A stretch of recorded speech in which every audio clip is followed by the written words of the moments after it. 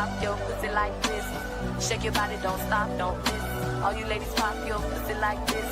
Shake your body, don't stop, don't miss. Just do it, do it, do it, do it, do it, do it, do it, do it, do it, do it, do it, do it now. Lick it good, suck this just like you should. Right now, lick it good, suck this just like you should. My neck, my back, lick my pussy and my crack. My neck.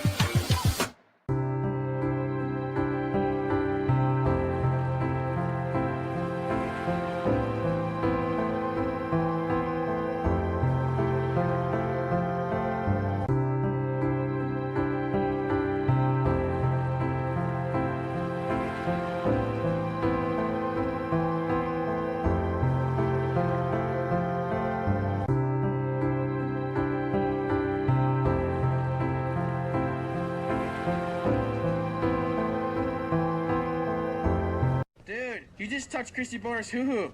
Shibby! Low five. Yeah. Let's get out of here. Ladies pop your pussy like this. Shake your body, don't stop, don't miss. All you ladies pop your pussy like this. Shake your body, don't stop, don't miss. Just do it, do it, do it, do it, do it, do it, do it, do it, do it, do it, do it, do it now. Lick it good, suck this just like you should. Right now, lick it good, suck this just like you should. My neck, my back, lick my pussy and my crack. My neck.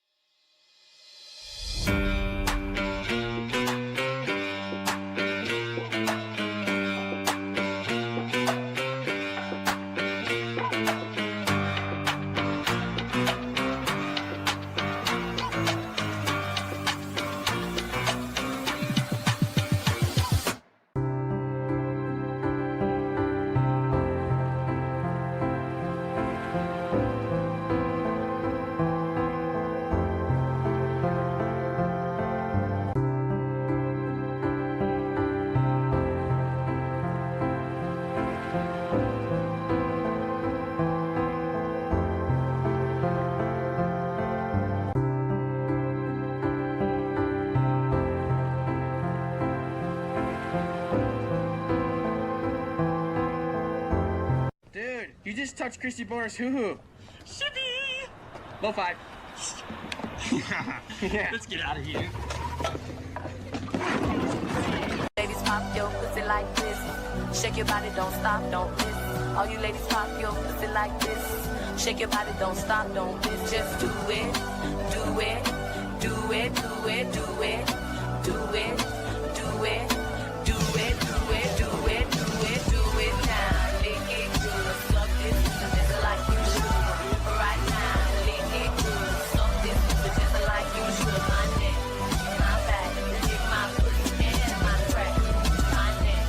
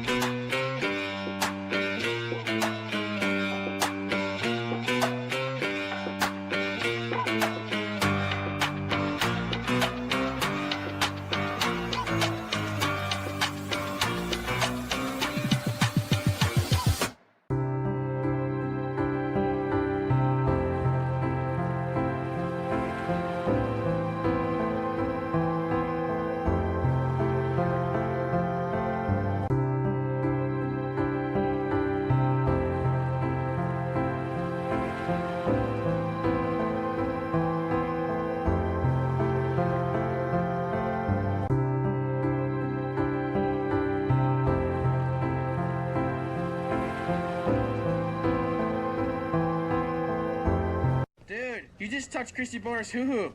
Shibby! Low five. Yeah. Let's get out of here. Ladies, pop your pussy like this. Shake your body, don't stop, don't miss. All you ladies, pop your pussy like this. Shake your body, don't stop, don't miss. Just do it, do it, do it, do it, do it, do it, do it, do it, do it, do it, do it, do it now. Lick it good, suck this, just like you should. Right now, lick it. And away we go. Hello, hello. What is up, all you fine people? Boom. Everything's so perfect, too perfect. It's amazing. You get suspicious. Oh, I did it again. I started with my ear. I'm listening to myself in my other ear. I haven't done that for a while. That's okay. I can just hit mute. There we go. Because I had it on my laptop just to make sure it sounded good. And then it's on delay too. So it catches me off guard. I'm like, who is that? Who the heck is that? Like it's me like 7 or 8 seconds ago. Oh, and I'm like, who is this guy annoying me? That's me. That's me. And then if you catch up to yourself talking about it, it gets even more confusing. So I did it. I haven't done that for a while. But other than that, that's the only thing that didn't go well. Other than that, like perfect. Getting ready, just I feel so great when I have a fresh, hot shower, a nice warm shower. And, coffee first, quick coffee, nice hot shower. And then I get my coffee, my smoothie ready, the good ones, I make a good one. And then I have my vitamins, and then when I get back, I clean the glasses, and I have this whole little routine, and everything was perfect. I turn all my fans off because I like the circulation, but I do not. I'm a professional broadcaster. I'm a professional broadcaster, influencer to the stars, a creator. I read old court docs. I talk to the people.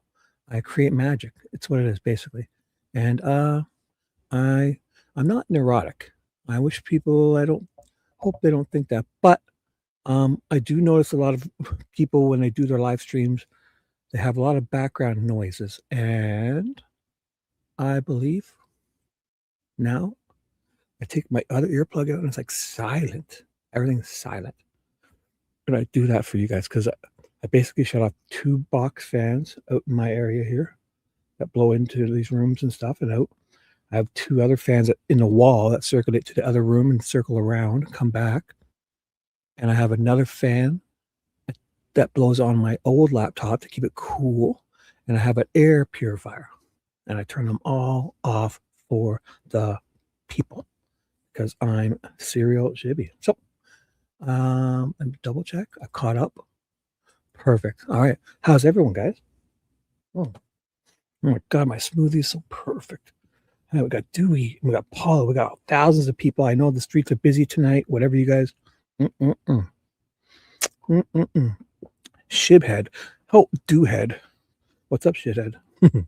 Paula, look at this. Becky B. So people will be coming. So what we can do is first, I will put on something a little bit fun for us, just quickly. I got it all ready. Oh my goodness, getting ready for shows. Who could have thunk? Who would have thunk? It's this one. Right. This is the famous Dan Doolin eating boogers. Dan Doolin eating boogers. It's in I think one of the Tammys named that. This one, Dan Doolin eating boogers. So again, it's a good way to start. It's a good way to start. Gets the vibe going. Picture Dan Doolin showing up to Unified Command every morning for 5 years and looking at Bridge Guy and thinking, this guy talked to me, but I'm not going to tell everybody today. I'm going to wait until I become the captain or something, until I get my promotion. Then I'm going to tell everybody. Jerry too, but this is Dan Doolin eating boogers, showing up every morning in a Unified Command, stuffing his face with free coffee and donuts from the people and forgetting to tell everybody that he talked to Richard Allen.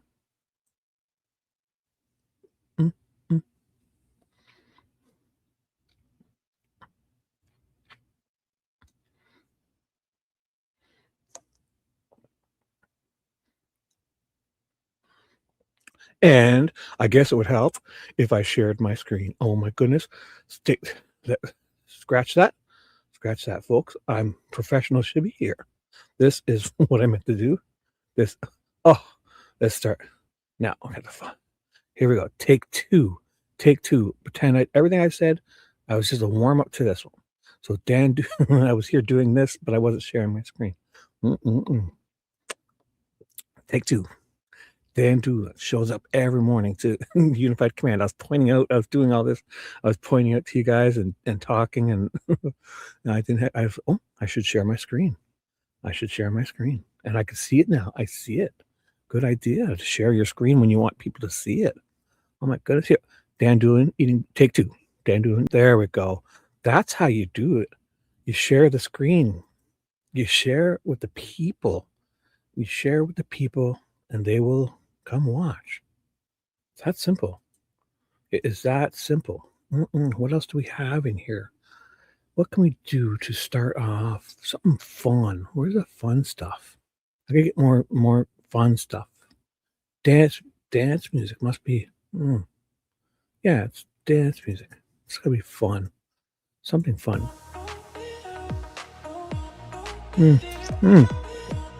That's what I can do. I put up a little thing today. Hey, Rebby, what's up?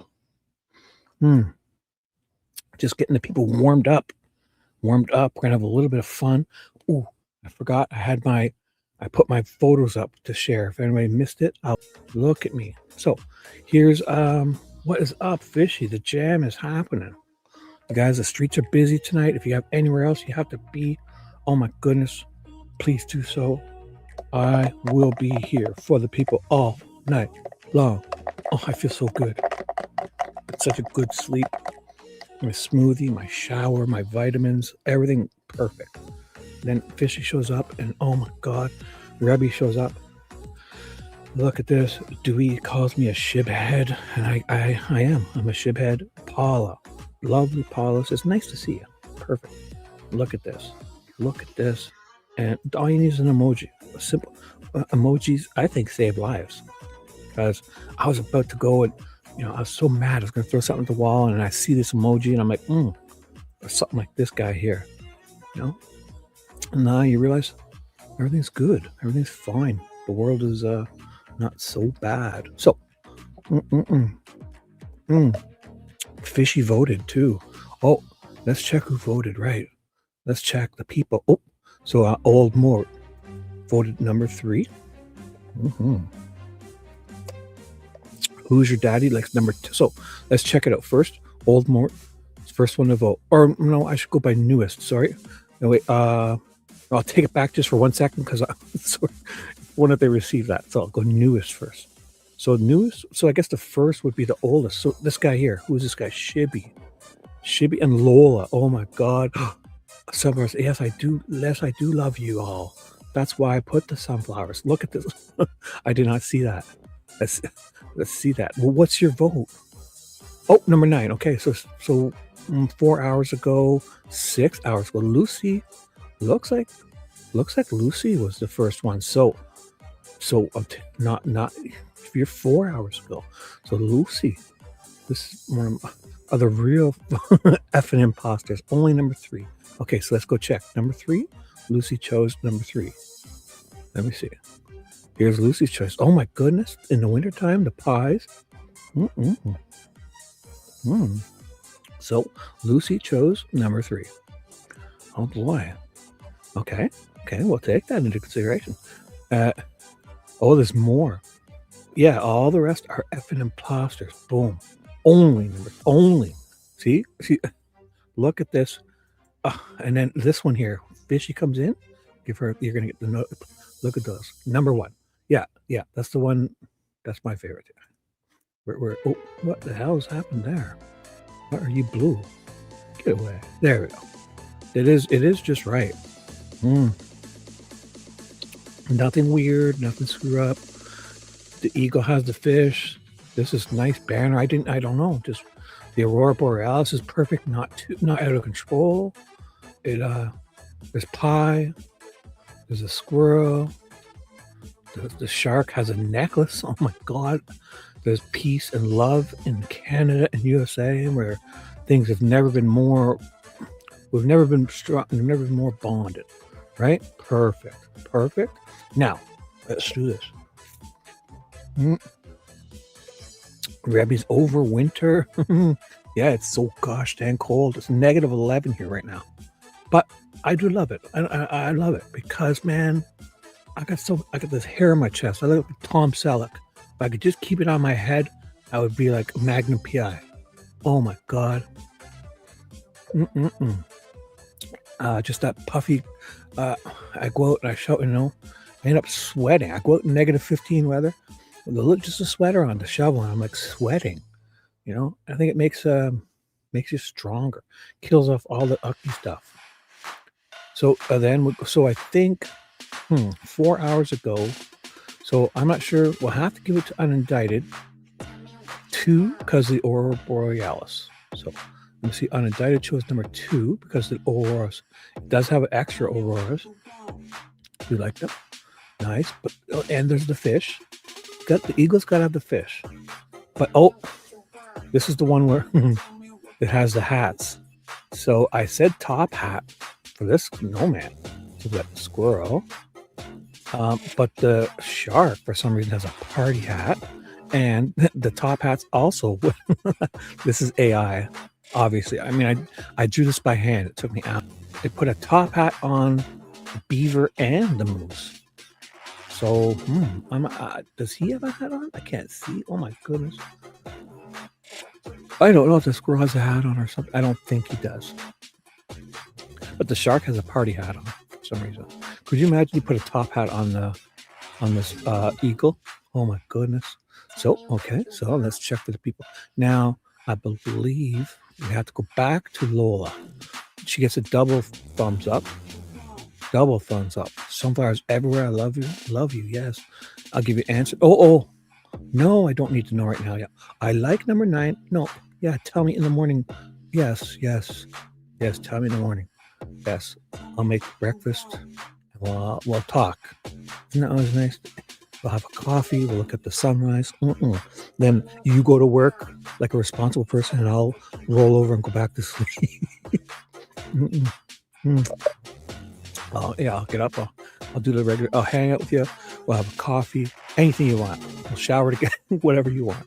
Anything. And then you go to work like a normal person, and I'll go back to sleep. Thank you. Let's do that. Tell me in the morning. So it was number 9.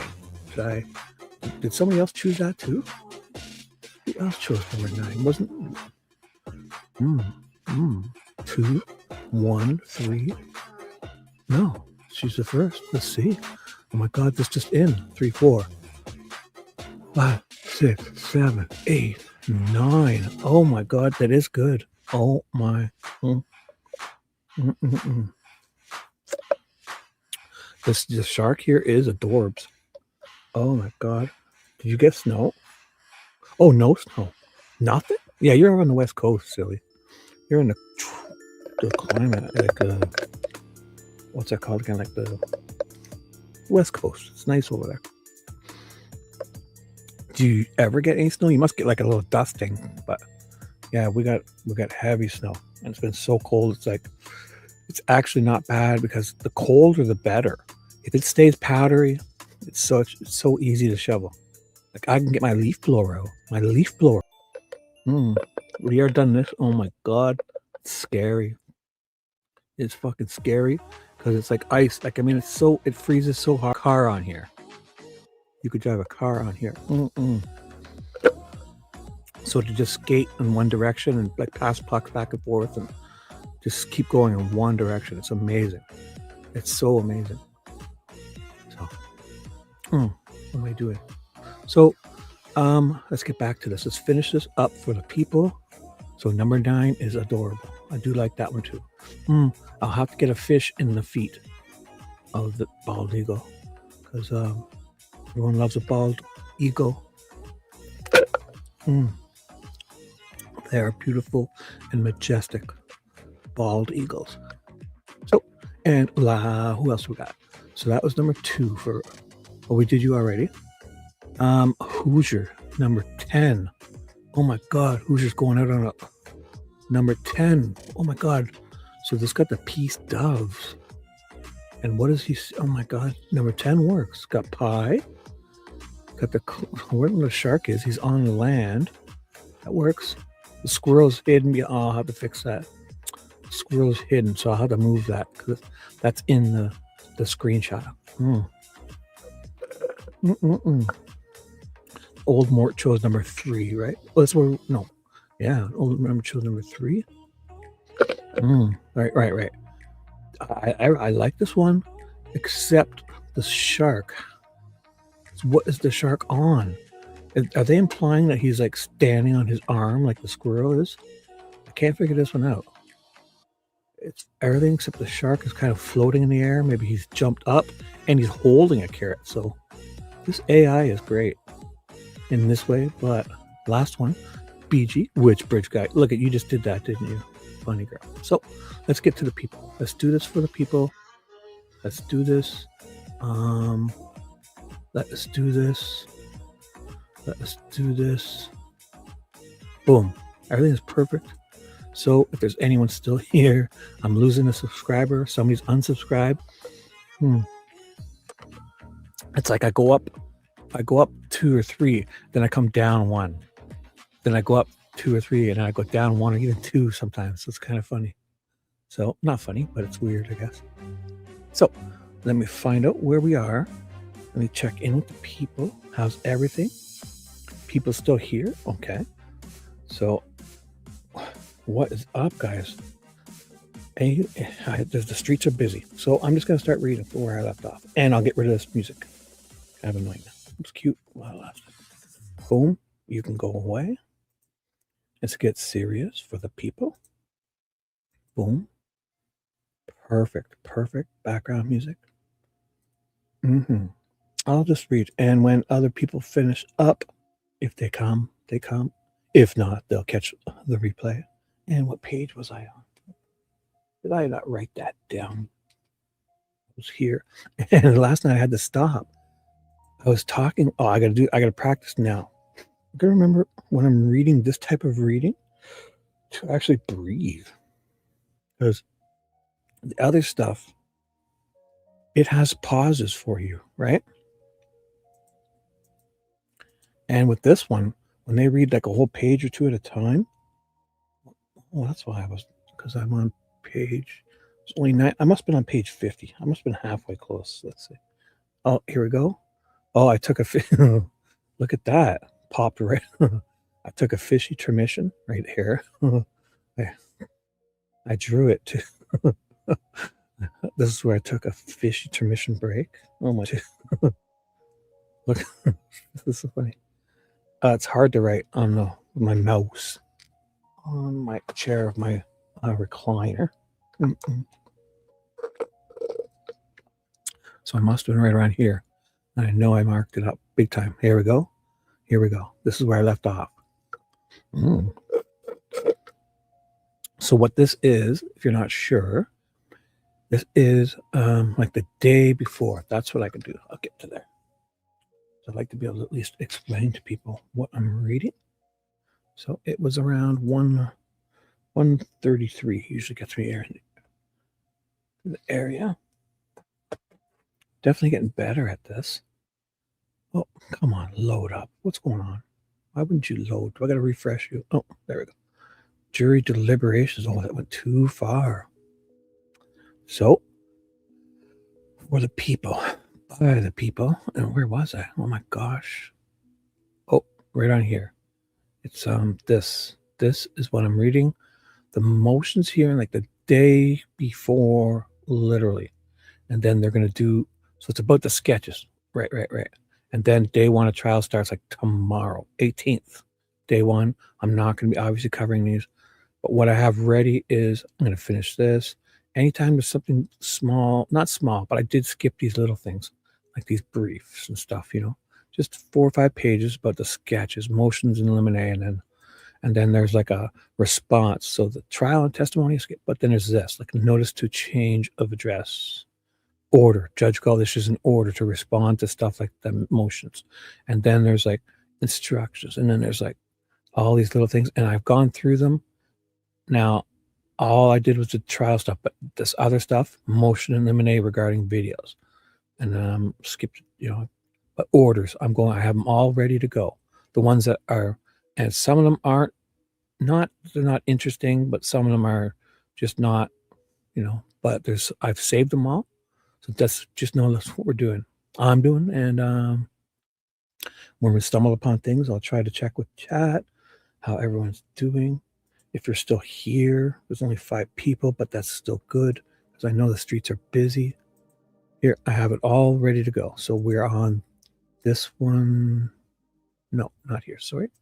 This one here. Yeah. So here. So all of these are ones I've gone through that are going to bring us until hopefully I find us a new case. I'm doing that now. Maybe I'll take tomorrow night off and I'm going to study and find a proper new case and do this right. And I won't come on so much. I think I need to create that thirst for the people because I think people are getting sick of me, honestly. I feel it. But anyways, what can you do? So let us read. Excuse me. I think the people are sick of me, Becky. Look at 5 people, and I got one of them's my alt account. So, oh my God,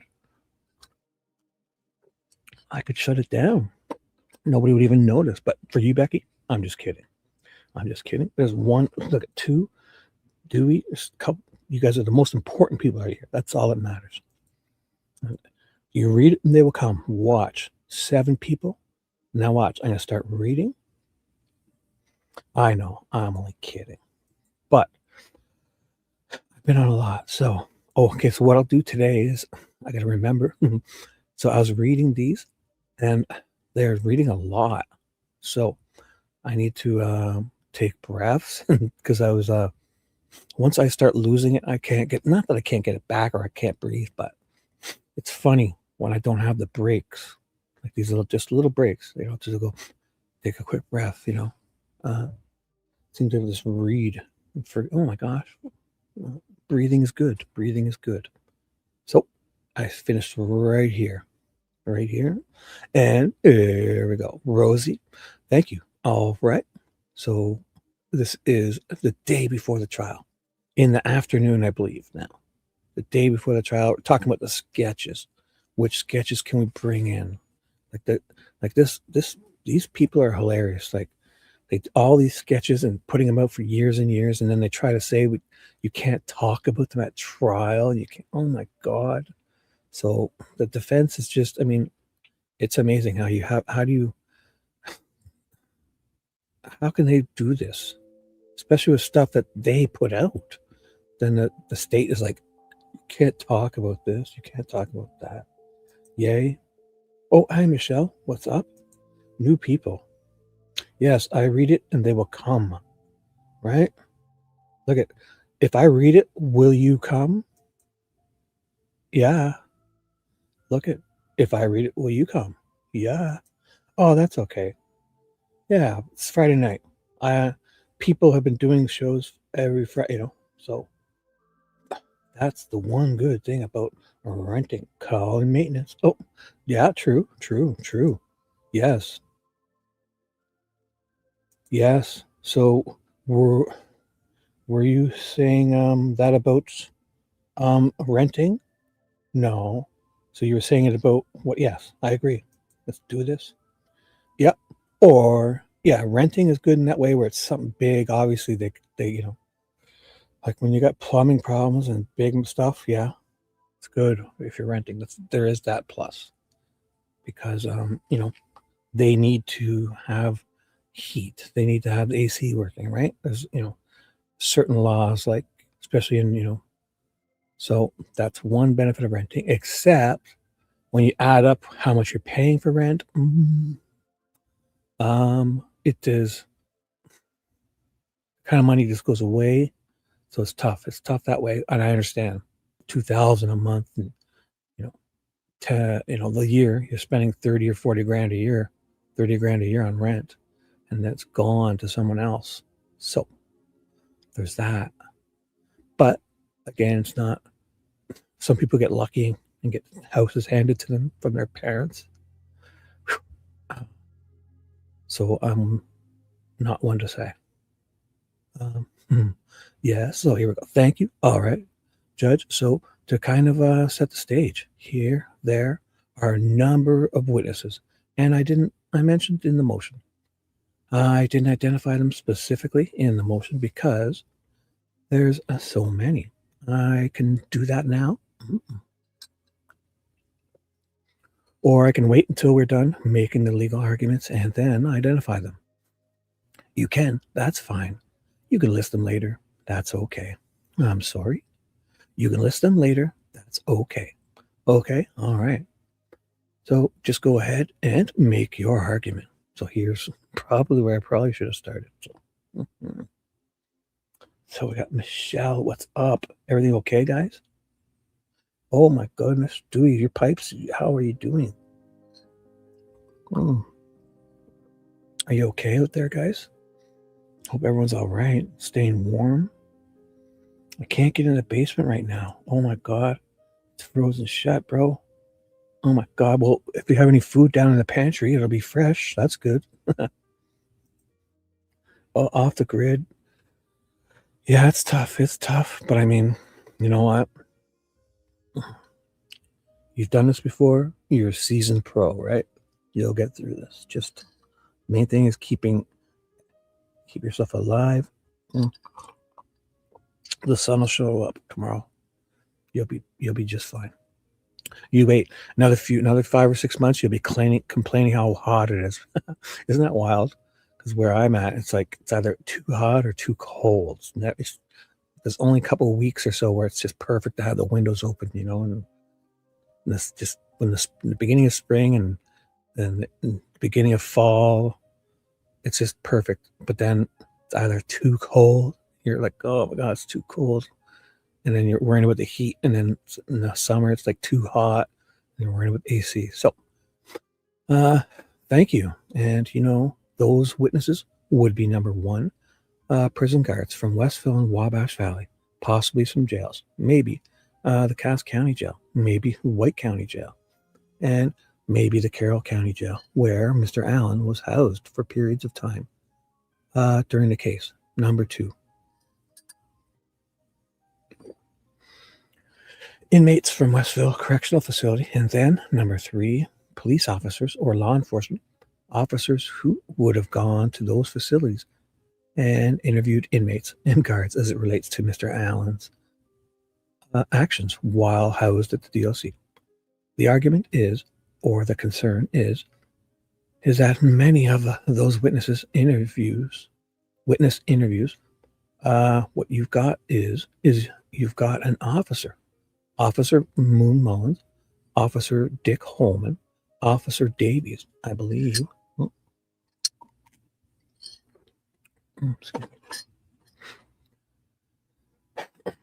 And Rich Davies was one of those.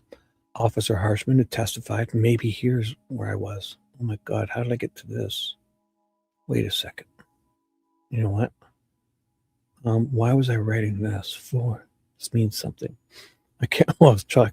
I can't.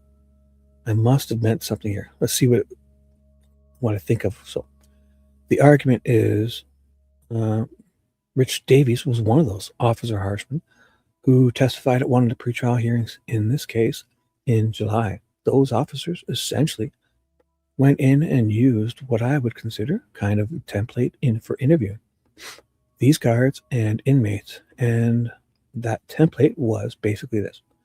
Who are you? What's your connection to Mr. Allen? How much time did you spend observing him? What did he say when you were observing him? What? Oh, this is it. So, yeah. So here's why I know exactly what it is, people. Oh, my goodness. For the people, by the people. This is what I was doing here. So the 4th is when he went in solitary. The 5th is when all those confessions started, April 5th of 2023, up until the 10th.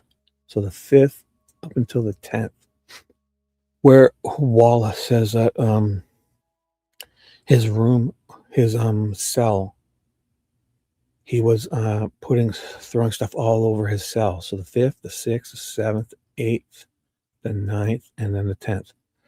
When that happened, is so they're saying that the inmates were there until like up to here, and then all the confessions started.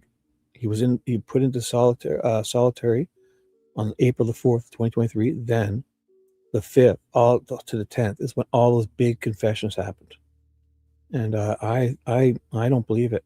I believe it, I guess, in that sense, but I think this is where the guards had all lied. And I named them all. That first guy, I forget the first guard. He got fired and didn't sound like he was lying, but didn't kind of tell the truth, but didn't want to go along with their lies. Then all the other guards, up until that last guy. I don't think any of these guys were the ones that heard those confessions, because they show up in suspicious circumstances. Their papers are all filled out weirdly. Their names and their signatures are all, something suspicious about them showing up on the 5th.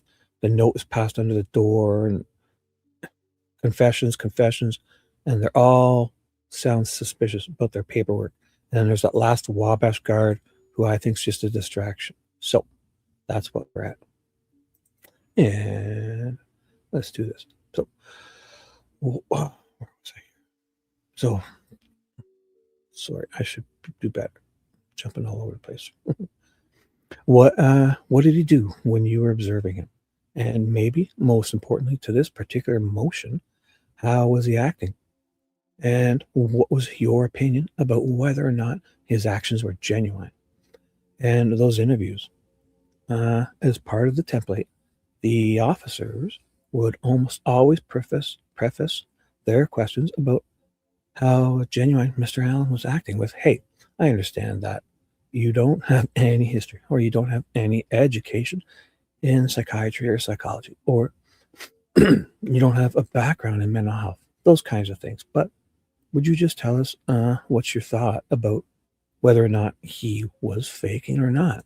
Well, what's your thoughts? My goodness. Mm-mm-mm. Mm-mm-mm. Awesome, guys. Stay warm. Keep each other warm. Just your lovely conversation is keeping everyone warm. Boom. Let's do it. Dewey and his pipes. Dewey and his frozen pipes. Let's do this, guys. And so it goes to this kind of feigning behaviors that may not have been part of Mr. Allen's circumstances in his cell.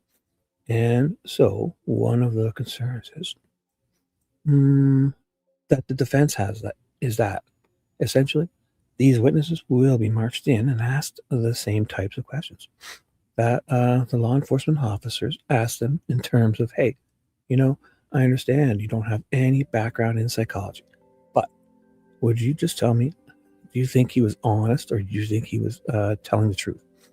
Or do you think he was acting genuinely when he did this, or was he faking? So, and I believe the defense believes that those types of questions and the attempt by the state to elicit testimony about these feigning or faking behaviors would violate Rule 701. And that is to say that those witnesses may have specific life experiences or similar life experiences in order to be able to testify to that Mr. Allen was acting with some sense of genuineness or not. And I think what you will hear, and maybe these are foundation things that would be addressed in court during the trial. But I think that you are going to hear is that none of these people had ever been incarcerated, like Mr. Allen was, to the extent that he was a pretrial detainee, and that these things were occurring while he was in solitary confinement for months and months and months at a time without interruption. Boy, oh boy, it was a long time. 1 second.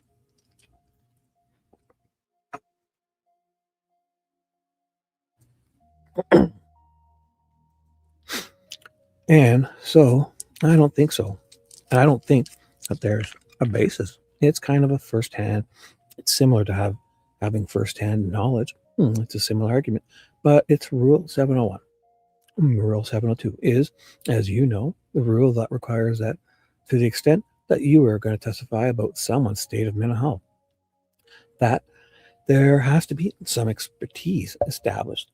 If somebody has a background, if they're an expert, basically, or at least a skilled witness in that particular area. So, and in fact, in this case, most, if not all, of the individuals, at least the guards,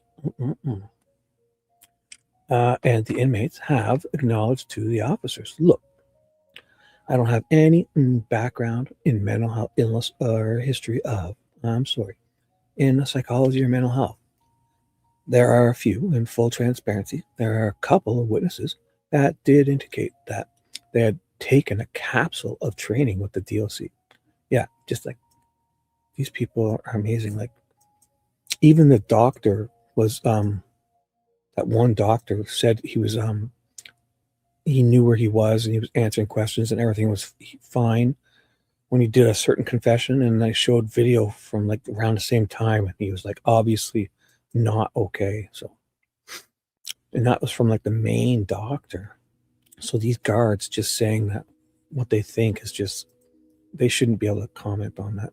It's crazy. And then they can't answer when it, wouldn't help them. So those guards, if you said, oh, well, the guards saw this, oh, well, if it helped Richard Allen, they would be like, oh, we're not qualified to say it. But then when the state wants to use them, and like all of a sudden they're qualified to say he was faking, so it is wild how they can just kind of have it both ways with everything. So, and that there was a component of that capsule that had to do with dealing with people with mental health issues. So, the evidence would show, if we went through that, essentially, that these are those. This is the kind of training where, as a DOC officer, it's kind of like first responder training. Like if you're involved in a situation where some schizophrenic, somebody who's got schizophrenia, is acting this way, this is how you keep things. This is how you calm things down until we get some professionals there.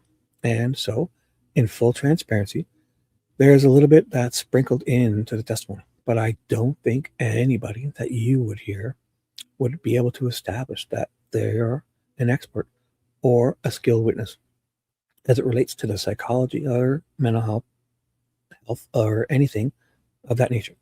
And in fact, again, there's admissions by the law enforcement officers as they're asking the questions that they understand. They, being the law enforcement officers, that's the case. And then finally, 704.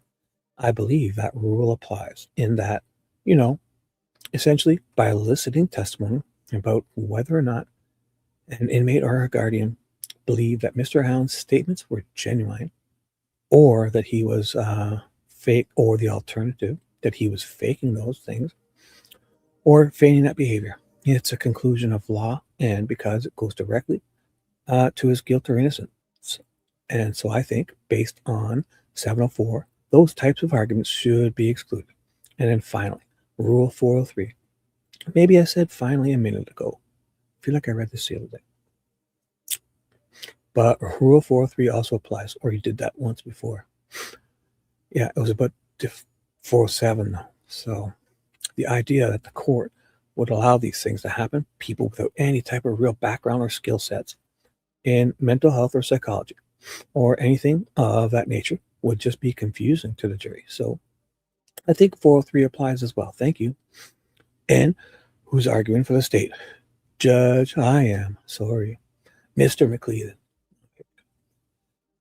Judge, when I read the motion in Lemonade, I kind of focused on the prison guards, law enforcement officers within the DOC, because that's who the state plans to call in that respect. Could include, I suppose, other DLC staff members, but the testimony of the correction officers and the DLC law enforcement prison guards, those they are not going to testify as experts concerning mental health of the defendant, nor is the testimony going to be about the ultimate issue, okay, or intent of guilt or innocence for Mr. Allen. They're not going to testify to the truth or falsity of the allegations against Mr. Allen, whether or not another witness has testified truthfully. And they're not going to testify to a legal conclusion. Their plan to testify about Richard Allen. They plan to, boy, one second, gotta adjust this, sorry. They plan to testify about Richard Allen's behavior while they were supervising him at the Westville Correctional Facility and the Wabash Correctional Facility, and their opinion as to whether his actions were genuine or not, whether or not they believe, and whether they believe he was faking or not. They did. It was definitely, yeah. They caused all these. You're right. Like they did this to this guy. When he goes in there, especially that letter he wrote, you saw that very first letter he writes perfectly. He's like perfectly in the lines writing. And then when he does that April 5th one, like 4 or 5 months later, 6 months later, when they put him, he does it April 5th, 2023. He writes another letter confessing. And it's like you can't even stay within 3 lines, and it's on angles and out of order. Doesn't put the date. Yeah, they definitely did this to them. The testimony is going to be based in firsthand knowledge from personally observing Richard Allen over a period of time. It will be opinion testimony based on their training and experience as correctional officers at the IDOC, where some of them have specialized training and some will move beyond lay witnesses into skilled witnesses. The testimony is going to be helpful to the jury to have a clear understanding of Richard Allen's behavior while he was incarcerated there at Westville and Wabash. The defense has brought into play Richard Allen's mental health into question, and so they're claiming that the confession. Well, this is Nick, right? Sorry, this is Nick. I should be doing my better Nick voice. I think they're going to claim the confessions are false, or at least should be given a 0 weight because of the conditions in Westville, and that those conditions somehow caused a mental health breakdown. Right, they did, Nick. They did. Even Becky Patty doesn't believe the confessions because in her impact testimony statement at sentencing, Becky Patty was telling Richard Allen, hopefully you won't fess up to this and own up to what you've done someday. And so she didn't believe the confessions. And I don't think Mike Patty didn't either because he said kind of the same thing. So the family didn't believe Richard Allen's confessions, Nick. Testimony from the correctional officers that were monitoring Richard Allen 24 hours a day. They have a daily contact with him. Yeah, they're able to observe him and his daily actions. This will be valuable information for the jury to consider to have a clear understanding of his situation when he made the admissions. The testimony, in the state's opinion, is not in violation of 701. It will be in compliance with 701 as testimony of a lay or skilled witness. They have all the witnesses the state plans to call have sufficient experience as correction officers. They have annual training that Mr. Rosie talked about in how to notice inmates suffering from mental health triggers and symptoms. Come on. How much training do they need to see triggers? What kind of training do they have? Probably like a day or 2 course. Come on. People are amazing in their training. And then they get this training and it's so ambiguous that it can be they're professionals when they need to explain something. But if it's something they don't want you to know, then it's like, oh, I'm not a professional. I can't say it. I can't comment about that. These people are out of control. So they also have experience just within the Westville Correctional Facility. At least there are mental health wings where mental health inmates are housed, called the K-House and the Span House. And these correctional officers have worked on those wings and been able to observe inmates with mental health illnesses exclusively. And so it gives them an opportunity to observe inmates suffering from mental health illnesses daily and gives them experience in what those inmates go through and some of those mental health issues. When I read through Rule 701, Judge requires opinion, testimony to be as concrete and factual as practical and reasonably based on first-hand knowledge. The opinions routinely are admitted for the following topics. Mental health condition, if the witness has known and personally observed a person over a period of time. That includes the defendant's sanity in a criminal case. The physical condition of the defendant, if based on personal observation, including identity, resemblance by body condition, intoxication, state of health, and appearance and age. The opinions are not only limited, or the opinions are only limited in that they must be opinions personally based on some combination of the witness's own personal observations, knowledge, and past experiences. And where the witness was an eyewitness. And here we have that their testimony is going to be based on their personal observations and their past experience, and that they are an eyewitness. Some of the cases talk about if a lay witness gives an opinion testimony about the perception of what is happening, and that perception is based on specialized knowledge, they can become a skilled witness, and the court is allowed to have officers testify over defendant's objection if they are a skilled witness, if they have experience, not necessarily expert training, but experience that will give the jury an insight into what's going on. the state doesn't believe 702 is applicable in this instance because none of these witnesses are going to be testifying as experts. The state does not believe the testimony is in violation of 704. They will not be testifying about the ultimate issue at hand here. The ultimate issue is whether or not Richard Allen is guilty or innocent of the murder of Abby and Libby. And so they will not be testifying about Richard Allen's intent regarding the offense.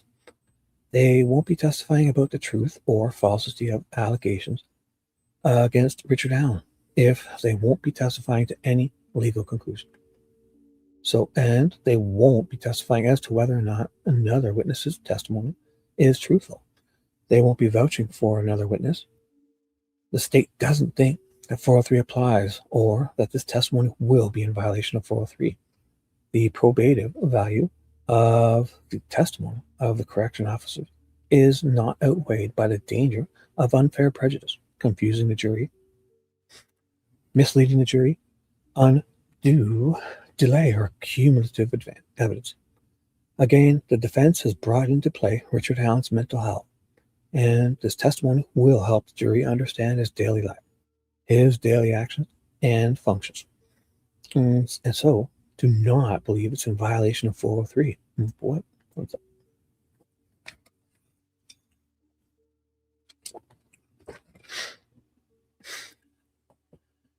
There's several cases that talk about these various things. Judge, again, this is Nick. Off my game. I feel like I'm off my game. Taking it back. Let's go. Game is back. Let's do this. I know the court's familiar with the case law and on this, and so I didn't cite all those.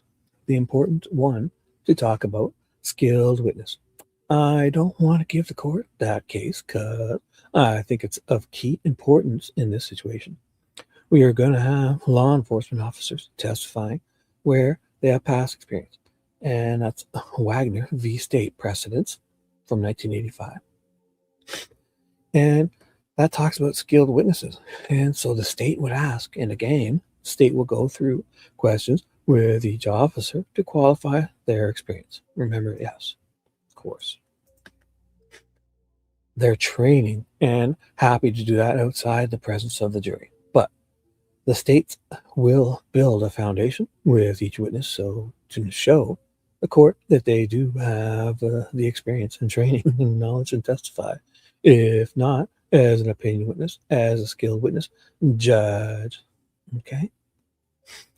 Okay. Thank you, Mr. Rotzi. Judge, I would just respond by saying this. The reason why they're going to bring every one of these people in is because they're going to want to hear that he said something incriminating in front of that person. That's the whole purpose for bringing them. And so the idea that all that by extension, you can then say, oh, do you think that he was faking it or telling the truth? Is asking that witness to conclude his guilt or innocence. And so, those two things are married together. You cannot separate them in this case, or they wouldn't be marching these people in. And so it does violate Rule 704. And the court should, really think about that. The idea that somebody, let's just use as an example, that guard A, guard number 1 comes in and says, Rick Allen told me that, he ushered those girls down the hill and he got scared and he killed them. Well, do you think that he was faking it when he told you that, or do you think that he was being genuine? That in and of itself cannot be separated from the statement, right? Because what's going on here is that these guards are hearing things verbatim too. So, like when Richard Allen's like, people are yelling at him, 2:00 in the morning, the guard's sitting there, and some guy in the other cell, another convict's like, Richard Allen, why did you kill? You killed Abby and Libby. And he's like, I killed Abby and Libby, in response, like repeating what the person said. And the guard's like, oh, I'll write it down. He says, I killed Abby and Libby. It's like clipping stuff out of context kind of thing. So that's a lot of what they admitted saying they did, the guards. So. An opinion about that guard, about his mental state at the time, cannot be separated from the statement that he just was alleged to have made. And so it's a direct violation of Rule 704, and I'd ask the court to take that into consideration. I would also point out this. The Department of Corrections has a team of mental health representatives that are assigned to each of these inmates. Specifically in this case, Mr. Allen, Mr. Allen, there's going to be doctors, F.G. Walla. You've already heard from her. Dr. Martin is the second one, who is on the state's witness list, who is a psychiatrist, who signed a bunch of orders to have him injected with Haldol and other things.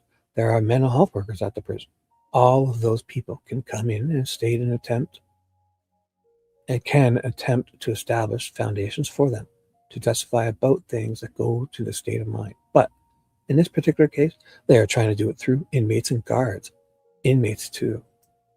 That's even... And we, of course, believe that's inappropriate. Thank you. Anything else, Mr. Boss McLeod? Judge, well, that's wrong. That's not what the state is using this information for. We are not going to have the guards up here to testify about the truthfulness of his statements. That's not the intent. They're going to testify about his behavior and whether his behavior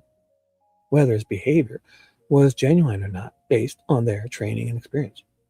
The opinion of experts is not the only opinion that's admissible in court. We have these rules because lay opinion and a skilled witness opinion is admissible. They're not going to testify about the veracity of his statements. They're going to testify about his behavior and whether or not they thought he was faking it or not. These are people that are able to observe Richard Allen 24 hours a day, that stand in front of his cell, that are with him on a daily basis. And so their opinion is valuable to the jury to understand. As opposed to an expert who's only interviewed Richard Allen once or twice or interviews him once or twice a week. These people are around Richard Allen every day. And so we do believe, the state does believe it's admissible, Judge. And that's all, nothing else, Judge. Okay, well, I mean, based on the argument, you know, the witnesses, unnamed witnesses, but the folks that you've mentioned here in the motion, the various prison guards, inmates, law enforcement officers, and other potential DLC staff members. They can clearly testify about their observation of the defendant and his behavior. They can testify about what he said. They can testify about what he was doing when he said it. They cannot testify as to whether or not they believe he's guilty or innocent. So that's clearly inappropriate. That's not for them to determine. That's for the jury to decide. And if the state can lay foundation based on their experiences and observations and amount of time they've spent with him over a period of time, they can testify about their perception of Mr. Allen as a skilled witness.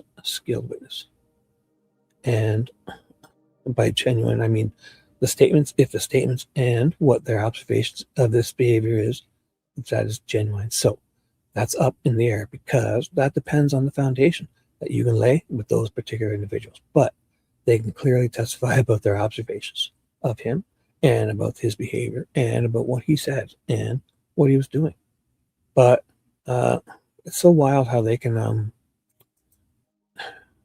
like he's a pretrial detainee and they're able to have these guards watch him 24/7 and then report everything he says, you know, like the guy's innocent until proven guilty at this time. So it'd be like before you get charged with a crime, like they're able to sit there in your living room and listen to everything, you know, like, so, but not on his ultimate guilt or innocence. That is not for them to determine. That leaves us then with the defense, state's motion in limine regarding the IPA's settlement. Miss Diener will be arguing that one, Judge. This is probably where I should have started today.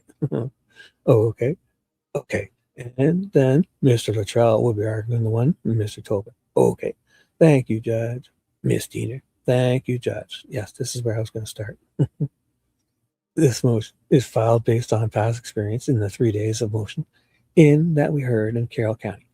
IPAS was used to some extent with some of those witnesses, specifically F.G. Walla. So this is Diener from the prosecution. And it was also used in some depositions not addressed yet. But the IPAS settlement is a completely separate lawsuit involving DLC. The state believes it has no relevance in this case. Mr. Allen entered the DLC in November of 2022. I tried to do some research about whether the IPAS case has been dismissed, as it was indicated. It would be in the settlement agreement. I know there was some extension, that it would go beyond another case, some precedence case they cite, some Mast v. Indiana IDOC precedence example, precedence, which I cited in my motion. But in the event that did not extend related to that, it was to be 1 year after the case was closed. And that one has been closed. So from everything that I can find, the settlement agreement is no longer in place, even if it is. The IPAS settlement is about DLC policy and the witnesses that it was being used to question and cross-examine, thus far as a witness who doesn't have any authority to respond or participate in the reaction of DLC to what IPAS and the settlement was focused upon. So the state is asking that the court exclude that from questioning testimony exhibits with regard to a witness that does not have any responsibility as an employee of the DLC or as a legal representative of DLC to deal that issue. The policies of DLC are the policies of DLC. Oh my goodness, DLC, look at this. It's everywhere. And if a person, an employee like F.G. Walla was of Centurion, providing a service to the DLC inmates, it is not her place to participate in necessarily.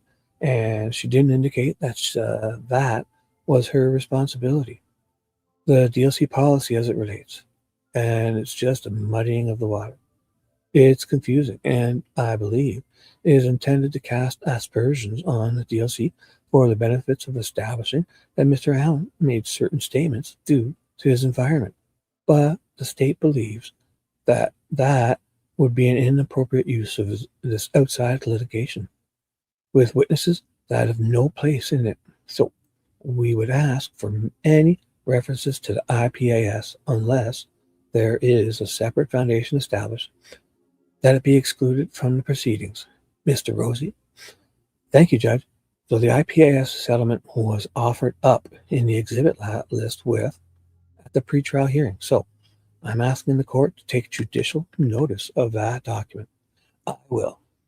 At that time, I appreciate that. Yeah. So a couple of things here.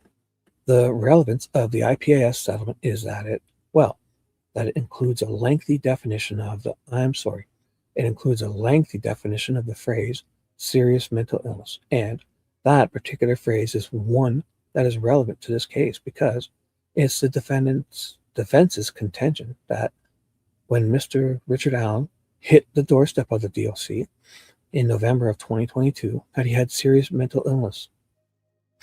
And because one has a serious mental illness, they are afforded certain rights in the DLC and, frankly, in the county jails from one side of the state to the other, because the county jails have adopted the same standards as the DLC as it relates to solitary confinement.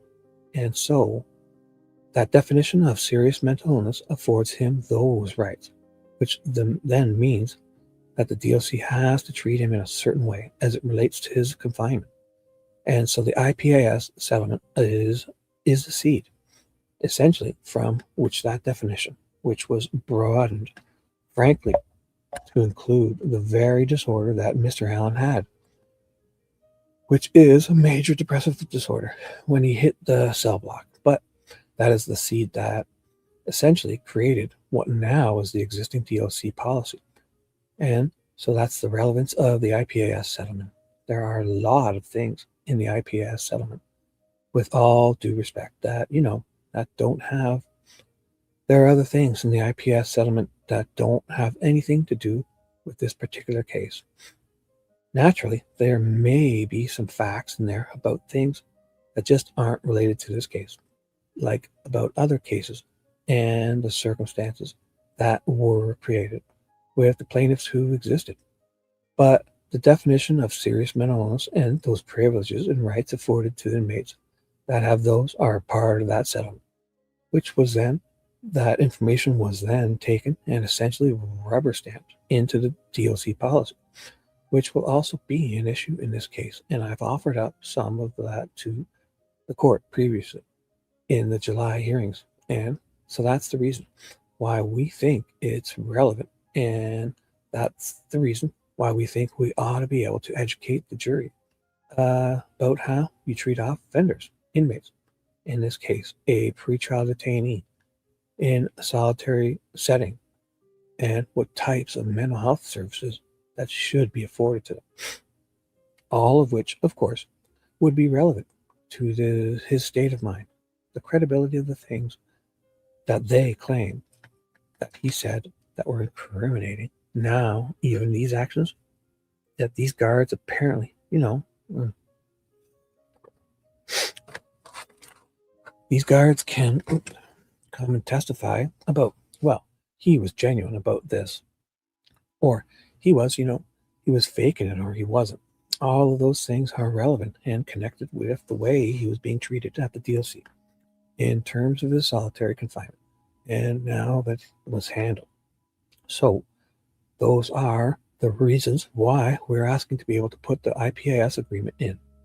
If there's, to the extent we need to redact some of the factual information in that our agreement that pertains to the plaintiffs in that case and their circumstances, that's understandable to me. But the definition of serious mental illness, I think, stems from that agreement and has been carried on. And frankly, you'll hear testimony from DLC officials, a couple of which were deposed just recently, that acknowledge that settlement agreement, the significance of that settlement agreement as it relates to DLC's current policies, and the fact that the definition of SMI is consistent with, with what's in that settlement agreement. And in fact, in some of the DLC policies, I don't have the policy number fresh in my head. I think one was 2.22, but we offered 3 of those up, I believe, at the pretrial hearings.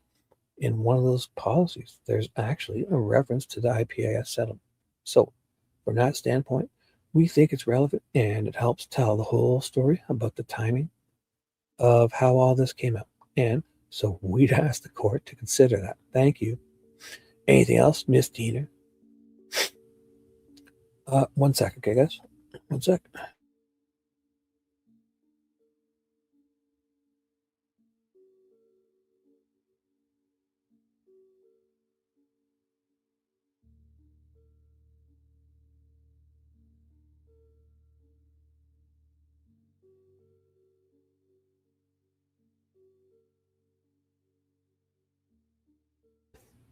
Man, is it ever stuffy here? It must be my humidifier. I gotta get my humidity up. So it seems to be so dry. So from that standpoint, sorry, we were judged by his own admission. He says the DLC policy already contains the definition, oh my gosh, of seriously mentally ill,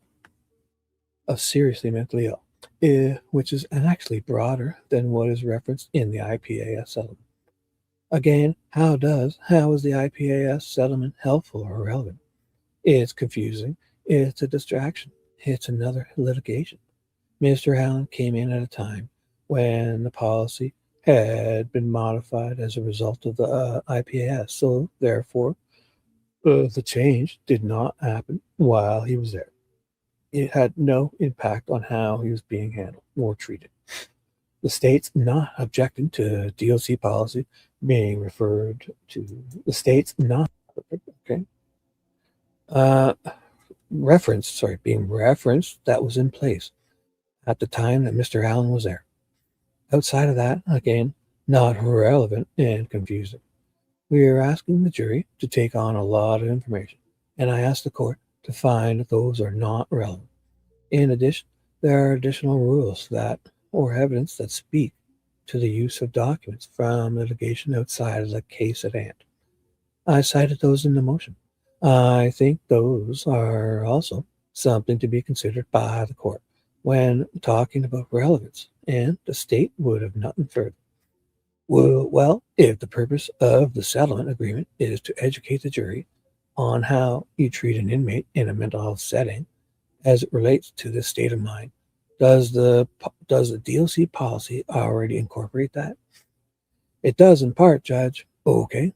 There's a, may I continue? Yes, yes. Okay. So Rosie's back up.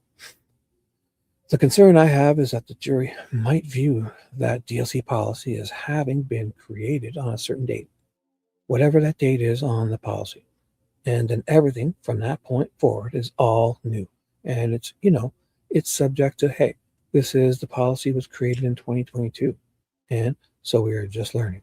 We're working under the policy in its infancy stages, when in fact there's a long history of where this policy came from. That lawsuit that the IPAS settlement stemmed from was like a 2012 lawsuit, and I can't remember exactly while I'm standing here. I'm not great with dates in some respects. I want to say 2016 was the date of the court order that Judge Pratt in the Southern District issued. The court order finding the IDOC, the responsible for violating the rules as it relates to, well, they found them responsible for violating the Constitution as it relates to cruel and unusual punishment of offenders in the DLC. So there's a whole history of how we got here. And I think the jury should be able to know that this isn't a matter of first impression for the DLC. This is something they've been dealing with for a long time, and they can't get it right. So that's why I'm asking to show them the whole story. Thank you. Maybe this is just so boring. I gotta get through this because it's got to be more interesting. Not that it's the day before trial. I'm having to guess do this. Well, I understand the argument and I appreciate the argument, but the settlement, the IPAS settlement agreement, is not relevant to the issue at hand as to whether or not Mr. Allen did what the state alleges that it is alleging. I mean, if you can educate the jury within the policy and confines of the DLC, then that's in the policy. And you can do that by admitting the IPAS settlement with that lawsuit that ended in July of 2020, when he didn't get into DLC until November 2022, is not relevant. It's not inadmissible under a bunch of different, particularly just the whole litigation. There's no need to have all of that litigation inserted into this criminal matter. So you can do it other ways. And I would allow you to do it in other ways other than, getting in the entire settlement.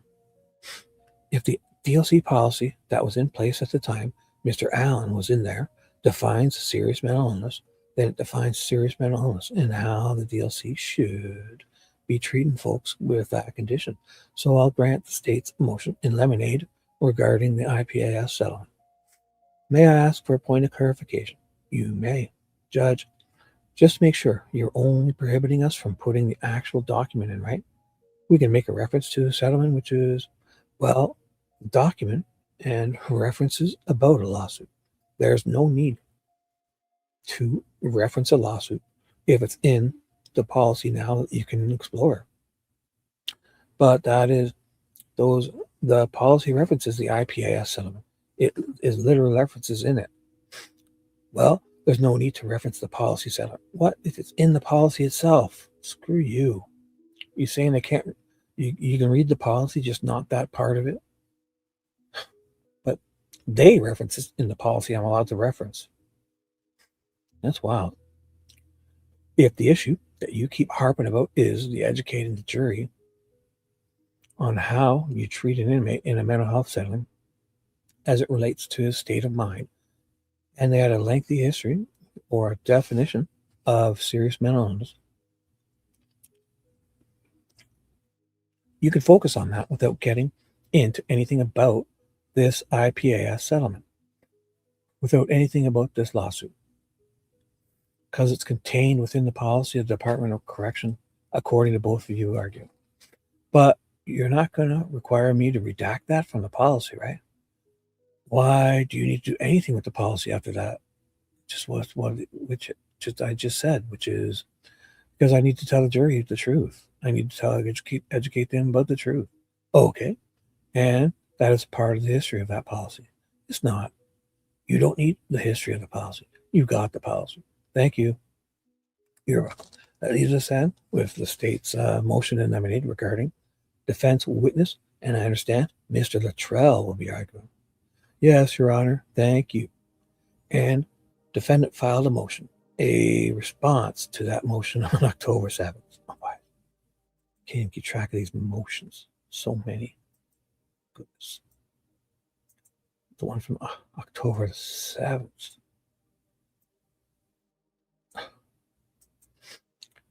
So there's like a flurry of motions. There's like 3 or 4 of them right before this trial in the beginning, and then there's order. They go back. There's a response to the motion, the state's response, and this motion. And then she offers an order about the motions, and then they kind of overlap too. So a motion starts, then another motion starts, and then the next thing is a reply to the first motion. Oh my goodness, I could never do this. Thankfully, I have this all handed to me, and I still can't keep it straight. It's written here. It's all written. I can barely keep track. Yes, Your Honor, the issue is not whether Mr. Tobin is an expert, but what is his area of expertise? And is that area of expertise relevant? And is it helpful to the jury? Mr. Tobin is a metallurgist with a bachelor's degree in metallurgy. In 27 years. That's one of my least favorite words, metallurgy. And 27 years with the FBI as a metallurgist. He is an expert metallurgist. He is not a firearms expert. He has never conducted a firearms identification exam. He has never been trained in firearms identification. It was some years ago, but to my knowledge, this hasn't changed. I believe 8 years ago, he was asked in court if he had ever been trained in firearms identifications. No, it would not be worth my time. In a deposition 8 years ago, and I don't believe it has changed. He testified that he's never conducted research on firearms identification. What he done is he has researched Mr. Tobin. It said he has researched research. Mr. Tobin said in his deposition, in this case, that he could opine on the flawed methodology of the state's witness. In fact, the flawed methodology of all firearms experts. The court ruled that the state's firearm exam testimony is relevant and probative. The probative value is not outweighed by any undue prejudice. Therefore, Mr. Tobin's testimony is not relevant, and it would not be helpful to the jury.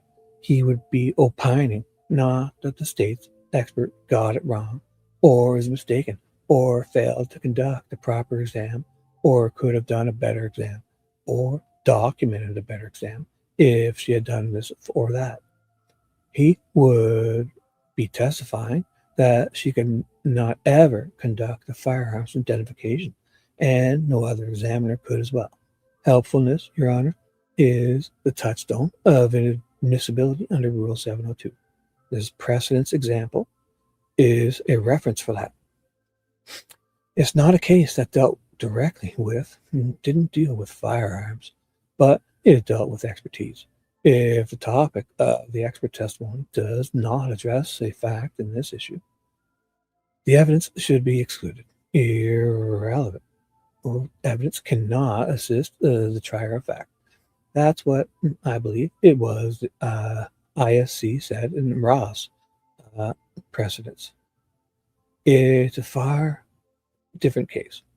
Maybe it's better I'm doing this now while people are having elsewhere to be, because this is definitely not as interesting, but I'm going to do it for the people. One person is more than I deserve, and there's 800 a year right now. So, just kidding. A far different set of issues. But it was an area where a rape trauma expert was prepared to testify what type of rapist the defendant was. The rape trauma expert had experience and had the expertise to answer the question. But that question was not an issue the jury was to deal with. It's the same type of analysis. The issues Mr. Tobin would address are not issues that would be helpful to the jury.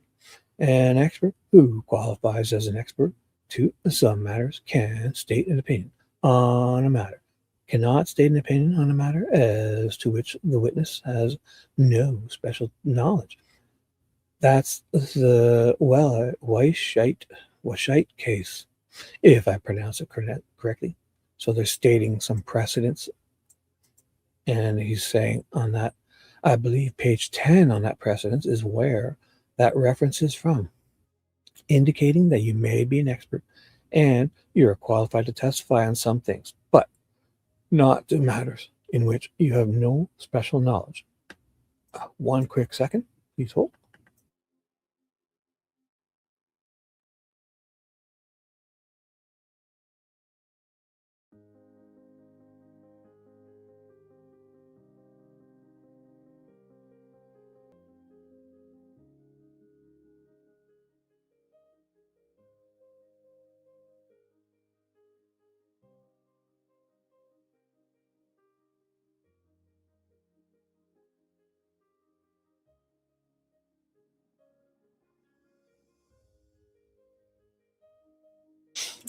No.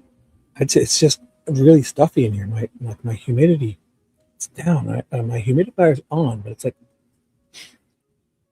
this is like 20%, so it's so dry. So it's not. No, I really want to do this, but it's so stuffy. I had to turn my fans back on. I hope it's not too loud. So it's just like stuffy. I don't have a cold. I'm not sick or anything. So just I have to turn those fans on. Get some circulation because it's like super warm and dry. So, what time is it? Oh, it's good now because at midnight my heat goes down a couple degrees, so that was good. So definitely feels like I had the heat cranked. It's usually good, but when it's dry like that, I guess last night it started too. So it's just I gotta check my humidifier. Maybe my settings are not right, especially the one on my furnace. Definitely, I got one little thing here later on. I'll find it. I could just have one of those little vaporizers to keep the humidity up a bit. That's got to be what it is. It's just so dry. Yes, yes, they got fresh air out there, but there's a big hole in the wall, and it's only a wooden shed, so it's got to be freezing out there. And I'm not sleeping in the little lawnmower bags, so I should know this because I'm usually really good with this. But my humidity, I don't like it to be below 30 or 40%, and it's down at 20%. I just noticed, so I got to go check my settings afterwards. On my furnace settings, like the humidifier for the home, the one that's on my furnace. So maybe something's wrong. Maybe the water. I don't know. Maybe I got to double check it afterwards because it's like 20% humidity. That's way too dry. In Turner versus State, 2011, Indiana Supreme Court case which addressed the very question of firearms identification testimony. Turner is found testimony. Turner is. Can you guys hear all my fans on? No? Yeah, the humidifier. Yeah, you know what? That's a good point. Yeah, I probably should. I could just get some fresh cooler. You know what? I'm gonna try that, Michelle. 1 second. I'm gonna do that because I could use some fresh, cool air, even if it's cool. I need something fresh. That's what it is. 1 sec, okay?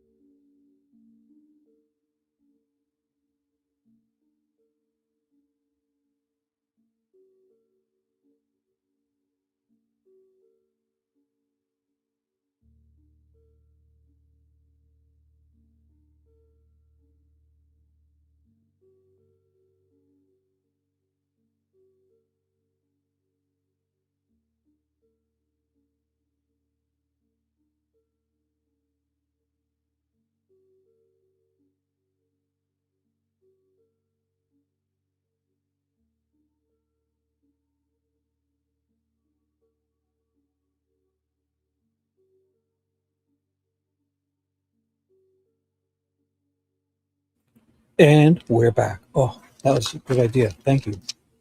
Mm-mm-mm. No, I know. It's my humidity is too low. My humidity level, it's too dry. It's at 20%.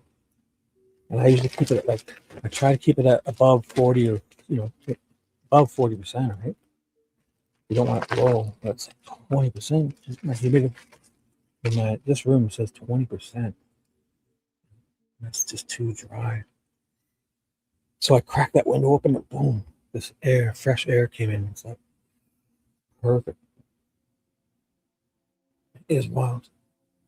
But my the humidity settings on my furnace, I bet you, I got to turn it up so that it adds more water to the air. I have one on my main furnace.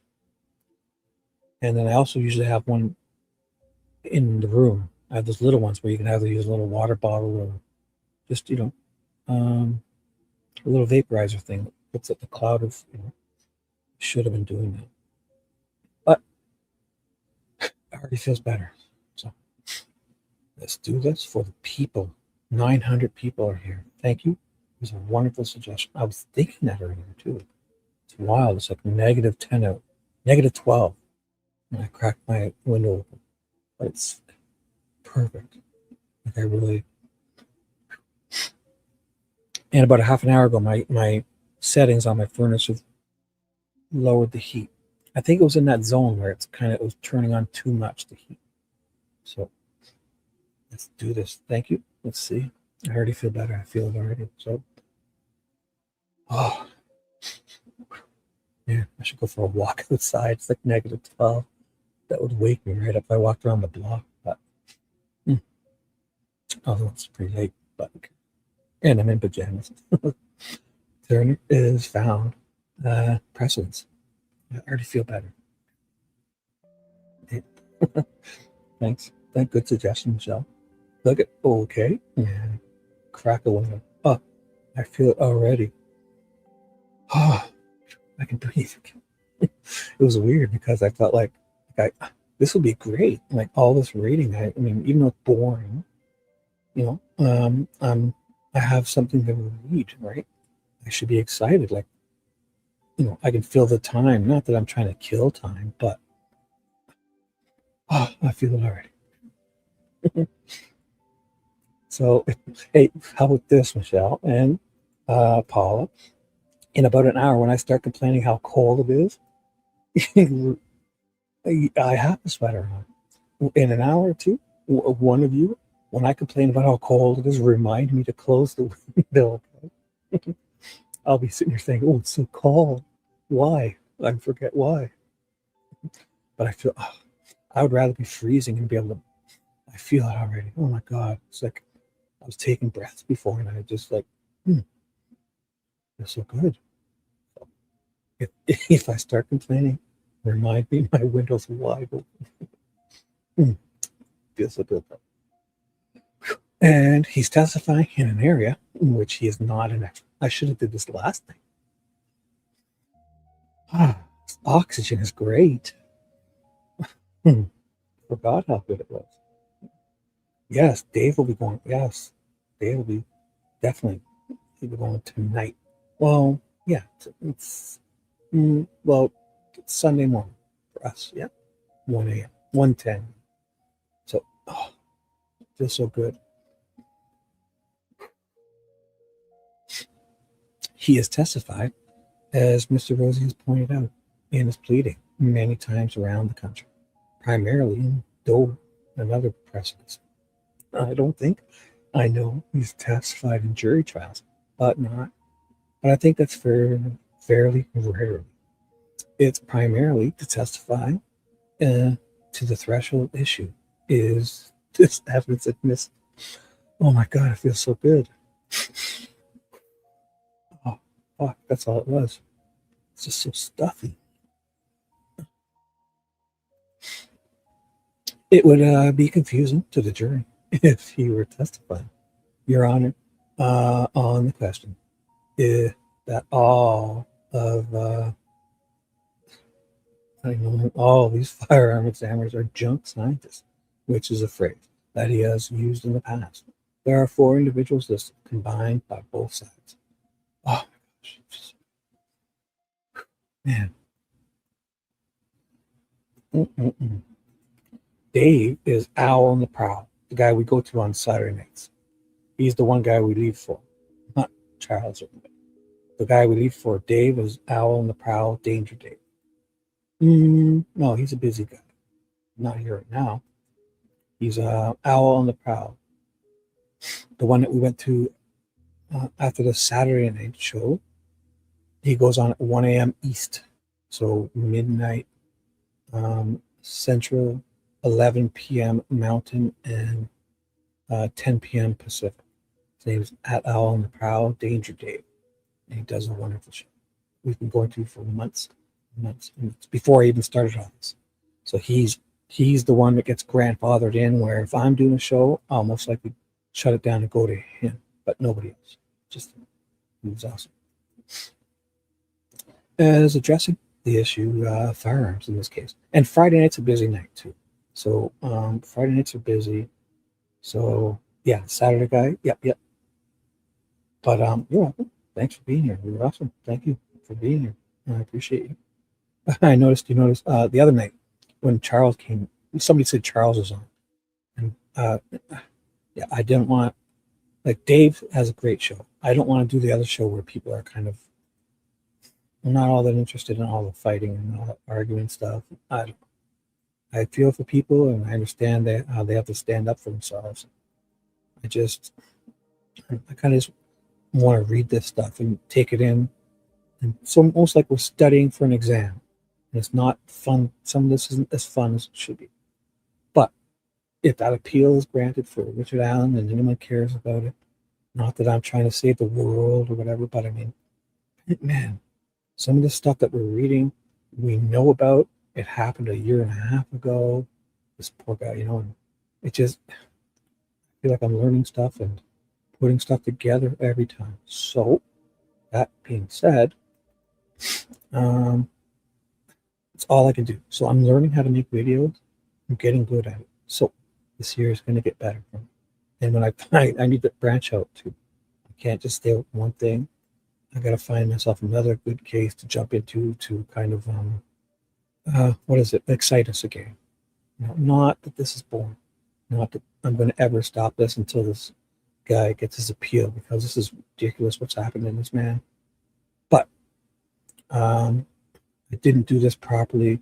That's why it feels a little like I kind of went through this and didn't even know what I was doing, and now I'm kind of going back and just kind of getting stuff I missed. So I promise the next time I do this, I will do it properly. And I've learned enough to learn. The next time, I'll be able to do this really, really, really good. And it went good this time. It went well. I'm not saying it didn't. This guy here, from starting way back 2-3 months ago to, oh my God, I couldn't even put myself up on stage. Just to understanding, write things down, keep track of the numbers, plan ahead, save things and name them properly then instead of, So, trust me, from this point on, it's going to just become amazing. Yes, fine, dude. Thank you. But I enjoy this. And just knowing there's a couple people. Oh my God, just so I can breathe. Oh my goodness, feels so good. Man, oxygen is great. I feel young again. Let's do this. Thank you guys for the great suggestion. Thank you. There are 4 individuals listed, combined by both sides, as addressing the issues of firearms in this case. From the state, 2 from the state, 2 from the defense, 3 follow the AFTE theory of identification process. One of those 4 is different than the others. It's like Sesame Street. One of those 4 is different than the others. Can you pick out which one? Billy, do you know which one? And I believe that Mr. Tobin's testimony would not be helpful because he is just not an expert in this area. Thank you, Mr. Oatsy. Thank you, Judge. Oh boy. As it relates to Mr. Tobin's expertise, I'm going to tender to the court defendant's Exhibit A. May I approach? You may. D. We're up to D.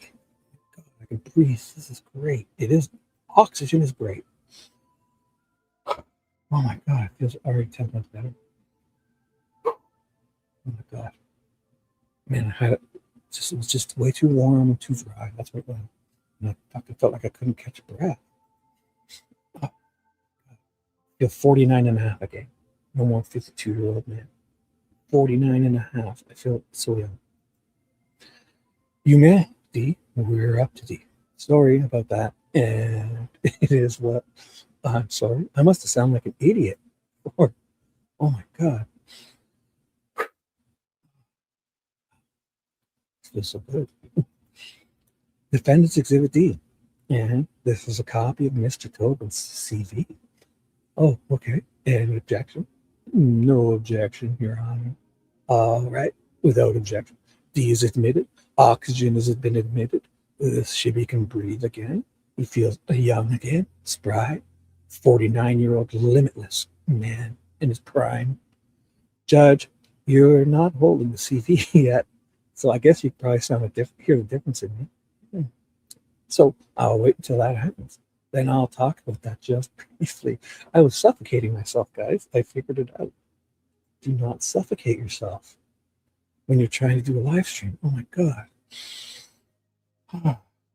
Do not suffocate yourself, people. Air, oxygen is important. Michelle has taught us. Oxygen is important. Where is that one? Yes, I like oxygen too. Oh my God, thank you, Paul, for putting up with me. I will make it right. I will make it right. My giggle's back. I can breathe. Before, I don't think I would even laugh because I was afraid of wasting the little oxygen resources I had. Oh, goodness. Yes, so, Judge, you're not holding the CV yet. So I'll wait until that happens. Then I'll talk about that just brief. Does the court have the exhibit? Yes, I do. Oh my God, I figured it out, guys. I was literally suffocating myself. I was literally suffocating myself. Thank you. So, with regard to Mr. Tobin's CV, I'd first direct your attention to the education there at the top of the CV, which indicates that he has a Bachelor of Science in Metallurgy. Hate that word, metallurgy. Fuck is that like metallurgy definition.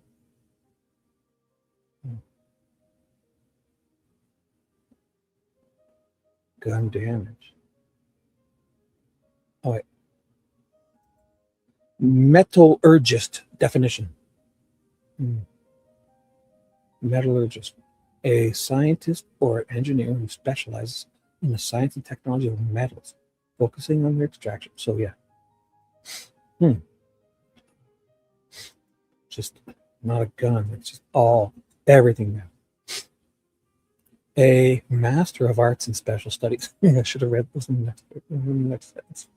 Basically, a Master of Arts in Special Studies and Graduate Studies.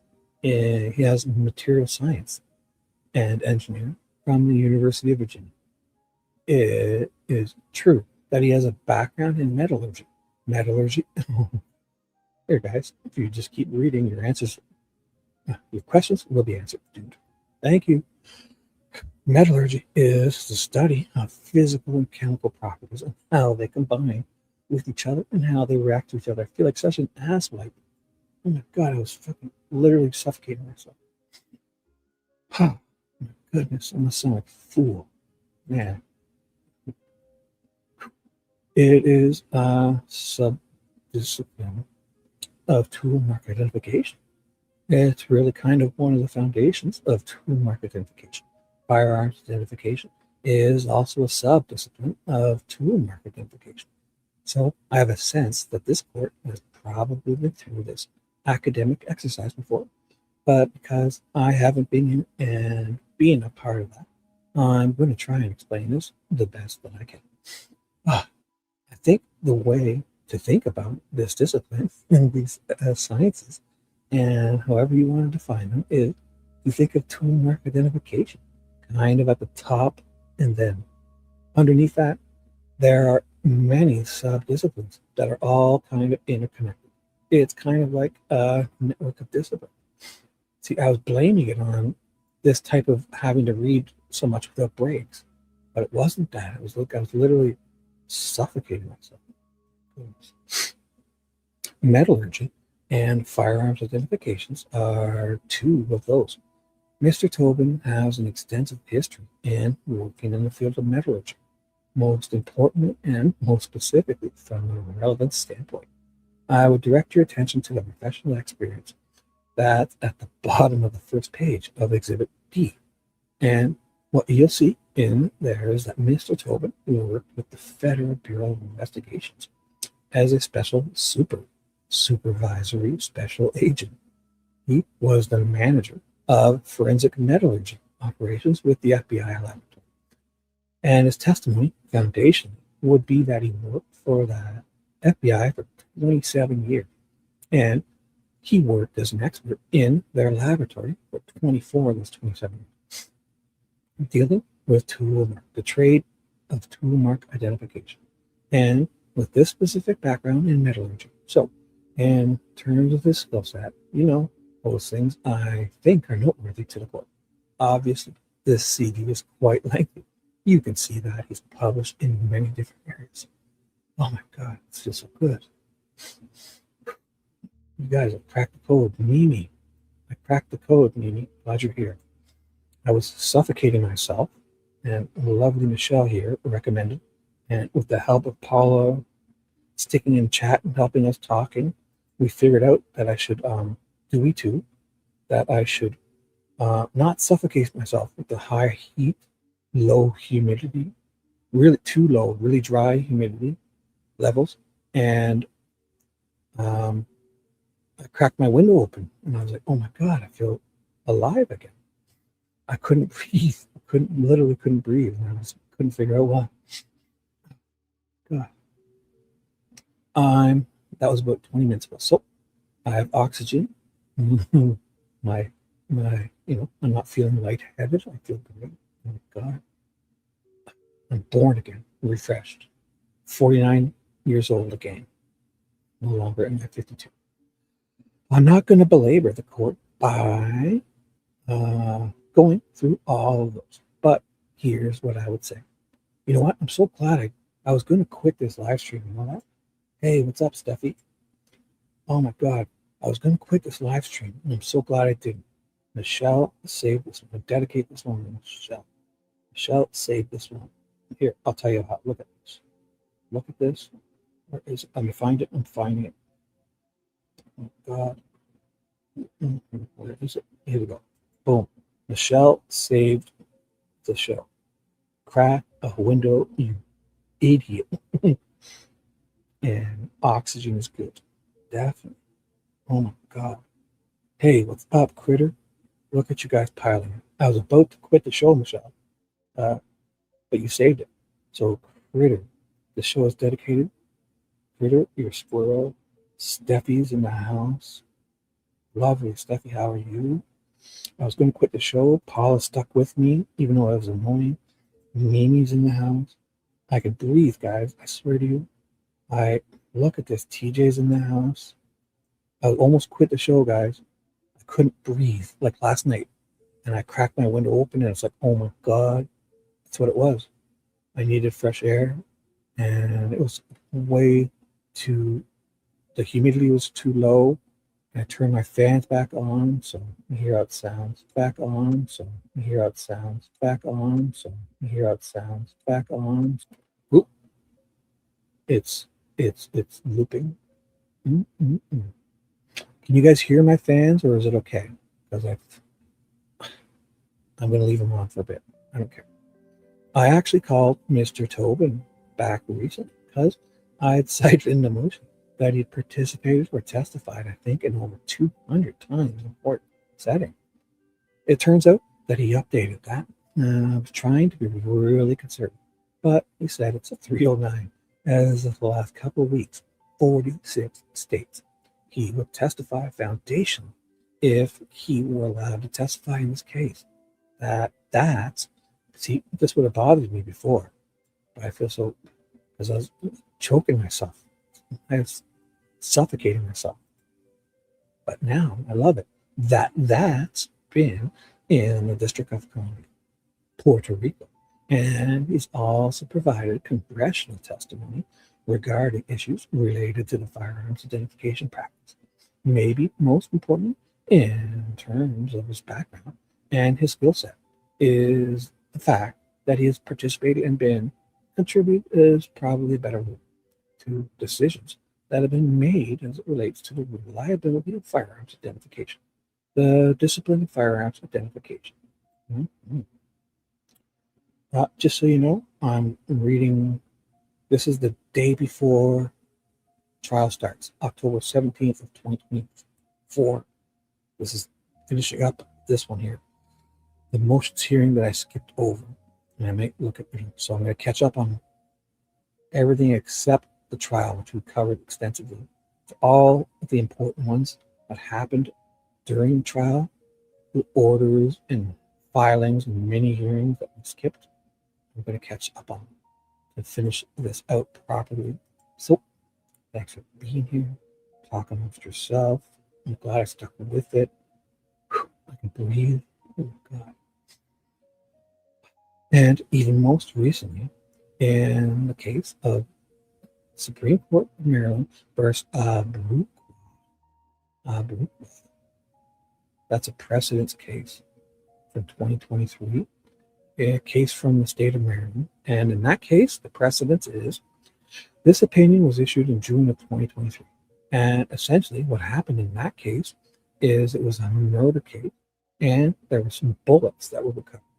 And it's kind of more traditional circumstance where the state offered up the bullet fragments from the projectile, and basically their expert came in and said, their firearms identification expert came in and said, those bullets were shot from that gun, kind of the most traditional form of testimony in these types of firearms identification cases, or the most common, of course, Mr. Abigail.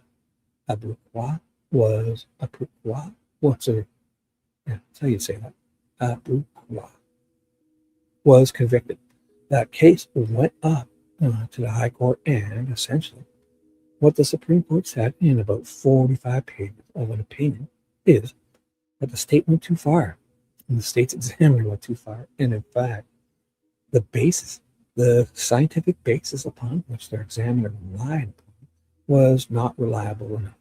So that examiner could just come in and make these broad-based statements that those bullets came from that gun, which of course is what we have here. We have an examiner that's going to say that there's sufficient agreement between the cartridge, the unspent cartridge that was collected from the crime scene in this case, and the firearm that was collected from Mr. Allen's home. Boy.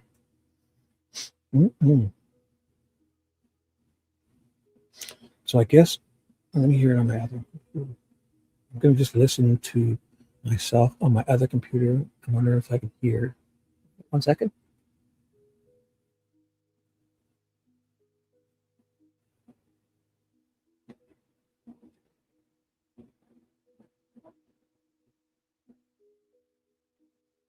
I don't even know if I can hear my fan in the background or not. So sounds okay, right? I got lots of fans on. I usually don't, but seems to be okay. TJ will know. Let me know, TJ. Put all my fans back on, and I probably could turn them off anytime because it's fresh again. And Mr. Tobin did testify in that case, and the court noted his testimony and the information that he provided in the case. No noise? Oh my God. Yeah, I shouldn't even worry about it, right? Oh.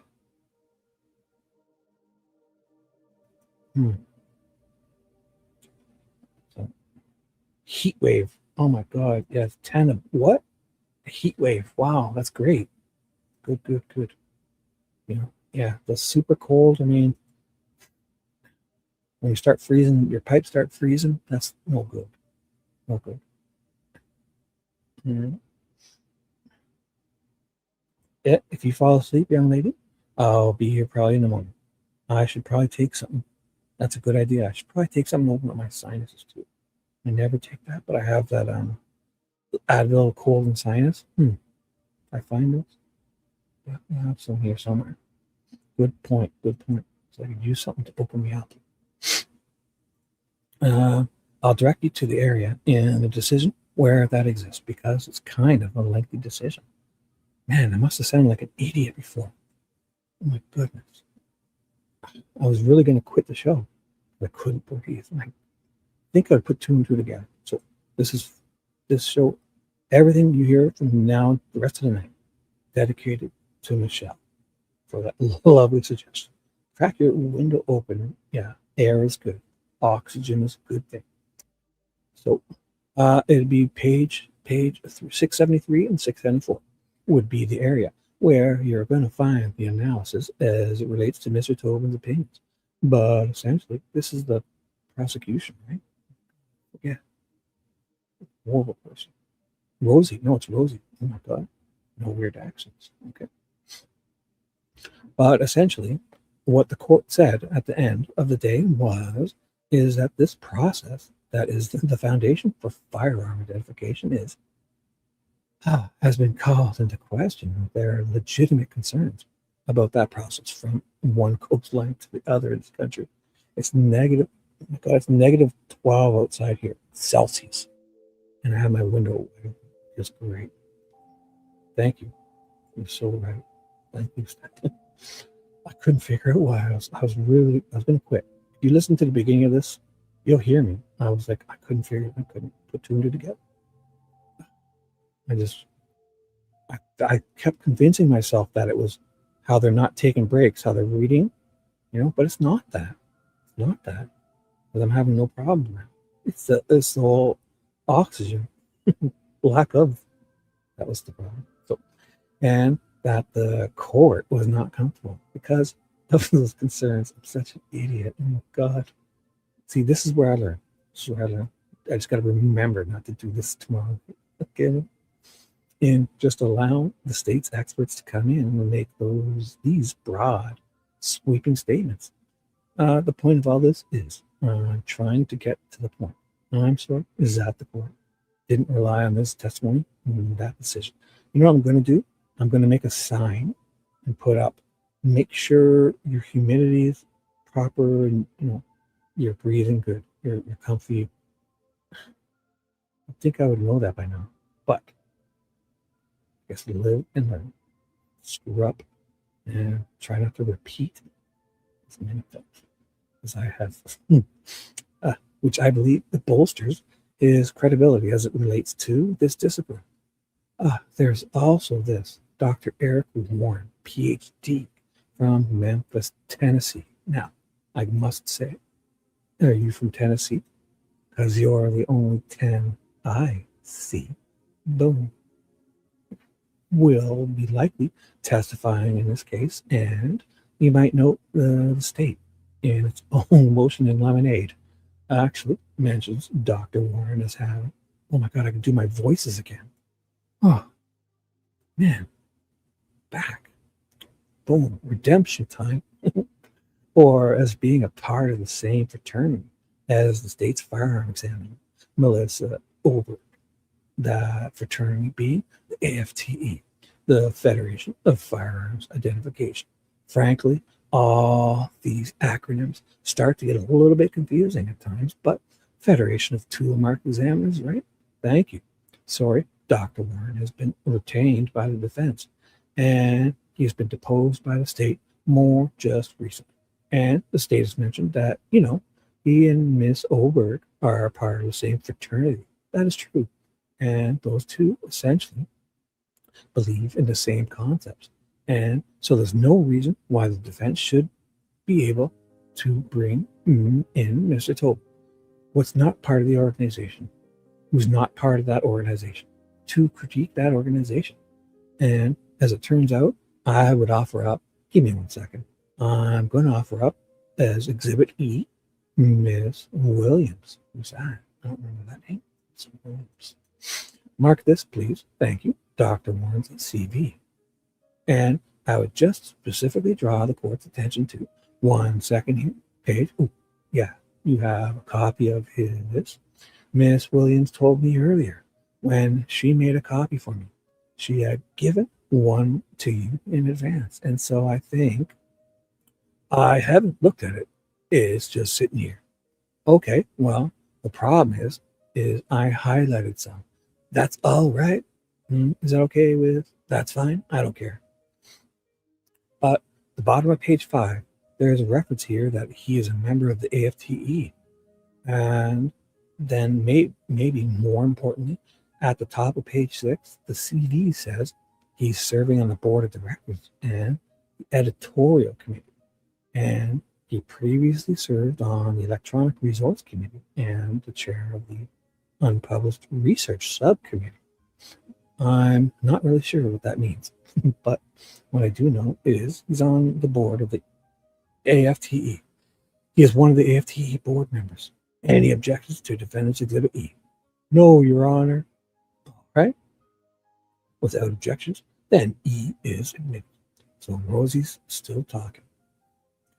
And so, in taking Mr. Warren's deposition, in fact, Mr. Latrout was the one that took Mr. Warren's deposition, which occurred on October the 3rd of 2024. There was an opportunity to engage Mr. Warren, who was on the board of AFTE. Do I have that? On Mr. Warren's deposition was October the 3rd of 2024. That would be good. So let's see. They keep talking about it, so it sounds, if I have it, we'll check it. There. So Mr. Warren's deposition, which occurred on October the 3rd. So October the 3rd, so it was right before, like a couple of weeks ago. From this date, October 17th. So there was an opportunity to engage Mr. Warren, who was on the board of the AFTE, as to Mr. Tobin's credentials and his background, and how those things are either helpful or not helpful as it relates to the discipline of firearm identification. And I would direct the court's attention. I'm sorry. I'm going to mark as Exhibit F a copy of Dr. Warren's deposition. So F. Exhibit F. Dated October 3rd. I gotta find this. After I finish this pair, I need to look. This was ordered up again by the state. Mr. Latrout and myself participating, along with Dr. Warren, obviously, would offer that to the state. I'm gonna. So, page 60 of that deposition. Oh my goodness. They're really talking about this deposition. Do I do? Since I only have 12, maybe I should find this deposition and read it now so we can see what they're going on about. Oh my God. Page 60 of that deposition. Let me just look at this. They're on this deposition. So I'm going to do responsible Shibby. I'm going to finish this. Mr. Latrell and myself, so I did finish this. Then the judge is like, any objection, Mr. Latrell? No, Your Honor. The deposition could come in. The one that Shibby's about to find and read over. All right. I'll show without objection. F is admitted.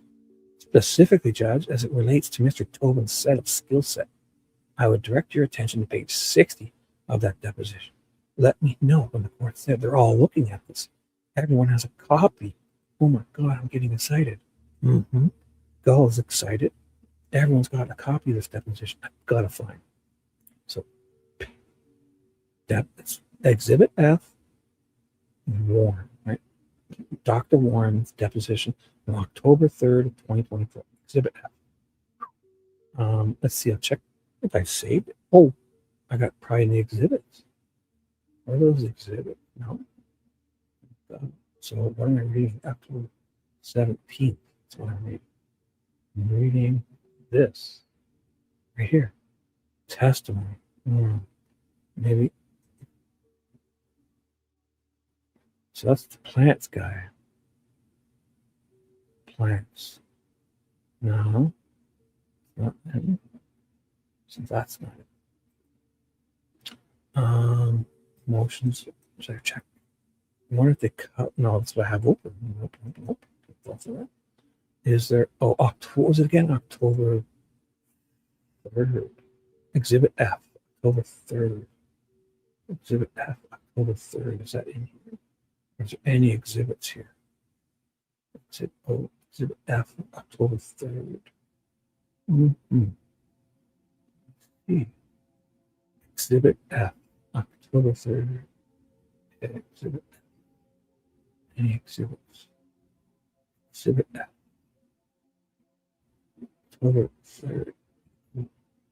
Oh.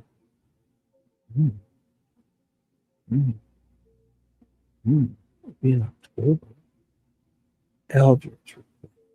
October 1st. October 3rd. Oh my God.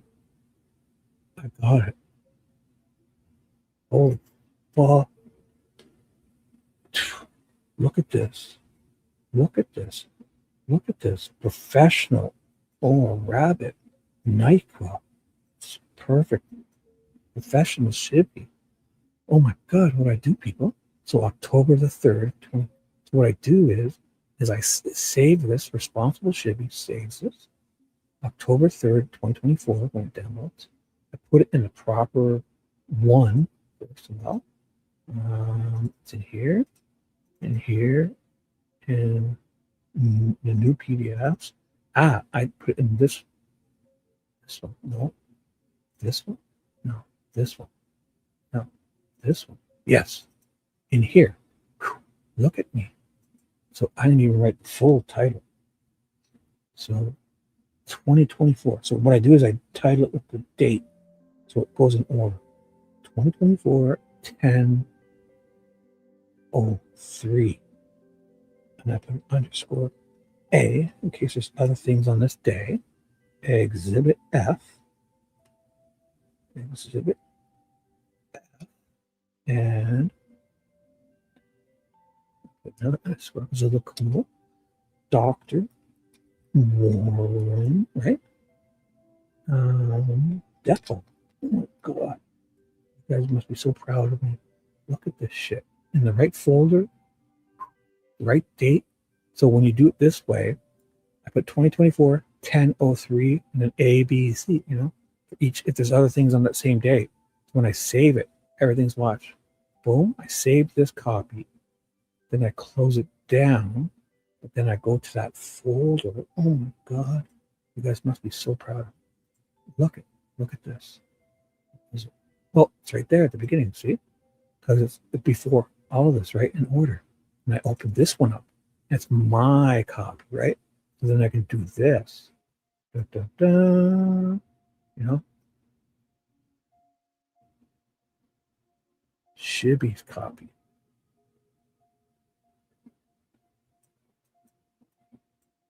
Boom. Boom. Love it. So I'm going to check this out. Let's see how it goes.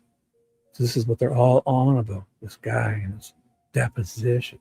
So I'm going to blast through this because this is what I want. I can breathe. This is what I want. Like when something pops up, I want to be able to read it because they're all on about this deposition. This guy's deposition. This guy's everyone, they're holding it. They got copies in front of them. Judge Gulls admitted it as an exhibit. Oh my God. Everyone's clamoring about this dang deposition. So when I find the right time, page 60, they're referring to it. Oh my God. Maybe I should just go read it. I should. But we need to understand it because look at this. I'm going to do it, guys. I'm going to do it. I'm so excited. I don't know what to do. I should just read it. Let's do it. Mr. Warren's deposition. So he's been sworn in. Is it Mr. D'Angelo's there? Whoever this is. Luttrell for the state of Indiana. I'm Jim Luttrell, state of Indiana. Rosie's there. Brad Rosie for the defense. And so D'Angelo. Who is this D'Angelo? Let's find out. Let's do this properly. Page starts. Let's do it properly. Mr. Warren, the witness herein having been sworn, so they swear him in, is D'Angelo. We are on record for the deposition of Eric Warren in the matter of the state of Indiana versus Richard M. Allen. Today is October 3rd, so this sounds like the court person. And the counsel identify themselves. Jim Luttrell for the state of Indiana. Brad Rosie for the defense. And would the court reporter please make her statement and swear on it? Who's this guy? Must be this guy's lawyer or something. Mr. D'Angelo. Make her statement and swear. So the court reporter. Thank you. My name is Gail Malm Armstrong. I'm a court reporter. My business is this deposition will be conducted by Zoom. We're doing it over Zoom. Oh my God. Finally, some excitement. Let's do this. The ISC order allows me to give a remote administration of the oath. See, you can do by Zoom, right? Except when it's something that's going to go against the state, I guess. Do the attorneys agree I may administer the oath remotely? Mr. Luttrell. Yeah. Court reporter, Mr. Rosie. Yeah. Thank you. Would you raise your right hand? Oh my gosh. The deponent complies. So she's doing it over Zoom. She could be in a whole other country. She might be on a beach in Barbados, for all we know. Oh my goodness.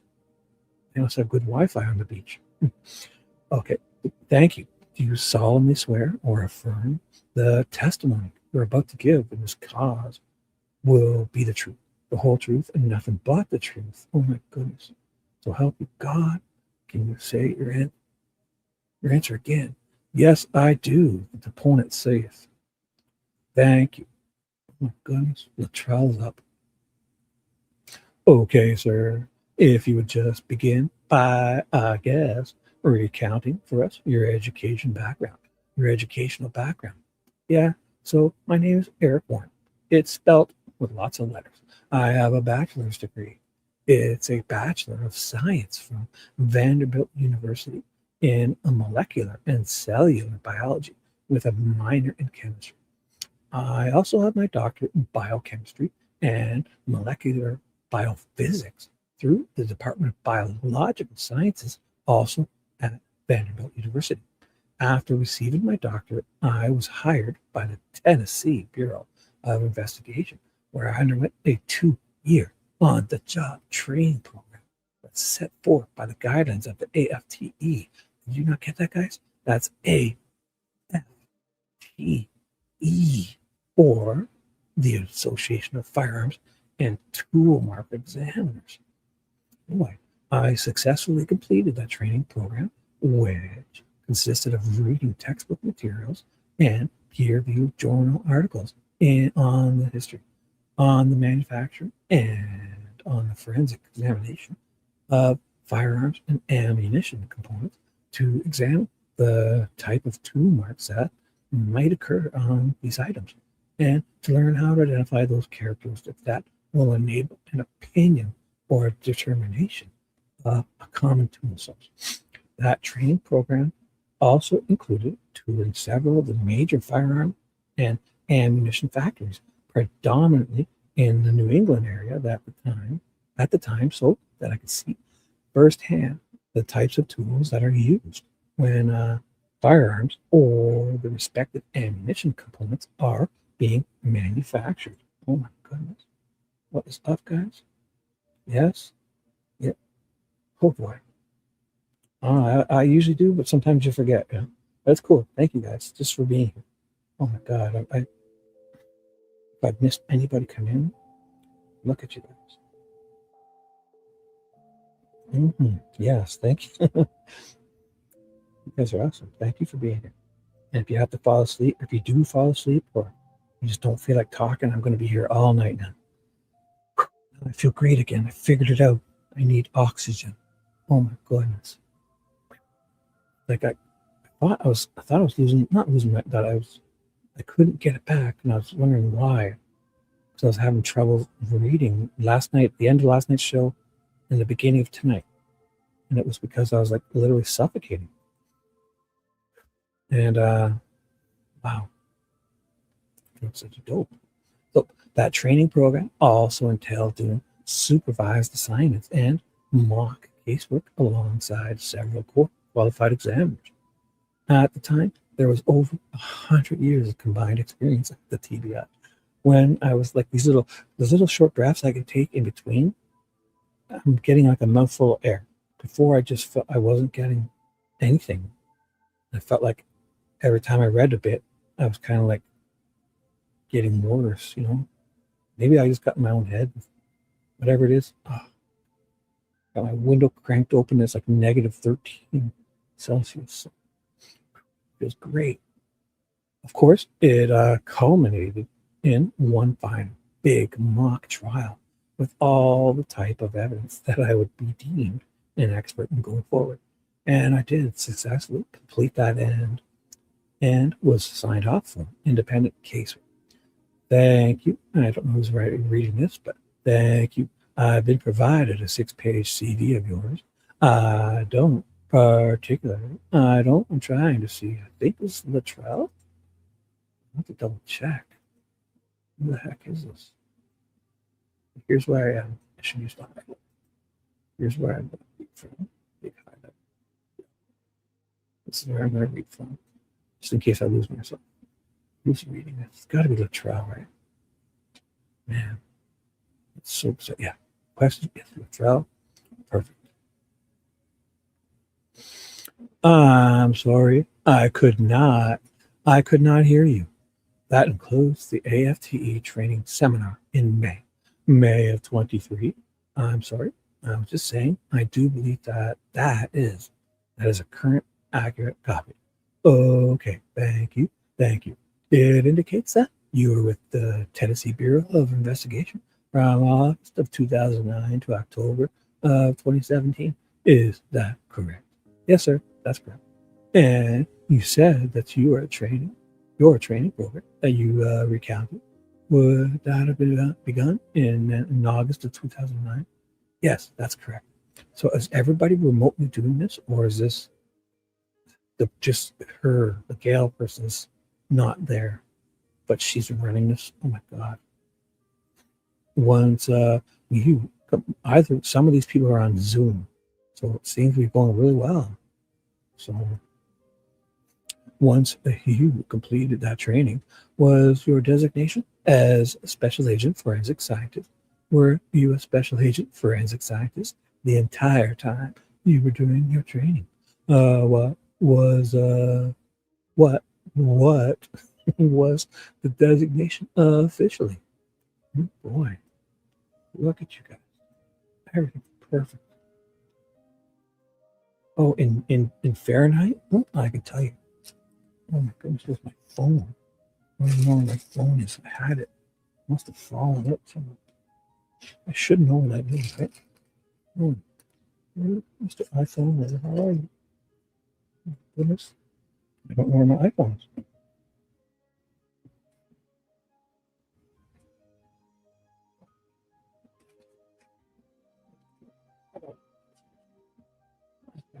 Let me just double check. Oh, this oxygen stuff is great. Oh my God, it's negative 15 here for me. And I'll switch it to Imperial for you wacky Americans. 5 degrees Fahrenheit. 5 degrees Fahrenheit. It's going down to -2 or -4 Fahrenheit. So in another hour or two, it would be, and at 2 a.m. it says it's going to be -2 Fahrenheit, and it's going down to -4 Fahrenheit. And right now it says 5 degrees. So in the next hour or two, it's going to be really cold. And I'll go back to the metric system to join back with the rest of this world. Oh my God, it's going down to -19 degrees in an hour or two for me. -20, back to -19. Oh, and I got my window wide open. So it's So it's 5 degrees Fahrenheit now, and it's going down to -4 there Fahrenheit. So, hey, what's up, CN? How you doing, bro? Look at you. CN, I figured something out. I was suffocating myself, literally. I couldn't breathe. And I closed the show down last night, and I was going to end it again tonight until Michelle here recommended I open my window open, and I was stuffy. I couldn't breathe, and now it's perfect again. So, welcome, guys. Look at you. Look at you guys. All this energy again. Boy, it's supposed to be 21 degrees. No way. Or negative? Or probably negative, right? Oh, boy. Or is that Fahrenheit, right? So, I don't know. Yeah, you guys are all Fahrenheit, so I have to learn to convert it better. Let's do it, guys. Thanks for being here. Look at the energies come back. Energies come back positive. Oh my goodness. We could use a couple nice sunny days to melt some of the snow. We have a lot of snow, so that'd be great. It's going to warm up. Spring is near. This happens all the time, guys, but it's always good.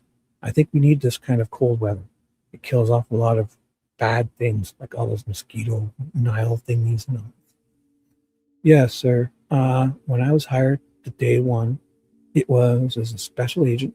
So if you're not sure, if you're just coming in, I was finishing up this, which was day 17.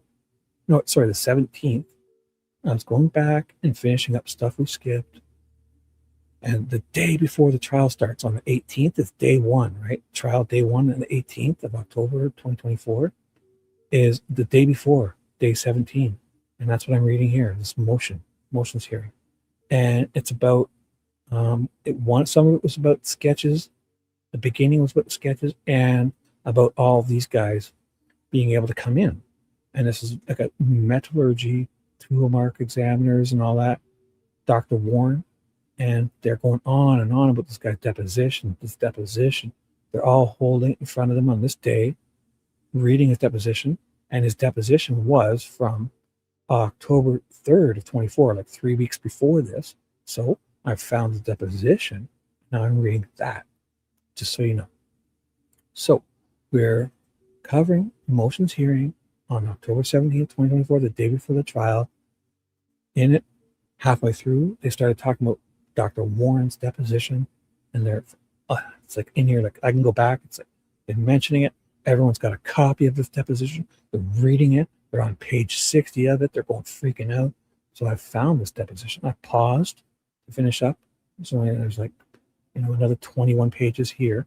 But I figure I found the deposition, and now we're reading Dr. Warren's deposition. And one step further is check this out. If you're just coming in, quick update. They're doing it on Zoom. Some of these people aren't even in the state. Some of them they're on Zoom. They're doing a Zoom deposition. There's the court person, this person, this other person, this Gail Malma is there, and Gail Malma is running it from Zoom on the computer. And so that's where we're at, people. Thank you for being here. And away we go. Yes, sir. When I was hired, day one, it was as a special agent forensic scientist, and then I remained a special agent forensic scientist until I resigned in October of 2017. I did also. It was common. It was standard practice at the TBI that all special agent forensic scientists, we were sworn, and so we were also assigned to what they call the violent crime response team. It was in addition to our lab rotation. For the entire month, we would be on call to respond externally to assist other local agencies across the state of Tennessee if they needed assistance within a crime scene. But again, all of that was under the umbrella of a special agent forensic scientist type. So this is Luttrell, right? So were you was part of your training the typical type of training?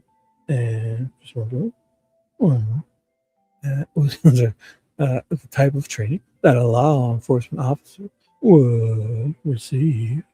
Mm-mm. How dare you interrupt me?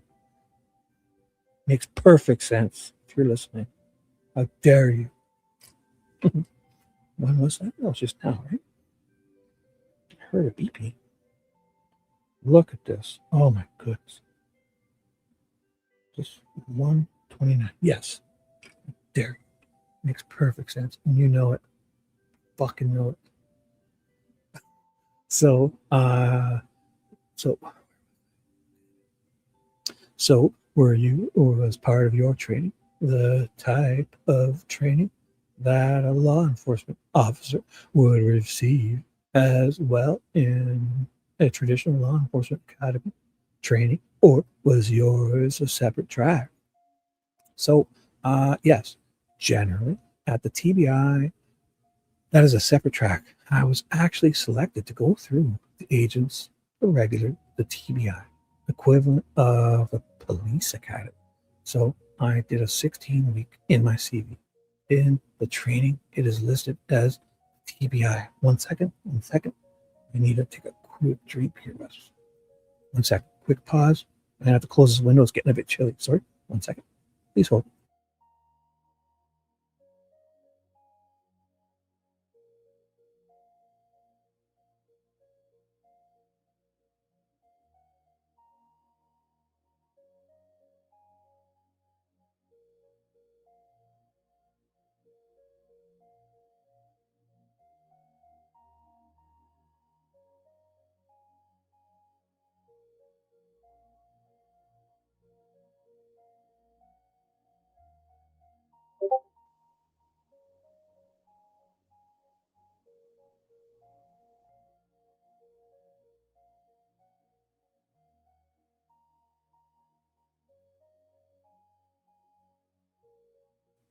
And we're back. Oh my goodness. That's why. Basic criminal investigation school. Like I feel so good because I couldn't breathe earlier, and I opened my window, and oh my god, it feels so great being able to breathe again. So I'm gonna keep on. Sorry.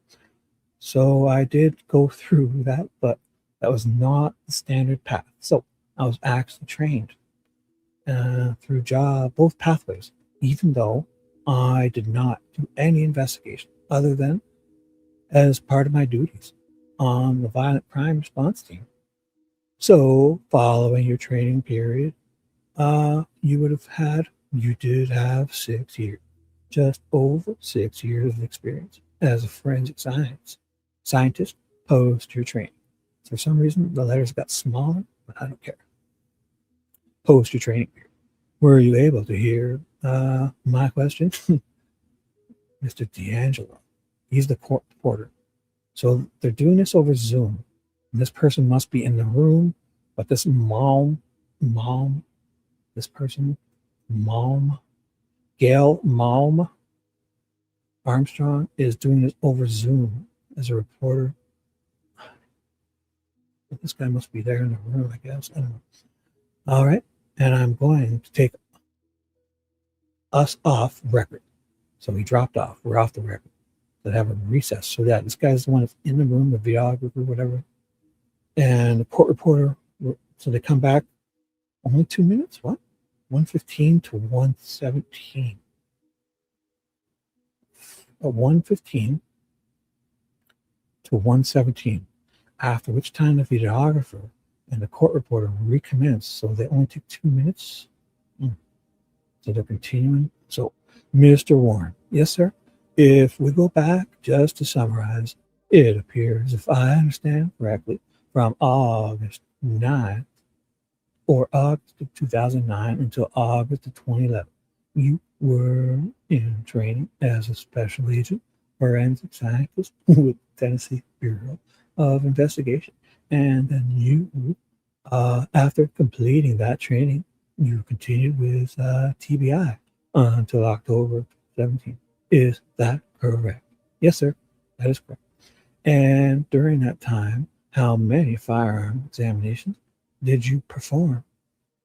During that time, I want to say by the time I had left, it was somewhere in the neighborhood of 5,000 to 6,000 different firearms examinations.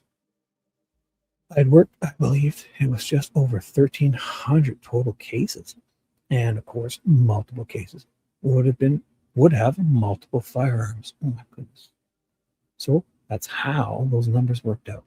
One sec, I need a quick drink. Sorry.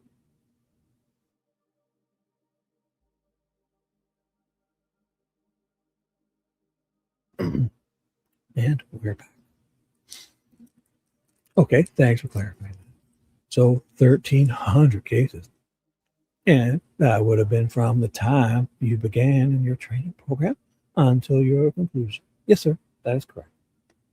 And what led? Why did you leave the TBI? So I decided to leave the TBI. So my background is in specific scientific research.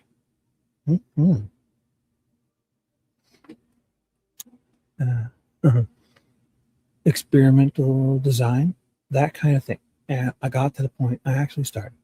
I got permission from the director to do some research because I was keeping my backlog at a reasonable rate or a reasonable turnaround time. And I expressed desire to do that. I was allowed to do that. And we had a change of directors and the shift, I'm trying to think of a good way to put this. The focus shifted on output. And I decided that I could do more good in the field, working cases on my own and doing research to contribute. And so I struck out and started SCP Forensic Consultants. And shortly thereafter, I was joined by my co-owner, my now co-owner, who is a DNA expert. And we've been consulting. And in my case, I do have a full service firearms lab. And so I've been not only doing consulting, but actual casework ever since. How would you describe the firearm and tool mark discipline, identification, firearm, and tool mark identification discipline? At a basic level, I would say it's a sub-discipline with the forensic sciences. I guess to get more specific, I'd need a more specific question. Get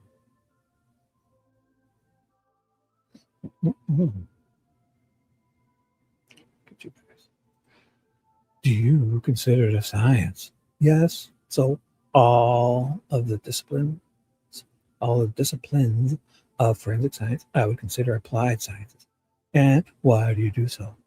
That is a scientific foundation that there was being based upon, and it is the application or the practical use of that scientific knowledge put to use in working items of evidence. And so it would be, that's why I would consider it a practical applied science. You mentioned AFTE. Now that doesn't mean that go ahead. Please go ahead. Yes, sir. I was just going to add to that. That doesn't, because it's an applied science, does not mean that the individuals doing the work have to be a scientist. They could have been a technician, much like going to the dentist or the doctor's office. And the people that take the x-rays and do a lot of that preliminary examination may not have those scientific degrees behind their name. You are an AFTE member? Yes, sir. Yes, sir. I am an AFTE member. And how long have you been an AFTA member? Oh boy. Oh boy. Oh boy. I'm going to keep reading. Sorry. And how long have you been an AFTA member? I look at this guy stammering too. This guy's stammering. It's like, I do not know. It's somewhere approximately since 2010. I would say probably late 2010, but that is an estimate. I do not know off the top of my head the exact date. And are you familiar with something described as the AFT theory of identification? Yes, sir, I am. Could you explain that to us? So, AFTE, what they call theory of identification, was their attempt in the early 90s to kind of codify, I like that word, codify, or put into succinct writing a description of what we do. And by, when I say we, I mean firearms examiners, when they're doing and conducting microscopic comparisons. And why did you join AFTE? So AFTE is the main professional organization that collects, disseminates, and encourages research and development in the field of firearm and tool mark identification. So there are many forensic science professionals and professional organizations such as the American Academy of Forensic Sciences, the International Association for Identification, several of these.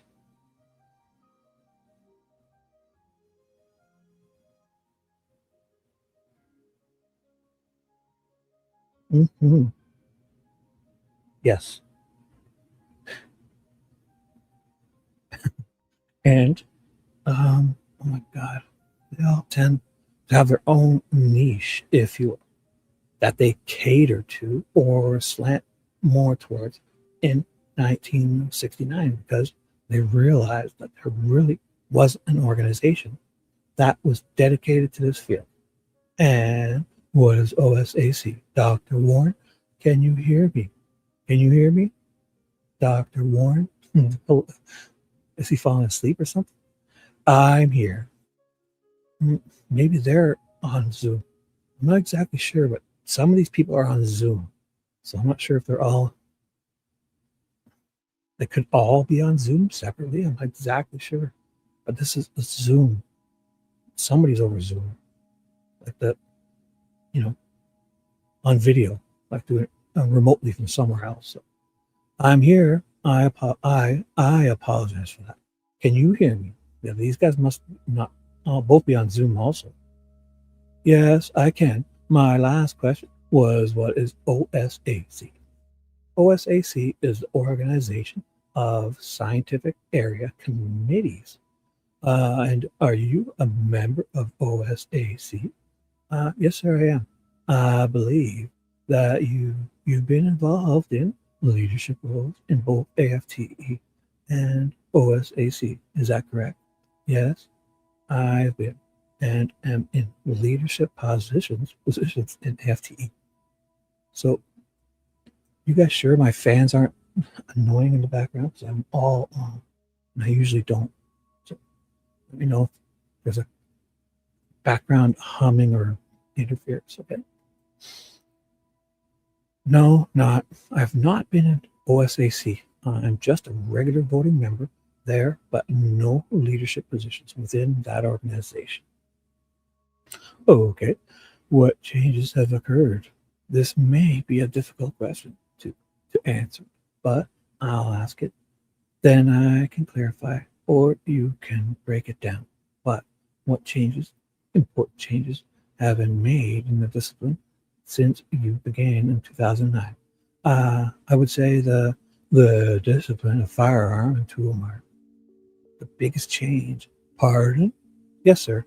I would say the biggest change would be the evolution and more widespread adoption of the 3D imaging technology and the associated virtual comparison and microscopy. I do want to get specifically to this case, but this guy does it too. But man, I've never seen that once before, and this guy's done it. Both of these guys have done this. But I want to ask a little bit more about your impressions of a couple of reports. I'll begin with the NAS report of, I believe it, there were two in 2008 and 2009. You're familiar with those reports? Yes, sir. Mm-hmm. In your opinion, what were the key takeaways of those reports as it relates to firearm and tool mark examination. So the 2008 report was on ballistic imaging. They were looking at what we now call the IBIS heritage system. IBIS being IBIS.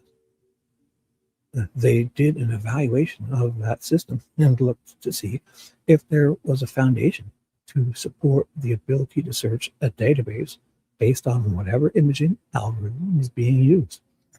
At that time, it was actually proprietary. Still is proprietary from the company that has created IBIS. And they concluded that there essentially was not enough research, in their opinion, to support that type of individualization of the computer imaging software. And they actually went beyond their initial charge and said they didn't, although it was not part of their original scope, and they didn't feel equipped to fully address it. They did feel that the same was true for the practice of firearm and tool mark identification, as well as, at the time, most of those comments that were made are now outdated.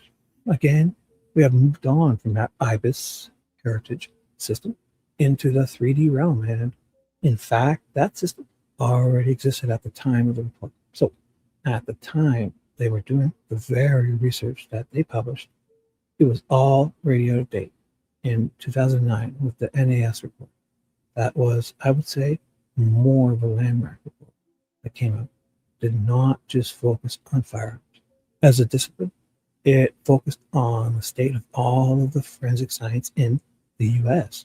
And they basically came away with 13 recommendations, most applicable of which are that when it comes to agencies, that agencies should be accredited. The individuals working in those agencies should be certified, and that these agencies should be removed from law enforcement and the district attorney's office. They should be truly operating independently to remove potential pressures or biases. Oh my God. 1 second, take a quick.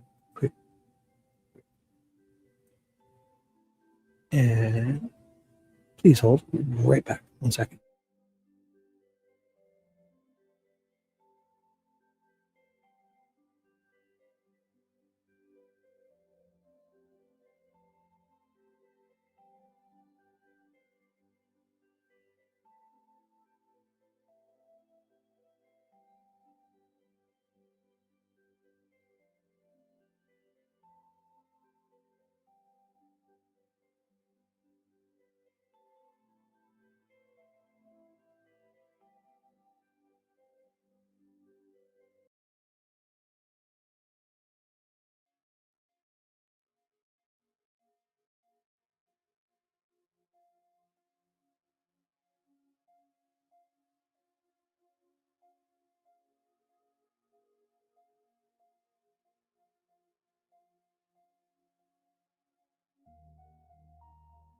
Okay, and I'm back.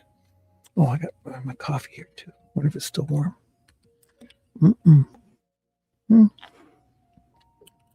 No.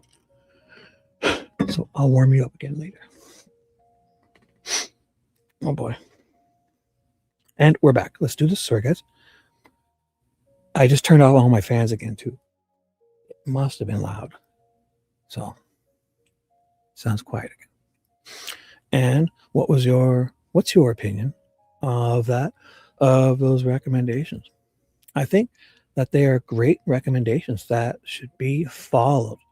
And even though I was not on the board of AFTE at the time, AFTE's position was then, and it still is, that they were also all good recommendations. When you were with the Tennessee Bureau of Identification, did you encounter any difficulties being a state agency associated with the investigation and law enforcement? Me personally, no, I did not. I know of other situations not involving me where that was the case. But for me personally, no. And how did it come about that you're personally that you personally were not negatively affected, if that's a fair phrase, by as a scientist, by the fact that you are working within an investigative organization. So again, for me, with my background and training coming into the TBI, I was trained.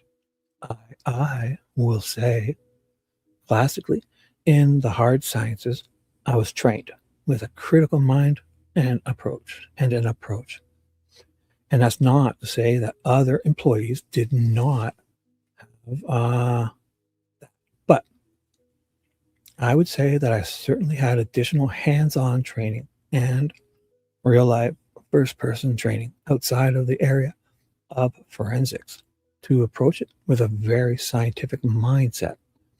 I did not have any issues telling somebody that the evidence did not support the hypothesis that was being put forth, if I happened to know it, and still continue to do that today.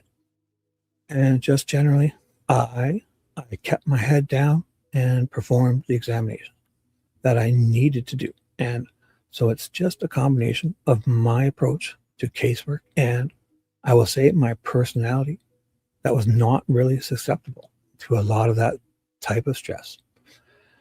Would you agree that many in your field adopt the same mindset and communicate the same message to their coworkers and law enforcement agencies, even though their laboratory is officially a part of law enforcement agency? Oh boy. One quick sec. I got to open my window again. It's still stuffy. Getting stuffy again. Crazy, eh? Yeah, I run quickly turn down my heat too, okay? I think that's what it is. Too dry to be this warm. 1 second, I'll be literally 2 seconds, okay? Please hold.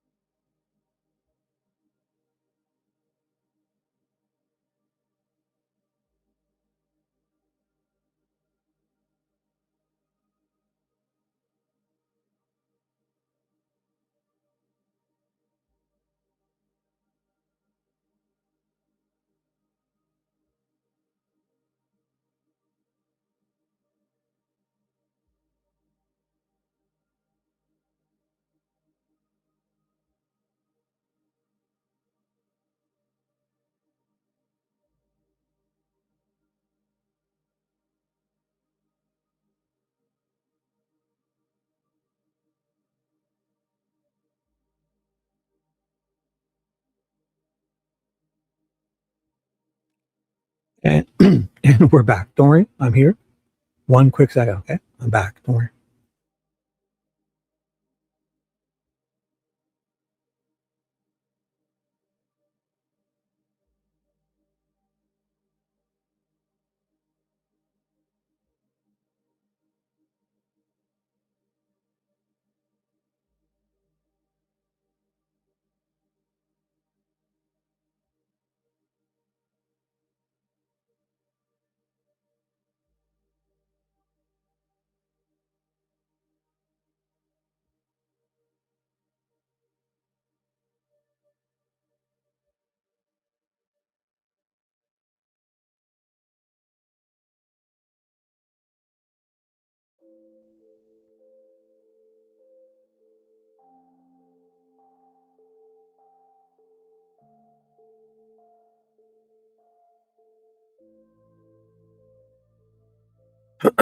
Sorry, guys.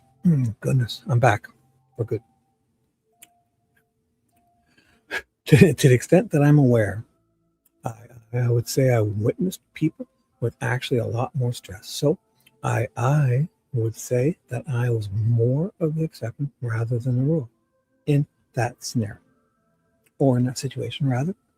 In fact, having become an independent examiner, I could continue pretty much at every AFTE to have people approach me to express the frustrations with their laboratory systems and ask for advice on how they might also set themselves up for independent work after they choose to either retire or leave their agency.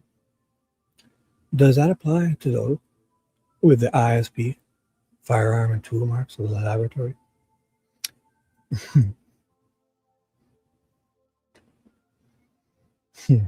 Wussy. Haven't heard that for a while. Wussy. What's up? Whew. Sorry, guys. Just having. It's never usually this stuffy. So, does that apply to those with the Indiana ISP, firearm, and tool mark laboratory? No, sir. I really have not had much of interaction with the employees and that laboratory system. So that would not be a conversation that I would have had with them. Are you familiar with any of the members of the ISP, firearms, tool mark examination unit? No, not personally familiar. The closest one would be Miss Oberg, because we did serve on the OSACT together, and she was on the board of AFTE for essentially the entire time that I was a member until she left the field. So I'm sure I would recognize the names of individuals, and I've probably met them and see them around. So I hope that they are not offended that I can't recall specific names or any details about them. But as I sit here right now, the only individual that I can say that I have any kind of familiarity with, it would be minimal, and that would be Miss Albert. And do you have any reason to be concerned about her standing as a forensic scientist in that context that we were just discussing about standing up to pressure from law enforcement? Do you have any concerns about her ability to do just what you did when you were at the TBI? I do not have any knowledge one way or the other. If you're asking if I noticed any red flags or anything along those lines, like a disgruntled employee or something, I would say, no, sir. I did not notice anything like that. I just don't have any information one way or another regarding how I would feel about her abilities to do that. A true forensic scientist could still maintain their scientific ideals and do their forensic science work in a laboratory that is officially a part of a law enforcement agency. Do you agree? Yes, sir. I would agree. I feel like I did that myself, and I do feel that there were others that were able to successfully navigate that as well. And they didn't have to have a PhD to be able to manage that or to rebuff any pressures placed on them. They could do that without a PhD, as far as you know. Is that correct? Yes, sir. Absolutely. I would not say that a PhD is required. I've testified numerous times that it certainly helped with the critical thinking aspect, but no, it would not be required to be able to navigate those pressures or biases. Are you familiar with Mark Keisler? Yes, sir. I do know that name. I'm not familiar with him as an individual. Are you familiar with his leadership in the past with AFTE? Yes, sir, I am. Stacy Hartman. Yes, and I actually know that you mentioned, and actually now that you mentioned, Stacy and I also served together on OSAC. So I apologize to her for forgetting that. Michelle Fletcher. Yes, I do recognize that name as well.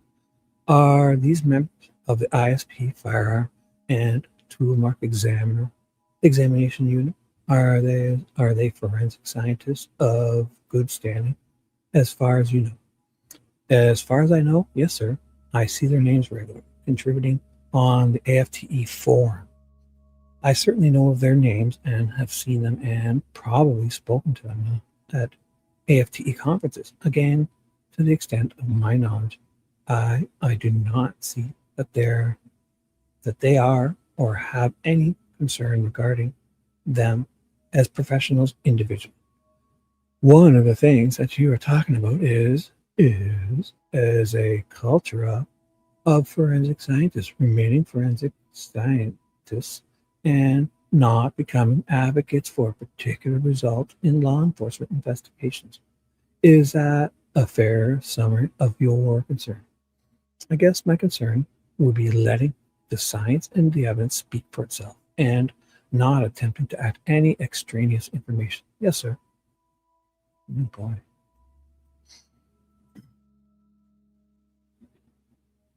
Mhm. Have you used the term mechanical fingerprint when it comes to firearm tool mark examination? You're talking about markings on bullets or cartridges or cartridge cases? Yes, sir, I have. I was trained as such and have testified as such that one alternate term or some terminology that may help a layperson understand what individual characteristics are would be to refer to them as a mechanical fingerprint of a firearm. And you believe that's a fair, is that a valid comparison of your field to latent prints? So I'm not a latent print expert. I was trained during the crime scene reconstruction portion of that VCRT at the TBI to dust for and lift latent prints. But the purpose, my understanding, and the way that I might use it is to help individuals to understand that we have a good understanding of what our fingerprints are. We can see them on the glass when we touch glass or mirrors or whatever. So it's just a simple comparison to draw, not necessarily because of the scientific accuracy, but to help put it into terms a more layperson might understand as far as the type of material that we are looking at or the type of features that we are looking at. Thank you. I got off a little bit off track then when we were talking about the NAS report and the 2009 report.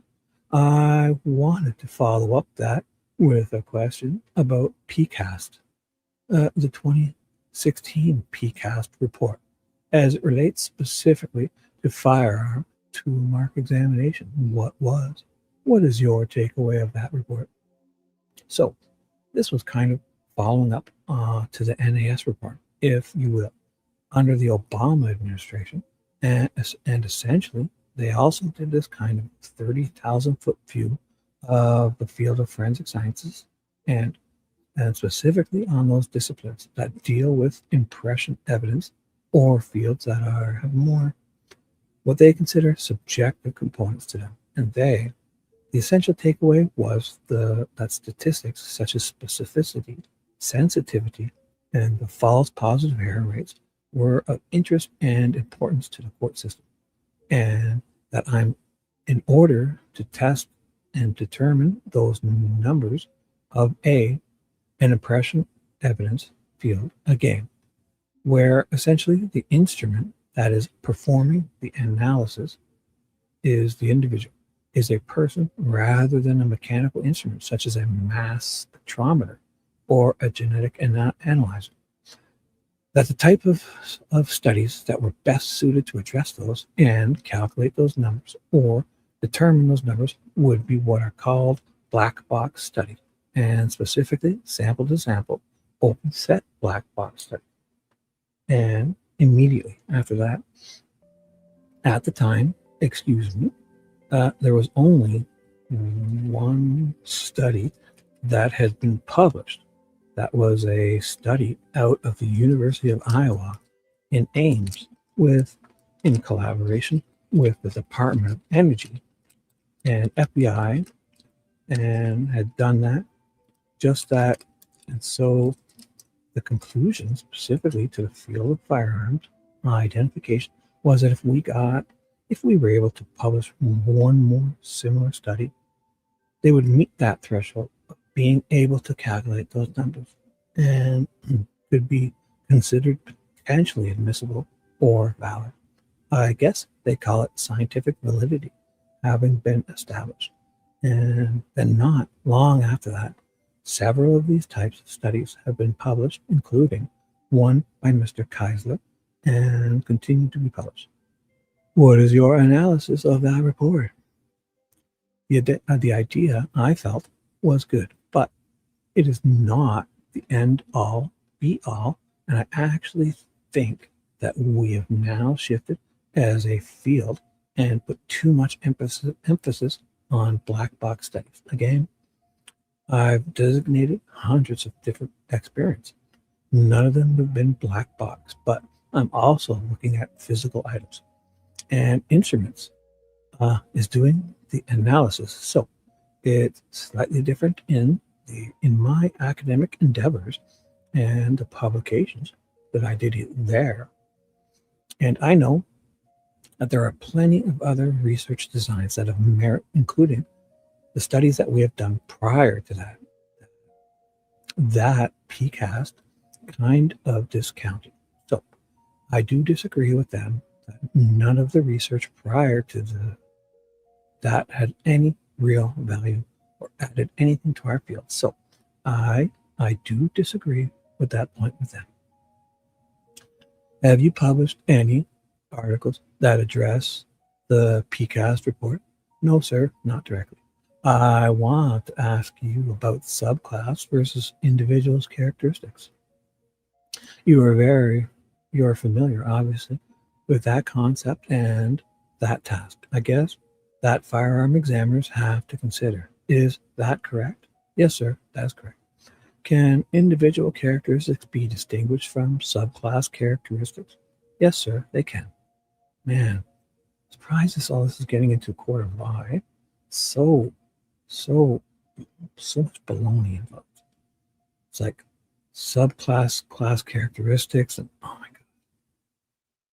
god. The tools are making marks on the shell casings, yet the tools themselves are making marks on the tools they're making, which are then used as tools. Oh my goodness. So basically saying that there could be a bunch of people, like I explained it last time, is imagine you were born in a hospital, and the 10 people before you, or even the 100 people before you, and the 100 people after you, all have the exact same fingerprint. Because, if a tool is leaving marks on a extractor arm, and then that extractor arm is making the same marks because they have the same imperfections on them when it throws the bullets out. Basically, the 100 guns before and 100 guns after, and they could all be in your town. Like imagine if 100 kids are born before you in the hospital and 100 kids after you all have your exact same fingerprints. And say 20, say a bunch of you leave the state, whatever. It could be 20 or 30 people in your neighborhood that live near or in that city, or even still the state, that have the exact same fingerprints as you. And then one of those people goes out and does something, and their fingerprints are lifted, and then yours are on file, and it's a match. They use these guns to match, right? Like that's what they're talking about. It's crazy, because these tools that are making the extractor arm are sometimes leaving the same imperfections on a bunch of them in a row. And in those, when they're extracting bullets, they could be leaving those same marks on the same different cartridges, and they're all in different guns. I mean, can individual characteristics be distinguished from subclass characteristics? Yes, sir, they can. And how often? And how is that done? So there can be a couple different ways. Ideally, you have the firearms, and again, this is an ideal situation. You have the firearms and several others of the same make and model in a close serial number range to the firearm in question. You would then, depending on the type of tool you are looking at, you would evaluate either directly or through casting of those tool marking surfaces. Wow, what a bunch of bullshit this is. And you would look for those types of subclass marks that carry over from one firearm to the next. Again, I realize that's the ideal situation.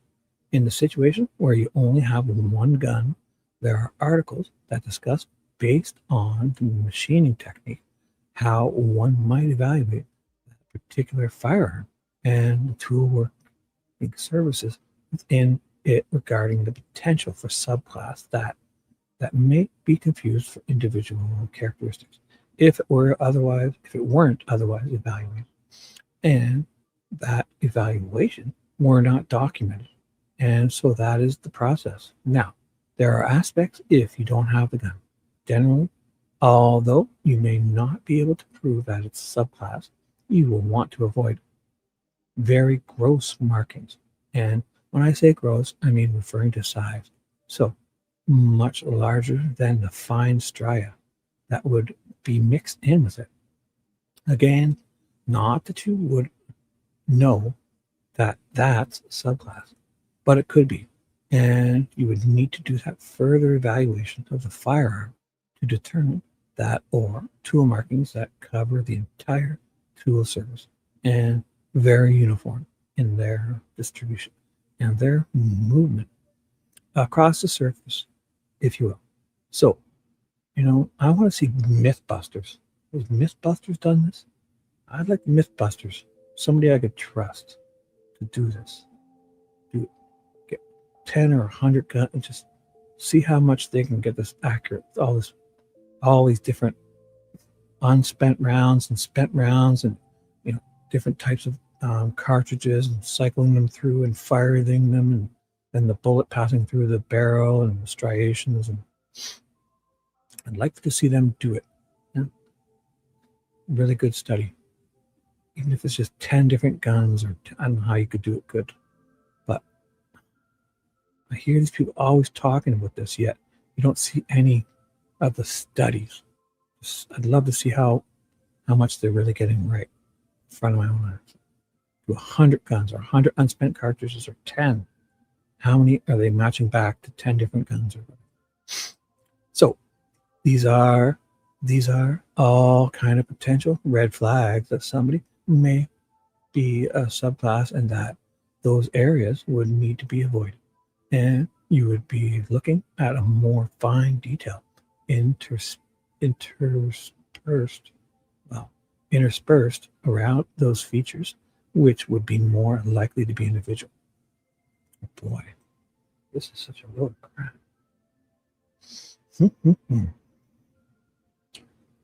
I'm taking it from your answer and from our previous discussion so far, that you've personally done what you've described there.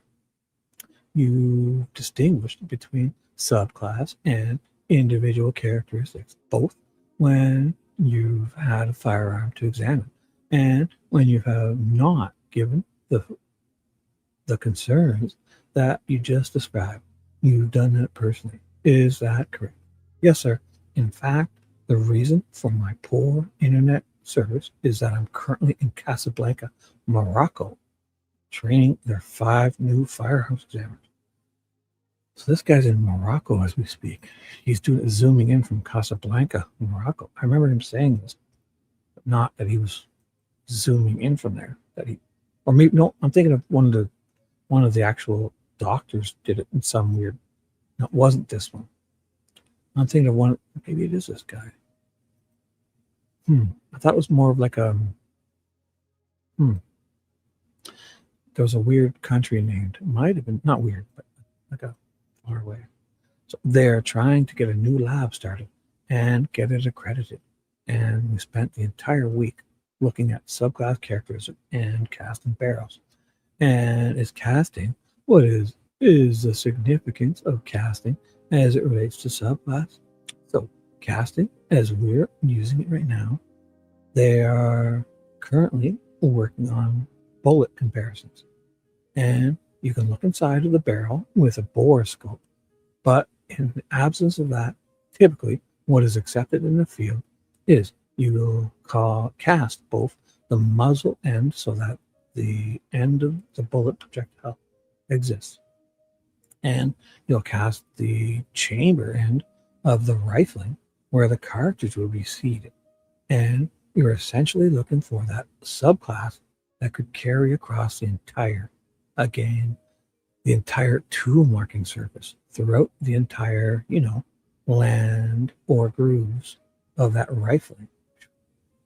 If you find those striations in both the chamber and the muzzle end, that is an indication that this is subclass, whether that's due to some defect on the tool that is then pulled or pushed through the barrel, leaving that mark down the entire tool marking surface.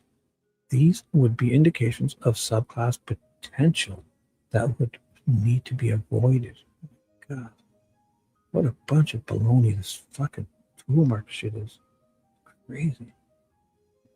How did you learn to distinguish between subclass and individual characteristics? So that occurred during my 2-year training program. And I want to say probably 2 years out of the program that TBI hired a lady named Nancy McCombs out of California to come and give a workshop, several-day workshop specifically on subclass evaluation and the types of tool and manufacturing techniques and firearms manufacturers that have a higher propensity of subclass than others. Are there specific machining methods that are more susceptible to the production of subclass characteristics than others? Yes, sir, there are. Could you explain that? Yes. Also, depending on the opportunities for a machining technique to impart the same or similar markings to multiple items that are manufactured consecutively without using that tool or that technique, they will have a increased likelihood of subclass.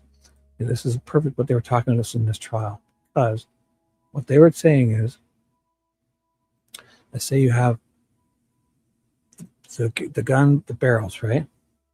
You have the barrel of the gun. And they do this process where a drill would a boring. It's like a drill bit. The hole's already there. So they want to bore it out to the exact same. They bore it out to finish to make sure all of them are the exact same size. So there's a tool that has this bore. It's like a drill bit. It looks like a candy cane. It's like a drill bit, but it's a boring tool. And it kind of and it goes in, right? But when the guns are going by on the production line, it can't keep using the same one to do this because it gets so hot. So it flips over, and there's like a double-headed. Then this side has the same tool, has the same, but it's a different bit, but it's doing the same thing, right? So then it flips over, and then on the next one, this one is used, and then on the next one, this one is used. So they're going on about how if they're making the same marks on these, that could then be transferred to the bullet as it passes through, right? These tools are leaving an imperfection on the inside after they bore them out. So, but they're saying it's not consecutive because this tool is flipping back and forth. And obviously like it's got water spilling on it or liquid to keep it cool, because drilling out and boring metals, it's a very heat, and they're doing it fast, like a production line's going by. So they're saying, oh, these aren't consecutive because every other one. So this one does one, flips over, then this one does one, and then it flips back, and this one does one, So they're saying it's not consecutive, right? So yeah, it's not consecutive. The next 10 aren't consecutive, but the next 20 have two separate things that are consecutive with each other. So there's so many semantics bullshits involved here. It's amazing. Exactly. Animated porn. Yeah. Oh, perfect. Yes. Yes, that's exactly what it looks like, dude. That thing's getting longer. What's happening, bro?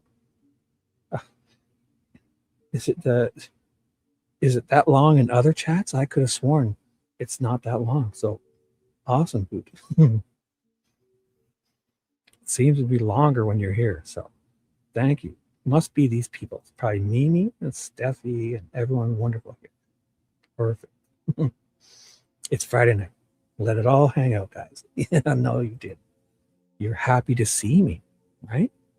Is that a drill bit in your pocket, or are you happy to see? Yeah, no, it's full attention, that drill bit. So love it, guys. Let's do this. Could you explain that? But where was I here? So I would say the highest propensity of imparting subclass would occur in something like MIM. You know, that is the funniest. When I see that, that's hilarious. Where is that? Where is that? This one. So funny. Oh yeah, that's so funny. It's like the old school. Oh, you've even added this projectiles. Oh my god! I wonder if these guys can check the striations on that one, right? Like the 8 is perfect. So funny. Imagine before we had emojis, that's what we're doing, right? So I would say one of the most important, the highest propensity of imparting subclass would occur in something like MIM, manufacturing. So metal injection molding or molding, MIM. These people are amazing. The different things they're talking about. I mean, my dad was for 40 something years a tool and die maker. And I mean, this probably would be, he would understand, right? But these people act like they can just talk about this stuff and they can watch a course and just be so under, you know, the cutting and the boring and the stamping and the drilling and the everything, the CNC machines. Because these CNC machines, they can use the same bit to make different parts and stuff. Like, I mean, these people act like they're professionals. Like, I mean, it's ridiculous. Ridiculous. They're talking about this stuff. And it should be left to, like, you should have to have at least 30 years as a tool and die maker to even be in this area of conversation. So metal injection molding, yeah, like aluminum and stuff, you can pour it, you can cast it. Oh my goodness. That is certainly a type of manufacturing that is high propensity or high likelihood of imparting subclass. Like these guys, that's another thing. These guys are, you know, they're metallurgists, meaning they've studied, right? But when you work with metal, you've got to have the hands-on experience, you know. These guys are just looking and reading books. I mean, this is wild. These guys are allowed to talk this much about it. They should have to have at least 10 years or a certain amount of hours as an actual tool and die maker or something to be able to talk this shit. Because talking about it and reading in books and stuff is so much different. And I know you got to be precise when you're working with steel and metal and you're making dies that are making tools. You're making the tools that are making tools. Stamp, big, huge presses and molds and see. I mean, it's crazy. These guys are not to just talk about this like such a simple process. All of these things, simply because the mold that is being used is not subject to a lot of change. And so it can leave its marks from the machining and manufacturing of the mold void itself onto multiple items. Right. So that the mold is making tools which are like the extractor arm, which are then leaving their marks. It's making a bunch that are exactly the same. And those are leaving marks that people are identifying and matching up to that one arm. Yet that arm could have 100 of them that are exactly making that exact same mark that they're identifying. This is amazing. Of evidence versus the other end of things where you have, let's say, a cutting tool that is constantly changing. Right. When you're cutting, but still, the next 5 or 6, it could be the same. And there's constantly buildup of edge of metal shavings in that particular cutter surface. That's going to have a lower likelihood on the opposite end of the spectrum of imparting subclass. It's going to have a lower likelihood, but it's still possible. And you'll never know unless you were to check everything, right? These people say that there's a less likelihood, but I mean, they're not testing. They're only testing the bullets when there's a crime. They're not testing 100% of these bullets or casings. It's like so they'll never know. They're just saying what they think. And that's just due to the tool surface constantly changing. Subclass in that situation would need to be some significant damage, like a ding or a chip being broken off of that cutter. And the technician that is running that particular machine piece of equipment not realizing and continuing to use that damaged tool across multiple items. Well, damaged, a tiny imperfection, and they have lot numbers, and yeah, I mean, these people act like taking it, well, like these guys are talking about microscopic tiny little imperfections on the tool that's making the tool, which then would be the tool leaving that they put in your gun, the extractor arm or the barrel or the hammer that hits down on the end of the cartridge, firing part of it. Taking it, well, let me ask this. Does having more than one tool identified a tool mark to more than one tool help eliminate the possibility of subclass? It does not help eliminate the possibility of subclass. It can make your conclusion.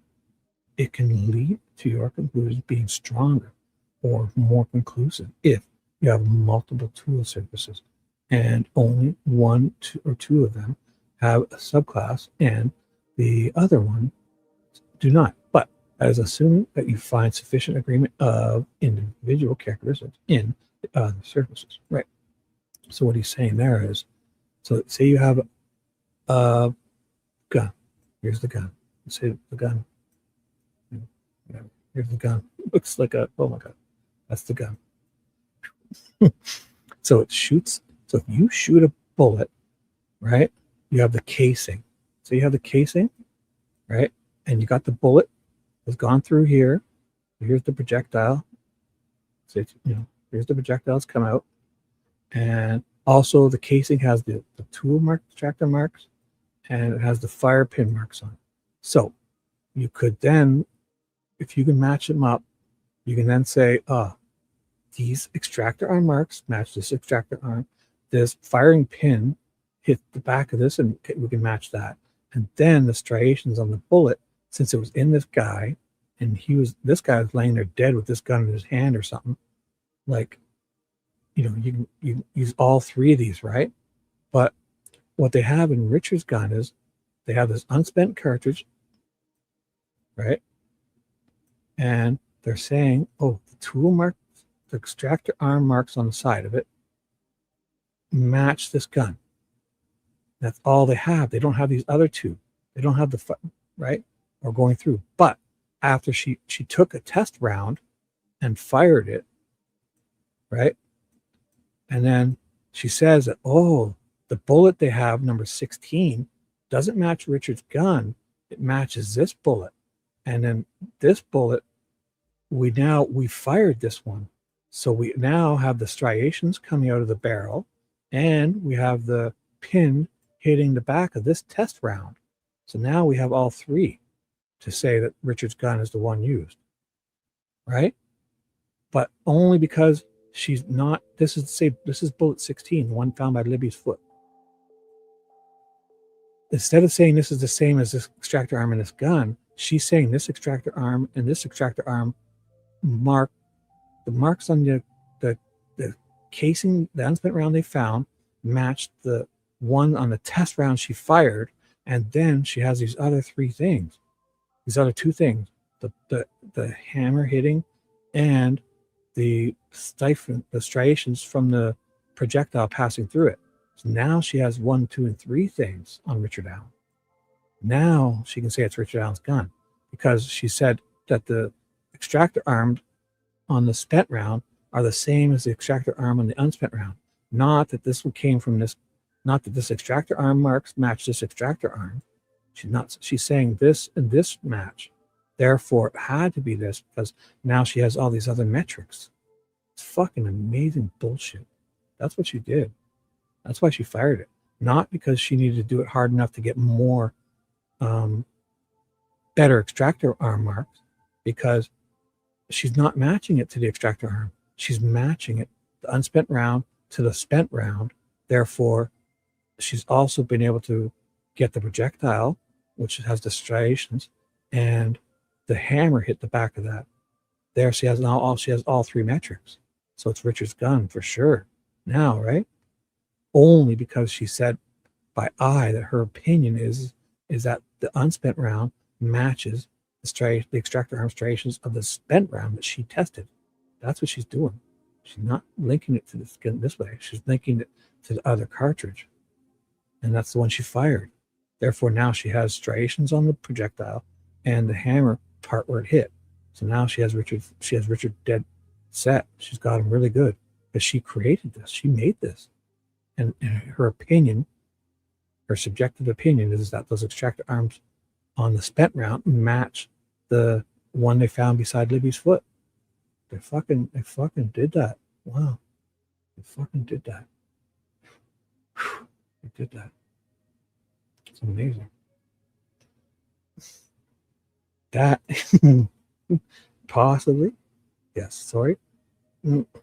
There's definitely stuff projectiling out of it. Yes. I'm not the greatest driver. You know what I'm saying. I'm taking it from the reason you're in Morocco and some other studies I've heard of, that it's pretty well documented that training in recognition of subclass has been proven to assist the examiners to identify and distinguish between subclass and individual characteristics. Is that your understanding? Yes, it is. When you have them as your evidence, you must have the projectile in either a person, or they could have found it in the wall and they have the gun. So you have the projectile, the casing, and the extractor arm. You must have these. All they have is the unspent round and the tool mark. And she's saying that the round she fired, because one metric isn't enough. You can do it with three metrics. So she has three metric Oberg because she fired a test round. So she has the three metrics to say it's Richard's gun. Yet all she's saying is that extractor arm marks on the spent round match the ones found on the unspent round.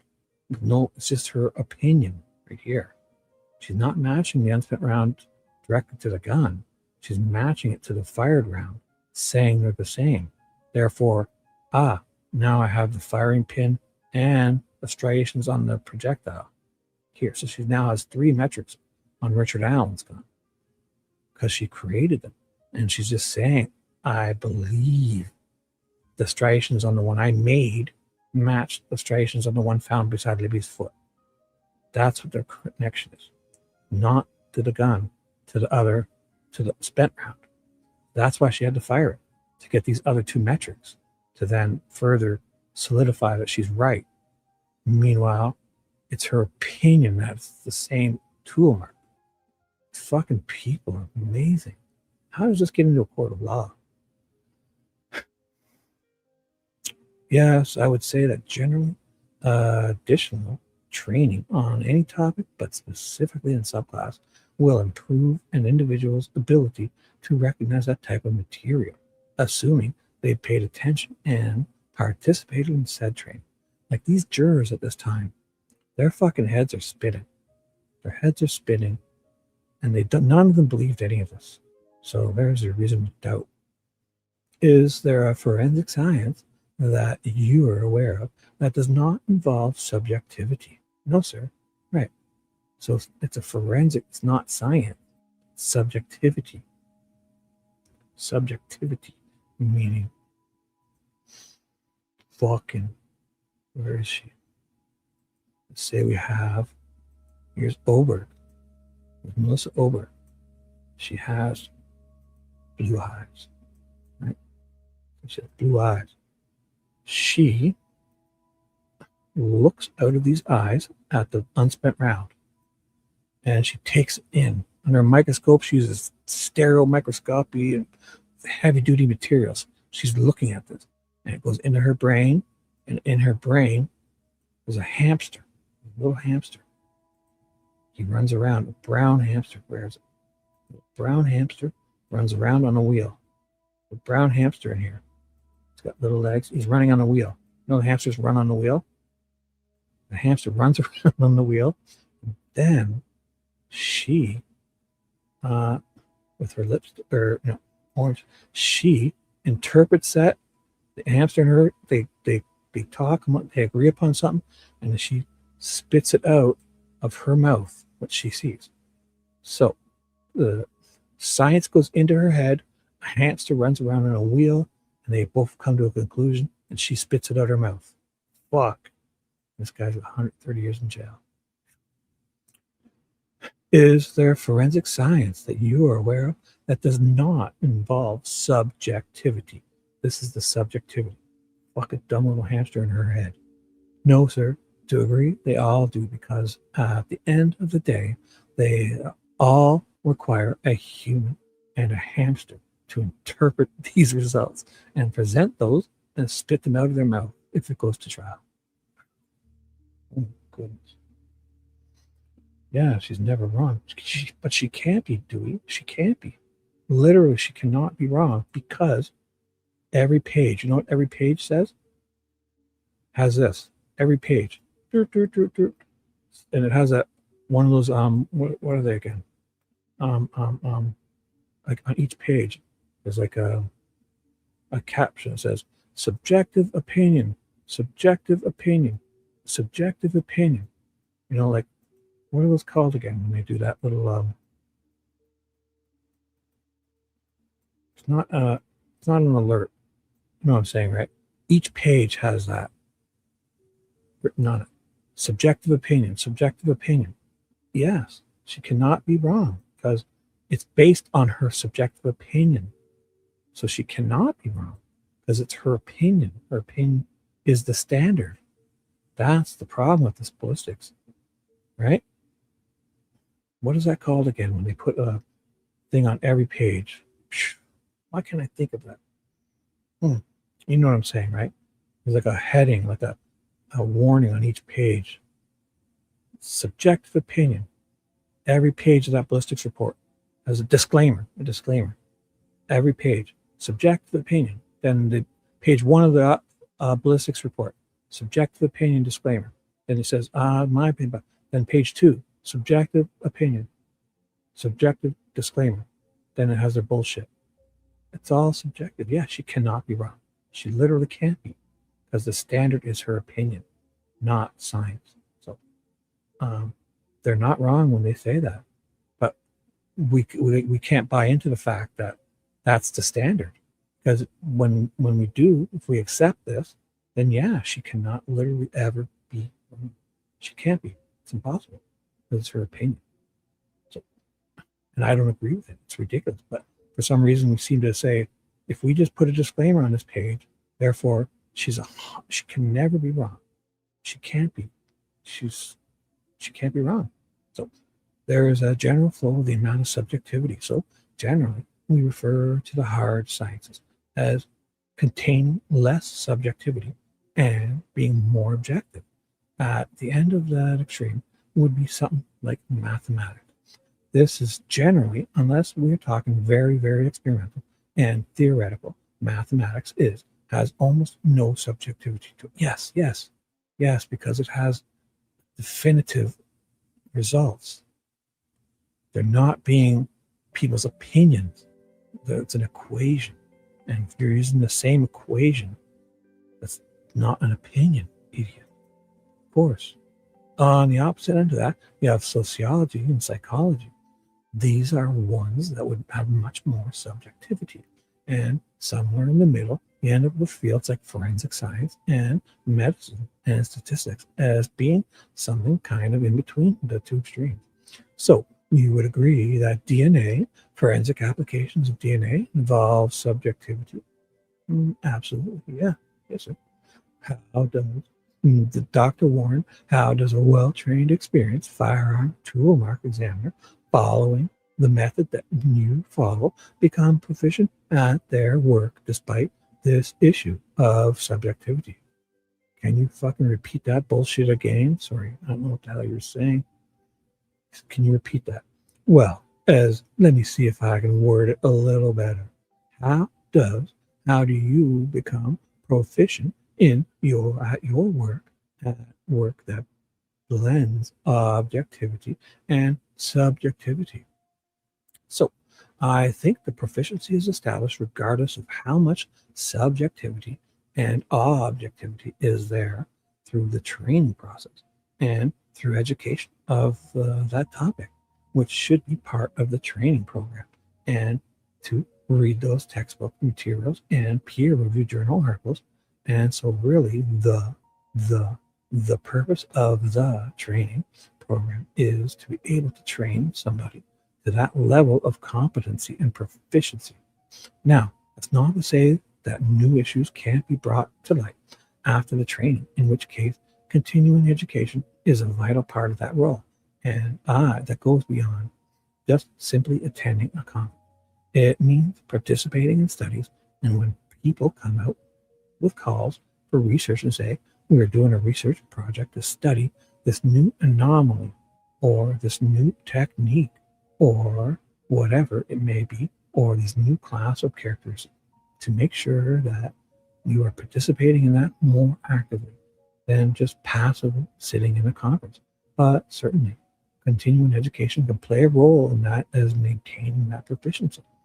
Is accreditation important? Yes, sir, to an extent. Accreditation is important because it forces the laboratory to put down in writing a certain level of standards that they're going to use, and then sets in place a method by which they can be monitored for their continued adherence to those policies. One sec.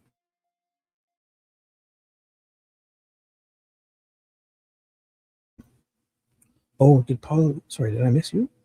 Good night, Paula. If I missed you, have a great day. Sleep well. Night, night. Thanks for being here.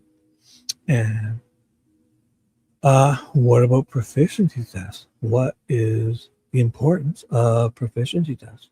So that's going to be a subjective opinion. I think some people may want it for statistics. Some people may want it to check a box with their accrediting standard. Some people may want it to actually be a challenging situation to really push the fields and the participants' skills to the edge to see just exactly how accurate or precise somebody is. So that really, there could be a number of reasons why somebody may think that proficiency testing is valuable. And I would probably fall under the category that to an extent it may be a combination of all three of those in various aspects. What is the best proficiency test being used today by accredited laboratory in firearm tool mark examination? I don't think there's a best one. I guess there's two commercial companies that I'm aware of that do firearms and tool mark identification proficiency tests. That's Collaborative Testing Services, or CTS, and Forensic Assurance. But there's also the Houston Forensic Science Laboratory, where I also provide training to their new firearms examiners. They actually have a quality assurance program where they do blind proficiency testing. I would say that probably their approach comes closest to being what you have asked being the quote unquote best. But again, it depends on the individual and which of those three factors they put more weight into as to what they might consider to be best. And what is your opinion of Forensic Assurance as a proficiency testing service? I don't have any. I mean, they're a company. They put out a product that crime laboratories can use. So, my opinion would be they're a company performing their job and doing what a company should do to stay afloat. Have you made comparisons of cycled cartridges to a particular firearm? Yes, sir, I have. And did you do that at TBI? Yes, sir, I did. I did that at TBI and since. How many times while at TBI did you perform that function of comparing cycled cartridges to a firearm? I don't have a number for that. That's not a statistic that we keep. I mean, with the understanding that I do not have a specific number, I do not have an accurate count. I would probably say it's more than 10, less than 100. Would dozens be a fair estimate? Yes, sir, that would be fair. And what about comparing a cycled cartridge to another cycled cartridge? Have you performed those examinations? So that would all be the same examination at the same time. Generally, if you're going to compare a cycled cartridge, you're comparing it to another cycled cartridge from whatever firearm you have. Oh, okay, but I guess I'm suggesting that have you ever done such an examination when there was no firearm provided to you to examine? Right, because this is where he wants to prove that you can match two unspent rounds with each other without the gun. So that's how Ober was allowed to do this. Because she matched the unspent round found by Louis to the cartridge that came out of Richard's gun. And the only reason she matched it is because she says, I believe this one is the same as this one. Not that the 16 came through this gun, but that the one that she saw come through this gun says it's the same as the one found by Libby's foot, unspent round. I cannot think of a time off the top of my head, but that doesn't mean that I didn't do that. I don't recall doing it. Generally, if I didn't have a firearm, I have live rounds. I'm just going to describe the live rounds and note they are all consistent with the same type and design of manufacturer. Again, that's not to say that I didn't compare them for cycling marks, but I do not recall as I sit here right now having done that before. How does the comparison of a cycled cartridge to a firearm compare with examining a spent cartridge to a firearm, a spent cartridge case? So it is completely different. You are looking potentially for the same types of tool marks, but the conditions under which those marks might or might not be placed on a cartridge versus a cartridge case would be completely different. You have different amounts of time that the two items are in contact with one another. And when I say, I guess I should say two groups of items, where one group is an unfired cartridge case in the gun. The other group would be a fired cartridge case and a gun. And I misspoke. It should be unfired cartridge and a gun in one group versus a fired cartridge case and the gun in the other group.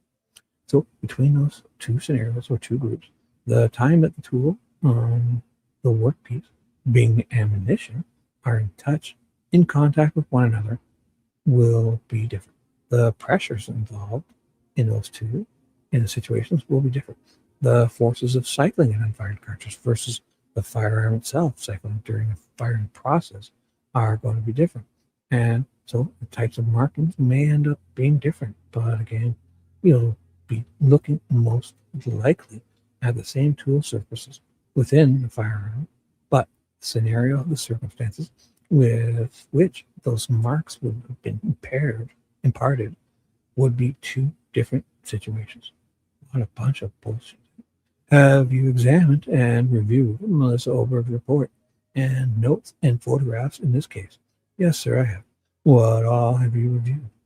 I believe there were 3 reports that I've received and corresponding notes and photographs. I'm trying to think of what else. I reviewed deposition transcript of Miss Oberg. There were a couple of photographs from, I believe it was the investigators of the scene itself, and a cartridge laying and some leaves and debris on the ground. I reviewed some pictures of those. I reviewed another deposition. I do not remember the officer's name. Dick Holman, Wolberg, Coleman, I apologize. Officer Dick Holman. Detective Dick Holman. Detective, yeah. I believe that rounds out the majority of the line's breadth of what I reviewed. Was there anything that you asked to review that was not provided to you? No, sir. Not that I recall. I think all the documentation that I requested for review was provided. Have you written a report or a summary of your assessment of her report, Oberg's? No, sir, I have not. Do you have any? What is your evaluation of what you have reviewed? Of the evaluation of what I reviewed? What is your opinion of her report and her analysis? So, her findings, I guess you want to make clear? Yes, sir. I appreciate that. I guess my opinion of the findings and the report as a whole is that the documentation of subclass characteristics or the potential for subclass characteristics on the firearm ejector, I felt like Miss Ober did a good job with that. She reached out on the AFTE forums to inquire about manufacturing techniques. She reached out to the manufacturer, Sig Sauer, to ask about the age of the firearm. She took photographs directly of the ejector, noting the marks. Why does she need to do all this other stuff if it's so conclusive? Pretty wild. Sounds like a whole bunch of more stuff. Hey, what's up? Hello, Miranda. How you doing? Welcome. Same to you. Yes. Subject to reflective. It is crazy, this stuff. So, directly the ejector, noting the marks of machinery. So, if you're just getting here, a quick update. I'm going back to cover motions hearing the day before the trial. In it, they're talking to this Dr. Warren guys. They're talking about his deposition. So, I 20 pages left. So, I figured I would find his deposition and read it. And then I'm going back to that. So I'm just reading this guy's deposition from October 3rd, a couple of weeks before this date. So a couple of weeks earlier, he had a deposition. And it's over Zoom. So a couple of these people are like zooming in from one guy. I think he's in Morocco, literally the country of Morocco, zooming in over, video remotely. And in a very parallel uniform way across the entire surface. And she noted that through photographs and through written words in her notes, where I believe it fell short, and I guess this would be the main part of my opinion, is that although she knows that there's a subclass potential there and declares in her notes that she needs more surfaces to come up with any type of conclusive determination, she finds other tool marks on the cartridge case, but then does not follow up with that same thoroughness to ensure that the markings that she's looking at are not subclass. And furthermore, the striations that I was observing in the photographs that she took, they are very minimal, and using the CMS or the conservative CMS criteria, they would not be sufficient for any identification, for an N identification, even if it's just for cycling. What do you mean by CMS? So that stands for consecutive matching striae. It is one of two approaches that can be taken for examination of two items to determine a tool source. And the basic idea is that the examiner looks for patterns of striations. And this is the same in both approaches. At the point that agreement is observed in a pattern matching approach, the examiner makes, we'll say, a more subjective call on whether the agreement that they see across the various surfaces and with the striations that are present meets their personal threshold for an identification. Whereas CMS wants that pattern in the area of agreement is found. You would then actually set aside time where you would increase the magnification and really go to count how many striations are consecutively in the same height, width, spatial orientation to one another. And you need a specific that there has been a developed threshold in order to reach a conclusion. What's your opinion with respect to the extractor marks? Opinion about what? What aspect of the extractor marks? I'm sorry? Well, in your opinion, were the extractor marks that she documented created by the same extractor? And I'm still not following. She took photographs of extractor marks on cartridges and cartridge cases. My opinion is that she did in fact take photographs of extractor marks. I guess I'm still unclear to what specific aspects We'd like an opinion. What was your opinion of her examination that involved the extractor marks? Extractor? Yeah. As I stated earlier, there was no documented effort like there was with the ejector to actually evaluate the potential for subclass on the extractor. So, no documented investigations into the manufacturing technique, no post on AFT forums, no call to SIG Sauer, no casting or disassembly of that extractor to actually directly photograph the tool marking surface, the claw, if you will, or the hook of that extractor that grabs the underside of the rim where she captured the photographs of the item. So, in your opinion, the extractor marks that she documented were not made by the same extractor? Rosie jumps in. Oh, I think we're having technical difficulties again. I'm not hearing any response. Is anyone else hearing it? No. I did not hear a response either. Do you want me to go off record? Mr. Warren? Mr. Warren. Dr. Warren, can you hear us? Yes, I can. Magic touch. There you go. Thank you, Brad. So he dropped out for a second, but it seems everything's fine. They're continuing. Dr. Warren, in your opinion, the extractor marks that Miss Over documented, were they created by the same extractor? Hello? Uh-oh. Rosie has to jump back in. Must be cloudy over in Morocco. Dr. Warren, can you hear us? We're having technical issues. Jason, you want to go off the record for a second and see if you can reconnect? Sure. They're going off record. 216 to 217. They're back on. So they're back on. We're back on record. 1 minute later. Dr. Warren? Yes, sir. I want to ask a question specifically regarding the extractor mark that Miss Ober documented. Are they, in your opinion, created by the same extractor? So, the documentation that is present is not of such that I would be able to opine on that.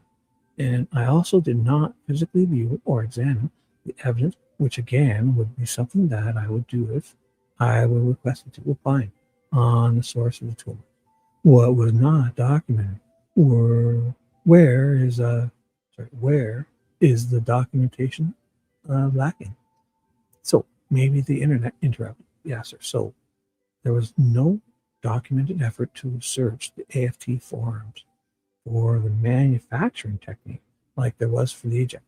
There was no documented attempt to reach out to SIG Sauer, to figure out the manufacturing technique for the extractor. There was no disassembly or removal of the extractor to directly photograph an image like there was for the ejector. It's almost like the potential for subclass was forgotten for that particular tool, and so all of that documentation, I would say, is lacking. What about the markings identified as being caused by the chamber base? What was your opinion of that part of the analysis? So my opinion would be the same for that mark, except I would assert it more strongly, because through our training and through the examination process, we understand very well how extractors and ejectors work, how they're manufactured, the various, heat treating and the final steps in finalizing that machine product. So the barrel hood and the barrel face is not a typical tool mark that we use. That's not to say that is typical tool mark that we use. That's not to say that it can't be used. That is just no peer-reviewed literature. There's a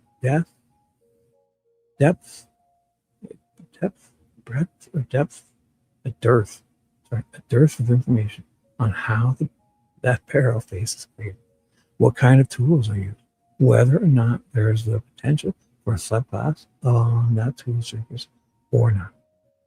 So once again, my opinion would be the same as for the extractor, but I would assert it more strongly because that tool surface, I would go certainly as far as to say it's less studied and maybe even, at least to my knowledge, not studied at all. So we have no understanding of how individual that particular tool face is. when an identification is made in light of 3 separate tool marking, does that reduce the concern over a subclass characteristic, but being identified as individual characteristic?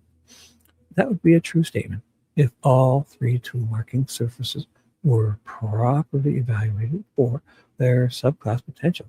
All 3 and of the individual characteristics was presented across all 3 surfaces or tools.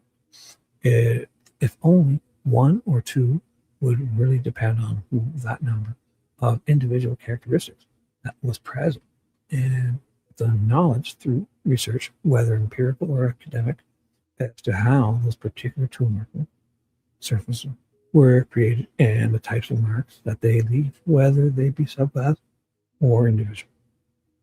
And did you recommend doing your own tests on the items that Miss Oberg tested? Yeah, so, and, oh, what's quiet? You got quiet just in chat, or can you hear me okay? Just in chat, or no, my mic's working. So, yeah, it's the middle of the night, silly. It's like 3 a.m. Most normal people are sleeping, so it's just you and I. Sounds good. Actually, I could use might take a quick break here to, oh boy. I actually had a big coffee here that I could warm up earlier. So let's see. What time is it? How about this? It's 3 o'clock. I will find something to take a quick break with. What can I do? What can I put on? How about we can find us a fishing? Perfect little. So do you guys want something about tool marking stuff, or let's see where do we have anything on the bullets? BG, Delphi. All right, Delphi Air. Anything on bullets? Bullets are ballistic bullshit. King Klein, Erskine, Delphi fought, missing, very nice, fails, and guilty beyond reason. Confessions, third party ballistics. Ballistics evidence. That looks good. A little long, but I can play maybe part of it. The first 10 minutes. That looks good. South Park reference, I probably saw. Yeah. Any ballistics. Let me see. Ballistics. Is that it?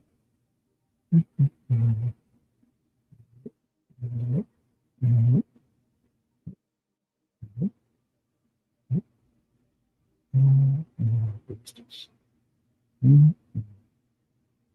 17 Baldwin Hard.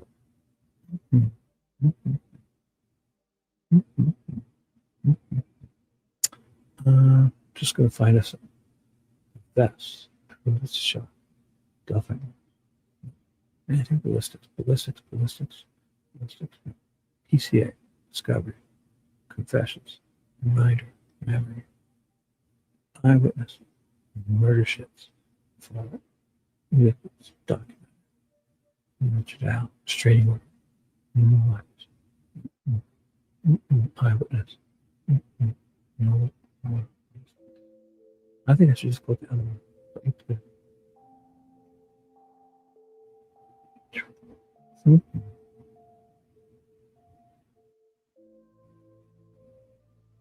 Let's check. Must be near the end. Death penalty. Conservation officers. Search dogs. That would be a great length. That would be good for something someday. Because searching dogs. New judge. Press release. Asks. Ballistics. Any ballistics. Nope.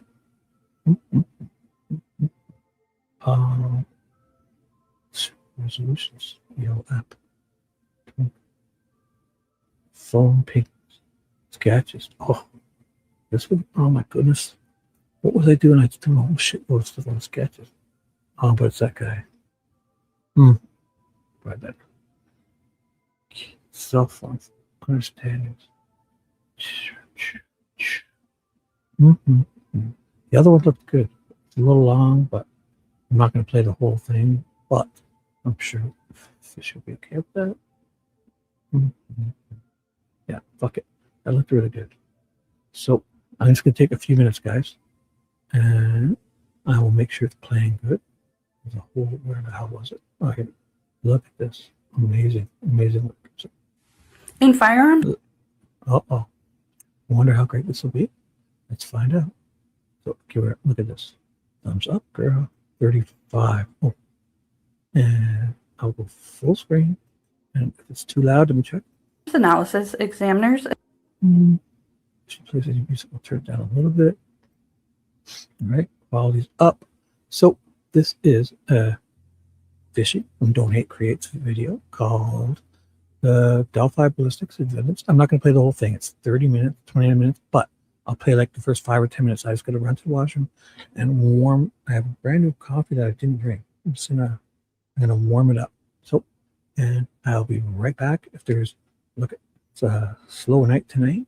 So if there's even one person still here, I will continue reading. If not, if it says 0, oh my God, I guess I'll shut it down. I don't know. We'll see. I'll be right back within 5-10 minutes maximum. Okay. So we're not going to watch it all. And we'll pause it and have it for another time if I need to take a quick break. Okay. I'll be right back. Please enjoy the show. And thank you. 10 minutes. Attempt to determine whether ammunition is or is not associated with a specific firearm based on tool marks produced by guns on the ammunition. The discipline is based on the idea that tool marks produced by different firearms vary substantially enough to allow components of fired cartridges to be identified with a particular firearm. However, sufficient studies have not been done to understand the reliability and reproducibility of the methods. That is, the foundational validity of the field has not been established. The bullet allegedly found at Richard Allen's house and matched to an unspent round at the crime scene is one of the main pieces of evidence in the case against Richard Allen. First, ballistics evidence. State police tested a gun found in Richard Allen's home and compared that to an unspent bullet found between the two victims. The defense is questioning the science behind that testing. It's important to question results when you receive them. Make sure you understand what it is that you're looking at. And I think reminds us that sometimes we overstate the exactness that science offers in the way of telling us what's right and what's wrong. Okay. So I kind of wanted to delve into this deeper. First off, we are going to learn a little bit about the science and the problems with that. And then I also wanted to mention here that this ballistics was processed within 5 days. And so that turnover time is extremely fast. And with ballistics being subjective in nature, these biases can have a real effect on the examiner. And when something is put forward as a rush for a police officer or in a case, then those ballistics examiners know that this is an important piece of evidence and they know that the cops want this to match. And with that quick turnover time, that doesn't necessarily give time for quality checks and assurance. And so this just raises a lot of questions in my mind about how carefully this was done. And I wanted to try to educate people on how much weight we put towards ballistic evidence in the first place.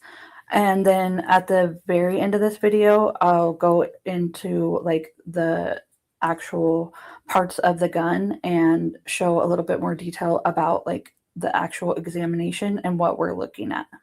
So, are you a real cop? Freeze! What is that? Well. It looks like an illegal firearm. Or is it? Oh.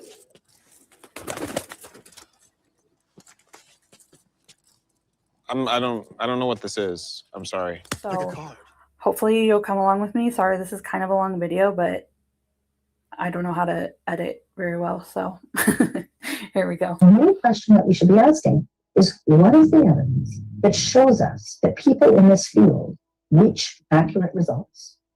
It's not rocket science. Forensic scientists can have protocols and guidelines, use well-accepted tools and technology, but we won't know if their methods are actually reliable until we have what's called an error rate study. It's so absurd.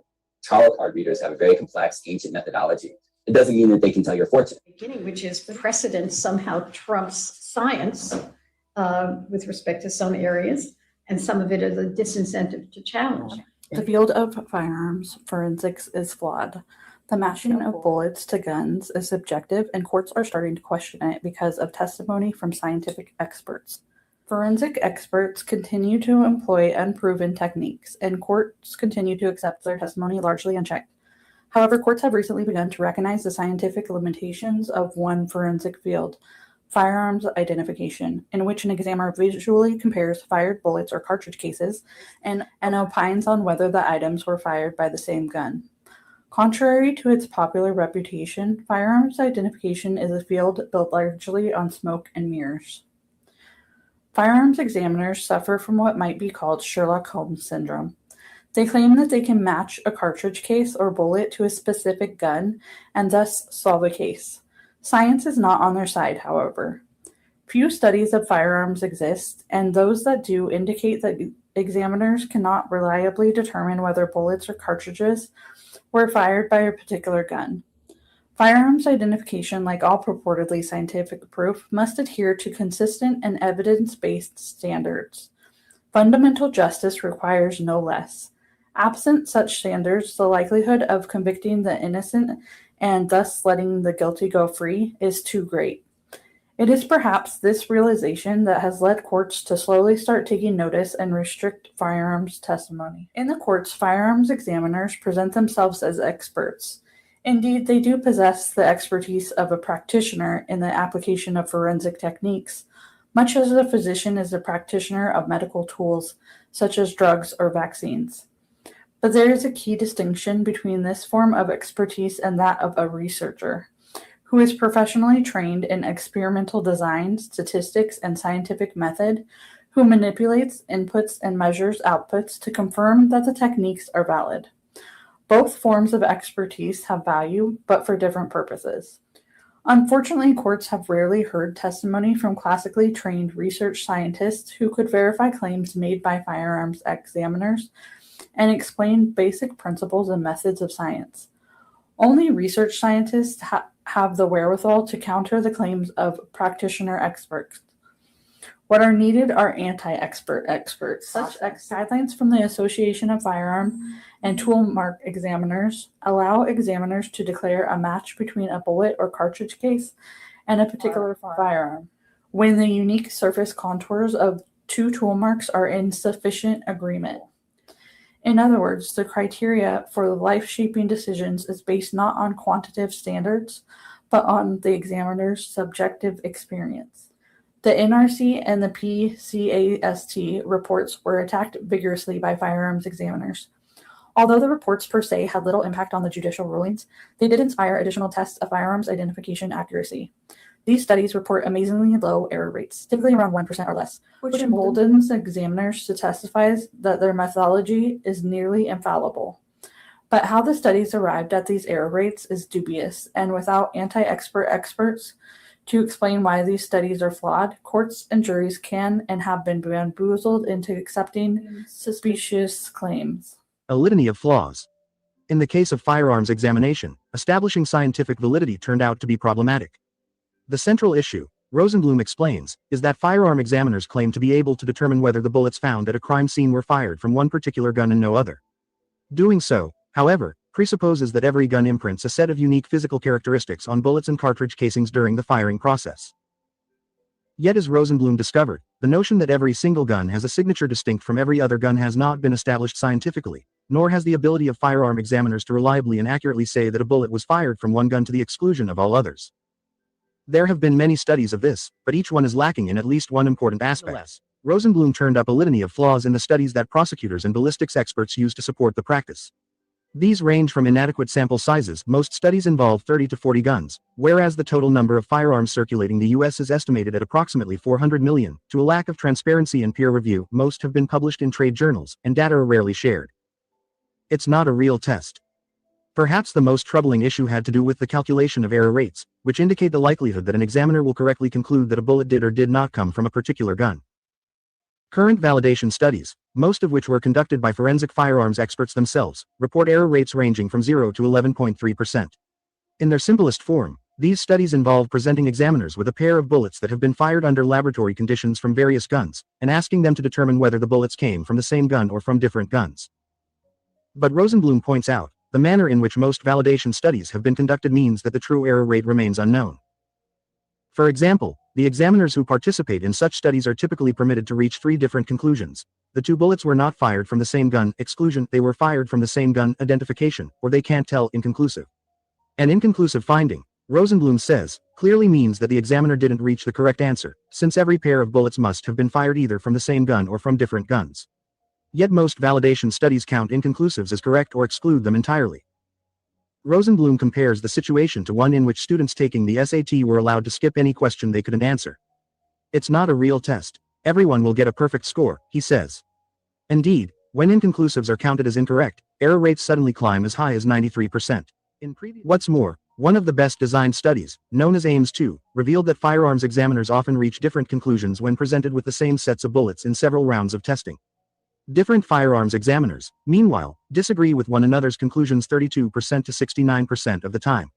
When questioned about the AIMS-2 study, Hamby professed not to know that it had in fact been designed to measure not only accuracy but also repeatability and reproducibility. Firearm forensics, future. Given these shortcomings, Rosenblum says he doesn't see how firearms examination could be used as a reliable source of evidence in a criminal trial, though he has begun. The most telling findings came from subsequent phases of the AIMS-2 study, in which researchers sent the same items back to the same examiner to reevaluate and then to different examiners to see whether results could be repeated by the same examiner or reproduced by another. The findings were shocking. The same examiner looking at the same bullets a second time reached the same conclusion only 2/3 of the time. Different examiners looking at the same bullets reached the same conclusion less than 1/3 of the time. So much for getting a second opinion. And yet firearms examiners continue to appear in court claiming that studies of firearms identification demonstrate an exceedingly low error rate. The English biologist Thomas Huxley famously said, "Science is nothing but trained and organized common sense." In most contexts, judges display an uncommon degree of common sense. However, when it comes to translating science for courtroom use, judges need the help of scientists.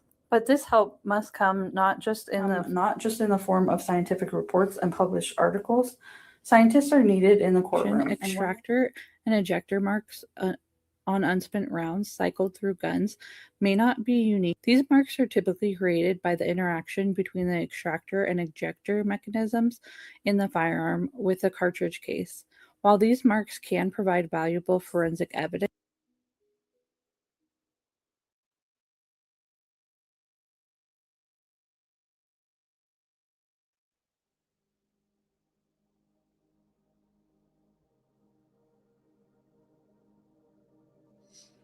Oh no. YouTube backers hid some of their videos. Oh no. This is, oh my goodness. I was going to play a quick one, but scroll soon. Let's play this one. I was going to play a quick one to finish my granola bar. 3 minutes. Hello, 445. Are you a troll? Oh, you're not a troll. It's always rough in here. I can't, I mean, when you start having mods trolling, that's when you have a struggle. Hey, thanks, run the world. The trolls are in here too. They can't wait. See, here's what they look for. They look for somebody, and so it's hard to even get through a night without talking about it, and that's what is really frustrating to me. And I'm talking about the trolls, not you guys watching. Or though, well, I bet there are the huge number of trolls watching. Gray, you such a troll. See you later, Cattail. Have a good one. Remove that person too. They're all people that get free memberships. They're not really into. Yeah, you get these people that get the free memberships, like they're gifted to them, and they're just trolls because that's what they are. You know. What the hell the reality is behind the scenes. A can of Troll Be Gone spray. They always turn up on Saturdays. That's true. Yeah, I was on Court TV again, you guys. Despite the trolls' efforts, you know, I haven't discussed the videos. You can come up with all the ones in the past. They said, we don't care. I just want to, you know, what it tells you is that likely there's 100 trolls watching, you know, which is the case. There's this group of people out there, you guys, that instead of like going out watching a football game or you know, watching a movie or hanging out on a YouTube channel that they really enjoy, they spend their entire night watching my channel, waiting for something they can take out of context and play for other people. Yeah, it's amazing. It's just like, what kind of a life is that? I'm glad I'm able to be your muse. Yes. Vinny Politan did a show this afternoon. I showed up over there, and boy, did those trolls show up. They came from everywhere known to man. They just, hey, Gray's over there. You know, and they run over there, and they just start trashing over and over and over. Oh, we must have 140 trolls. No doubt. Hey, he's talking about us again. Look how neato and cool we are. Oh. Get a life. I know, isn't that amazing, Zelda? I mean, just think about that for a moment. Like people that literally, they're watching, you know? Like, ooh, what's he gonna say? Oh, that vile, ooh.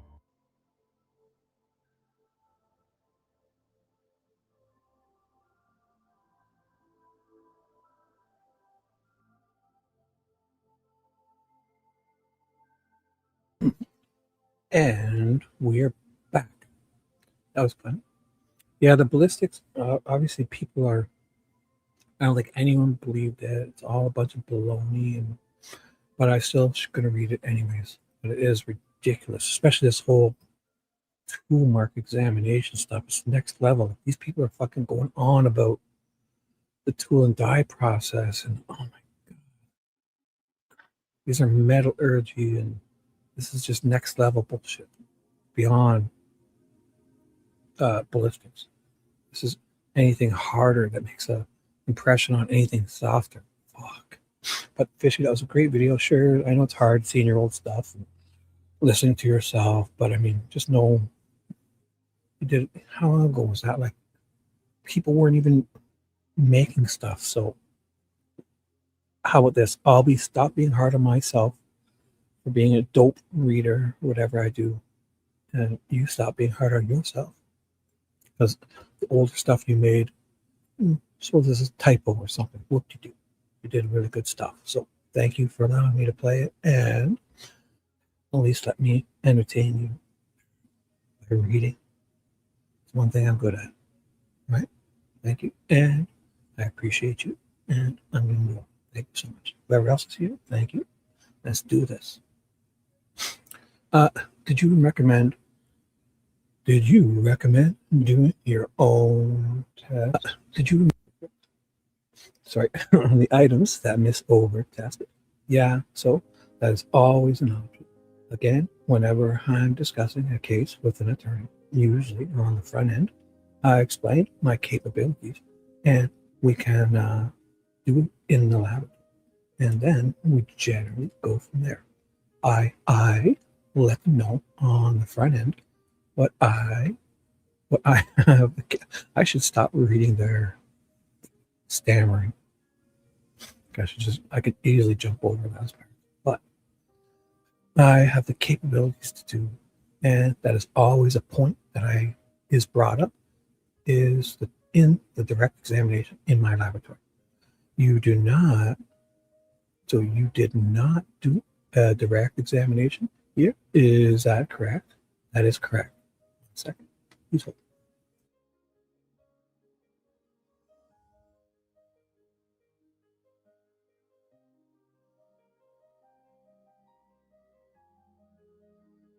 And we're back. I'm glad I had to, actually, I know I had to warm that coffee up because I took a sip of it and I must have forgot to put sugar in it. It's one of those gigantic ones. So I need at least, it's like 2 large coffees in my, so I need at least like a couple teaspoons or a tablespoon of sugar in there. But so I got a chance to warm it up and put some sugar in because I almost forgot. And why not? Well, that is a question that would be better answered by the attorney that is making those decisions.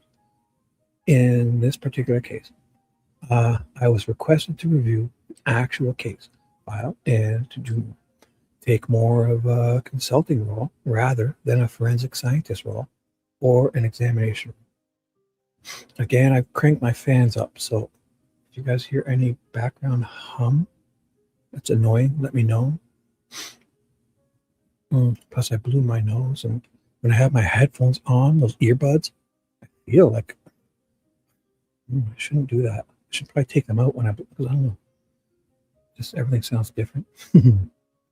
And so I provided that consultation of using my professional experience and knowledge to review the documentation and the casework that was done here and provided that opinion, which I'm now describing and sharing with you today.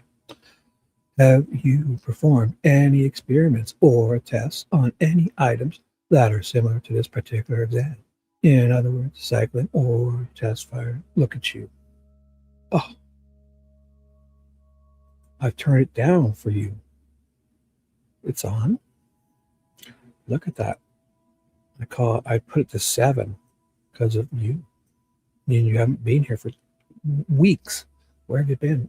I'm just kidding. What's up? How you been? Everything okay? Cool. Everything okay, right? Let me know you're all right. That's good. Glad to see you. Even if you're just coming in to say hi, whatever. Thank you. Weeks. False. Oh, I'm just kidding. I'm a hyperbolic drama queen. It's been what? Not even, you were here the last show. You've said hi, don't worry. I'm only kidding. Man, you guys, you and Fishy and Nicole and Heavy, you guys have been here to say hi. And if I didn't see you for a month, as long as I know you're okay, it's more than I deserve. So I appreciate you guys. Just know I miss you when you're not here. Have you performed any? Yeah. No, sir. I have not specifically tested cycle marks from a Sig Sauer P226 series, or we'll call it a P22X. The 226, 228, and 229. So that's, if you hear him say 22X, he's going to cover the 6, 8, and 9 6 hours. I have not done that. Have you ever made an identification of cycled cartridges to Sig Sauer? Not to my knowledge. Again, I cannot state that with 100% certainty, but I certainly know that Sig Sauer pistols were pretty rare to come across the crime laboratory when I was working at the TBI. Generally, when we saw them, they were officers' weapons, and generally there were no live rounds or the question was not whether or not rounds were cycled. We were looking at the fired rounds. So I do not believe that I have done that, but I wouldn't say that's any 100% certainty because I do not have those types of records in front of me.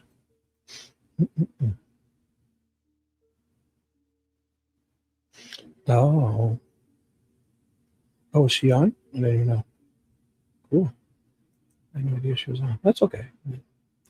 She's great. If I knew she was on, I would probably listen to her over me for sure. what was I going to say? Oh, just so in case you don't, I'll give you guys an update quickly. I'm going back to get stuff I missed. This is day 2 of me catching up on this motions hearing, which is the day before the trial. It's a motions hearing. The first part was about all the sketches and baloney, and then the second part of it, they're covering a bunch of those motions in Lemonade, where it's about the sketches and this ballistic stuff and what can come in at the trial and all this crap. So the second half of it was the ballistics part with this Dr. Warren, and they were going on and on about this guy's deposition. So I only had, say, 20 pages left of that. So I figured instead of finishing this first, I went and found his deposition. So this Dr. Warren guy. So I paused here at 78 pages, and I'm just reading this guy's deposition. And he's doing it over Zoom. He's in Morocco, literally in another, and there's a couple of people via Zoom, and there's a different person. Gail Malm is running it, and she's on Zoom running this somewhere. And the person, there's another guy that's a court reporter who's in there, and they've only had 1 or 2 problems with this guy. His Wi-Fi and cut out, but other than that, he's in Morocco. The answer guy's in Morocco, and this is Latrell from the prosecution, and Rosie is there too. I'm not sure who else is there. So this is Latrell. Pretty sure, yeah, Latrell is there, I believe. Pretty sure. Did you ever identify a cycle cartridge as having come from a particular firearm? No, sir. As having, and this is the Dr. Warren dude. Dr. Warren something. Dr. Warren something. Light up. Damn. Forget. Exactly. I was just doing that, going to clarify that. So I do believe that there was probably AR-15 as a common rifle platform where the ejector leaves really good ejector marks. And again, we've got peer-reviewed literature that look at the ejector mark from an AR-15. Oh, if you have to go, yeah, thank you for just coming to say hi. It's perfect. Okay, so you fall asleep, nighty-night. I know I'll see you again. I just know it. And I look forward to it. And I miss you already. So I believe that between the barrel extension marks, the extract. This has been a slow night, right, Mimi? Mimi's been, but I think I've chased a lot because this ballistics is, especially this part was, oh my God. I want to pretend that it was interesting, but, and the first part of it, I started it just like I ended yesterday where I couldn't breathe. Oh my God. And then Michelle, lovely Michelle, recommended I open my window because I don't know, it's just so stuffy.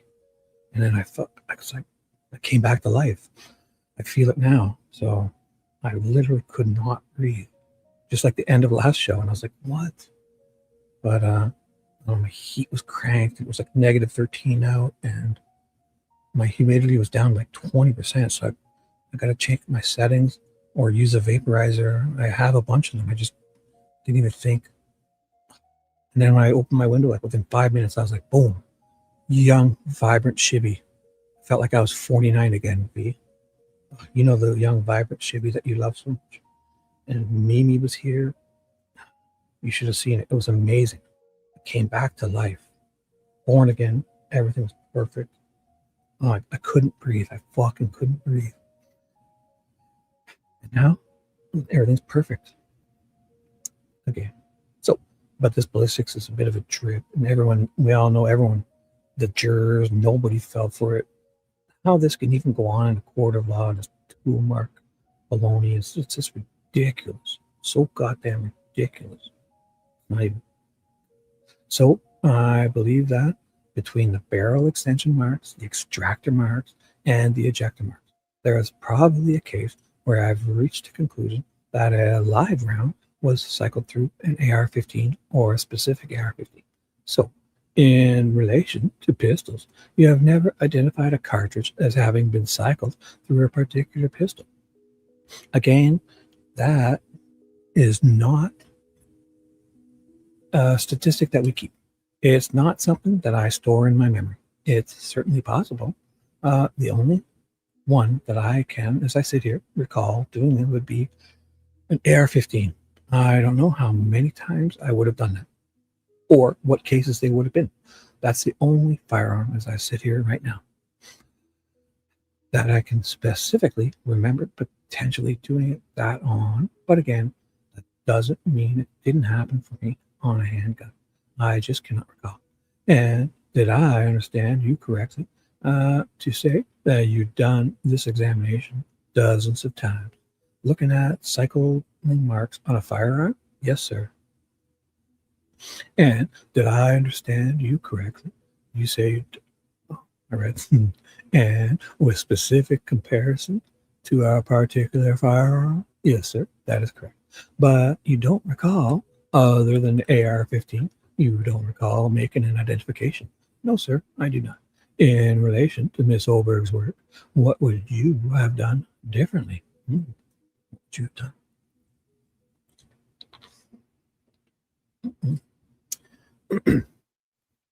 Again, I would address those concerns that I stated earlier.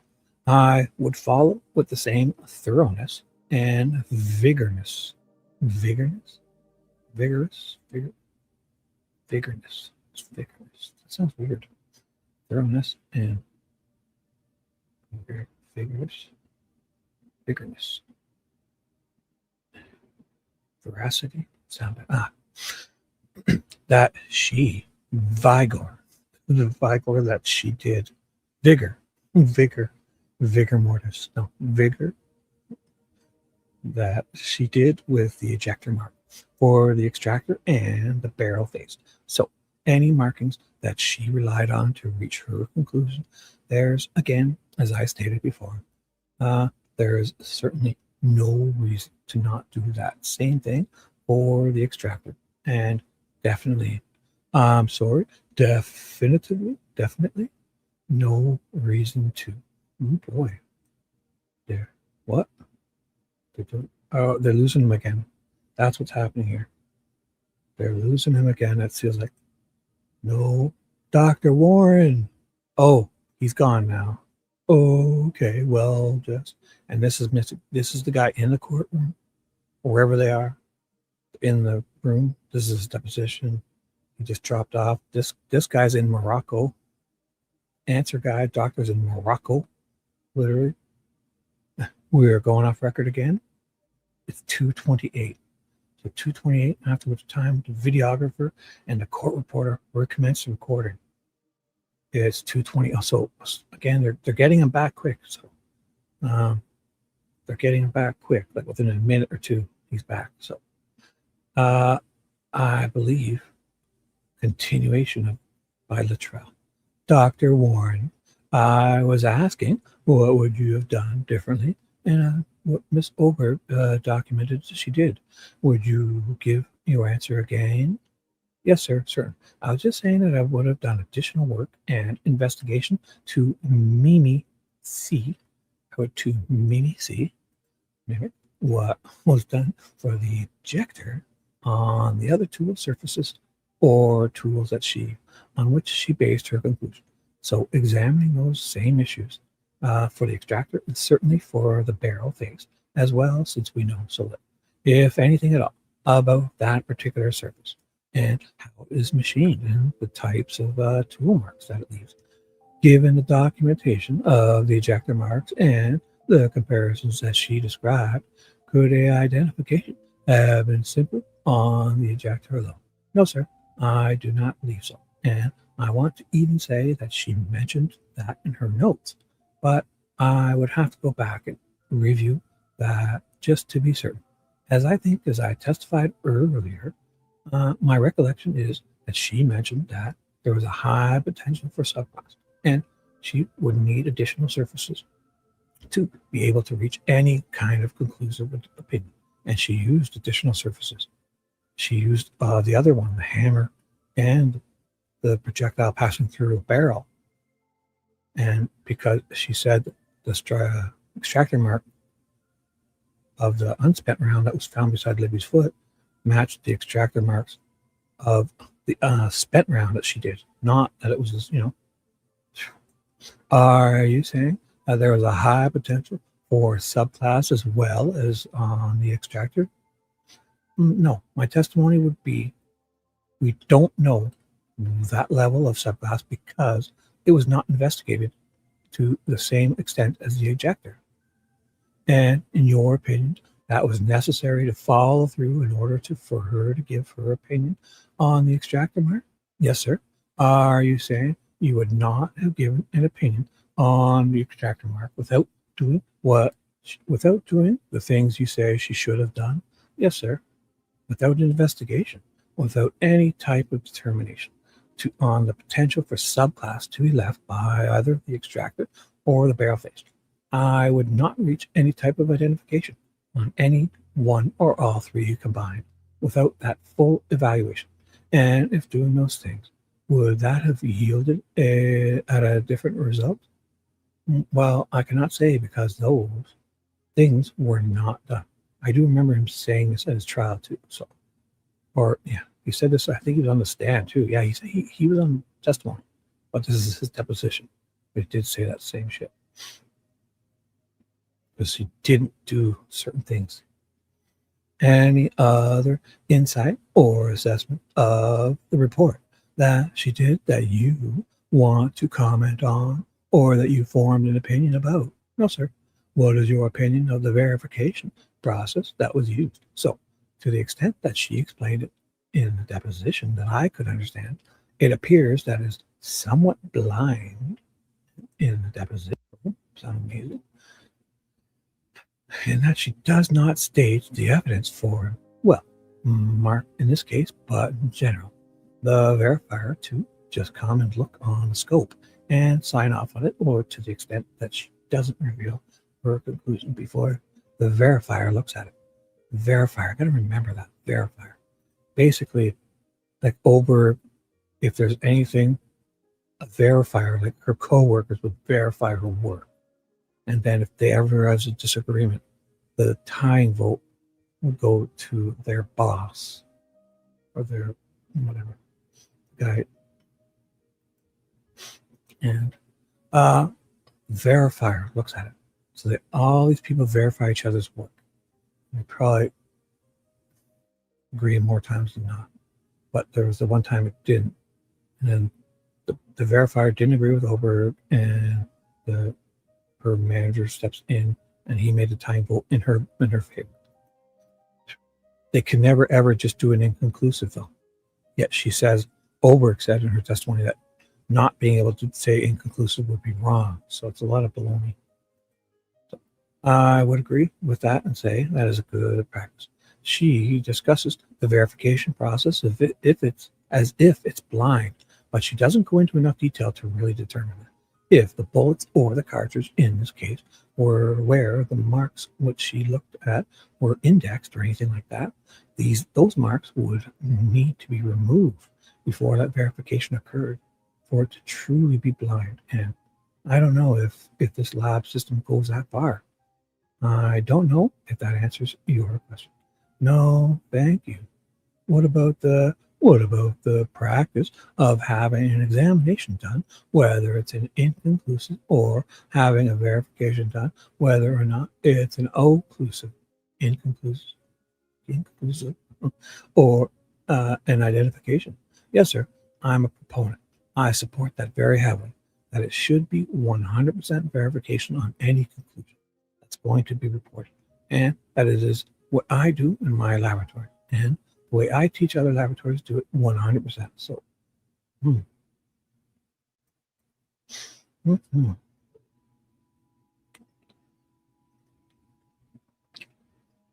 Hey, what's up, Dewey? Still alive, bro? What is up?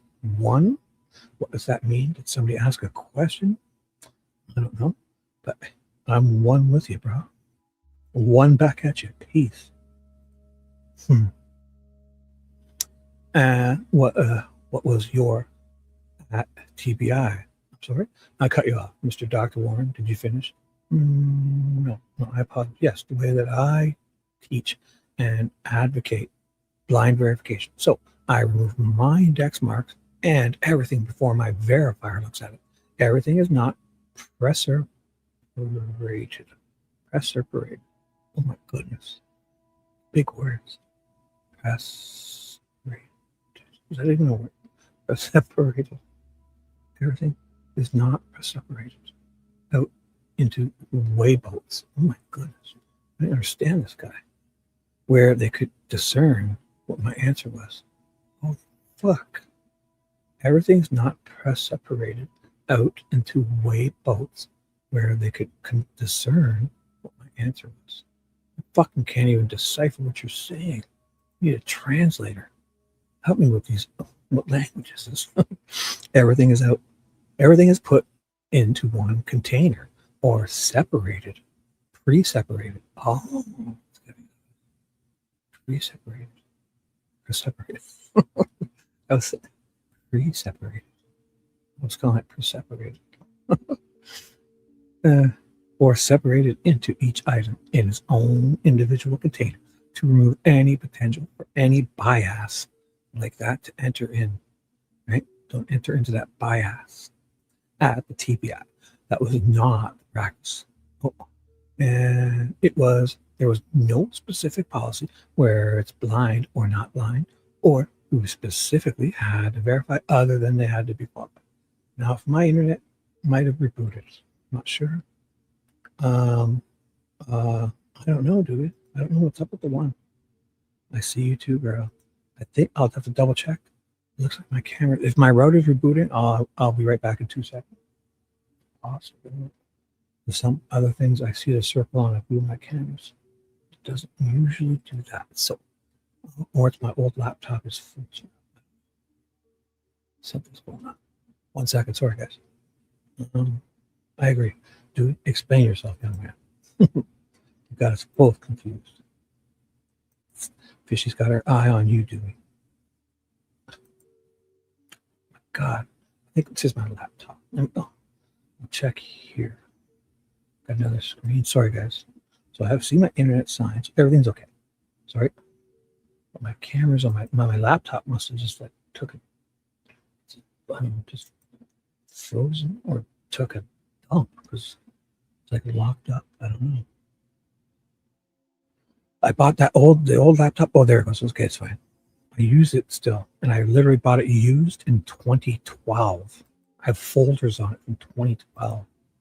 It's an old Toshiba quad core. It works great. Still, kind of. To watch my security cameras and to double check that my audio on YouTube is working. Okay, so it's not my internet. All my cameras are good. It's the laptop. Sorry. My little discombobulated. Yes, Dewey definitely froze up there. Yeah. This guy, he's got frozen pipes. So, 1 second. It's definitely my laptop. It's froze to shit. Driving me bonkers. But who cares? Who cares? I'm just going to shut it down. I'll reboot it. I'm not even really using it. Oh, God. It's annoying. Okay, fuck it. All right, sorry guys, I got distracted. And what practice did you follow at TBI? So I did not ask for anybody's opinions. And yeah, it is. Oh my goodness, fucking cold. But I love it. I love it. I'm keeping my window. I opened it back up because I just feel like I can breathe so much better. Of course, their index marks were still present, and I would just try to avoid those. Generally, the index marks will be the O guide. What the fuck? O guide? Is that a word? Get the O guide. Or the forward position of the bullet. Is that a word? At the O guide. And so I can manage to not see those when I'm examining the bullet under the microscope, because as long as you ensure that you are looking at them and have them all staged far enough to one side or the other so that you don't see those, but you personally, when you are having your work verified, what process was followed when you were at TBI? Yes, sir. Yes, sir. Sorry. I also would not offer any of my opinions on what my conclusions were. And generally, everything would be put in one weight boat. One way boat. Use that as an example, right? So you put it in a way boat, or in this case, in the case where there's too much evidence. Am I missing this analogy or example? In one way boat. Where there's too much evidence. I mean, the case where there's too much evidence. I would spread it across multiple way boats and hand it to them. So it would not again be partitioned out by source tool. We'll say, dude, this guy must be talking. This is what smart people must talk like this, because what about when did you ask for verification? Generally, I think the practice of all the driving me bonkers, my laptop won't do anything. Shut it down. Okay. Can't stop thinking. And the process, something that looks like it's working. So sorry. Fuck it. And sorry.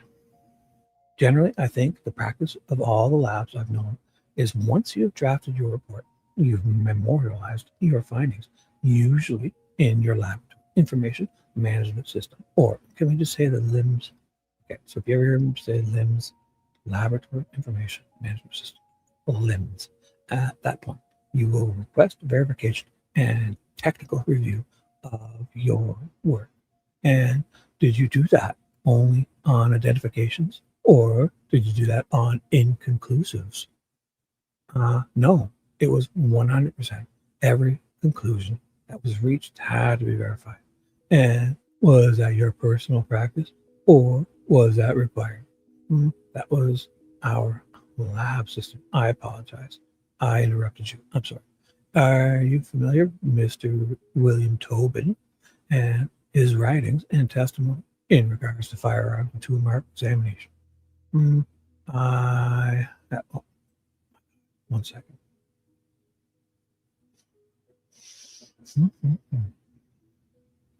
Okay, so my laptop is responding now, I think. Oh my gosh. What are you doing? Silly laptop. Damn it. Fucker. Okay, it just responded. Very slowly. What is going on? Sorry, having some technical difficulties. Something's happening on my laptop. Confusing me. They use this for watching my cameras. Yeah, I've opened my cameras up on this computer. Yeah, I need this monitor back. Sorry. So sorry. Fucking things. Oh my God.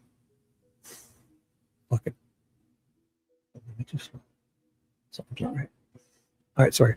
I've never met Mr. Tobin. I've read some of his articles and transcripts of his testimony. I do not have any at the front of my mind. So there's no fresh recollection. I've not reviewed one in a while, but yes, I am generally familiar. His criticisms of the AFTE theory or of identification. Are you familiar with that? The only thing that I can recall right now is I believe he argues that it's circular, which is another argument that PCAST made. Argues that it is what? I didn't catch that. Circular. I apologize. It's circular reasoning. Mm-hmm. Mm-hmm. Mm-hmm. Mm-hmm. Yeah, maybe I've frozen up here too. With Dewey. Yes, I'm frozen. My laptop froze up. Yeah, okay. And do you agree with this assessment? His assessment? I do believe that the AFT theory could be better rewritten. And I don't know that theory is a good name for that term. I'm actually on the board. That's one of the things that we're tackling. He's on the board and he doesn't agree with the theory. Is revisiting this. But I do disagree that it is circular. I think what it is saying is misconstrued to an extent. The features that are being relied on are objective features that are present, that can be photographed, that can be viewed on the microscope. And it is those features and that level of agreement that leads to the examiner's opinion. See, what I'm starting to think of with this stuff is, like, if you got a guy laying there dead on the ground, he's got a bullet hole in him, and you got another guy who, like, say he shot him as he's running, or he didn't die right away, and he had his gun, and he shot the other guy, and he's laying there, and you got it on video. You see them both shoot each other, and they're both dead, laying there, and you have the guns right there, and their hands are beside them. Then you can do all this kind of matching because you're young. But to just fucking find bullets in the woods, start matching them to when there's nothing else, this is way beyond, way beyond. You know what I'm saying? Like, there's got to be other, like a totality of it, you know, then fine. Because you got on video, you got both the guns are there. You saw it happen. The dead guys are there, and they both have each other's bullet inside them. Then, you know, you can do all this matching. But to just show up somewhere and find a fucking unspent round, and then fucking 7 years later start saying it's this guy's. And it is those features and that level of agreement that leads to the examiner's opinion. The subjectivity part is their decision at the specific threshold of sufficiency. But I do not believe that the way that the circulatory argument is framed, that it accurately reflects what the AFTE theory of identification actually says from a practitioner's standpoint.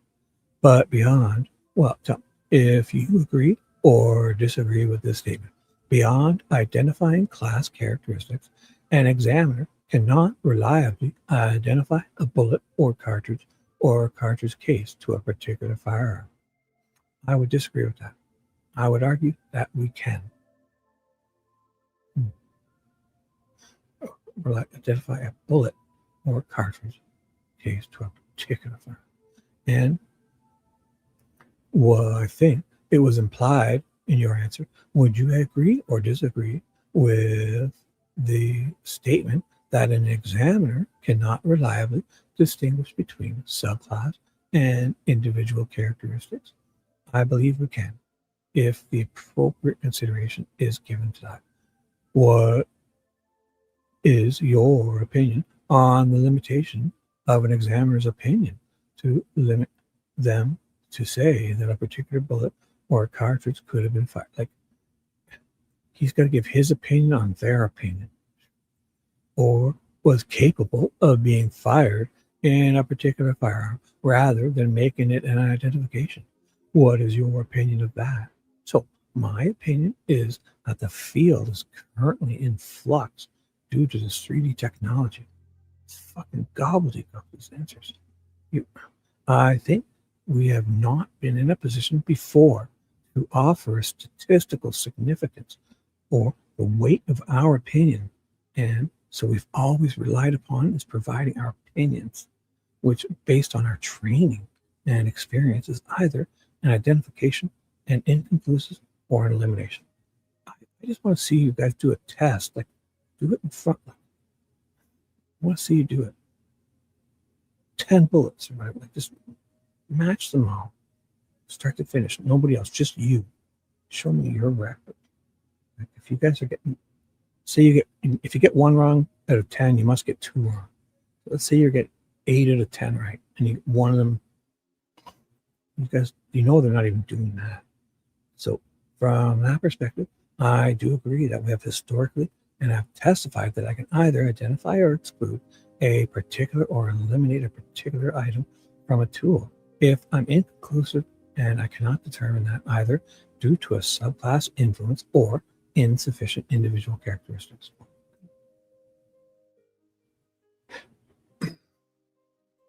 You have warm water. That's good. Did you really? Well, that's how you showered. You rolled in the snow. And then you come into the warm. You have like one of those, I don't want to say it. They call it the, I've heard it said, they call it like the horse bath, where you like stand at a sink and kind of Give yourself a clean up. So Dewey runs out and rolls in the snow, gets covered, and it comes into the warm, and then he's soaked. And then that's one way to get clean. See, up here, unlike the Sasquatch, I just go out in the middle of the lake. Yep. That's where we go to the washroom too, in the middle of the lake, right? Going forward, I do think our testimony language will need to be less certain to reflect the scientific uncertainty in our examination, due primarily to the subjectivity. Again, historically, we have not had that capability of coming up with statistics. Oh, yeah. I used to do it with my kids. We had a hot tub in the backyard, and on my deck. It was an older one. It was good though, and we'd put the hot tub was on the deck, right? So we'd sit there in the hot tub like it's freezing wintertime. Picture the snow, like, and we'd have my backyard, and we'd see, we'd then see we can jump out of the hot tub, run down the stairs, and see how far into the snow and down the backyard we can go, just like our bathing suit, like freezing, come back and jump into the hot tub again. So it's funny. Mm-hmm.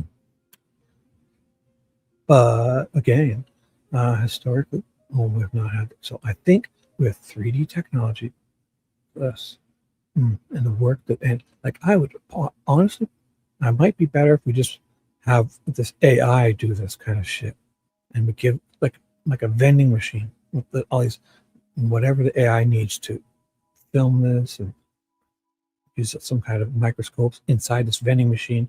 You put the bullet in here, put the gun in here, and you just push it, and that AI do it all and give us a result. I mean, this is getting wild. I would trust it probably better, AI, than these guys. I think with the 3D technology, the NAST, the National Institute of Standards and Technology, I think we will soon be revisiting the way we testify, and it will be less definitive. May not be the right word, but less, it will be couched with some type of scientific statistic or in the form of a likelihood ratio. Are you saying that if you attach a number to something, you've made it more scientific? I'm saying that by attaching a number to something, you're demonstrating the uncertainty that underlies the field.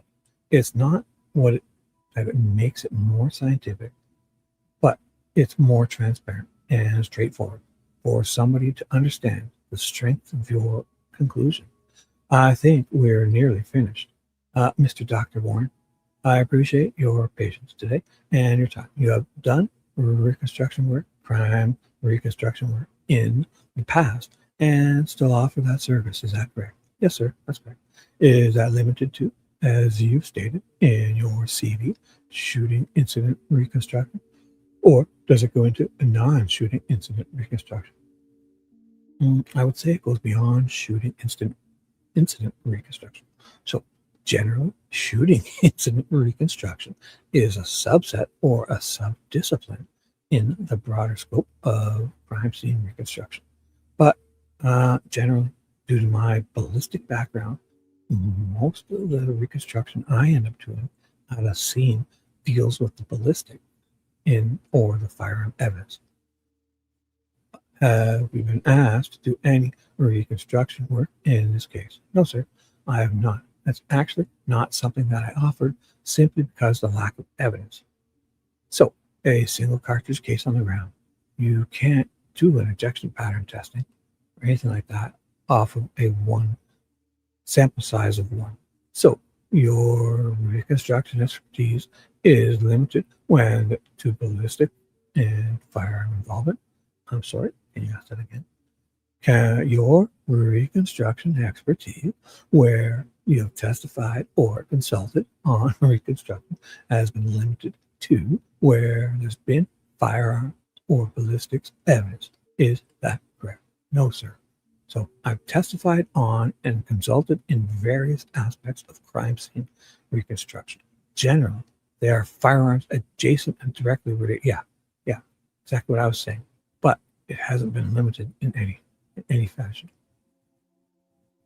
Okay, but you've been not performed that function or offered that service in this case. No, I have not. That is correct. Okay, you testified in a number of jurisdictions. Have you testified in Indiana, Dr. Warren? Oh, they lost him again. Rosie jumps in. Dr. Warren, are you there? I am. Yes, for now. Oh my God, Latrell, I believe you. I believe you've testified in Marion County, Indiana this year. Have you testified in any other jurisdiction in Indiana?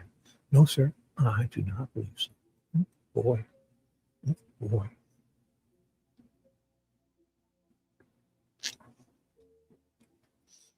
Yes, bro, you're on fire. Look at him. Cat went by and honked. Oh, a car went by and honked.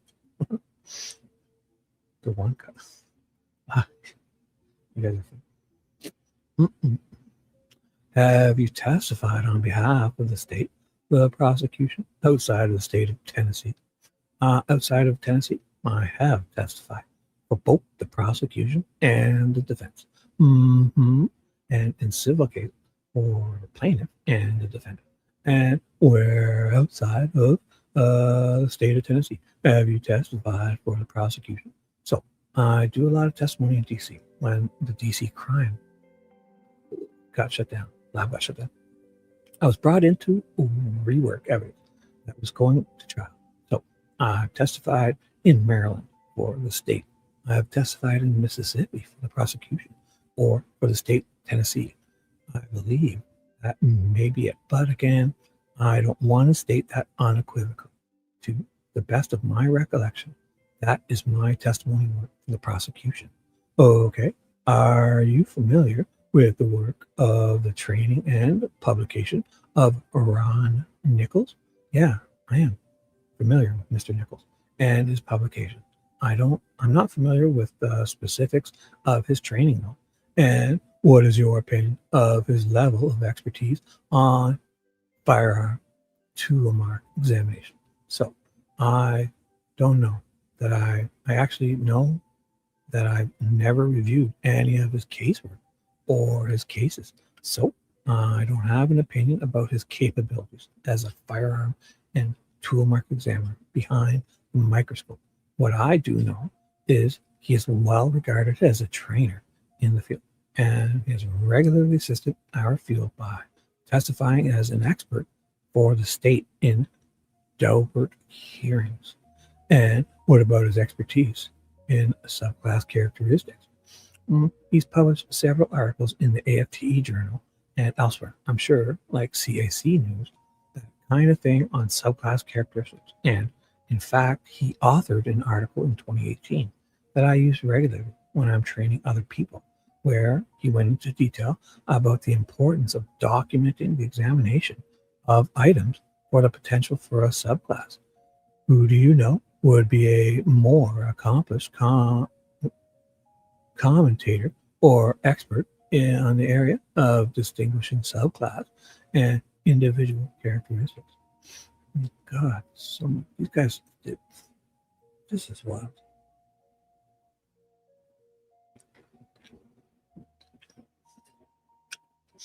It is so much gobbledygook.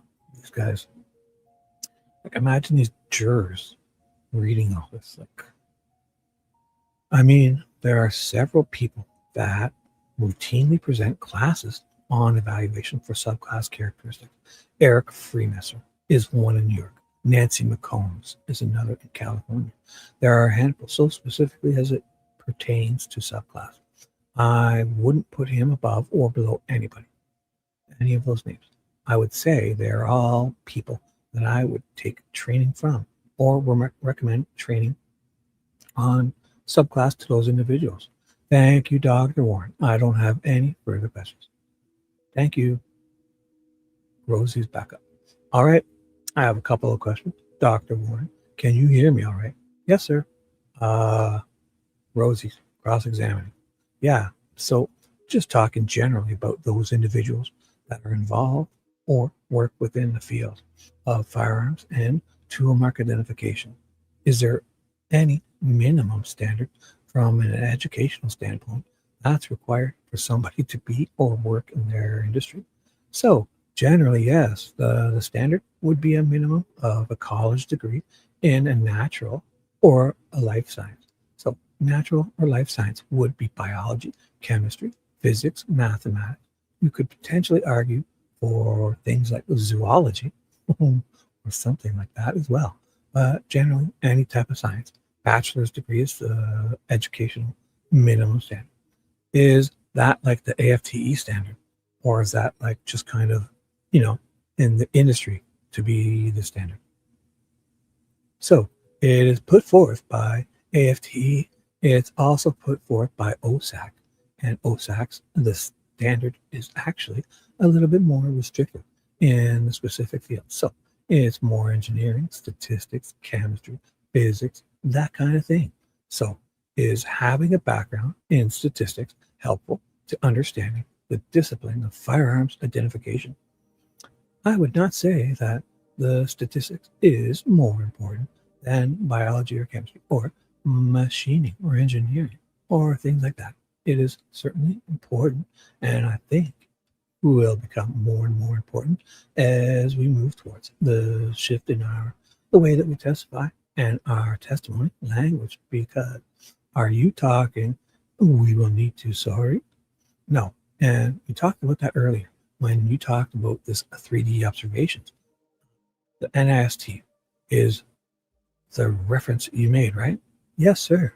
That you are referring to that and suggesting that having a background in statistics might be more helpful, or might be helpful because things are trending in that direction in terms of courtroom testimony.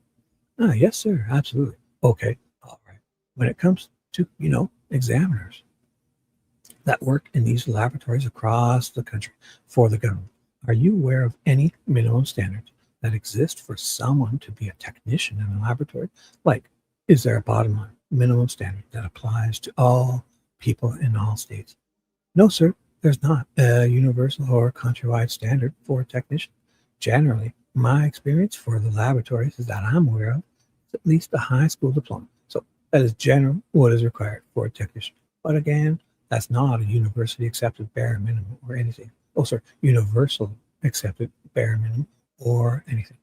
Okay, so do you believe that there are individuals that are engaged in the process of firearms identification, firearms tool mark identification, that have educational background that have nothing to do with any science? I don't know if it's certainly possible, especially in the crime labs that are in local police departments. I generally find that they have lower standards across the board, but no, I do not think that's a universal truth, or even something that I would consider common for practitioners, if not have a science, to not have a science degree. It's always some type of science, but like I mentioned earlier, it could be zoology or archaeology, and it could still be a practitioner. Okay, now when you say practitioner, are you talking about a technician or somebody that some different vocational position? Yeah, I apologize for being unclear. So it would be to be an examiner, although it would still apply to be a technician as well. So, anyone still here? You guys, this is no wonder I'm getting through this. I got it, because I'm going to feel weird if I don't. Okay, obviously it's so boring. Obviously, we talked a little bit about today just people who are critical of the AFTE approach to identification. Sorry, this is Rosie. You're generally familiar that there's a whole body of people out there, or group of people out there, that are critical of your profession. Is that something you acknowledge or not? Yes, that is a fair statement. And have the critiques of that group of people, have those critiques helped have those critics, helped advance the tool mark discipline? Raise critiques. Yeah, critics will be a C. So it is critiques. Over the course of the past several years. Thank you. Goodness. You like the bullet stuff because I mean you like it as in how ridiculous it is. Because every time it's brought up, definitely light up. Definitely. I've seen you talk about. Oh, you know what it was when we were talking on your live stream. That's what you started talking about, right? Yeah, and how how much you disprove and hate. Yeah, you do enjoy it because you like ripping it apart and how ridiculous it is. Because that was what we started with your live stream, right? I believe so. So boom. If I want to get Fishy's attention, I just talk about this shit, ballistics. And then she hangs on my every word. Yes, it certainly has, because I would actually say going all the way back to the early 2000s with a lady by the name of Adina Schwartz, who was a law professor at John Jay College. Oh, what a great name. John Jay College. John Jay. Sounds like somebody like in a Little House on the Prairie. John Jay. John Jay.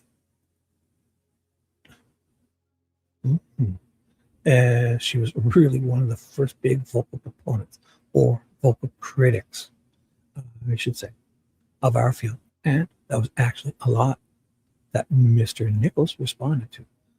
They had a lot of back and forth between the two of them.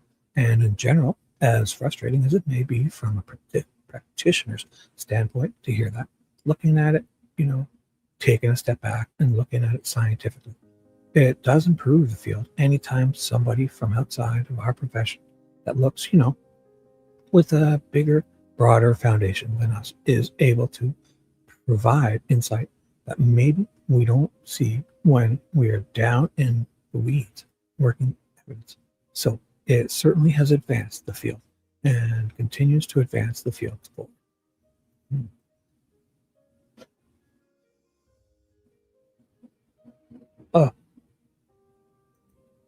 Well, I don't know.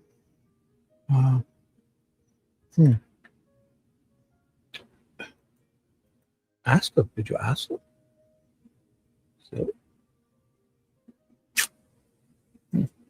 So do you think that that will be important moving forward and beyond today, that body of people, those individuals that exist to kind of continue to move this field in a positive way? Yes, sir. I mean, even that's the basis of peer review. When I published articles, or when other people publish articles, you have somebody from the journal that is chosen by the editor to go over our with a fine-tooth comb and provide critiques. And that's the constructive criticism that makes that article better in the end once it's published. And do you believe that Bill Tobin is at least one of the individuals that part of that larger body or that larger community of critics? Yeah, generally he is of the critics that are out there right now. I would say he's not the most common person that I'm hearing about.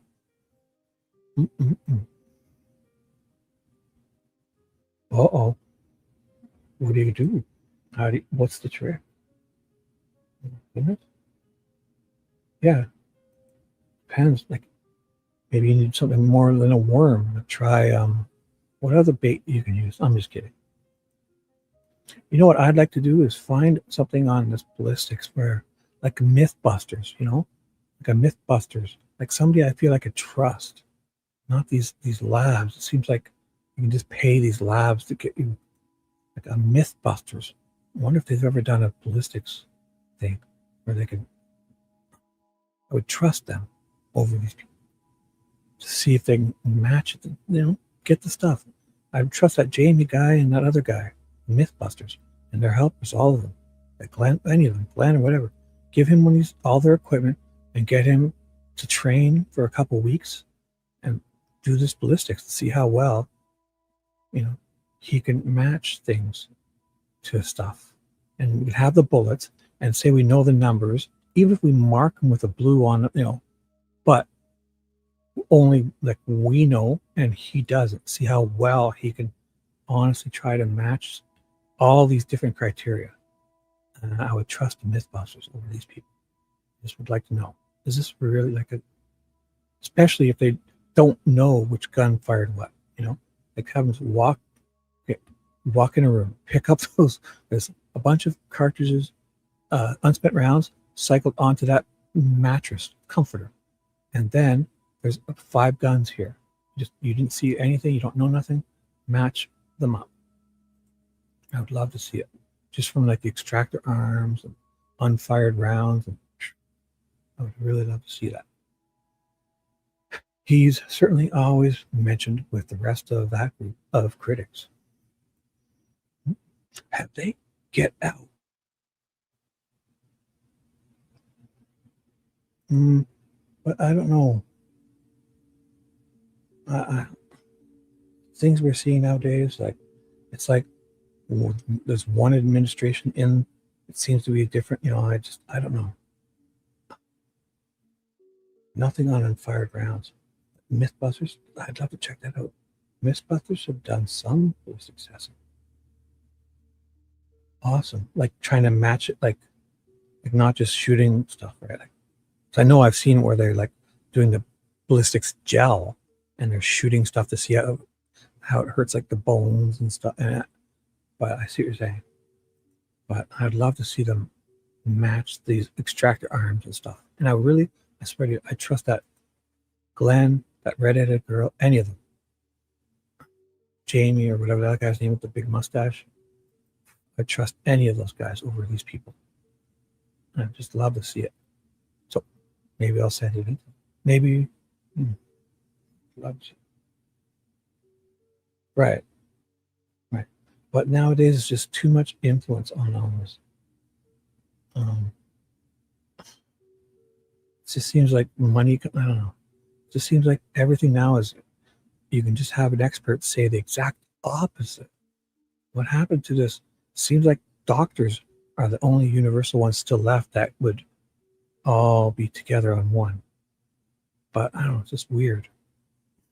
Seems like you can just get somebody, you can hire your own expert to say the exact opposite. What is going on? We need a standard. And that's probably what you're calling that president's thing. What's it called again? The President's Council. Right. I don't trust any of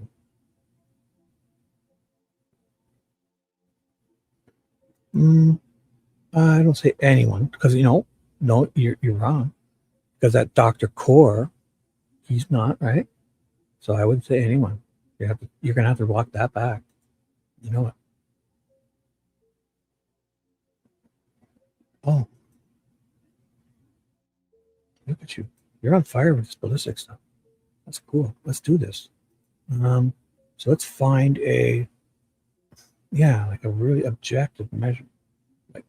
But I mean, well, yeah, DNA is definitely certain. But I mean, at least if I can see, if I can trust the people to do a test and show me if they can really get these things accurate, then I mean, obviously it's not as definitive as DNA, but I still think, like,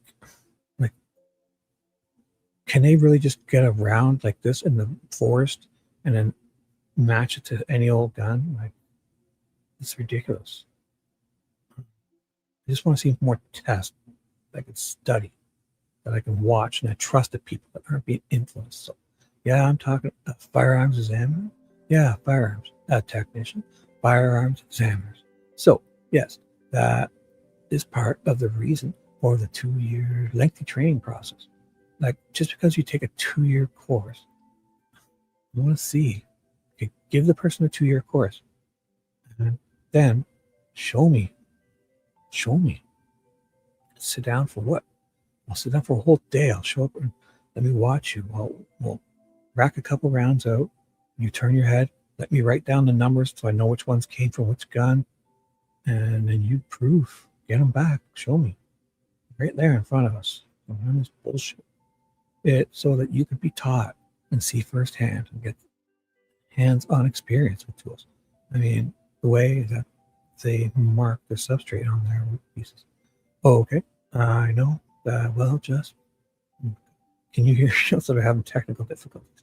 Can you hear me all right? Dr. Warren, Dr. Warren. Yep, I'm here. Oh, okay. We're back. So had some technical difficulties. All right. The question is, yes, I'm just going to ask you a specific question. Would it be helpful to have an education background in the field of metallurgy in the course of being a firearms examiner? Metallurgy could be very helpful, yeah. Well, you know, you could also find a guy like my old man who had 35, 40 years of tool and die work, and they would kind of be able to tell you shit too. Again, like I testified earlier, it could be a chemistry, it could be physics, it could be statistics. These are, I wouldn't say one is more important. I would say they're all important for various aspects of what we do. When you start getting towards away from what I would consider the hard sciences and more towards the sociology, psychology, the subjective opinion, I would say are generally less helpful. But if we're talking about a hard science, mechanical engineering, chemistry, physics, those are all, I would say, equally helpful. And metallurgy, one of those. Yes, you could classify metallurgy as one of those. Let me ask you about PCAST real quick. Mr. Luttrell asked you about it. Luttrell, I'm sorry, I get that right at some point. I'll get that right. Sorry, Jim. Do you recognize PCAST as being a reputable organization? I guess they serve their purpose. PCAST is basically the President's Council of Advisors on all things science, technology. So if the President asks them to look into forensic science, they do that. Then, yeah, there is a value there. They have accomplished what the President has asked. Well, let me ask you this. Are they generally recognized in the larger scientific community as being reputable? So in the broader scientific community, we don't really have much interaction with them. Again, it comes back to they're kind of at the whim of the president, right? And what he particularly is interested in at the point, basically which administration is in. I will say, at least for the PCAST report that we've been talking about today, it is generally looked upon favorably as these are very smart individuals that the president has convened and that have provided feedback. There's, of course, discussion as to how accurate or misguided that feedback might be, but generally there's value there because, again, it drives our field forward. So there are results and findings are part of the healthy dialogue that exists between your discipline and the movement forward that we talked about earlier. Exactly. Yes, sir.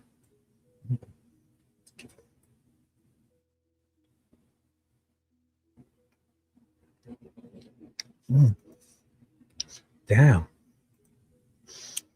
Oh, excuse me. Sorry. Zoology. And well, he's saying any science.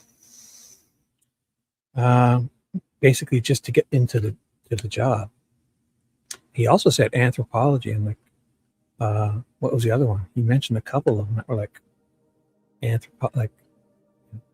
digging up rock or whatever it is when you're looking for stuff. As long as in the science, you need to get that to get a job. That was part of the criteria. Couple like having a diploma in sciences. But obviously, math would be great. Chemistry, physics, but also it's zoology and anthropology. Maybe Iraq, whatever they study insects. I don't know. As long as it's science, right? That's the criteria to get a job. They look at scientific studies. Well, I think it's just that you've gotten a diploma in the science field to get you in the door. Then who knows? Like, I mean, I think I could pick a couple of people who didn't, like English literature and history, probably be able to do this just as well. I don't know. That the debate is whether it's a science or not. What are you asking me? generating knowledge of the body of one calling critics intellectual debate, not a firearms identification field as a science. I don't know. The debate is whether it's a science or not. I think it's a debate. I think a debate of whether the way that it is practiced or the application should be admissible in court or not. And that's due to its reliability, the scientific reliability of the way that it is applied.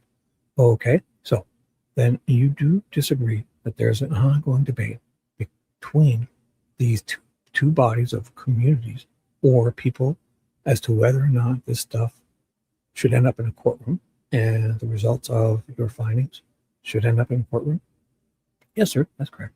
Okay, give me 1 second. I have no further questions.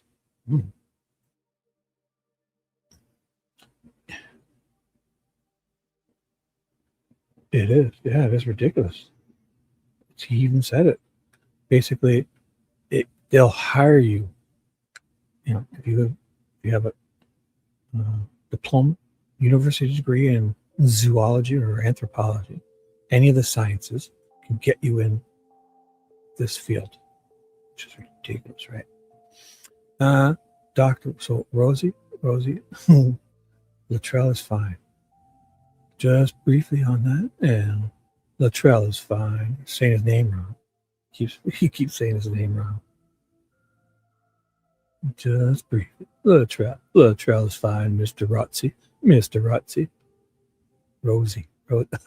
That's basically what he did there. He's probably saying it wrong. Rotzi? No, Rosie. Rosie, like a rose. Every rose has a thorn. Like Rosie. Because he said it on his news when they first interviewed him. The news reporter asked him, "Oh, how's your name? Please spell it." And he's like Rosie. So, now Luttrell's back up. Dr. Warren, not all critics of firearm and tool mark examiners are created equal, though. Is that correct? You'd have to elaborate. I'm not sure what you mean by that. That's a facetious statement. I'm just saying not all of them the same level of understanding amongst themselves is that of the work that you do. Is that correct? Yes, sir. For example, Nicholas Courage is one who's a neuroscientist / psychologist. And that's one of the reasons I reference that particular field. He kind of stands out on an island by himself. He has no clue what we do, but talks a lot about human perception and what should be considered error or not. And several judges have determined that he's kind of out there on his own with the error rate claims that he has. Would you agree that not all critics of firearm tool mark examiners that are public today, not all of them are acting with the same level of good faith? All firearm examiners? No, the critics of the AFT critics, people, the naysayers, the online trolls approach to firearm examinations. Not all critics are operating at the same level of good faith. So I haven't dealt with any critics closely enough to really make a judgment on their intentions or how good faith they are acting. That's why I thought you were talking about examiners. So I apologize for misunderstanding. Yeah, that's fine. I guess I'll just put it this way. There are many people who cite the PCAST report as evidence of lack of acceptance of firearm and tool mark examination without regarding to the way the AFT community responded with the request of the PCAST report. Is that correct?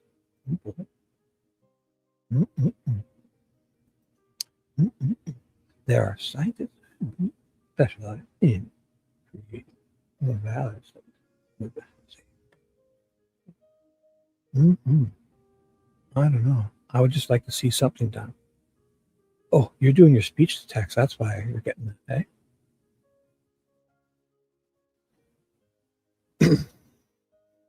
Yeah, definitely. This whole thing, just the way they're going into this is to do this in a court of law in front of these jurors who are just like, their heads have got to be spinning. It's just so, to getting into this, like, they're really getting into this subclass and all these things. They're professionals on the process of assembling these guns in the factory, and they're watching go down the line, and oh my goodness. I think I understand what you're asking. Let me answer it the way I understand. So the PCAS was critical, as I testified earlier, that we didn't have enough black box PCAS for admissibility in court. We have since met PCAS' own stated standards. So if an individual is still saying they were not scientifically reliable because of the PCAS stated standard, then yeah, I would say that is an outdated approach or an outdated thought, because we have done that. Oh boy. I'll put this in the category of a can of worms that maybe at this hour I should leave alone, but I'll open it up. In terms of computing error rates, what is your position about the use of inconclusive results? Right? Because if they add the inconclusives, then they're fucking like 30 or 40% wrong, or, you know, not, I guess they don't come to an answer. So they're saying like, oh, 2% are false positives and 3% are false negatives, yet 25 or 30% were inconclusive. So should they be treated as errors, or should they not be treated as errors? I would say errors, because if you can't answer, then that's, you're not getting it right. So I just published a paper on this last year, and I have another one that's about to come out right now. I think that if you use the current binary system, where you're looking at sensitivity specifically, specificity, false positive, false negative, the way most statisticians do, then it really depends. There's actually a great paper this year that came out by the NIST. It depends on whether you are measuring the error of an examiner or the error of the method as to whether or not you count inconclusives, correct or not. My argument that I put forth is this is an old-fashioned argument, because it's the tried and true mathematical approach or statistical approach. Look at Fishy's lighting up chat. Man, I should get you to call in. You seem fired up. Sorry, I'm not reading every one of yours. Look at, and then Bubble Yum comes in. Hi, all. What's up? Man. Yeah. Well, man, you want to call in? Seems like you really want to talk. Look at you. I'm going to have to read all these. I'm trying to read this, but I'd rather read you. But just know I'm not ignoring you, okay, Fishy? I'll definitely read all that. But I got to get this done too. Although I'd rather talk to you guys, but just know it's the easiest one to calculate if you own a yes or no answer, like a diagnostic test or multiple, or sorry, not a multiple choice. And everyone say hi.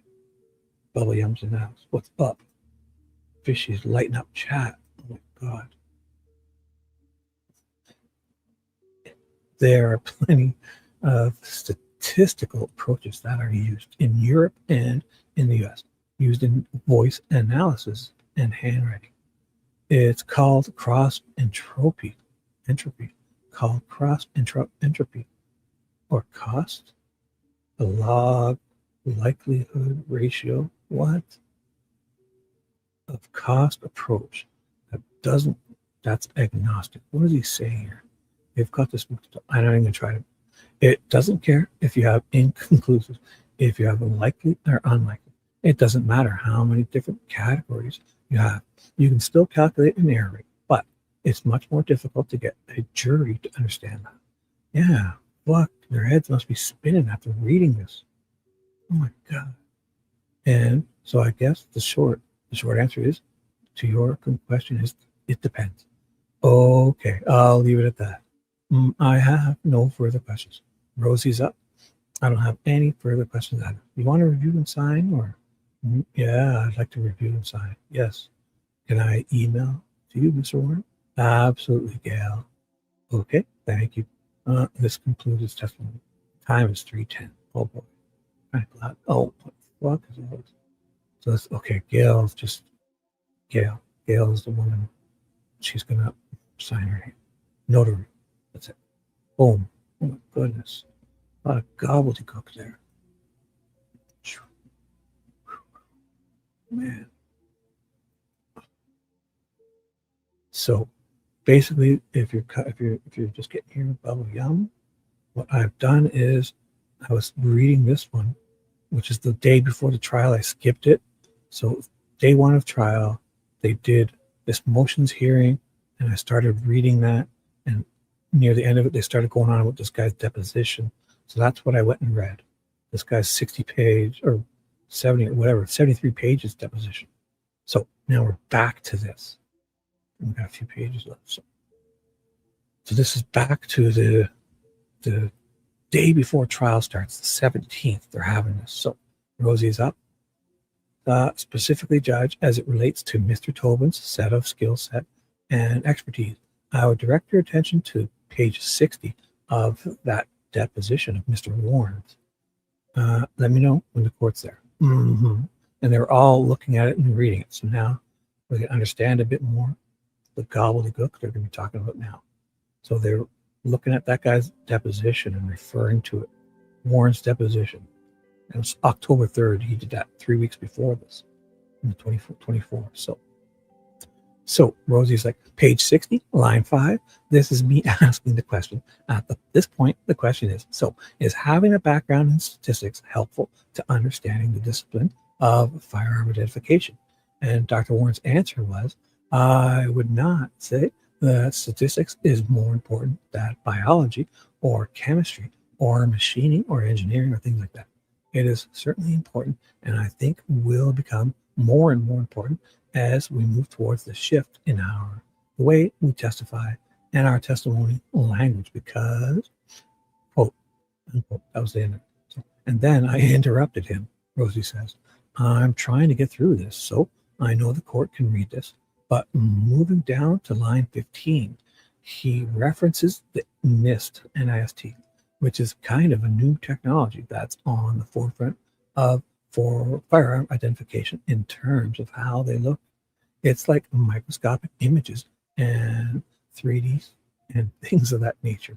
But the point is, he acknowledges between lines 5 and 12 that a background in statistics is important.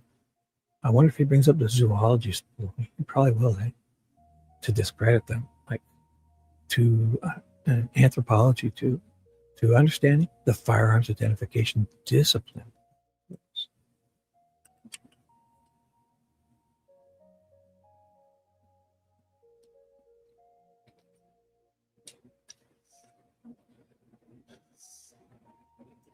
Right? Well, it is weird how they could, but again, my opinion of them doing that is they pretended like they couldn't replicate the extractor arm marks because she couldn't rack it hard enough, but as if they couldn't have got Jerry Holman or somebody in there, right? And really rack it hard. So when she fired it, then she was then able to then use the other disciplines. Sorry. It's right here. Then she'll be able to then use the other disciplines. I was here. So it's weird because what she's now saying is now that she's, you got the unspent round with the extractor marks on it. See, those are extractor marks. So you got the gun, right? The gun, pew, pew.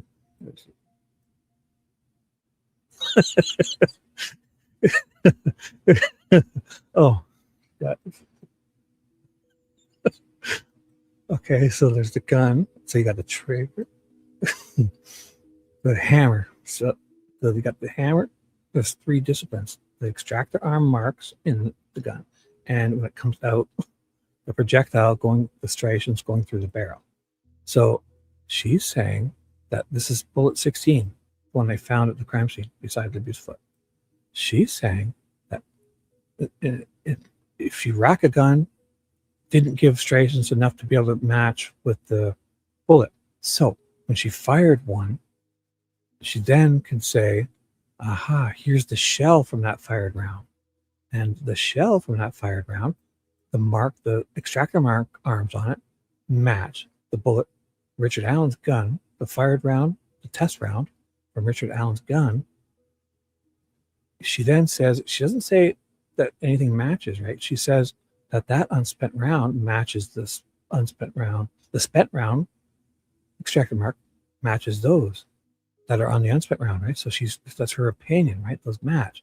Therefore, she now has the hammer mark on the back of it and the projectile, which passed through Richard Allen's gun. So now she can say she has all three.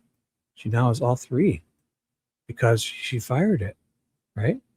And all she has to do is say that the unspent round, the unspent cartridge, the spent cartridge, tool arms match the unspent one. Therefore, now she has the hammer mark and the striations on the projectile to match Richard's gun. This is what she did.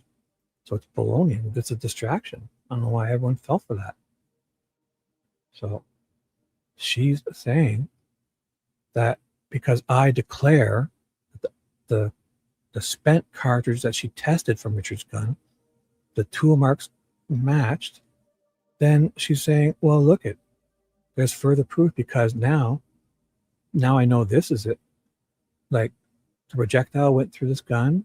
So it's two more things to back up that she's got it right. Meanwhile, it's just because she's saying that the unspent round matches the spent round tool marks. It's her opinion. And so she doesn't have the three things. She made the other two and she's using them. She's saying, oh, look, because I say this is the same as that. Therefore, the projectile went through his, look at the striations match and the hammer. So we have all three now. But she created them. That's why they did it. Not because they couldn't recreate them. It's baloney. So page 60, line 5. Right, there's no, but she made striations. She made them. She fired a round. They even talk about it. Because she even says it would be irresponsible for me to make this conclusion without all three disciplines. But she has them now. Because she's saying that the spent round cartridge, the tool marks match this one. She's not saying this matches the gun. She's saying the bullet found beside Libby's foot, the tool mark striations on that round, unspent round, are the same as the one that she fired, spent round.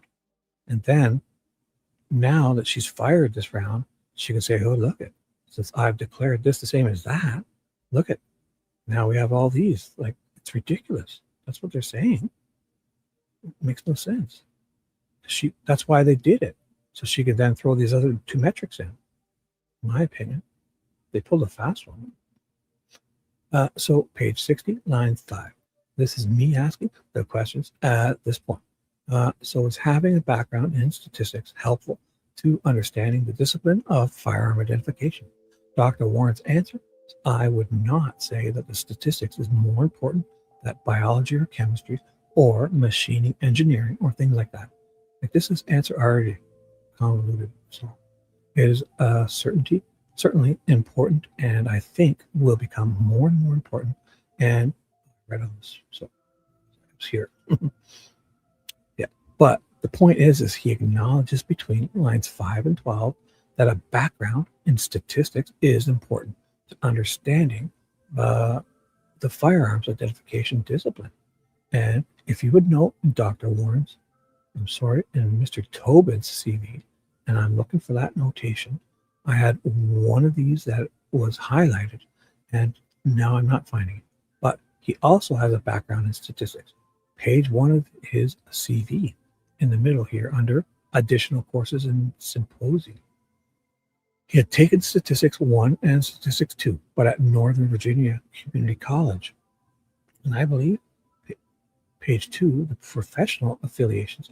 He's a member of the Statistical and Applied Mathematics Science Institute. He is steeped in the area. Look at, holy fuck, Rosie's onto something here. Rosie's busting these guys or something.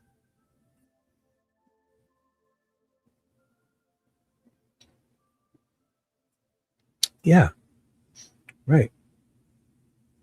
It's ridiculous because now because she fired it. Yeah.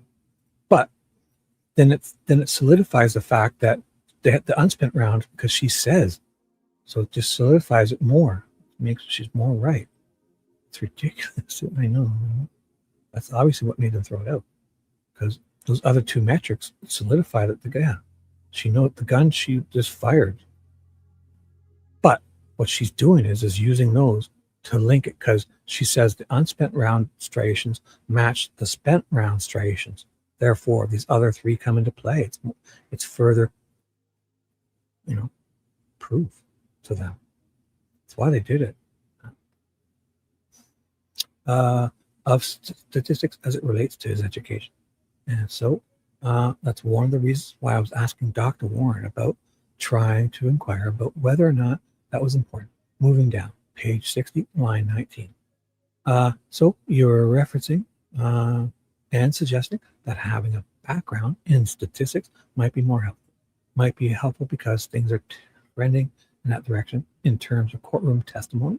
His answer, yes, sir, absolutely. That's the trend. There is an ongoing movement in this industry, firearms identification, to somehow codify some statistical approaches that matter and that have meaning, and that makes these conclusions that are being drawn in laboratories across the country meaningful. Fuck it. I want Mythbusters. I think Mythbusters should be in every courtroom. Fuck these guys. Mythbusters and Fishy and fucking Bubble Young. And Dewey. Dewey's Frozen Pipes. Fucking Bubble Young. And fucking the Great Fishy. And Mythbusters. I would fucking trust you guys way more. Way more. Oh my God.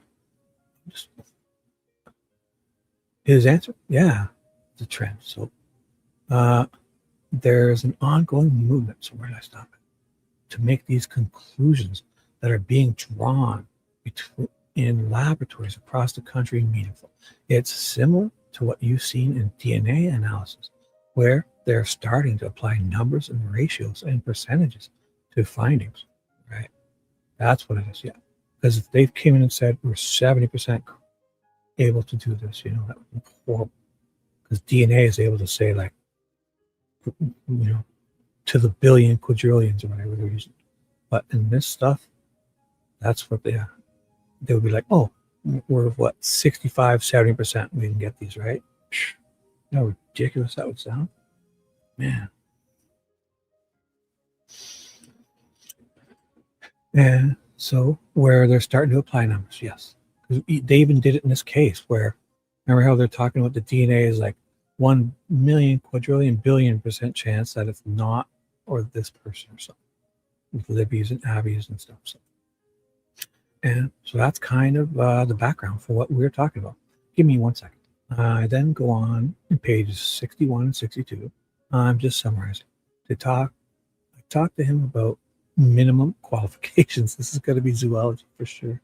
Oh, it's got to be here. Where's the zoology? Oh my God. This is it, Fishy. So Rosie's referring to this education, the minimum standards. So pages 61 and 62. I'm just summarizing. To talk to him about the minimum qualifications that are required for these firearms identification technicians like Miss Oberg. And what you'll find in there is that there is kind of a best practice that those individuals would at least have some kind of college degree in a hard science.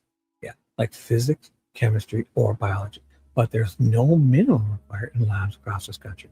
There's no minimum standard. So you can have a high school education and actually be a firearms examiner. I mean, it's not something that requires any specific education other than going through their own training course. So then moving on to page 63, I questioned him about, actually page 62, sorry, line 13. My question is, have the critics of that group of people, and I'm talking about this critical community that we're talking about just before this on the deposition, have the critics of that group of people, have those critiques helped advanced the tool mark discipline over the course of the past several years? His answer was, yes, it certainly has, because I would actually say going all the way back to the early 2000s, a lady by the name of Adina Schwartz, who was a law professor at John Jay College, she was really one of the first big vocal proponents or vocal critics, I should say, of our field. And that was actually a lot that Mr. Nichols responded to. He's talking about Ronald Nichols, one of the experts that the state had referenced in their witness list. Then he goes on to say, they had a lot of back and forth between them, the two of them. And in general, as frustrating as it may be from a practitioner standpoint to hear that looking at it, taking a step back and looking at it scientifically, it does improve the field anytime somebody from outside our profession that looks, with a bigger, broader foundation than us is able to provide insight that maybe we don't see when we're down in the weeds working evidence. So it certainly has advanced the field and continues to advance the field forward. The summary here is that he recognizes his critical community, this critical community that Mr. Tobin is a member of, and that is a benefit to the field of firearm identification. My next question to him was this. So do you think that would be important moving forward and beyond today, that the body of people, those individuals that exist, to kind of continue to move this field in a more positive way? His answer was, yes, sir. And he goes on to explain why publications can be helpful. Things like critique publications that critique their industry. The kind of thing, page 63 and line 19. Question to him was, and do you believe that Bill Tobin is at least one of the individuals that's part of that larger body or the larger community of critics? His answer was, yeah, generally he is one, or he is of the critics that are out there right now. I would say he's not the most common person that I'm hearing about. But yeah, he's certainly always mentioned with the rest of that group of critics. So then Rosie's like, then I go on to question him on page 64, the tool mark or with firearms identification. And he said, is it helpful for lab technicians to have an understanding of the mechanics involved with these tools, the chemical processes involved, and the way these tools react when they touch other surfaces, i.e. metallurgy? And his answer was, one second, I'm grab a drink. This is getting weird.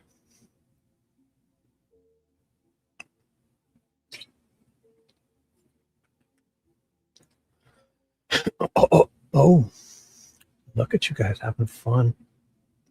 Oh, Fishy's a joker, for sure. I'm joking. I'm Bill King. I'm not joking. That's my old one. I'm Bill King, Joe King's brother. That's what I used to always say as a kid. Someone would say, my teacher would be like, are you joking? I'd say, no, teach. I'm Bill King. I'm Joe King's brother, Bill. And I get in trouble. And his answer was, here we go, he's not joking. So just for point of clarification, technicians, are we talking about like an IBIS technician?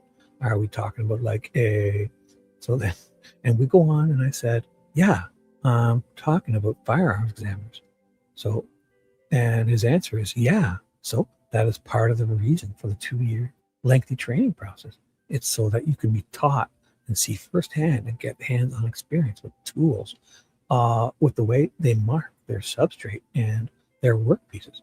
So he's clearly suggesting that having a background in metallurgy and understanding the way tools work with each of the other and these metals is highly important to the process of training firearms examiners. And then I just get right to the point with him. Pages 65 to line 4. Rosie's like, in the deposition, he's quoting himself. I'm just going to ask you a specific question. Would it be helpful to have an educational background in the field of metallurgy in the course of being a firearms examiner? And this guy's answer in the deposition was, metallurgy can be very helpful, yes. And then he goes on to talk about hard sciences. And it's got to talk about zoology. He has to bring up zoology here somewhere. Because that sounded so ridiculous when he mentioned zoology.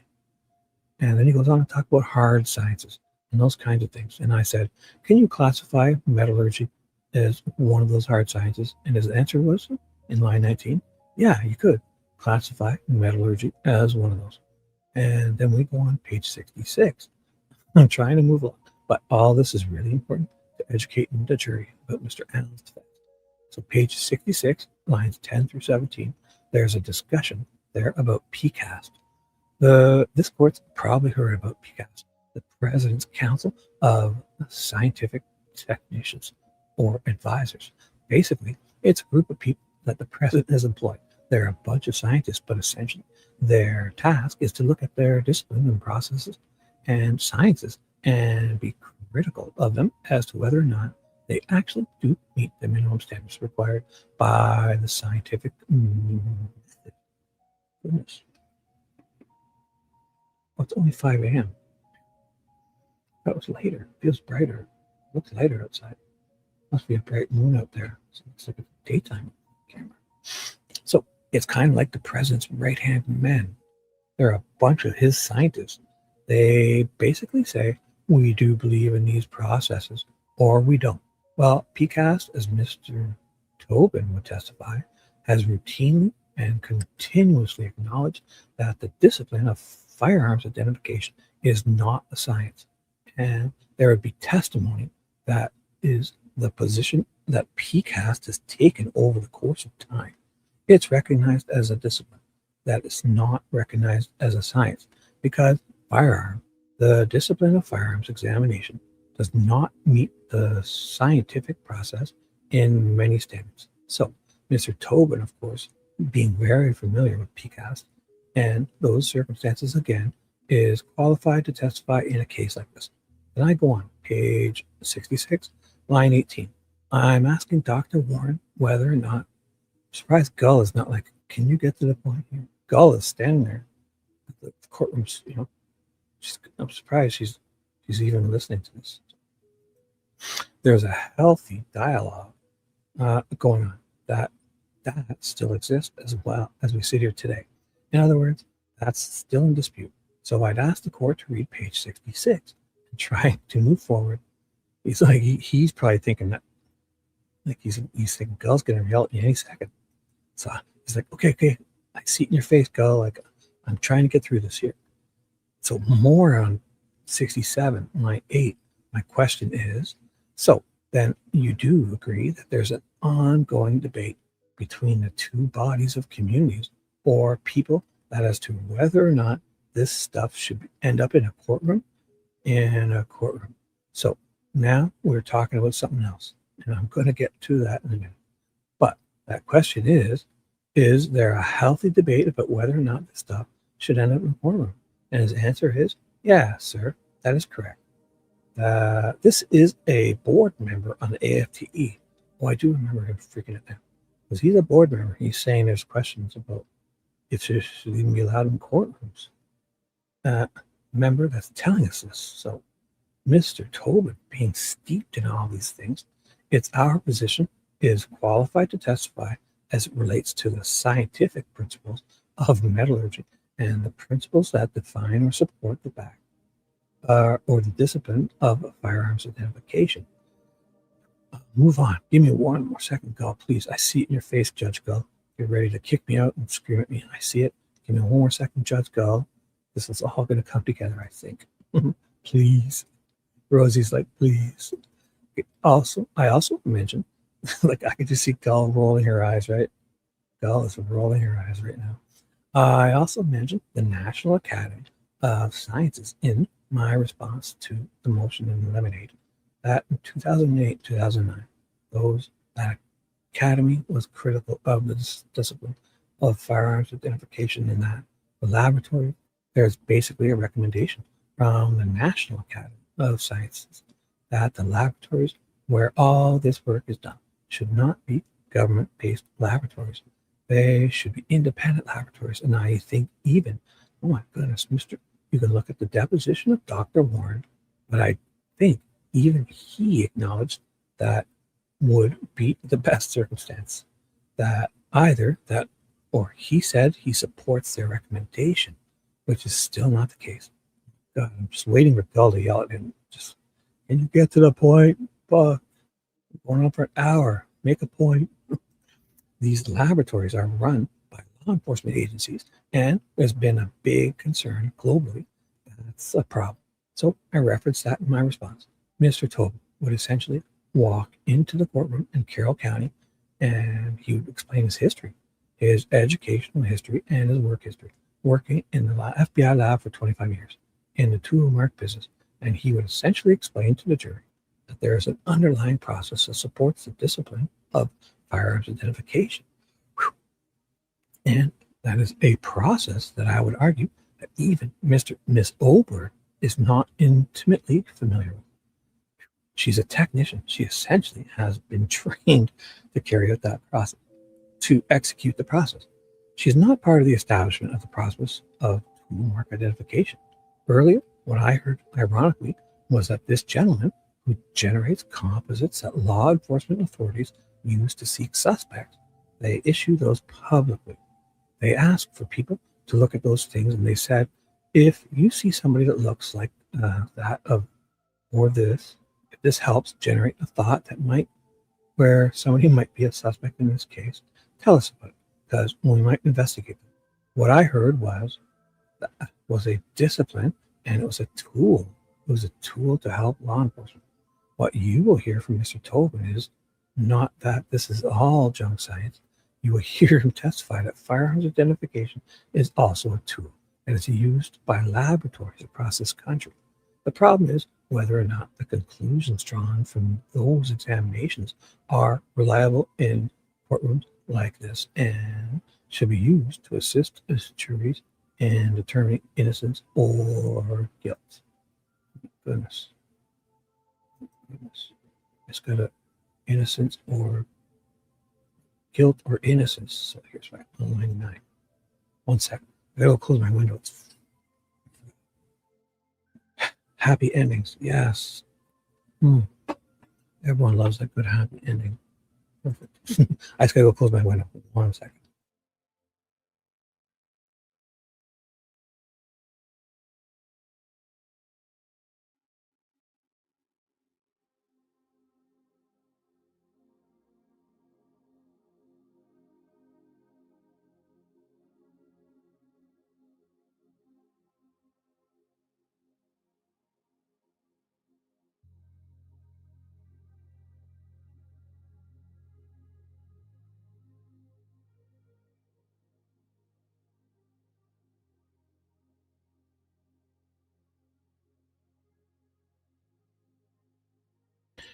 And we're back.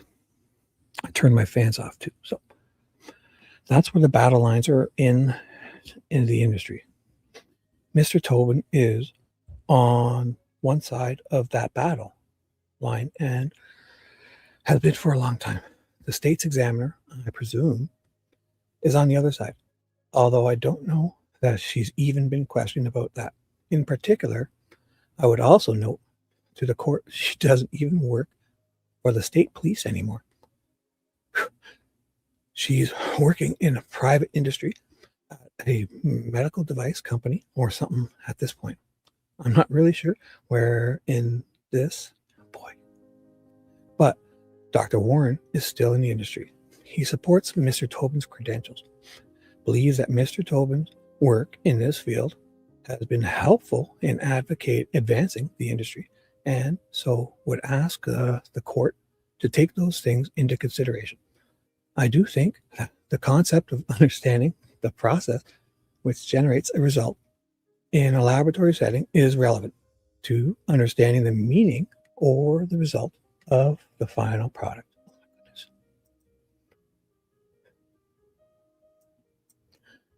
goodness. I gotta take a quick pee break for sure. Do you want me to watch that again?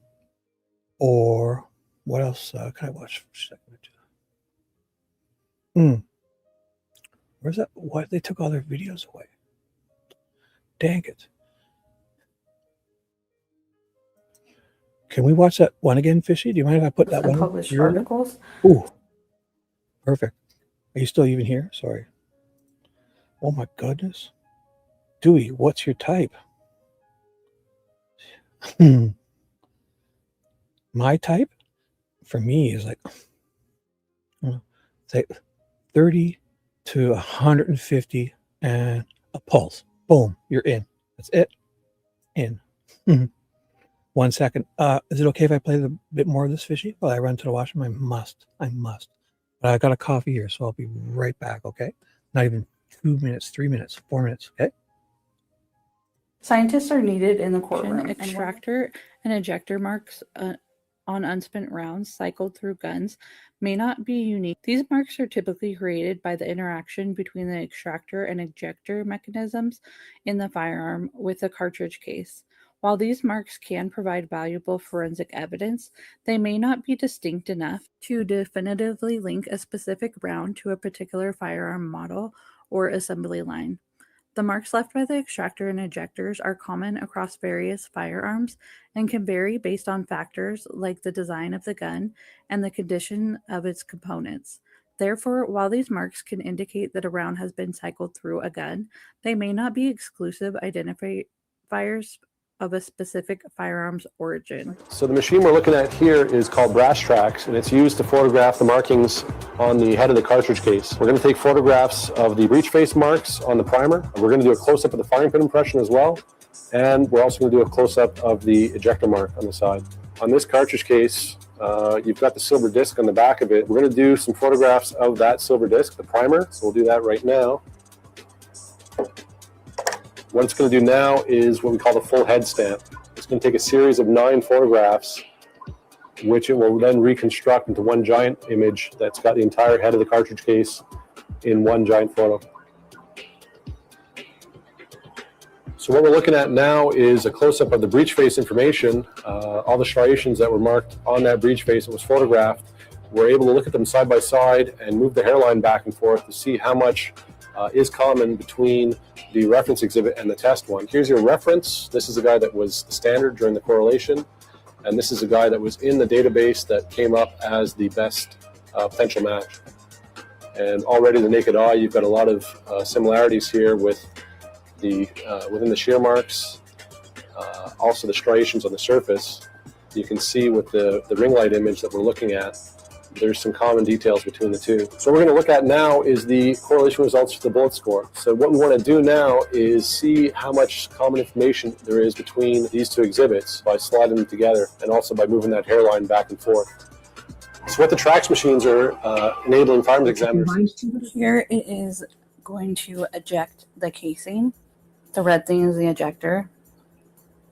So the extractor grips onto the ledge of the bullet or cartridge, and it hooks the casing rim, and then the casing hits the ejector, and it flips it right off of there. So I'd like everybody to take note that these are less likely to create those striated marks.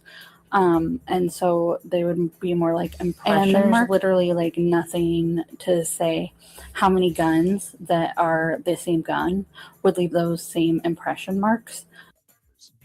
I think many judges are more skeptical of evidence presented by the criminal defense side.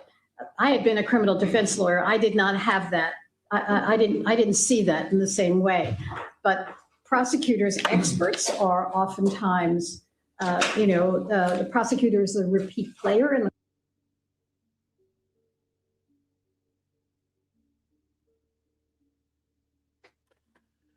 And we're back.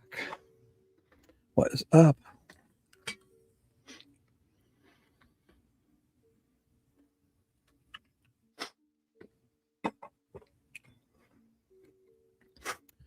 And let's do this. I got to finish this up. And so, did I miss anything here? That is to say. So, look at you guys. Yeah, Dewey, you're flying.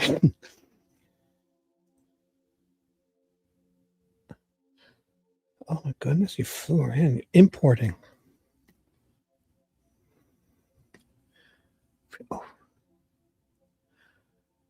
Yeah, look at this. Oh my God, what are you doing? Fuck yeah, definitely.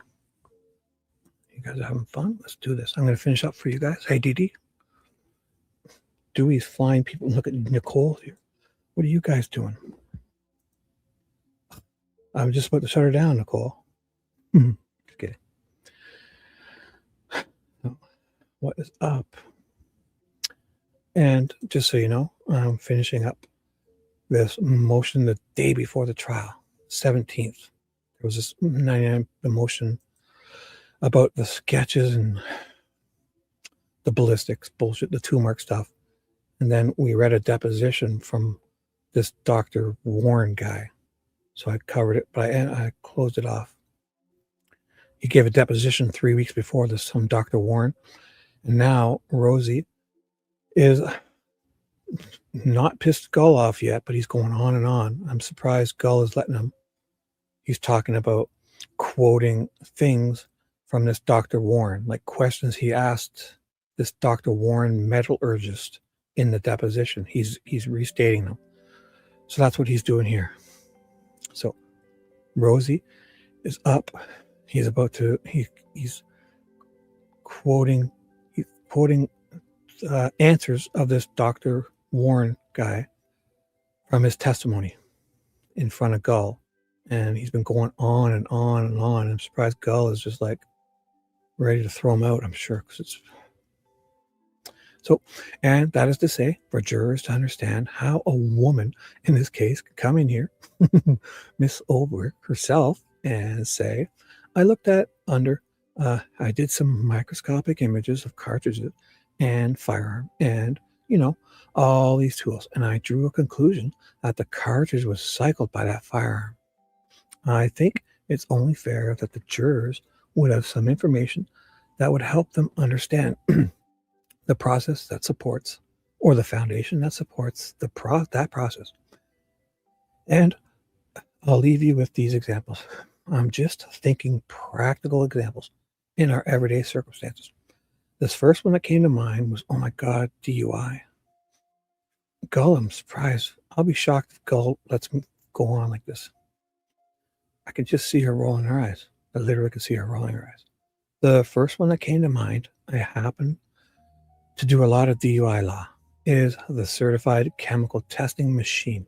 And anybody that's ever presided over a certified chemical test case or cases on a routine basis knows that if there's a trial in those cases, one of the things you might hear is an expert testifying about what's going on inside that machine that helps generate a number, whether it's 0.10, 0.15, or 0.20 or 0.25. Those are just numbers generated by a computer. What you really want to know is what happens when someone blows into that thing and the breath starts moving through all these tubes and filters. That's important to know. It's fair that a jury knows that. And there's no difference between that circumstance, really, and this circumstance.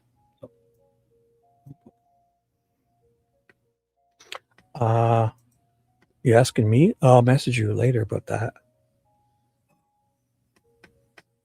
Just in case. I have thoughts on that.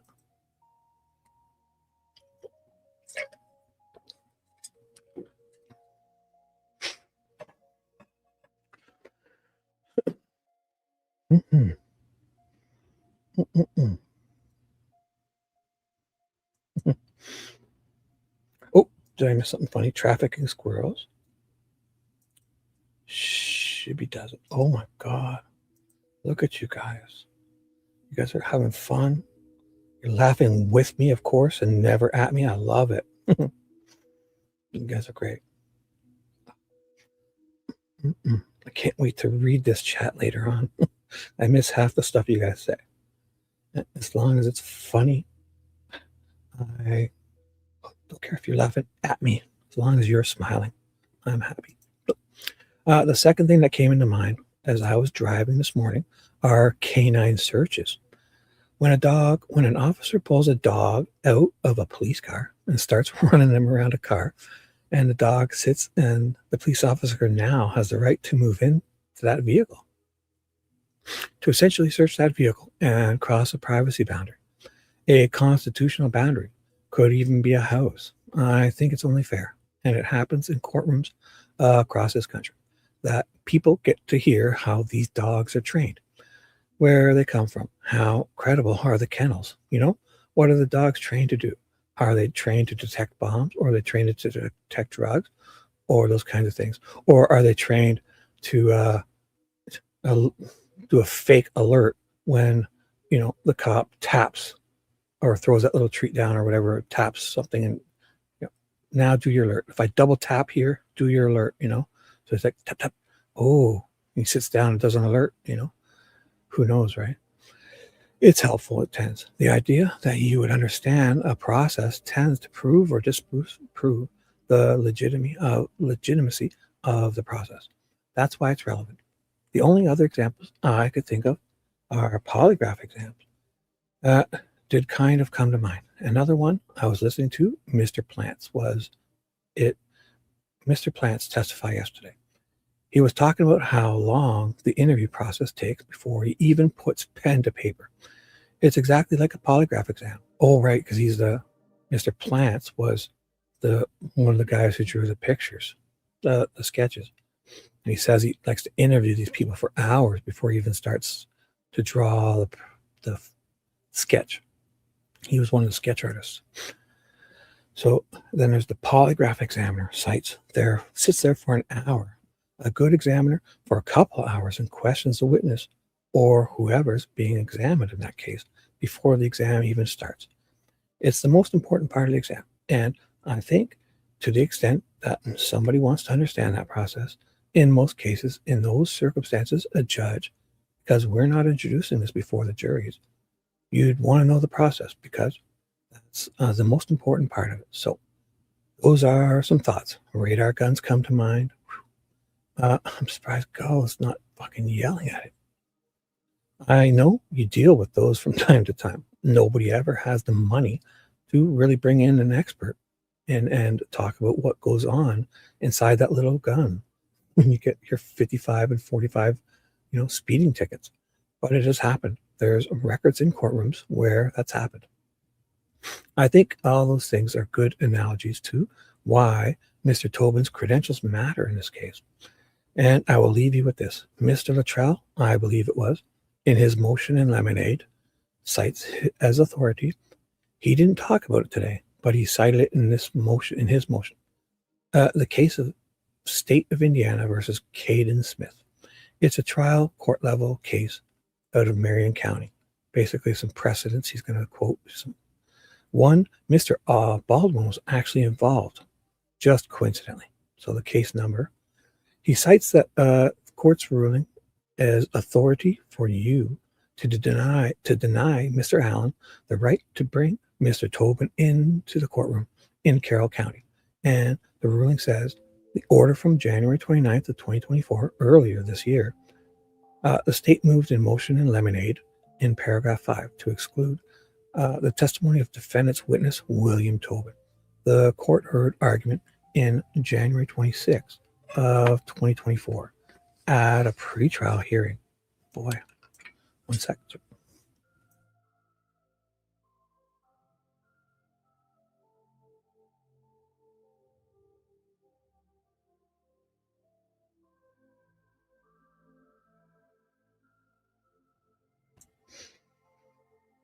You're a serial person. Yes, you're serial. And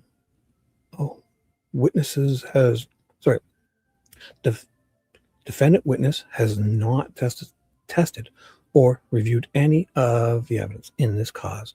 The defendant will have the opportunity to cross-examine the state's witness to present his defense at the shortcomings of firearms examination. The court now grants the state's motion in Lemonade, paragraph 5. That's the authority that you were offered in the motion. 1, 2, 3, 4, 5, 6 line order from the trial court in Marion County. Well, if you want to do that, that's fine. I'm going to offer the court up People versus State. People versus people of the state of Illinois versus Ricky Winfield. So precedents in Illinois. This is my copy. I've got the court a copy. Mark this, please, for me. Thank you. Defendant's Exhibit G. I'd offer this up to the court. So, Mr. Luttrell, any objection? I have no objection to you reading the extensive opinion by the judge in Cook County, Illinois. All right. I'll show G as admitted without objection. Now, thank you. Extensive and well thought out. I object to well thought out. I don't endorse that, but it's very long. You know, it is. Okay. I apologize to interrupting you, Mr. Fine, Jim. No problem. You can't. Page 35. I'm going to try to get to the court, to the heart of the matter. Page 35, the top, the same argument. In Winfield, basically, did a bullet. Did bullets come from a gun? That kind of thing. It's all pretty much the same playing field with these cases. In part, the court says the court found the testimony declarations and corresponding defense exhibits of the following defense experts credible and helpful in establishing firearms identification. The evidence is no longer widely accepted within the meaning of FRI, including but not limited to, and it could go on and on. I'm going to get to FRI in a second. Section D, paragraph D, also relevant. The defense criticisms of firearm identification evidence were helpful, highly persuasive, and credible in this court's finding that firearms identification evidence is nothing more than a mere hunch, as that term has come to be known as under Illinois jurisprudence. Then he goes into paragraph E to talk about general acceptability, which is one of the science processes that Mr. Tobin would testify about, and basically indicates that they don't indicate. Oh my goodness. 1 second. Please hold. I'll be right back. I gotta open my window again. Jeepers. Getting so stuffy so fast. 1 sec.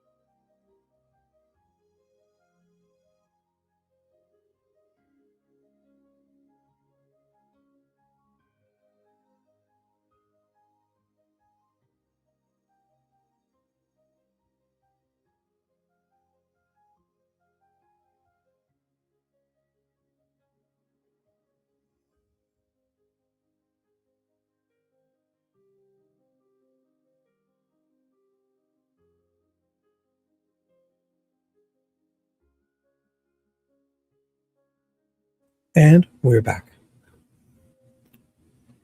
The judge here states that there are concerns about whether or not it's generally accepted in the scientific community. And then, page 36, you can read this, Judge. In your own time, page 35 and 36 are really where you need to go to see the relevant portions of that is. Oh my God. 1 second. 1 second. Sorry, 1 second.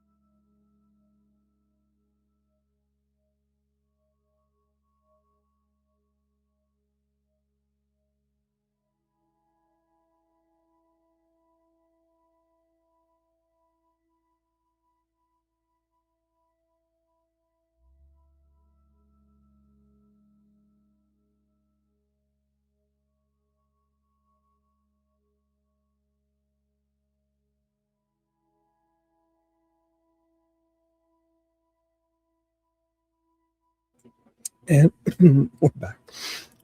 I had to put a fisherman's friend in. Like I get stuffed up so quickly. I put that nose spray stuff too. And I don't even have cold or nothing. I don't know what the fuck. So goddamn stuffy. Hey Judy, did I miss you? Sorry. What's up? It's okay. Well, hello. I hope you're feeling okay. Yeah. That's cool. I've been on a lot, guys. So if you come in and just say hello, that's all you have to do. Thank you. Hope you feel better.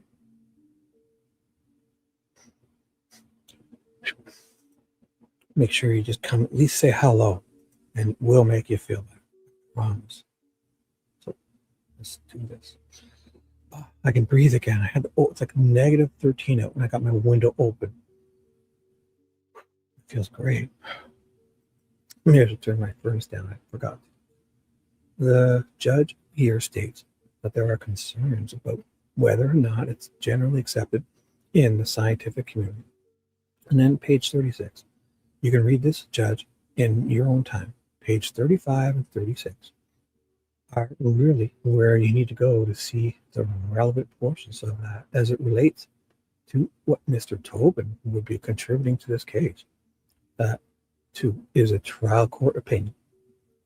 It's not going to sit here and suggest that somehow it's primary authority in a case like this, but it certainly is much more meaningful than what went on in Caden Smith's case.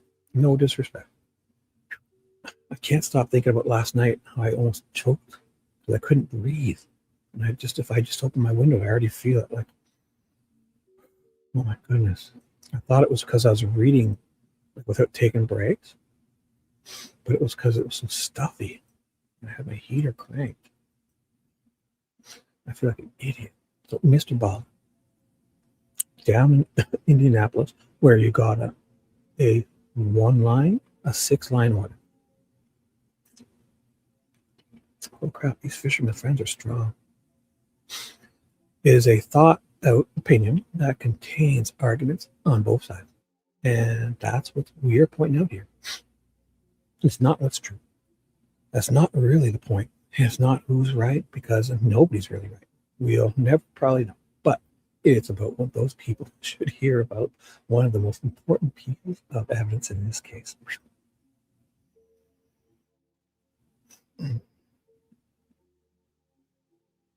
Oh my goodness.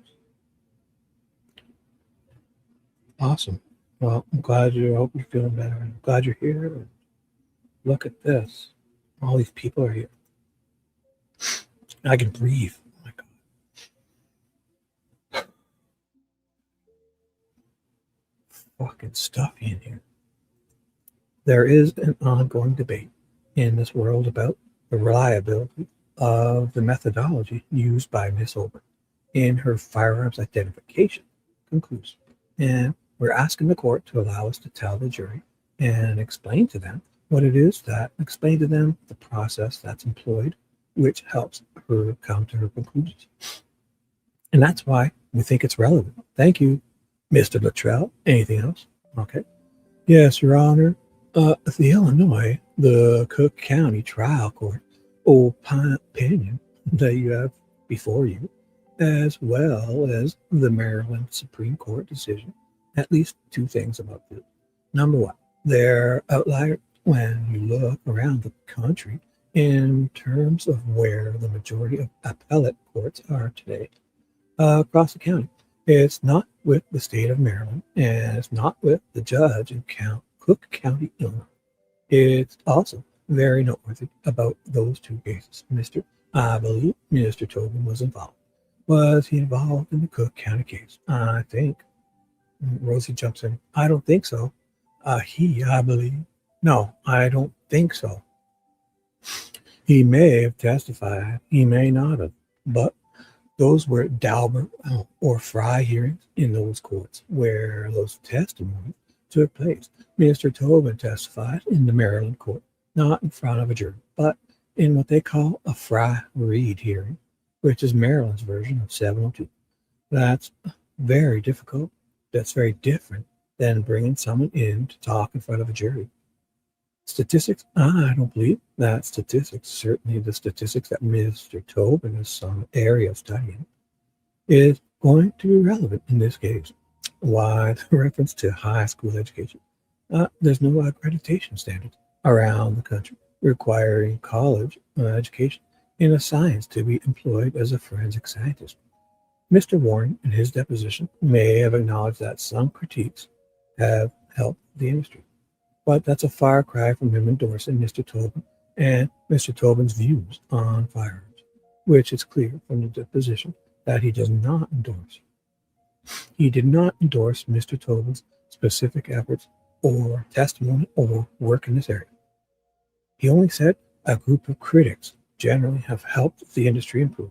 That is not an endorsement that the jury ought to hear from this individual. The fact that there may be a healthy debate on Mr. Rosie called a healthy debate, and Mr. Warren, Dr. Warren, acknowledged, is going on has nothing to do with the role of a jury and the role of an expert witness in this particular case.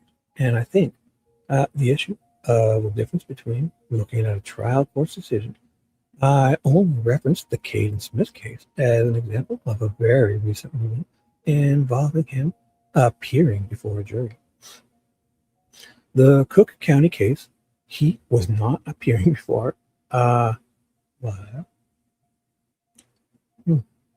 If he did appear in that case, that's a threshold issue. It's a very different situation than having this level of confusion enter into the courtroom in front of the jury. Thank you. All right. Well, clearly, I'm surprised Gull let Rosie kind of go on for so long about stuff. Never jumped in once. He's probably thinking, oh, just let him get this over with. Because, all right. Well, clearly, I need to take this under advisement to review all the exhibits and the depositions and the order and the CVs. So I will take it under advisement and issue a ruling in due course. So I guess it's also about so this one is about, so what they're doing is they're doing a bunch of those little motions in Lemonade.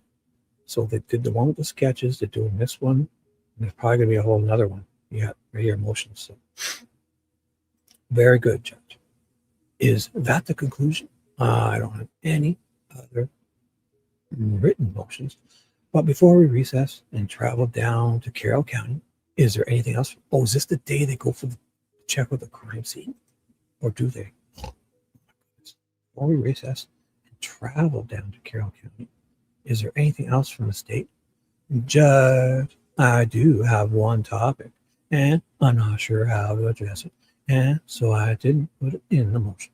But from the closed hearing that we had a couple weeks ago, it was my understanding that the parties would submit kind of a narrowed exhibit list to each other. To narrow those exhibits to exhibits that we knew were definitely going to come in, so we could focus on those exhibits, because as the court can imagine, hundreds and hundreds of exhibits. So here's a question. Guessing it's Judge Gall. Question. Did it say anything? So Nick is going on about exhibits. Gull jumps in and says, and it must be still Nick. Yeah, probably. And we both agreed on October 1st as being that date, and that's fine. We've done that. The defense was kind enough to attach their exhibit or their witness list with their exhibit as well, and that's fine. But they've listed several new witnesses that weren't on any prior witness list. And if it was a foundational witness or a witness that observed something in the case, I wouldn't care all that much. But a lot of the witnesses, it looks like, are expert witnesses or are going to testify to something very specific in regards to the case. And so on October 3rd, I sent an email to Mr. Rotzi asking him, hey, these are new witnesses. What are they going to testify to? A couple of these witnesses, I was able to look them off the internet and look them up on the internet. They look like experts in the digital field. I got an email back from Mr. Rotzi on October the 4th, basically saying, well, I'll just be specific. Neil Broom and Stacy Eldridge knowledge of data contained on phone extractions of Libby's phone for Neil Broom. Stacy Eldridge knowledge of data contained on phone extractions from August of 2024. That's all I got. The email goes on. Sorry,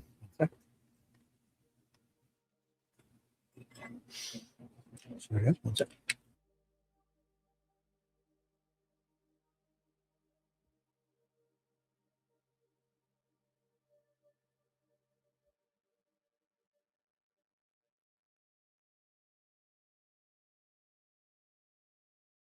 And we're back. And when I say sorry, I want you to know that I'm sorry to interrupt you guys. I'm sorry to have to leave you guys. And I do it for Dee Dee. Because Dee Dee says I don't say sorry enough, right, Dee Dee?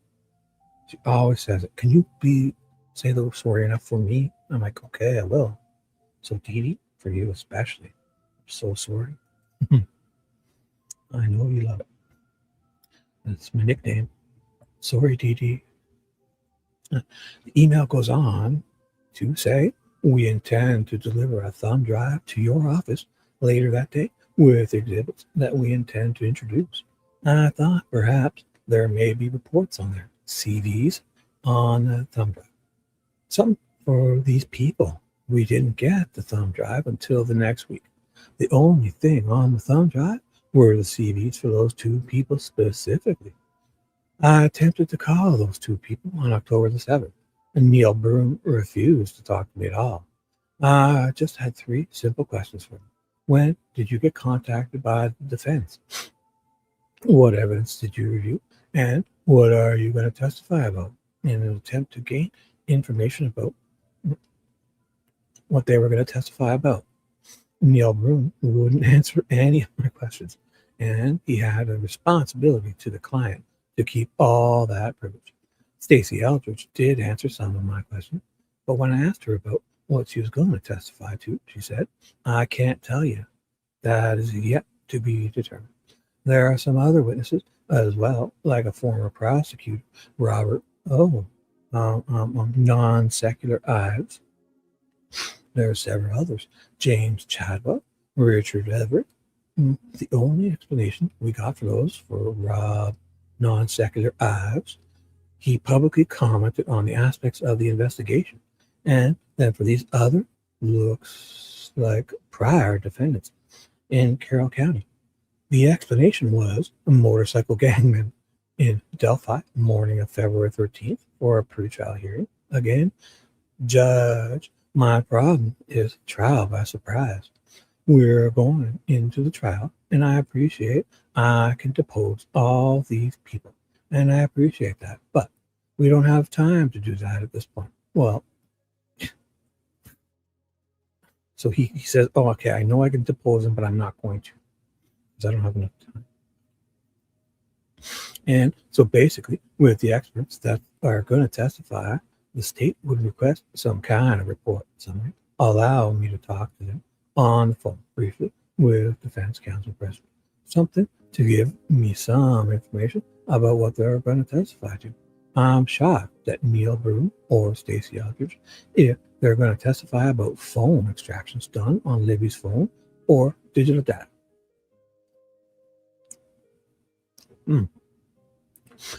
They don't have some kind of report to go with that. And that's and the state's concern is we're going to have an expert up there testifying, and I have no idea what the extent of their testimony is going to be.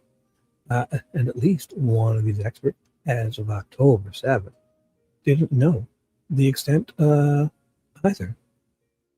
And so I guess I just want to bring into the court's attention that without those things, the state's going to object to them being called as witnesses as late disclosure. And then so he's able to depose them. He found out on the 3rd or something, right? So he's had a couple weeks. He could have deposed them, but since he didn't, now the trial starts tomorrow. He's like, well, since I don't have time I want them to call and answer me on the phone instead of, no, dude, you had a chance to depose them. Like, how much time does the defense have to give you to do that? Sounds like you had 2 or 3 weeks to do that. At all in some cases. And so I'm not really sure how to address it, Judge. But that's a concern of the state at this point. Mr. Rotzi. That's what he says. Thank you, Judge. A couple things. First of all, looking back at the court's order regarding the exhibits, the circumstances with the exhibits. The order itself actually only required the parties to exchange exhibits list as of, I'm trying to get my head straight in terms of days. I think October 1st. I need to look at the order. We actually tendered a full-blown exhibit, updated witness list, and, as Mr. Boss McLeod, a hard drive mentioned, Mr. Boss McLeod mentioned, a hard drive to them with as many of the exhibits that we could get on here. And some of them were duplicated. They were things the state had already had, but there were things that we put in there as a courtesy, even though we weren't required to. We provided all that to the state as it relates to these names that they're throwing around that Mr. Boss McLean is talking about.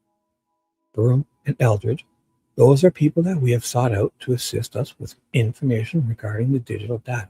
As I have mentioned to him in the email, because of the new Celebrate phone dumps that the state gave to us in, looks like, I think, August 22nd and 23rd of 2024.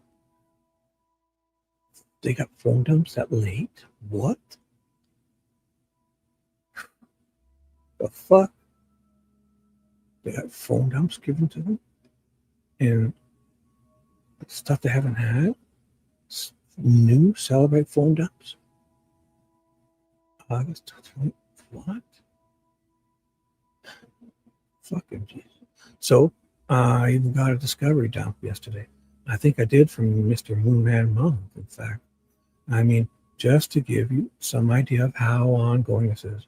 So, we got a discovery dump in August of 2024, late August, that contained information that needed to be reviewed by somebody. So, we are seeking these people's assistance in that regard. So Nick, that's why they have to get these people, because you gave them new stuff that you should have given them a long time ago.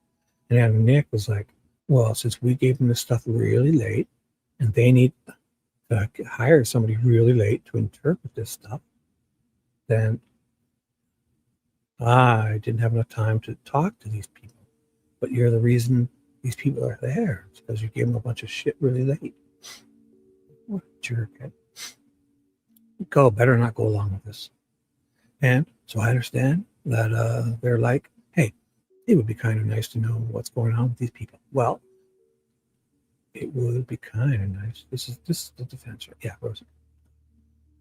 He's calling Nick out. So, well, it'd be kind of nice to have this evidence before August 23rd of 2024. So it kind of cuts both ways. I don't think there's any bad faith here. We're talking with our people. They're talking with their people. We've done a ton of discovery in terms of depositions.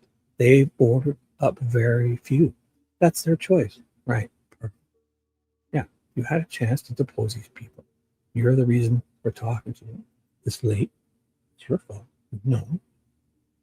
It was 3 or 4 weeks ago you've done it. You could have deposed them. You fucking called them and called them. That's their approach to preparing their case. But at the end of the day, we offered the names of those people up on October the 1st. Boom. Yeah. That was fucking literally 16 days before this. So that's what? 2 weeks and 2 days Nick's had. Could have deposed them. But if Nick calls them up on the phone, then it's like if I start asking them questions on the phone, they're not being sworn in and stuff. So they're not going to want to talk to you. They have not asked to depose those individuals. I'm not really opposed, as just a matter of professional decorum, or courtesy, I should say, to allowing some contact between the state and these people in the next week or so, if we can figure that out, some kind of communication, so that they have some idea of what these people are going to testify to. But there are no written summaries. We haven't asked for those. They don't exist. We're not holding something that we're not given to them.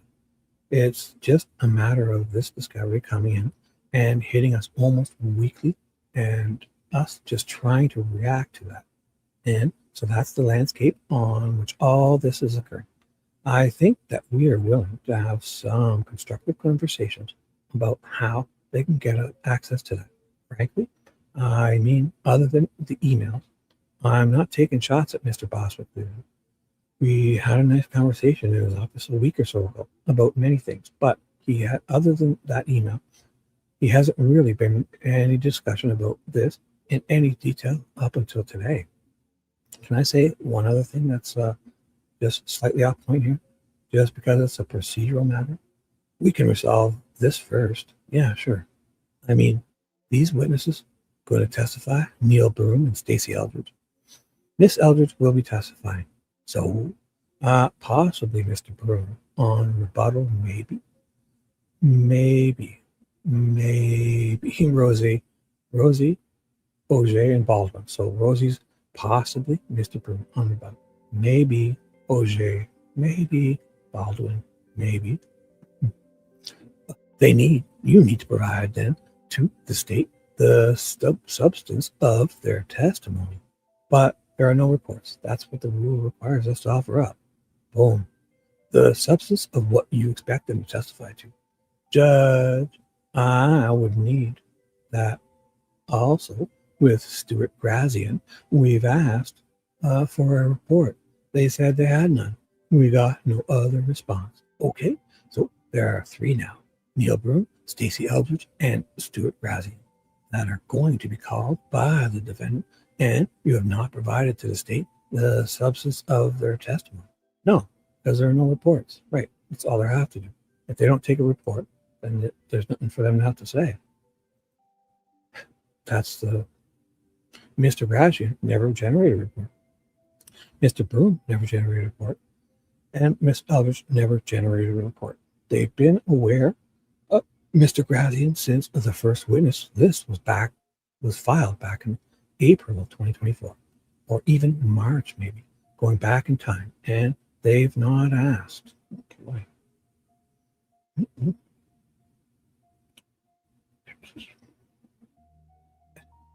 I missed anything? Are you guys just having fun talking? Sorry, guys. I'm not checking the chat. So just know. I'd rather be talking to you guys, but they've taken 2 depositions in this case that I'm aware of, that I've been a part of since we've started. And so those people have been in the states. They've been on the state's desk. Their names have been on their desk for months. So we have no intention then of providing any information to the state of Indiana about these 3 witnesses and the substance of their testimony. I mean, as a courtesy, I don't have a problem with, I don't know, maybe I guess in some form of an email or something, just identifying, hey, this is what we generally expect this person to testify about. But I don't think we have any obligation to provide any details in terms of their testimony. That's what the discovery process is for. And this isn't discovery. This is walking into a courtroom in a pretrial hearing. Judge, I'm not asking for specific details on what they're going to ask the witnesses. I don't believe in trial by surprise. That's my problem, Judge. And I have no idea, at least in Neil Broom, in terms of Neil Broom and Stacey Eldridge. I know that knowledge of data contained on phone extractions of Libby's phone, that's the explanation I got for Neil Broom. The explanation I got for Stacey Eldridge is knowledge of data contained on the phone extractions from August of 2024, which is Christopher Cecil's phone extraction. That's the only information I have, and Mr. Broom won't talk to me, and Miss Eldridge says, I don't know what the scope of my testimony is going to be.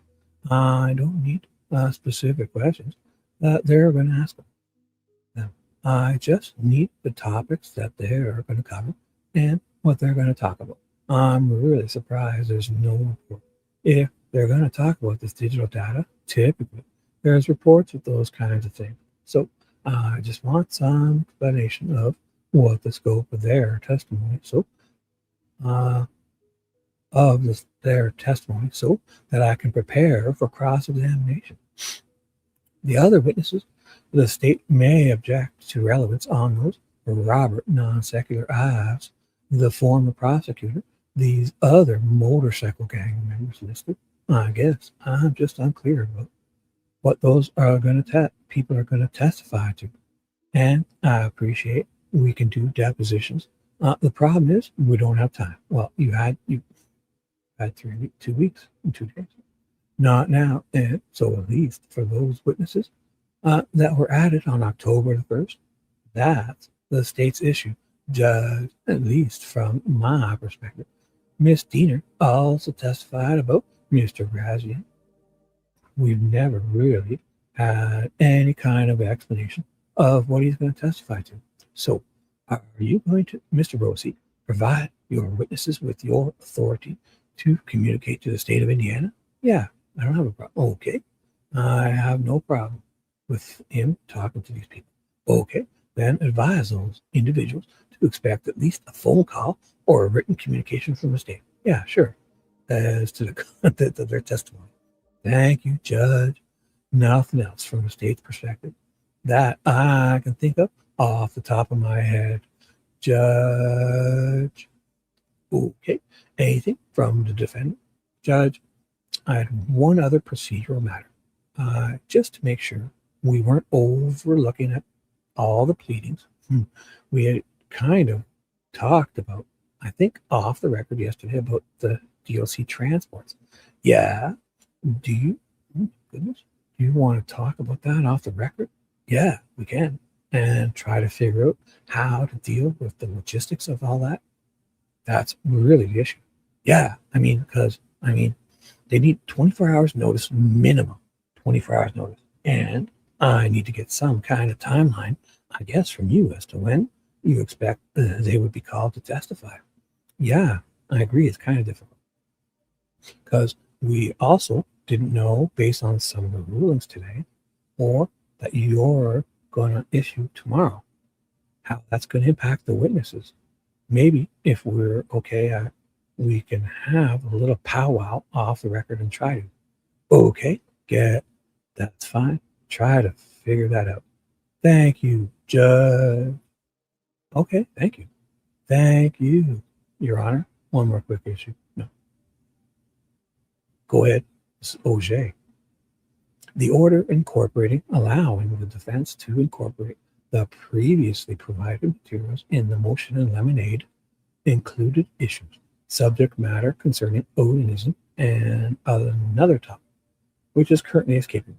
It did not include the information regarding ritualistic killings or the balance of the court's order in Lemonade.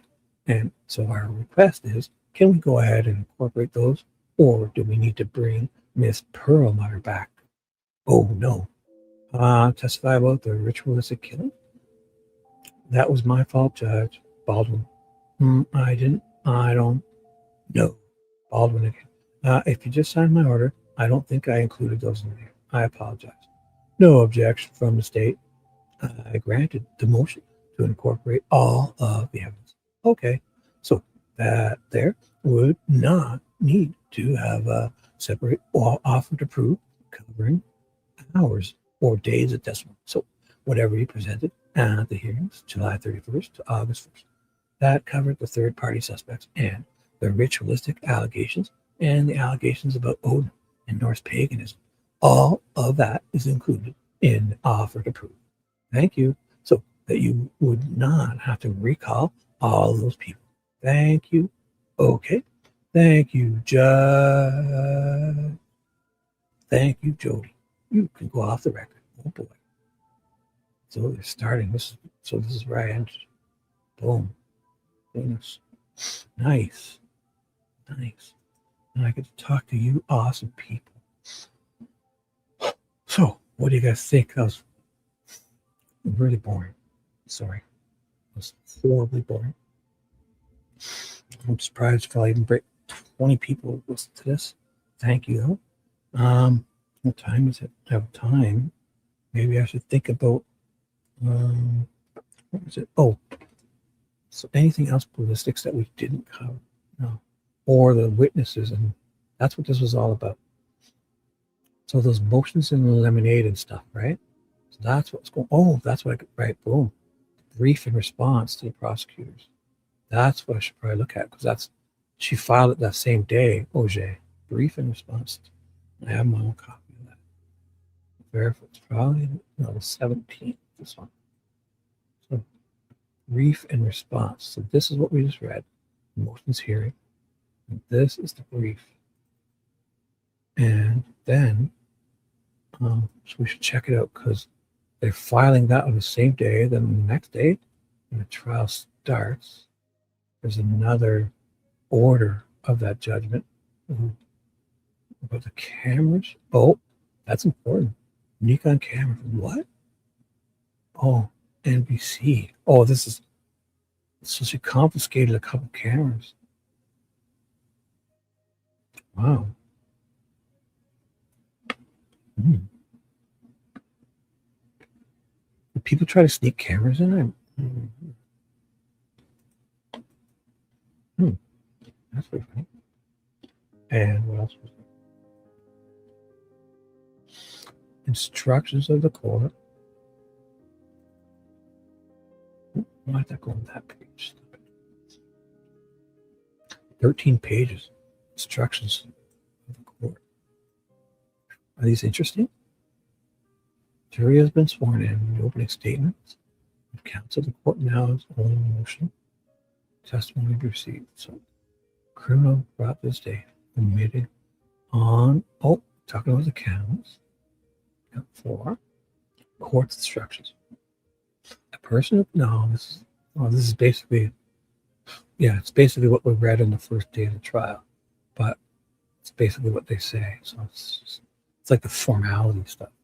Like how to be formal. So this is not nothing, but charges and preliminary instructions. Yeah, formality bullshit. Not bullshit. I mean, you know what I'm saying? Yeah. So this, I'm not going to. What else was it?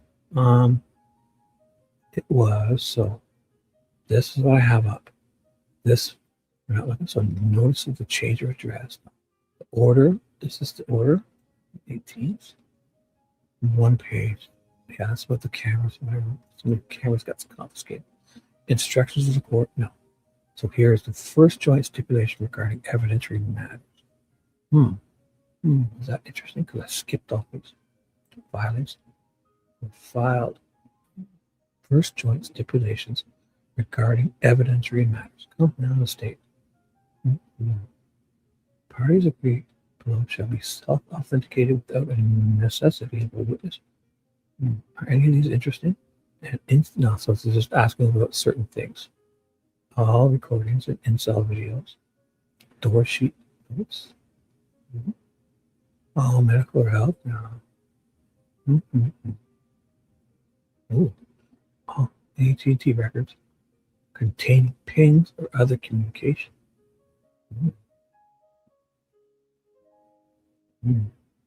Chain of custody. Almost interesting. Oh, harvester. So, and so I have enough here to this. I won't need, so I can save this. List my changes. I drew a couple of really cool pictures. Yes, and I can get rid of that. Look at this. So I have a 5-page filing. Seems interesting. You guys want this? Oh, thank you, ladies. Thank you, ladies. Yes, I agree. Thank you, ladies. Of course, ladies. Oh my God, lots of ladylike behavior. You guys, is somebody leaving? Did I miss somebody saying goodbye? Or sorry if I missed you guys. I haven't. That's probably what I should do. I should respect you guys and honor. You guys are such a great comment. I haven't read anything in chat, so sorry. So, what would you like me to do? Entertain you by acknowledging your comments in chat, or read this brief in response to prosecution's motion in Lemonade regarding the sketches. So it's a brief. So this was filed by that same afternoon by Auger, right? Auger filed this. Yeah. So, who's hiding what? Yeah. So all eyes. Oh, sorry. Cool. I'll have to go full screen for this. Right. So all eyes is trying to get the rest of the exhibits that are missing. I hope she does. It's like a lot of the Odin stuff and Kathy Allen interview and such. Well, we had. Was she getting audio? Because we have the Kathy Allen, or is there a different interview? Because we've read that Kathy Allen interview. Or was there parts missing from it? Like where they went to her work. And we don't know which cop went, do we? Or have we found out yet? Oh, look at you. Honestly, I never get along with it. But Shibby, he's going to love that. Are the best. Oh my God. Look at you. Yeah. The girls are all getting along. Can I watch? I'm like, thank you. You guys are having fun. Oh my goodness. Look at you. Mimi coming in with this. Oh my God. My God. Oh, I got to go back up to read chat. Yeah. Should I do that instead? You guys are having such an interesting conversation. I agree. I'm going way back. No, I'll just read it because you guys, oh my God. I'd so much rather be talking with you guys. But how's this? So I don't even know if you're listening to me. Do you want me to read this or just kind of wing it? You guys, yes. Oh my goodness. This whole time I've been talking to you. Definitely. Dee Dee knows. And if I told Dee Dee I was on today's, get it, Dee Dee? Day 33 of a new record. It's awesome. Day 33. It's so funny. 33 days, girls. You guess. And let's do this. I'm just going to read this because otherwise I feel I'm going to get creepy. You guys are inciting me. Exciting and inciting. You're inciting, you're eliciting me. And I'm not taking the bait. I'm not. Yes. 33. All right, I'm just going to read this. So, the brief in response to prosecution's motion in Lemonade regarding the sketches. So, comes now the accused, Richard Allen, by counsel, and for his response to the prosecution's motion in Lemonade regarding their sketches, states as follows. The prosecution argues that composite sketches are inadmissible. Their own sketches they made. Fuck, these guys are amazing. I know we've known all this. I know we've gone through this, but again, I love doing this because I've probably had this read to me 20 times. I think all the creators and myself just poking around. And every time, I swear to you, every time we learn something new. So let's see. I'm going to, stuff I don't remember or forgot, I'm going to highlight. Let's see if this is worthy of going back through again. So if we find a couple of neat things that we forgot, or we're able to put 2 and 2 together now because we've learned so much since I've last read this. So I'm going to highlight it. And then if we can find one neat thing on this 5 pages, I'm going to definitely scan through all the other motions in Lemonade and their response to the Lemonade and their fucking Matt Damon's and all that bullshit. And, you know, the Matt Damon stuff, I don't even know what it's about, but it sounds, let's see it. So the prosecution argues that composite sketches are inadmissible due to the fact that they were intended as an overhead investigative tool. That's great. We all knew that, but it is definitely great. It's like our sketches were only an investigative tool. So what the fuck? How ridiculous does that sound? Oh, sketches were not related to what? That's bullshit, right? Because like they drew those sketches from Betsy Blair's, or like Betsy Blair said the guy she saw, and yet they're saying that she saw BG, which they're saying is Richard Allen. And that sketch is, so these people, that's wild.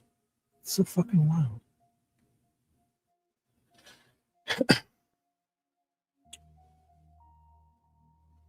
Oh, yeah, finger painting and stuff. It's always great. You know what? I remember kindergarten. You know what my favorite was when you're standing around that little set table. It's like a sandbox in a big round table, you know, pouring water and stuff. And my granddaughter has those. And every time I go there, we're like playing. It's like a big, you know, toy thing. And we can put water in it. And there's all these cool things and the sandbox up there, you know. So I love that stuff still. And I'm 52. So those are great things for kids. The sandboxes and, you know, water things and finger painting. Get them out there. Get our hands dirty. Get them in the yard when spring comes. Get them planting and seeing stuff. You know, it's like a tomato you brew. It tastes so much better. So, awesome. I do miss all that stuff. But you know, that's what my granddaughter's like. It's like I get to do all that fun stuff again. You know, I can always write, but you know, you don't get to. It's like every time I go over there, I got to play it just with magnets. It's so fun seeing their face when you're like got these magnets. And you know what I bought them also? You know those little prisms to show how the white light breaks up into 7 colors? You know, red, orange, yellow, green, blue, indigo, violet, rojibit. It's so amazing to see their face. Like every light breaks up into 7 different colors. So I get to play all that stuff again. So where was I? So the state's motion in Lemonade regarding the composite sketches. At the hearing, the prosecution argued that the composite sketches of the suspect. Oh my God, you've been typing a lot. Man, I should get you to. You want to call in? Like you seem like you have a lot to say. Oh my God, you're on fire. I should let you two, Dee Dee, you guys want to call in? I don't know. Got an hour to kill, 2 hours to kill. So if anybody wants to, or I'll just keep reading. Let me know. Anybody wants to? You guys seem like you're having so much fun. So jelly. At the hearing, the prosecution argued that the composite sketches of a suspect are not relevant because they are infused with subjectivity by both the forensic and by both the forensic and artist and the witness. So I didn't even think what that was said. So let me read that again because I read it and I just didn't let the word sink in. 2. At the hearing, the prosecution argued that the composite sketches of the suspect are not relevant because they're infused with subjectivity both by the forensic artist and the witness. Was because that one sketch they were talking about is because the sketch artist also looked at the video. Is that why they're saying that? That's got to be why they're saying that. Because I have that here.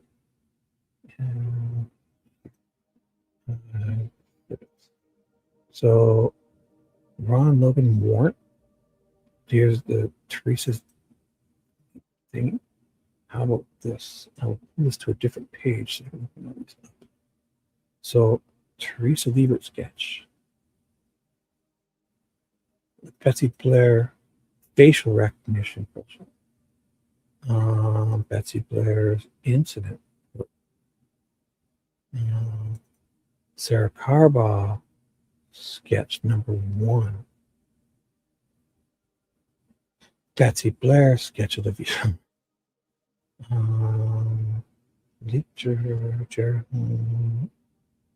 Oh, here's for you ladies. There you go. Yeah, that's for Dee Dee. Dee Dee tells me I need to put this up more. Which one? Which one do you guys like? I think we'll go with this for you guys for now, right?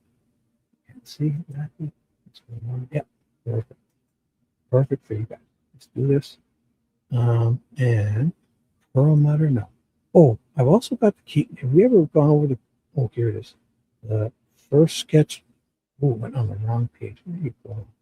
Over here, silly. This here. This is The first sketch released. Plants. That's another thing. Nobody's been signing these, right? So, and here's the second sketch released, right? And it's the first one that they were given to. That's from Betsy Blair. So for them to say that they don't, it's fucking wild. Yet Betsy Blair is one of their witnesses. So it's fucking amazing. Whereas Keegan Klein PCA. Have we read all of this? I'll save that for another day. So, must have. And this Tina Garrison report was amazing too. It was on about this one here. Yeah, McCain is observed arriving on video at 2:45, and she says, whatever this is, McCain sees Derek already there at 2:45, and I think it's true because for Derek to do all that walking and be able to get back to the bridge to see Daniel Pearson and them, here, this is perfect. So let me do this. You guys having fun? Just the body, and you'll recognize someone you know by their body. What? Okay, maybe call in. I don't know where my headphones are. Oh, I mean, only if you wanted to. Like, I'm not stammering for it. Like, I don't want you guys to think I don't want you to. But if you want to, let me know. You seem really typing up a storm. Let me see.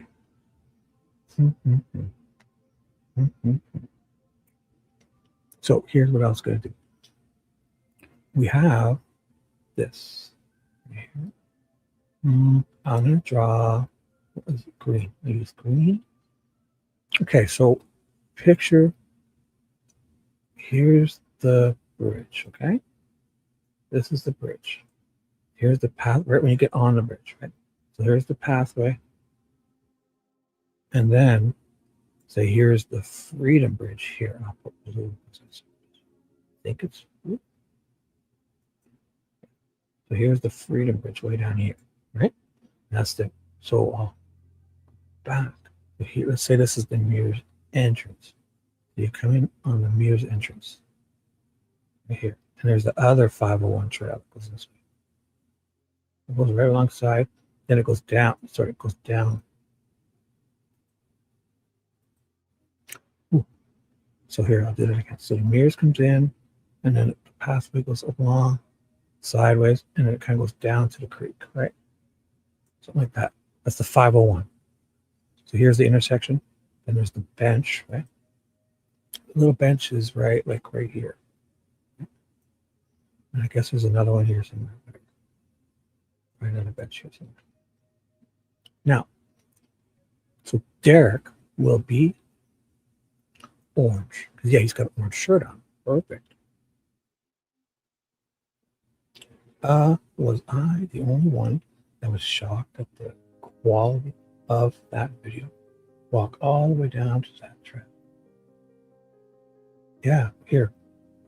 I'm sorry, but a big guy like that is right. So perfect. You want to talk about this? Perfect. Let me know. Here. Here's what I come. Here's Derek. So they're saying, Derek says, so also we got Wilson Bridge. So it's way over here saying. This is like the bridge, but say Wilson's Bridge is like over here. Ron Logan's house would be over here. Cemetery would be somewhere, say it's like here, whatever. The water, sorry, I'm kind of doing this half-assed, but so the water goes under the bridge and along the water, does that, whatever. So they're found kind of here below the cemetery, right?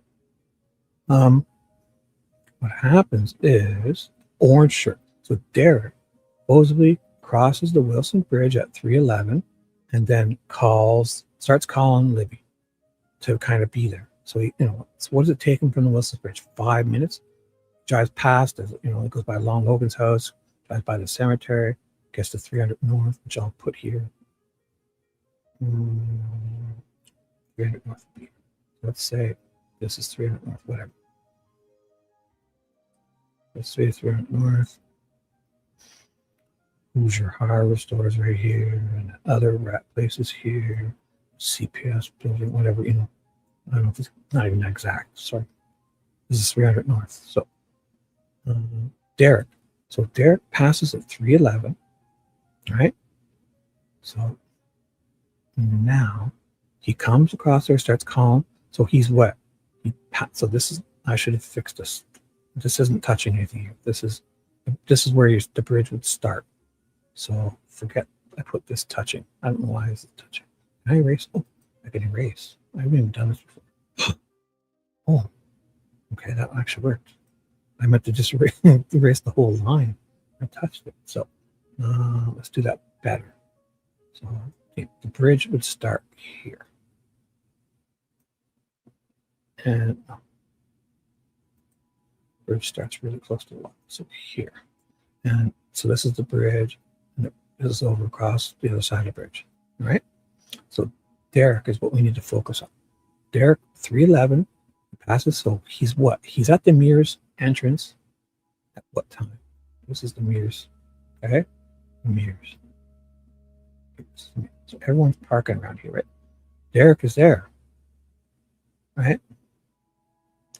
And he's there at what? 3:15, 3:20. And he says he starts calling, and then he gets out of his car. Just choose one car for now. This Derek parks near the Mears entrance, right? So he's got to be there, what, 3:20, right? And then he gets out of his car, and Derek says he walks to here. And that's when he bumps in to McCain, right? So him and McCain bump into each other, right? So it's 3:30, right? 3:30, it's got to be.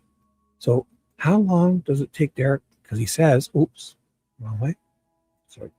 Derek, after he bumps into McCain, he says he goes down the 501 to the creek edge, calling the girls, 400-pound guy walks back up the 501, 501 steps. So how long does that take him back? 15 minutes? 15 minutes? So 3:45, right? But then he says from here, he goes to the Freedom Bridge. That's got to be 10 minutes, right? So 3:55. And let's be gracious and say 10 minutes to get back. And he calls all of them, Becky and them, or whatever he calls on his phone. Then he goes back there to his car, sits in his car for a second. So that's what, 4:10, 4:15. And then he walks to the Monon High Bridge, Derek does. And then he says, so what? He's there by what? That's a long walk. 4:15, 4:20, he's there. 4:30. But he says he sees does Daniel and Shelby on the bridge. But he can't because they were gone. They were long gone. Right? First platform, another platform, another platform. How could Derek have seen these two on the bridge? How? To play that video of that trail goes down. Oh, is that somebody else's video though? I can't just play other people's videos. And where is that? I don't even know where that is, Fishy. Do you have it on your channel?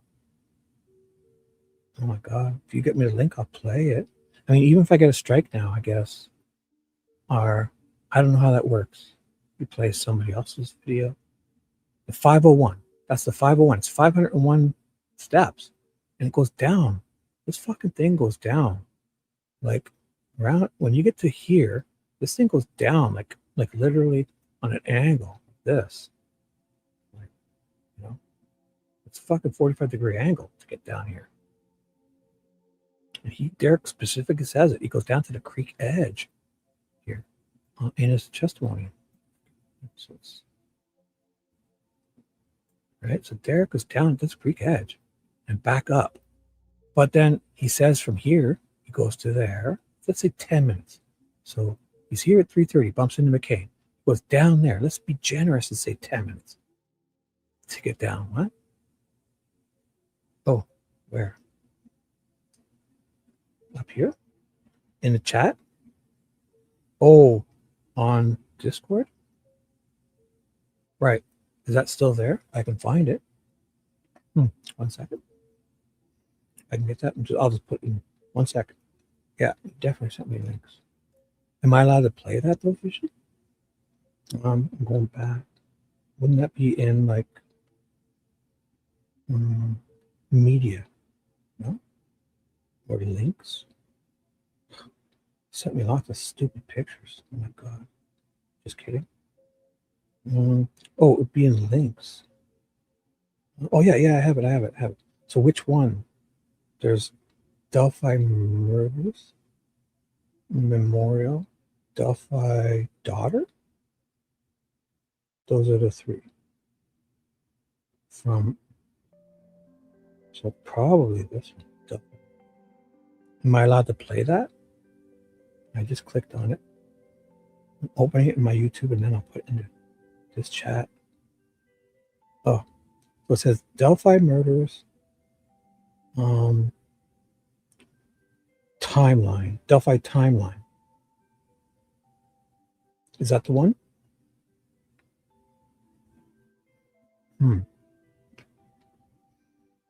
You sent me 3 videos. And this one is Memorial Left At. Open that, see what happens. Here, I'll just open it.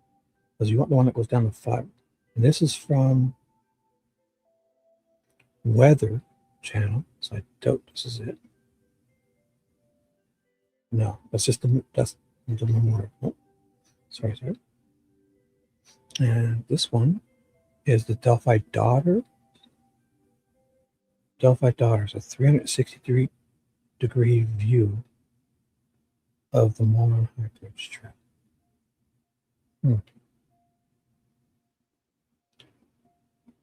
That might be it. Again, I don't know if I'm allowed to play these. That's the thing.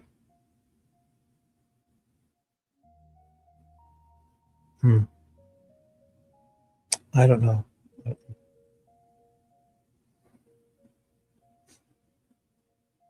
Let me know.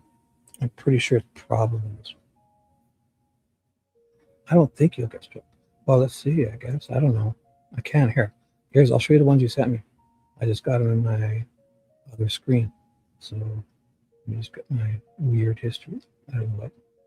And open. Sorry. I'm doing this on my other screen. Trust me. And here we go. History. Boom.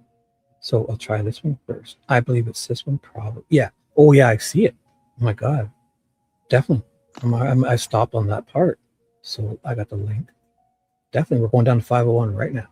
So if I get this, I don't know if it'll get struck or what. I'll go over here and do this. Paste and go. This is it. All right, so I was just over standing in the shade, trying to figure out It's why right these here. videos. Right around here, they go down at 501, right? So do you want to see where they get on that? This is back a long time ago. Yeah, here's where it gets on. And it's paved. It's paved. So here's the Mears entrance. He's going to go down to the right here.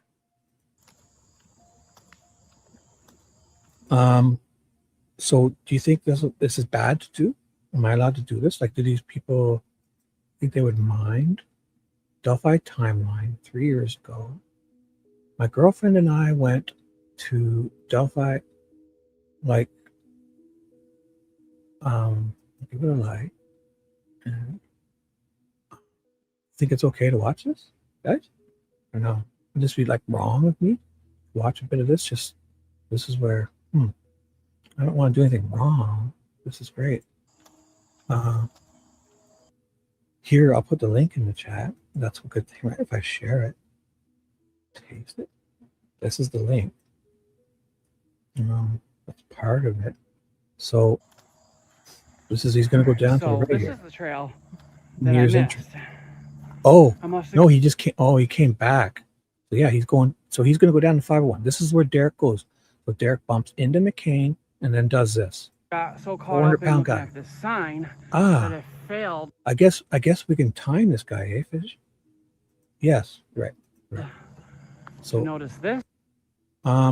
Should I mute him or should I'll let you listen to him. So we should time it. So look at, he's getting at 5. So let's see, he's getting on at 5:50. Oh, it's gone fast. And well, there are a few slow points like walking by the corn and whatnot.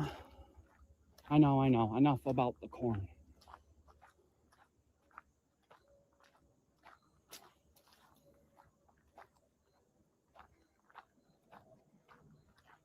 Good, we're still recording.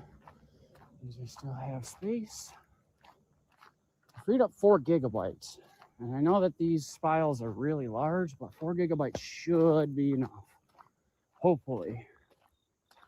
I have no idea how far this goes. You know, there's rocks that look like they've been put down to make this easier to traverse. Animals seem to be walking over it a lot. There's eating fruit and stuff. Droppings. I think I just walked through more cobwebs. Thank you, spider. So, kind of like an opening a bit here. See down to the creek, I think. Yep.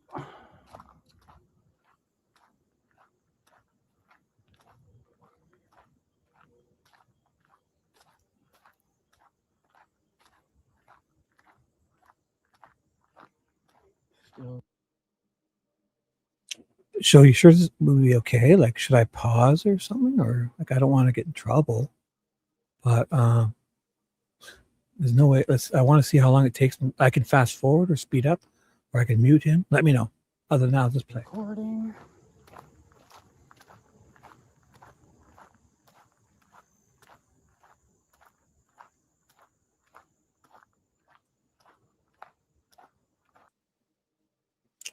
Yeah.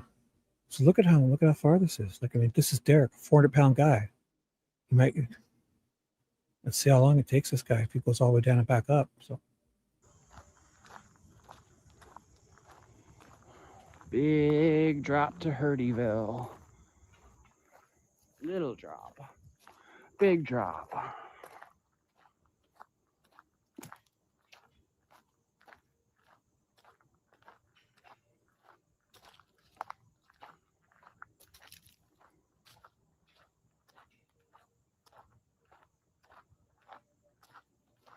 So we're kind of going down.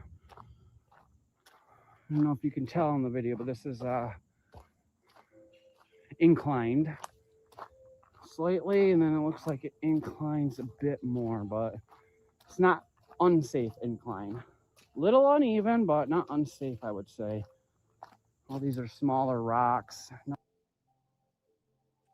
Sorry, what's that? How would any of the witnesses be or anyone else know who was on that trail that day? Well, Derek says he sees them, but it's wild because for Derek to see Daniel Pearson and them, what's her name? Not Shelby. Duncan is with the other one. What's the other one's name? Cheyenne Mills, right? Yeah, Cheyenne. But the Cheyenne and them say that they walk across Royalty. Cheyenne Mills and them say that they, around 3:30 or so, get on the bridge, walk to the other side and come back. And at 3:55, they sit on the same platform. And so that means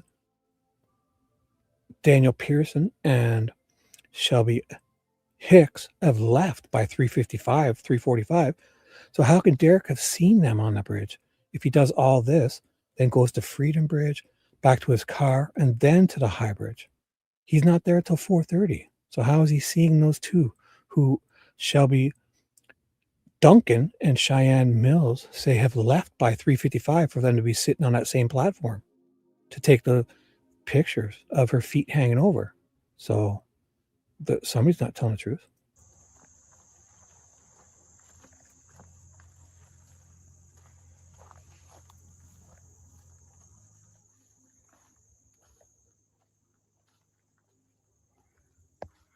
Kind of like a down tree that makes like kind of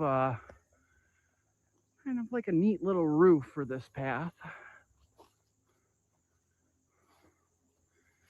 Let's not be now the time it decides to fall all the way.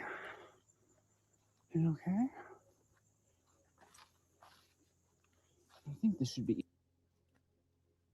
Yes. Yes, they went over to the other side to pee.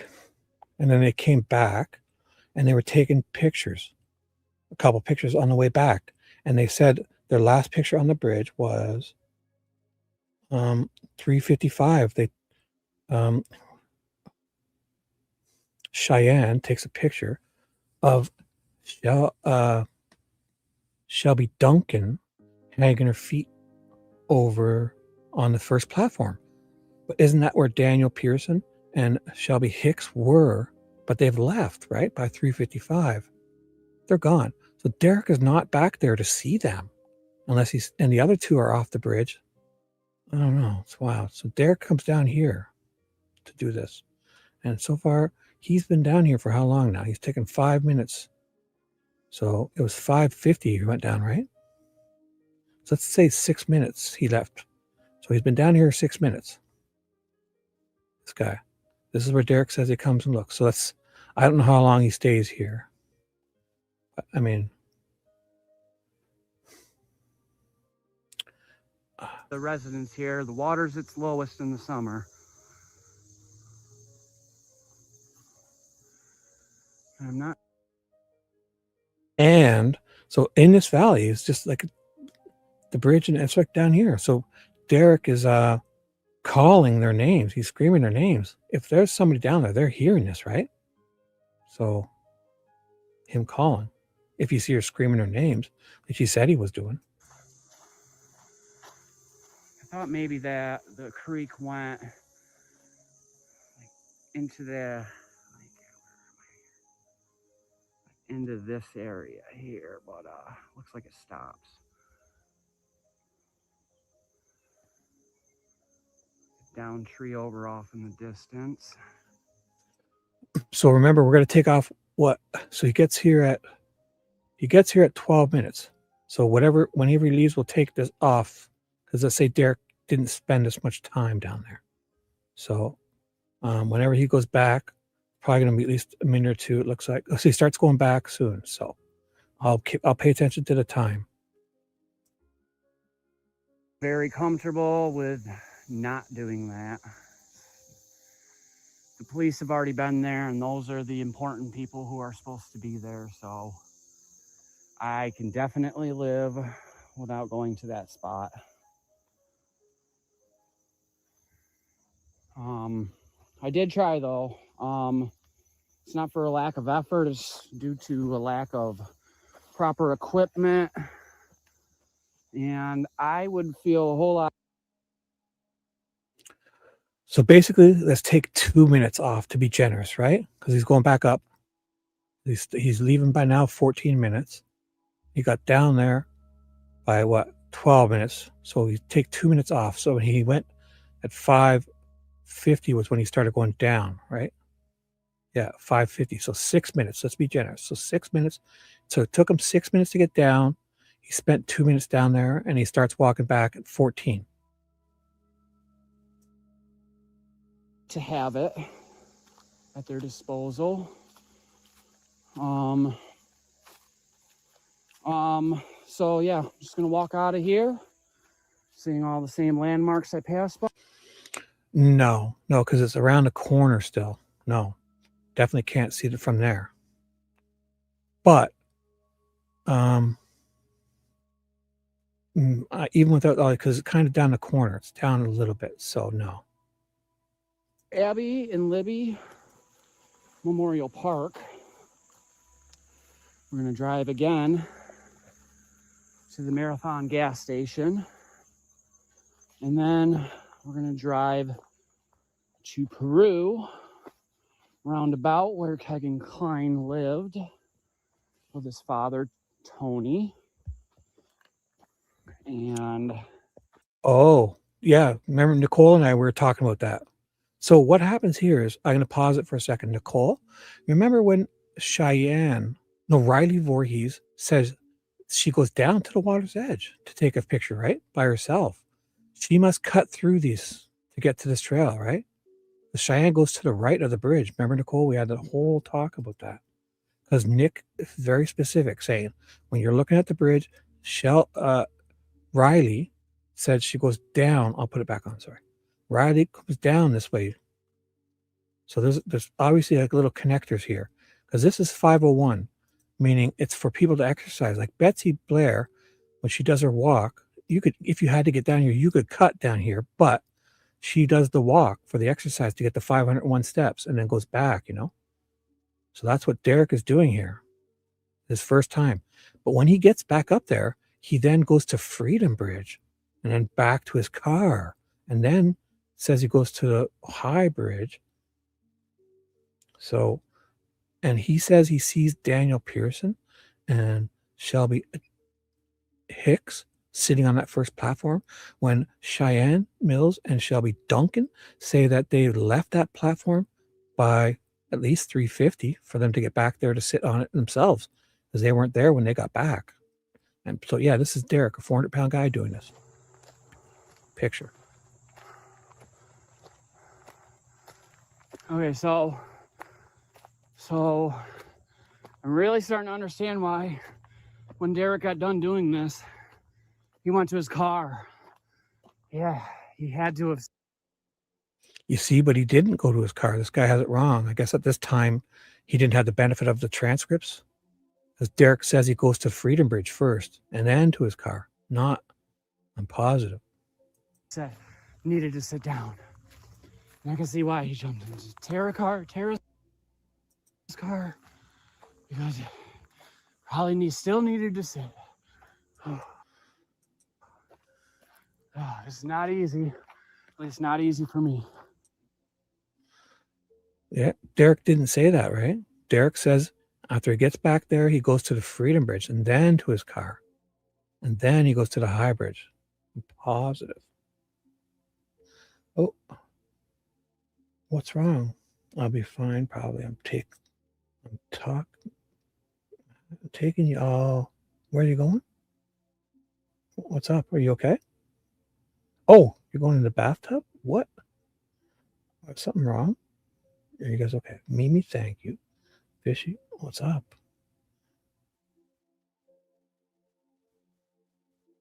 Oh, going to the shower? Ooh, yes. Fish. So here, I'll undo it. This guy's probably breathing heavy right now, but he thinks Derek says he does this and then goes back to his car. Derek doesn't say that. Derek in his testimony does this first after bumping into McCain. And look at how many minutes it is. So I remember the times. We'll work it out when he gets there. I'll pause it when he gets back to the top. Okay. Let's listen to him for a sec. Hungry. Begging for air conditioning. Oh, good Lord.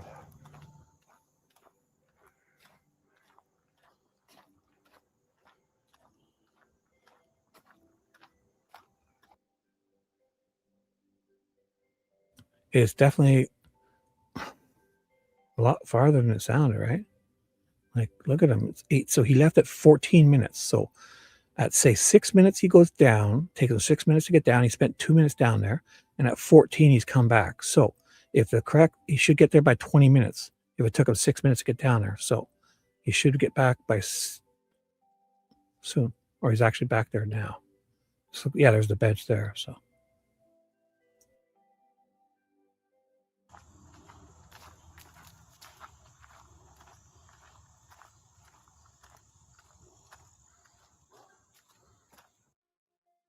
So that what we can do is basically round it to 5 minutes to get down, 5 minutes to get back, right? So when Derek gets there, 3:10, he crosses Wilson Bridge. He comes in. He's in there bumping into him by 3:25. He bumps into McCain, 3:30, right? takes him, let's say he goes 15 minutes, right, for Derek. This guy did it in 10 or 15 minutes, but he kind of stopped down there for 2 minutes. So Derek, let's add 15 minutes, right? So 3:45, Derek's back here. But he says he goes to the Freedom Bridge, back here, and then to his car. Not what this guy's saying. I'm positive.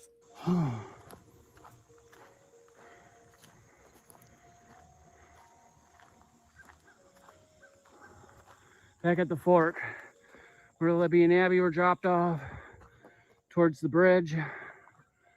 And the way I'm going is back towards Freedom Bridge.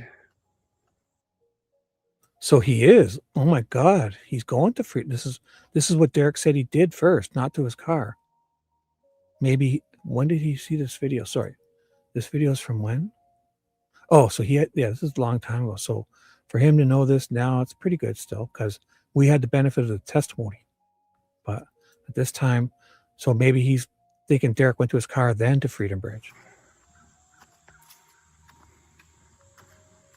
And I guess I could end the video here, but definitely at least 6 minutes is fair. Let's get down 6 and down, 6 up. That's 12 minutes. And Derek, you got to add at least 5 minutes for Derek. So it's got to be at least 15, maybe even 20 minutes. since this is maybe the very last time I ever set foot on these. For Derek to get down, so he's going to the Freedom Bridge now. So what we should have paid attention to when he left, right? It was exactly, so he's going towards the Freedom Bridge. Here, he's finishing here at 19 so minutes. So by 20 minutes, so he's only been walking for 3 minutes now. So let's say he lives here at what, 20 minutes. Let's see it again, sorry. I just want to check when he starts walking back towards the Freedom Bridge, this way. He's going to go towards, this way is the Freedom Bridge, because that's Samir's entrance. So at 1925, so remember that, I'm going to go fast forward in a bit. So 1925, he starts walking back. Let's see how far he gets here. So this is that part where they put up a thing. There's going to be that bench where they say they took a photo. There's going to be the green roof in the background. I've seen a lot of butterflies out here in Indiana. Not sure if there's like... No. Derek said it in his testimony. It was Derek's testimony. I read it. Derek said it, not Becky. Derek said it. Derek was very clear what he said. He said, Derek said it in his testimony. He said maybe Becky said some stuff too, but Derek said it.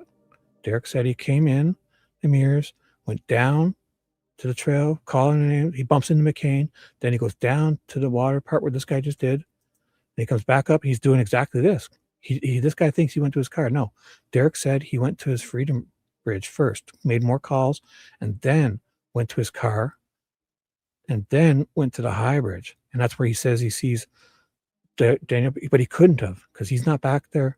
I mean, we're going to work out the times here, because all we really need to know is, I mean, look at this guy's been going. He left at 19 minutes, and it's now 22. So it's taken him 3 minutes to get here. So again, it's got to be at least 10 minutes to get to that Freedom Bridge for Derek.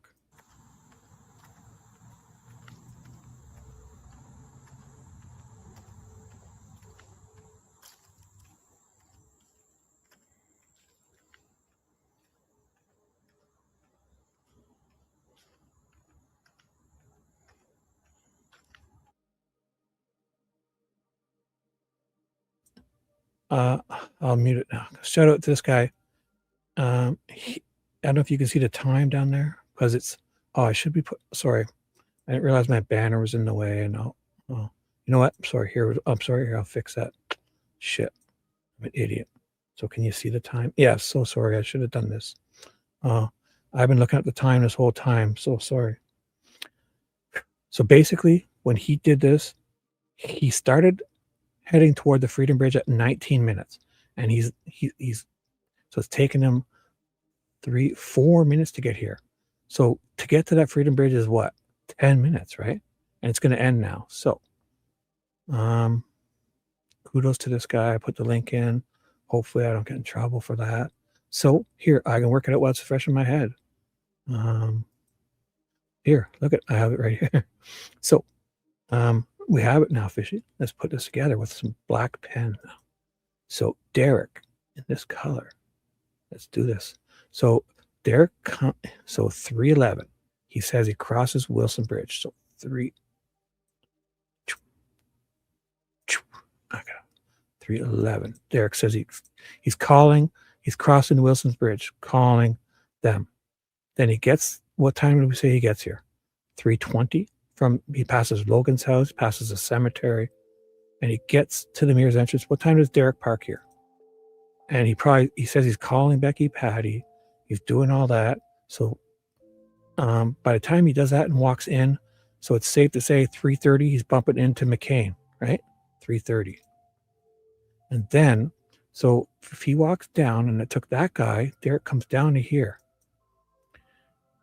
So it took that guy, what was it, 6 minutes to get down and 6 minutes to get back up. So Derek, that's 12 minutes. So that's Derek is doing it longer. What, 15 minutes? So Derek's not back up here till 3:45, right? So Derek's back here at 3:45. And that guy said he goes, but he doesn't. In Derek's testimony, he literally says it. He says he goes to the Freedom Bridge. Derek does. So Derek is here. And that's got to be 10 minutes, right? So 3:55. So 6 minutes. So 3:30. He's here. 3:30. Gotta get a better way of writing this. 3:30. He's there. And he goes down 6 minutes. So 3:36. Something like that. 3:30, and then back up. So add another 6 minutes. That's 3:42, but let's say 3:45. So Derek is back up here by 3:45. Official timing. Then he says he walks here and is calling Becky. He says it in his testimony. So 3:45. So 4 p.m. he's here. Because let's even give him, let's be generous. Let's say 3:55.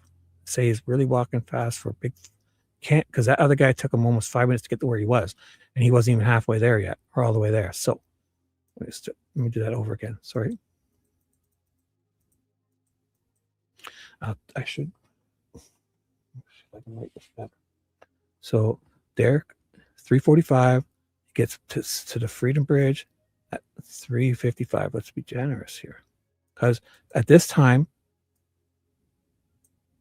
they're taking a photo on this bench, on this first platform, Cheyenne Mills and Shelby Duncan, and Shelby Hicks and Daniel Pearson have left. But Derek says he sees them sitting there. So Derek is here at 3:55 when they're supposed to be taking that photo here. They say it's 3:55. They're sitting on Shelby Duncan and Cheyenne Mills. And so that means Derek, Daniel Pearson, and Shelby Hicks are no longer here. So then Derek says he goes back to his car in his testimony. So 3:55, so 10 minutes, 5 minutes.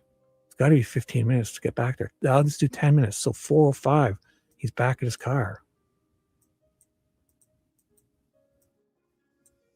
And I'm positive of this, right? And he says he sits in his car, calls Becky and them, and then he goes to the Freedom Bridge. So yeah, then he goes, no, sorry, not the Freedom, excuse me. He comes from the Freedom Bridge to here, sits in his car, then he goes to the High Bridge, and he says he sees them sitting here.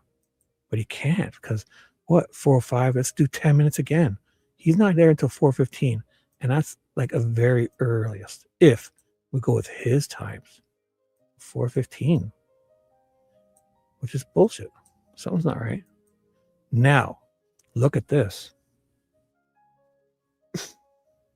Derek said it. Derek said it. Go look at his testimony. I can show you. I read it. So look at this, though. So 4:15, right? Now, if Derek sees them at 3:55, we could take easily almost 30 minutes off, right? Now look at the Tina Garrison report. Tina Garrison report says, whoever wrote this report, where the fuck are you? Do I not have it up? Oh, that's what I'm writing on. Jesus, I'm writing on the Tina Garrison report. Look at what she says. She says, whoever this Tina Garrison report is, Dave McCain is observed arriving on video at 2:45. He's arriving at 2:45. And Dave McCain says he sees Derek's car already there, 2:45. Derek's not there till 3:15 easily. So a half an hour, this is probably right. And that would explain the extra half an hour. If he sees them, he's not there till 4:15. But if he's there at 3:45, this works out to him seeing them there, because they can't be there till at least 3:50, because when they're gone, the other two come back from peeing and they're walking back this way. Then they sit there. Cheyenne Mills and Shelby Duncan take photos here at 3:55, and Shelby Hicks and Daniel Pearson have left. And Daniel, Derek says he sees a moped and a razor here when he arrives. So now if Derek's time is off by 30 minutes, he could have seen them. He would have been perfectly here. Look, I put 4:15, right? If we take that 30 minutes off from this report, then he would have been here at 3:45, and he could have easily seen them. So it says it right here. Whoever did this, so David McCain is observed arriving at 2:45. And he says he sees Derek's car 2:45 when he arrives. So McCain arrives at 2:45 on video. On video, he's arriving at 2:45. He sees a large truck there parked, which is the guy walking the dog. And McCain also said he saw a white station wagon arrive. The truck is David Riley on a Ridgeline, and the car is Derek German's white Impreza. McCain, so he says Derek's there at 2:45. And that would make sense to me. If Derek did what he did, he said, what he said he did, at 3:11, he's passing over there. There's no way. Because if he's there at 2:45, he's not passing at 3:11. He's passing at 2:30 or something. Right? 2:40. And that would be a good time to drop some things off. I don't know. This is wild, eh? Anyway, so what else do you want to do? Because I think this has got to be, because I think, so I just worked it out pretty good if we went with Derek. So 3:11, he says he crosses, he says it in his testimony. And he says he gets there, so he's leaving, so he can't be there he's there by 3:20. But he sits in his car calling Becky and them, trying to get a hold of Libby. And I'm sure 3:30 would be the time. Like, he's getting out of his car. He's got to walk here. 3:30, he's bumping into McCain here. And then he's walking down. If he does it, he takes 6 minutes to get down. So he's down here at 3:36. And then he back up there. But I mean, that guy took 6 minutes. So it's easy to say that guy took 12 minutes. It's easy to say Derek took 15 minutes from 3:30 to go down and back up, right? So Derek's back up here at 3:45. Then he says he walks here. That's 10 minutes at least to the Freedom Bridge. So Derek's here at 3:55. And Derek says he goes back to his car. So I put 4:05, and that's being generous. So 4:05 is generous to get 10 minutes back to his car. He's got to go back along the Mears thing. He says he sits in his car, and then he goes to the High Bridge, and that's 10 minutes at least. So 4:15, he's back here. They're not there for him to see. But if we took that half hour off of this discrepancy of when he arrives Derek's already there at 245. Let's do the math. So at 245, if he goes, how is he bumping into McCain? Because McCain arrives when maybe he goes down and then comes and bumps into McCain, right? Because if he's already in there, how is he bumping into McCain the first thing? He says it. But if McCain arrives and he's already there, is he sitting in his car and McCain passes him and then he gets out? Anyway, so do you guys want to do any more of this, or anyone even still here? Should I do more of this, or do you want to do anything else? What was I going to do here? Oh, right.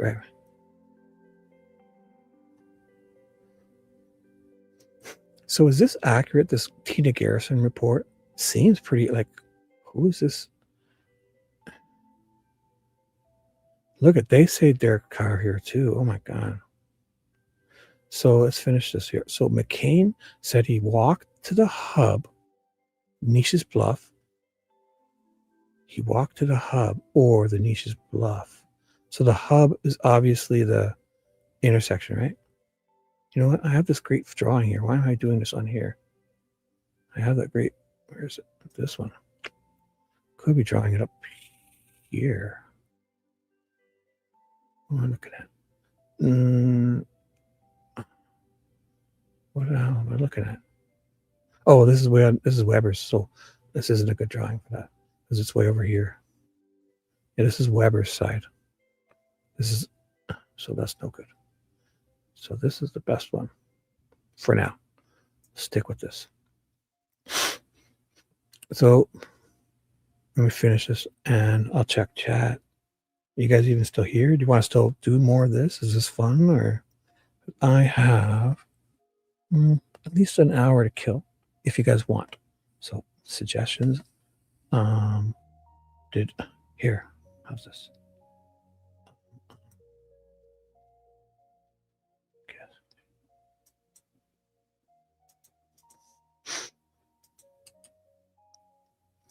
Did any of you guys want? It's up to you. I'm just killing time. Anyone wants to call in? I have at least an hour to kill. So, or I'll take suggestions. Let me know. Boom, boom. All right. Now,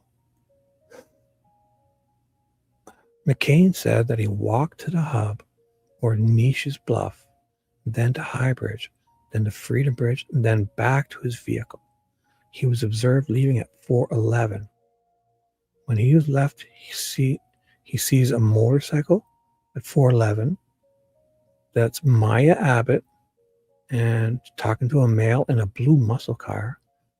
We've identified as Carl Abbott. Now, do you guys want me? I can play on my channel the Derek's testimony. I wrote it. I read it. I can play it on Derek's testimony. All right. And I can show you where he says it instead of looking it up on the transcripts. Because he says it like almost immediately in the beginning.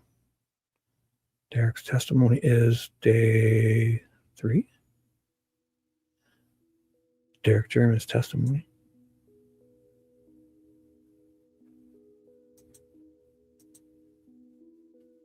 Follow the timeline at the very least. I'm going to catch you up. If you missed yesterday's read, so I muted it. So I'll find where Derek says that if you want. I wonder where I start. I must have started.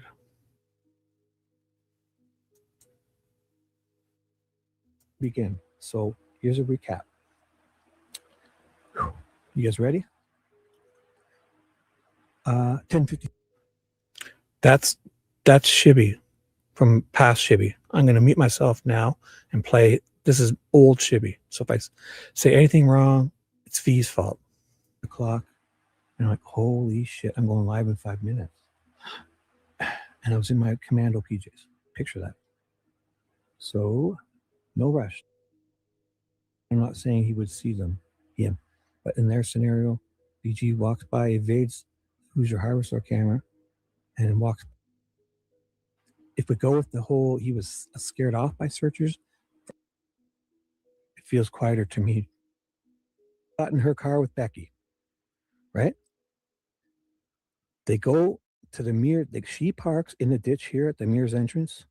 So the trailhead you're referring to, it's the mirror's entrance.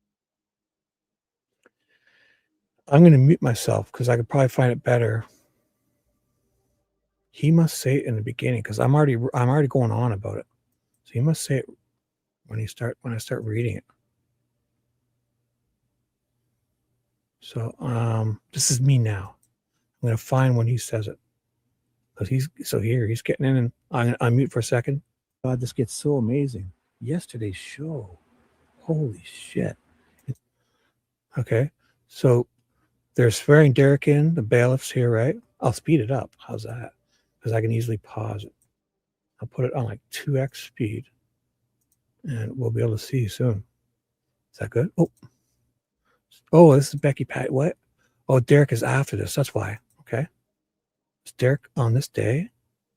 Or maybe I just put it in this. Let me find out. Sorry. Yeah, Becky's first. And no, Kelsey was first, and then Becky, then Derek, right? So sorry.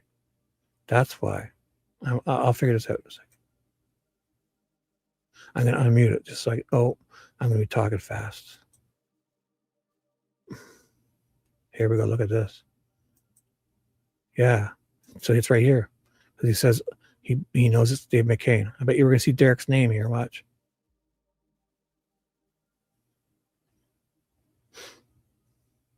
Isn't that it? There is a trail at so you could, when you come in at mirrors, you can go, like there's a bench there, right? Isn't that where the bench is? You come in at mirrors. So this is definitely Derek. So we're going to go back a little bit to see what he says. Yep. So he's seeing other cars. Yeah, it's right here. So I'll slow it down now and I'll read it to you if you want. Is this what you guys want? I don't care about once everyone's stories are lined up to tell a certain perspective.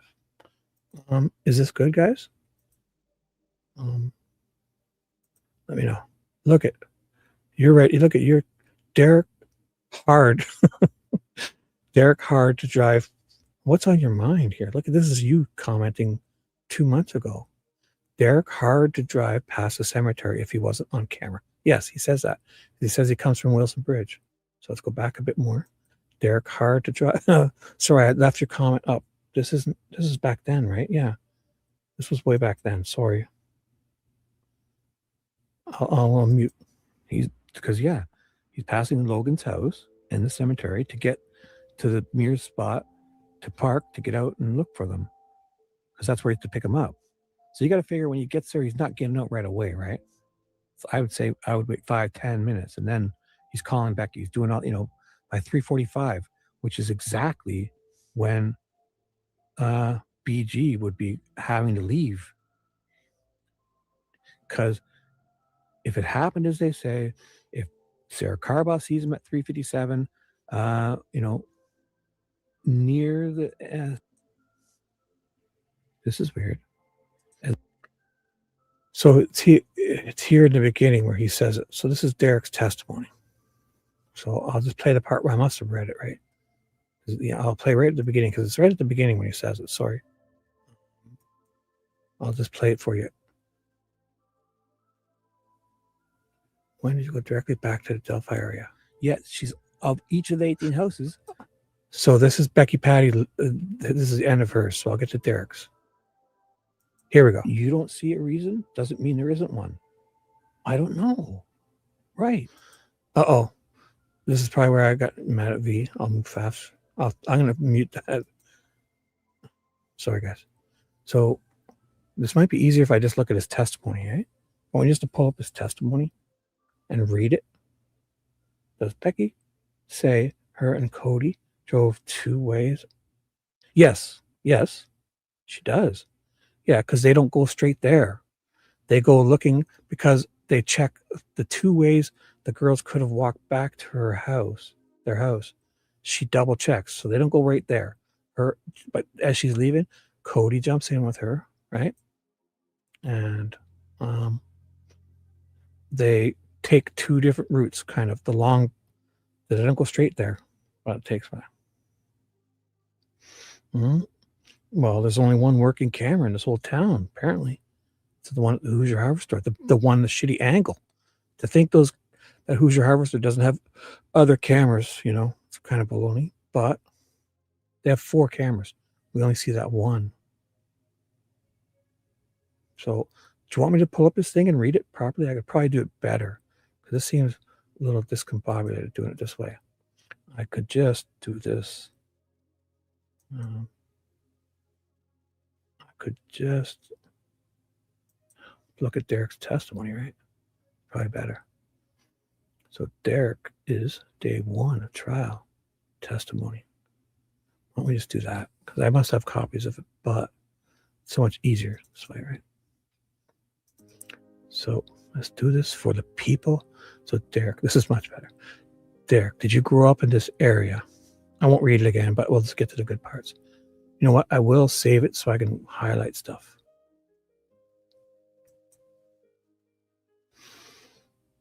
I'll just save it for now under that. And then I'll open this one up, testimony of Derek, in that file. So I'll open this up properly so I can highlight and mark it up. Where was it? Which folder did I just save that in? In this one. Sorry, I'm doing it on my other screen. Here it is. I got it. Boom. Okay, so now I can mark this up. So, you guys with me? Is this cool? Are you sleeping too, love? Oh my goodness. Yeah. Oh, you going nights? Night, Nicole? Or having a good day? Whatever you're up to. Sorry, invisible. Yes, you're going to do whatever you. How did they pass a camera? Sorry, I'm not reading your guys' stuff as much as I probably should. So sorry. Nicole, have a wonderful day if you're leaving. Thank you. And Nicole, you only have a couple more days. If you found us a new case, it's all on your shoulders, really. The pressure's on, girl. I mean, you need to find us some. I'm running out of stuff. Just kidding. I have tons of stuff, actually. You know what? I still have tons of stuff I'm sure I missed. So we have a couple days. But I think people would like a new trial, and I'm going to do it. And I'm going to do it properly this time. Start from the beginning. Prepare. I won't go on every night, because people are probably sick of me. Maybe I'll go on twice a week or once a week. I don't know. So let's do this first. So Diener's talking to Derek. Would you like to say your name? Grow up in this area. Specifically, where were you living? With your stepmom or jobs? So the part where we want it is the 311. He crosses the bridge. So what kind of work? Ooh, Kelsey. Softball, food, Snapchat. Did she Snapchat? Wait, how did you know? So how did you and Libby communicate? Yeah, because, right. So he says she texts, but then when he gets her, he only calls her. He never texts her. That was another thing. He says she only likes to be texted, and then all he does is call her when he goes there. He never texts her. When he's looking for her, he calls. Watch. 311. He says he crosses Wilson's Bridge. So the morning of the 13th, he gets up and eats breakfast, makes the banana pancakes. Remember something about painting a desk, the grass. So he has to go out, and that's a whole other thing he's doing, taking pictures of just one picture. It seems that Becky Patter's lost just the front of each house. That sounded suspicious to me. So, ooh, is it still warm too? It's great when you take it out of the dryer. I throw it like on my bed, yeah. Warm and it smells great. I use those laundry bead things. So he was going to take pictures. So I'm not gonna get distracted by that. But that's a whole other angle that can never be overlooked. He has to go look at 18 houses, and I found it suspicious because, I would never say, but Becky only lost the front picture of each house. So Derek had to drive to a house for a second, drive to a house for a second, drive to a house for a second, drive to another house for a second. I'm not saying anything else, but He's just going there to take one picture that Becky seems to have lost only the front of each of these houses. He does like a 60, he does a bunch of houses. Sounds to me like, I mean, if somebody was going to drop stuff off, that would be perfect timing too. And it would be a great thing to say to the cops, because if they have his cell phone records, he's on house arrest. He's not supposed to leave, but he's allowed to leave to work for her, Becky. But hey, Becky went to all these houses, took tons of photos, and she lost only the front. So Derek has to stop at the front and take a photo. Stop for a second, take a photo of just the front. She seems to have lost only the front of all these houses. So that was weird. But I'm going to move on. I'm not, because what we're doing here is the timeline stuff. So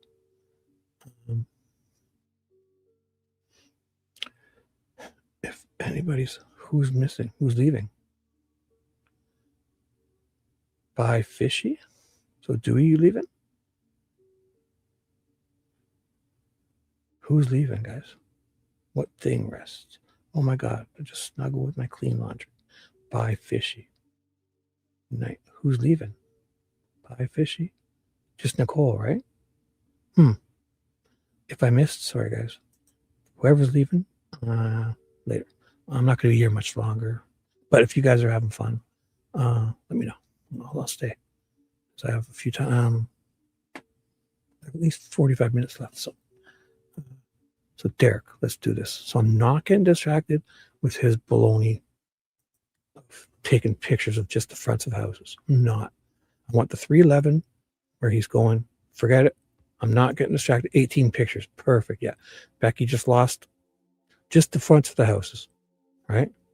He's just to stop, take a photo and leave, right? How convenient. How convenient.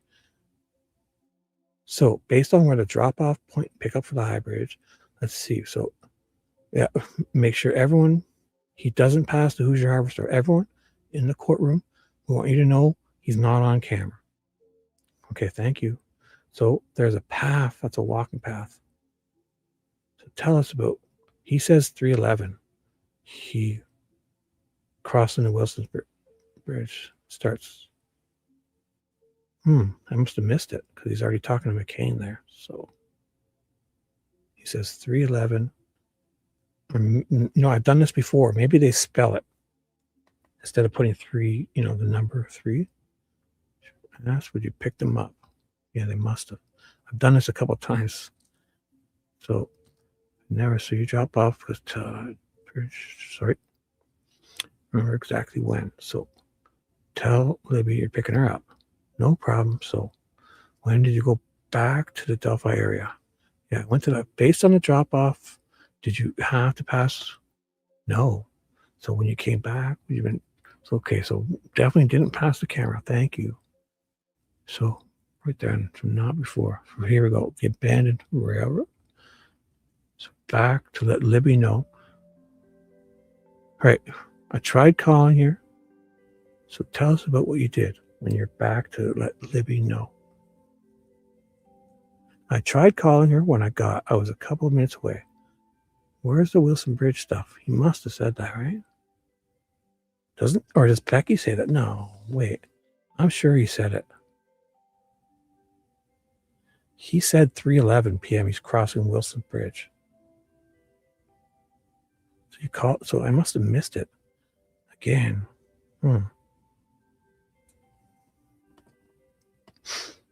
Got to break in your basement? Oh boy.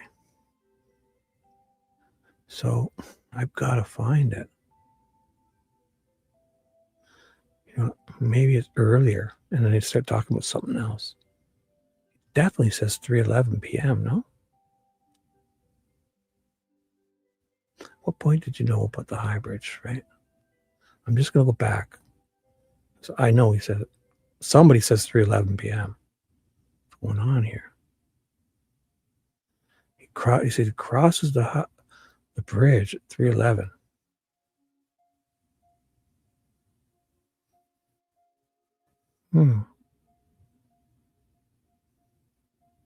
So Libby called him and he says, yeah, I'll pick you up. It was a phone. Do you remember that being a phone? So it was a phone call. So what was she asking you to do? Pick her and Abby up at the high bridge on my way home. At that point, did you know what the hybrid dropped Kelsey and Libby off there one other time? So you knew where the drop-off was, right? Okay, but long ago. Oh, come on. Everyone knows about this area. What are we doing here? Kind of like you. Hasn't he grown up in this area? Like, come on. Anyway, just the summer before. Like, so what did you tell Libby about picking her up? A couple hours, right? When did you go back to? Yeah, I went straight to Highbridge. Based on where Highbridge, did you have to pass? No. Did you have to pass when you're back? Would you? Or maybe he says it later on, but he says he crosses the Wilson Bridge and tries calling her. Okay, when you come back to the pickup spot, would you have driven past? No. Now, you had dropped your daughters off, but you had never been out there, right? So path walking, you've never been on the walking path? No, not before that. This is the first time he's been out there, right? And you've not been on the abandoned rail? No. So tell us what you did. Went back to pick him up. I tried calling her. I was a couple minutes away to let her know. Who says Wilson Bridge? Is that Becky? No. Positive it's him. So when you get to the entrance, so he's already there. So he must say it after. So you get a call when you get to the entrance. You know, they do this. I'm going to find it first and I'll come back to this. Because this is him saying he arrives, right? So I tried calling when I was a couple minutes away to let her know to start heading back towards the entrance. He says 311. He's doing this, calling her to get ready for her to be there. Did you get an answer? No. Did you call again? Yeah, when I got to the entrance. So he's got to be there by 3:20. Because he says 311. So I'm going to find that. When you got to the entrance, were the other cars parked there? Yes. And he says, oh, this is where he says the moped and the razor. So I got out and started walking back to the trail. Walking back to the trail, which is, I found this suspicious, the way they worded this. And then, so they're doing this intentionally, in my opinion, because they're going to add the time afterwards. They're not doing this in order. And this is Latrell or Diener orchestrating this. So this is weird. So he says, and you said you called when you got there. There was no answer. So he's sitting at Mears entrance. So then what did you do? So I got out and started walking back to the trail. I found that weird, him saying he walked back to the trail as if he'd already been there.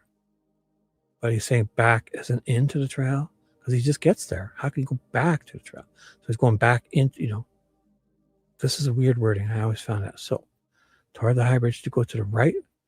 No, I went forward and I ran into somebody. When I got to the trailhead, comes together and asked him if he'd seen two teenage girls. No, I went forward towards the bench. And did you know? So no, I did not. This was McCain he bumps into. And then he saw, no, because they were, so here it is here, 311, perfect. So, oops, my mouse just took off. Here it is here, 311. At 311, I crossed the Wilson Bridge, and then 2 minutes later, I got to the High Bridge. So about they left us out intentionally. But so if he's crossing Wilson Bridge at 311, he's 315 or 320, right? This can't be. Because he sits in his car, it's got to be 320. It's got to be. It has to be. It's 311, he crosses that Wilson's Bridge. Then he has to pass by Logan's house, the cemetery, and get to the thing. So 320, he's sitting there. Because he's probably thinking that by 3:30, he's been calling and calling. Or by 3:25, he's calling. Then he gets out of the car.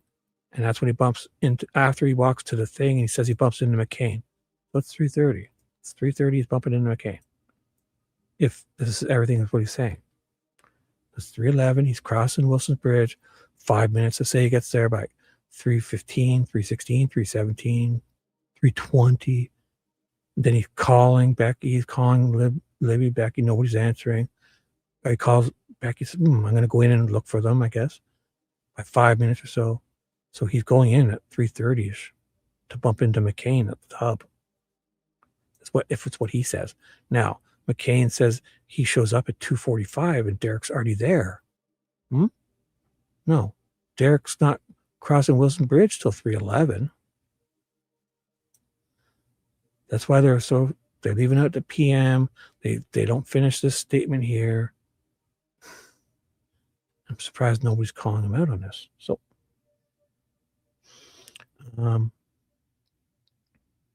yeah. So here's where. So Derek is bumping into McCain at 3:30. I'm going with that. And that's after the Wilson's Bridge, 3:11, gets to there by 3:20. He's sitting there by 5 minutes calling Becky, by getting out and walking to the hub. 3:30 is bumping into McCain. If that's when it really happens.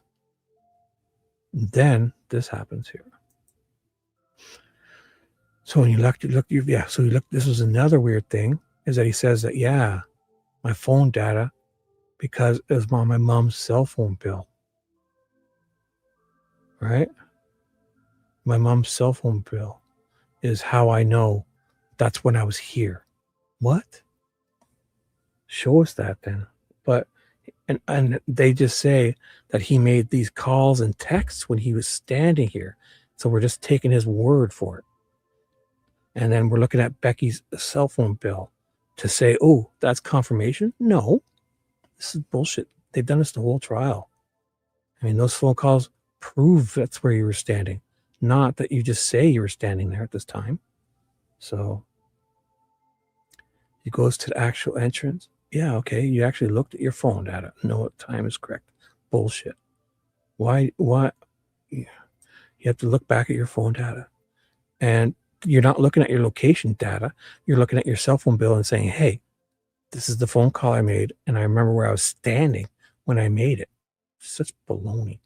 So you walk toward the Freedom Bridge? No. I walk down towards the water. This is the 501.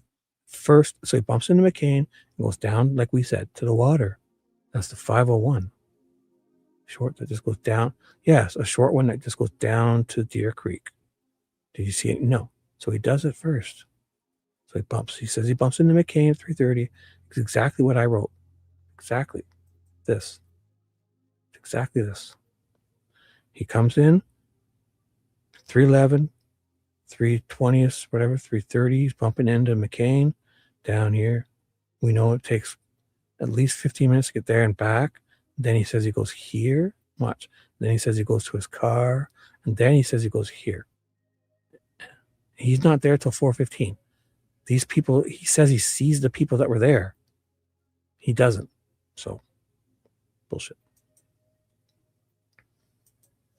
Okay. And you went down toward the water. What we just did. A short one just to go down. Yeah, a short one to go down. Did you see anybody down there? No. I got back up the hill and I turned towards the Freedom Bridge and walked to the Freedom Bridge. Now, are you still calling the bit this time? What were you driving at this time? My Subaru. What color is it? My white Subaru.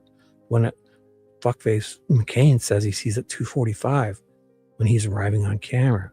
This is already there. So you go down to the Freedom Bridge and you come back to where? What do? I came back to and went back to the car. So he does it exactly as I said it. And then I started calling. I think I called mom first when I got. So he gets to the Freedom Bridge, calls his mom, and then he's walking these trails. And he goes back to his car. And she hadn't heard. So walk back to the car again and still no answer. Then he thinks I called his mom. When you say mom, were you calling the girls? Yeah, of course he's probably calling me. So in all the directions that you had gone, were you yelling for them? Yeah. So yeah, I got back out of the car. I sat there for about 15 minutes. Fuck, I forgot about that. You guys. Fishy. You guys there still? So he says he went back to his car and sat there for 15 minutes. So this is 4:30 now. Because this is the fastest he can do it. So if he sits there so I'm adding 10 minutes for him to get there. But he says he sits here for 15 minutes. So he's there till 4:20. So add 15 minutes, so it's 4:30 Derek is here. How is he seeing Daniel Pearson and Shelby Hicks when they're gone by 3:50? Derek's not here till 4:30 now. He says it. He fucking says it. 4:30. Scratch that. He says, I didn't add that he sat there for 15 minutes like he does right here. So I go, he's calling him, goes back, he goes back, he goes to the down, back up, he goes to the Freedom Bridge, and then he goes back to his car. I came back and went back to the car after the Freedom Bridge.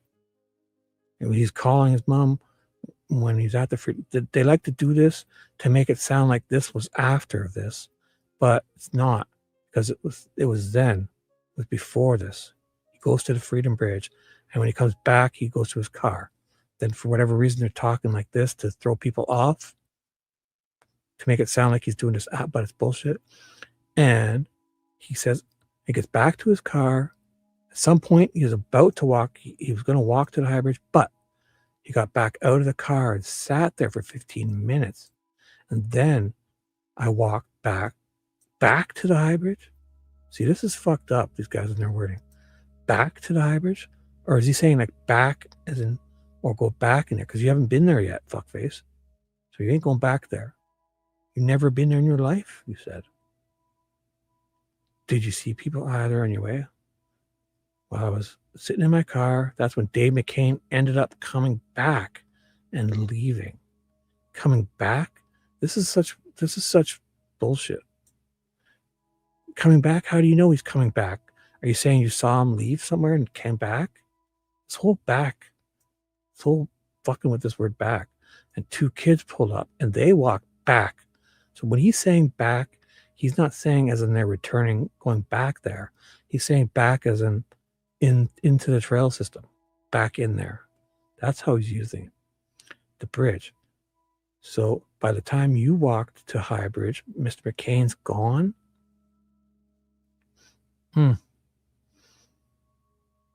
Such bullshit. When you get to High Bridge, do you cross the bridge? No. What time do other families? So yeah, this is when he sees those kids who are sitting on the first deck. So even if it's Shelby, is he specific about it being Daniel Pearson, Shelby Hicks? But even if it's Cheyenne and Shelby Duncan, either way, he's seen a few people on this bridge. Yeah, when I look at those kids, which kids? They were sitting there on the first little deck on the bridge. And I asked them if they seen anybody. And they said no. That's when Kelsey and Cody show up. So then Becky must be there because Cody's with Becky, right? And they're supposed to go across the bridge here. So I looked at a video of so we've all looked at a video of the bridge. I want to use the same terminology. The kids on the deck, the High Bridge, is that a platform? Okay, and you're calling that a deck. So place it. Kids. What kids? These people are wild. And you're calling that a deck? Yeah, just about so the first platform. See out there, girls. Out there, boys, girls, can you do a boy? So yeah, so he does say, see, fucking guy. So he's lying. He's lying, right? He says he sees a boy and a girl. That's Shelby Hicks and Daniel Pearson, who have fucking left by 3:55. They're not there at 3:55. And he's not there 4:50. If he didn't sit in his car for 15 minutes, he's there at 4:15. He sat in his car for 15 minutes, as to his words. He's there at 4:30. These fuckers have left because the other ones, Shelby Duncan and Cheyenne Mills, went across. And I guess I'll have to use a yellow for this, right? They fucking go over here. This is the other side of the bridge, Weber side. And they take P's, two of them. They both take a P, really long P here, right? So they take a P here.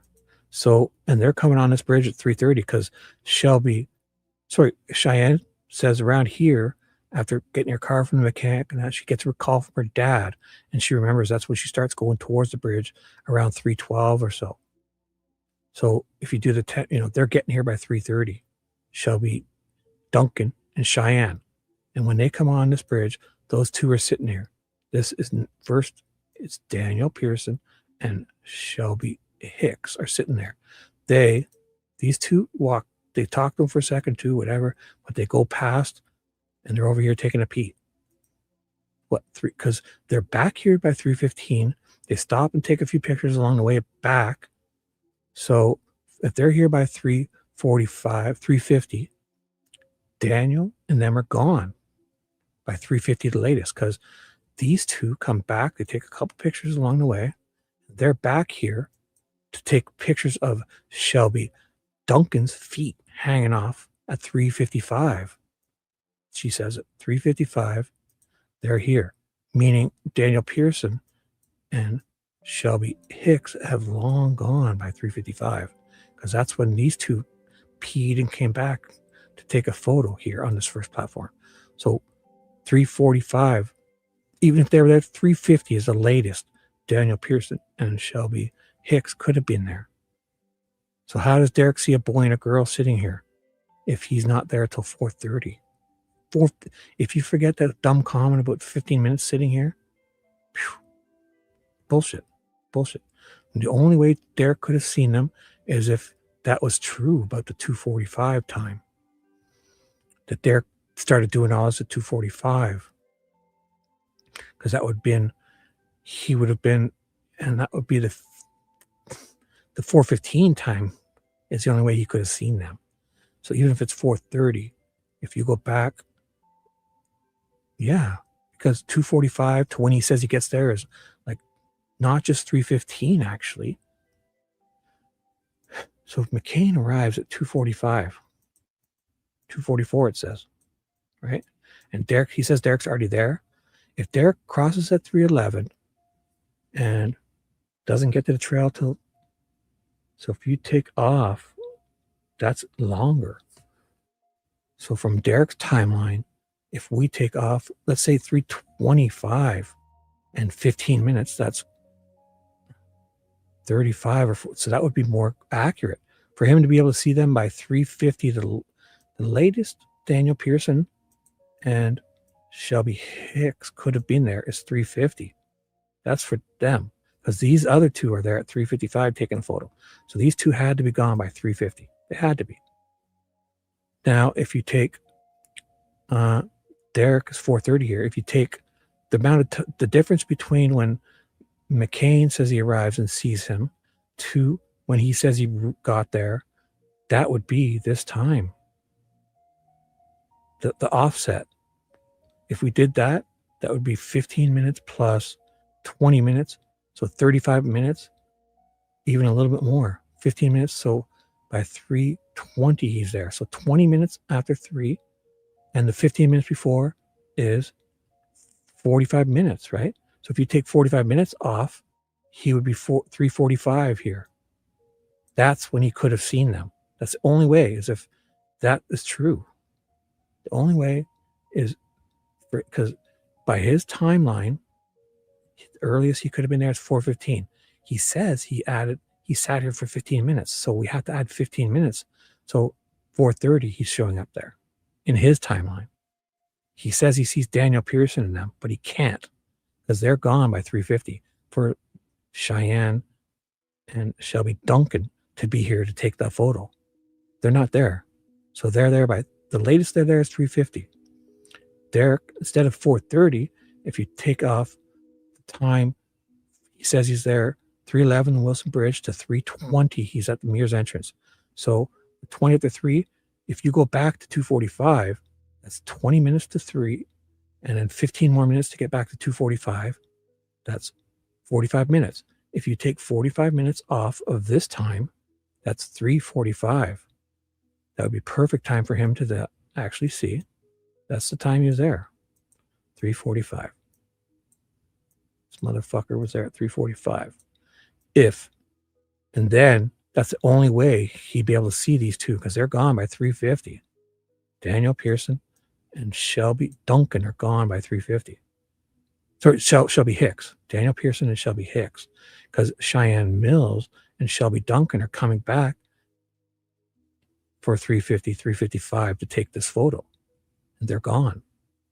So if you take the offset of when he really, from 311 Wilson Bridge to 320 in his timeline. 320 shows up, calling, sitting in his car, 330. So he's lying. He's not there at this time. He's there at this time. And McCain says he's already there when he gets there. That would make sense. Because if you take the 20 minutes, and let's even add another 20 minutes.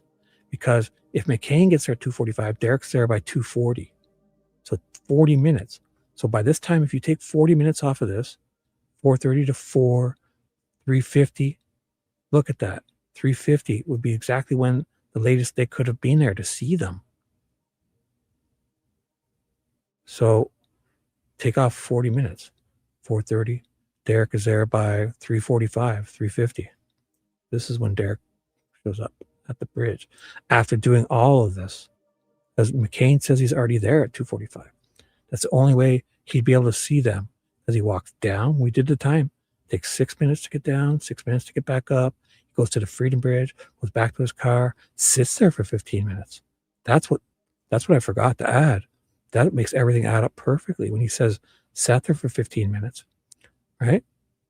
So if we add 15 minutes, that's 4:20. And then 10 minutes to get there, 4:30 is when he's there in his timeline. But it's impossible. Impossible. Oh, sorry, did I miss? Why, what? Did I miss something? Sorry. It says opponent, but I don't see that you could be like link or something. What are you talking about? How am I stressing you out? What did I do?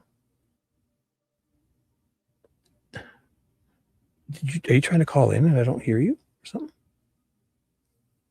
I'm sorry. How am I stressing you out? You got an LOL, so I know it's a good one, right? Look. You know I'm onto something here, right?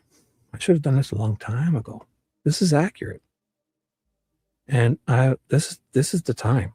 This is the only for Derek McCain to see him at 2:45 is the only way he could have done all of this and got back in time to see these Daniel Pearson and Shelby Hicks couldn't have been there past 3:50 for these two to have come back to take their photo for 3:55. They're gone by 3:50, more like 3:45. So if Derek sees them at 3:45 here, and if we do this math from when he says he got there from 3:11, 3:20, he's there. So we take off, and if he's already there, 2:45, that means 2:40 he's there. At least, because for McCain to get there, he says he's already there. So Derek is there at 2:40. And this all works out perfectly. Then McCain would have seen him at 2:45. And the difference is also getting eerily close to that 54-minute offset that everything needs to be set off for 54 minutes. You know what I'm saying? If you think about it, 2:40 to when he gets here at 3:30, that's 50 minutes. So that's the eerie offset at the harvester camera for all these other people. So that's why they have to do the offset. Because somebody, like, is this accurate? This Tina Garrison stuff? So, I know, me neither. Are we Discord friends? Who? What? Oh, Nicole?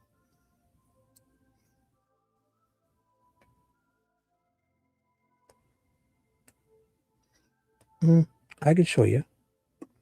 You know, I got you both. Want me to fix that up? Where is it? What can I?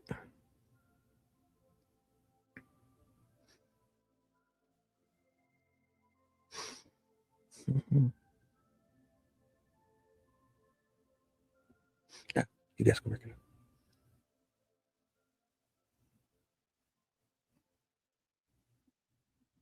Oh, here. How about this?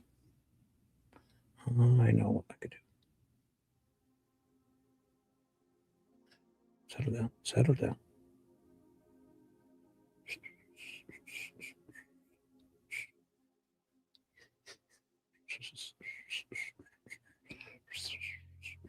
There you go, guys.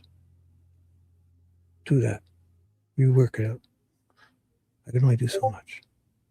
Boom. Look at you, fucker. Look at you. Oh my God. Oh my God.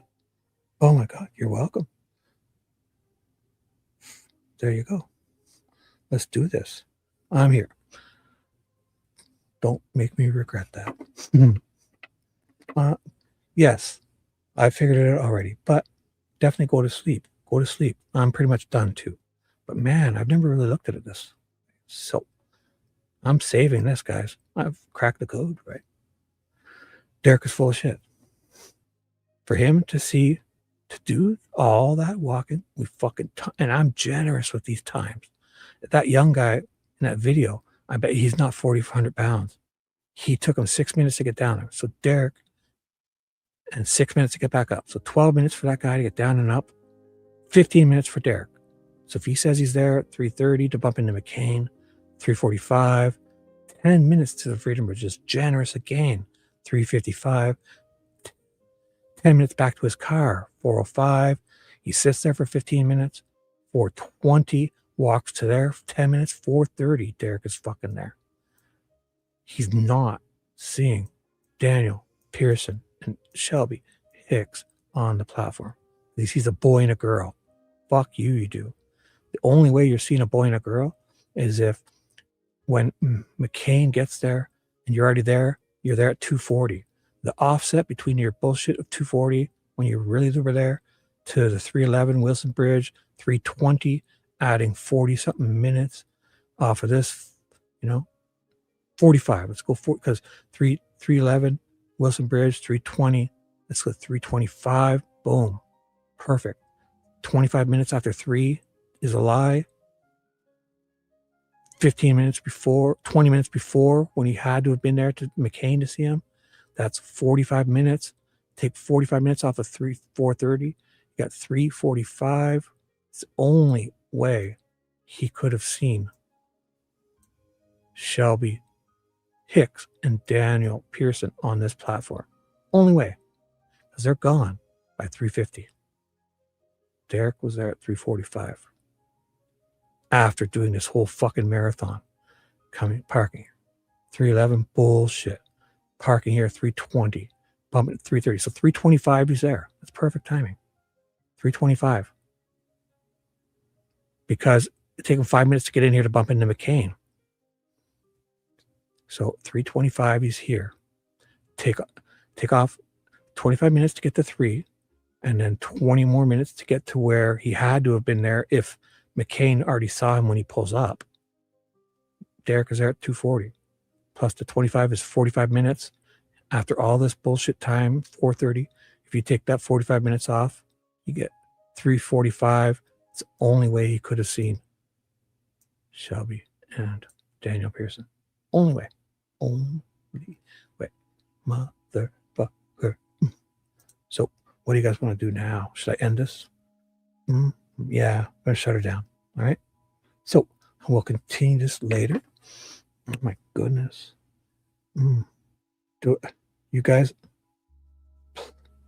you here, you must include me. See, I wrote it.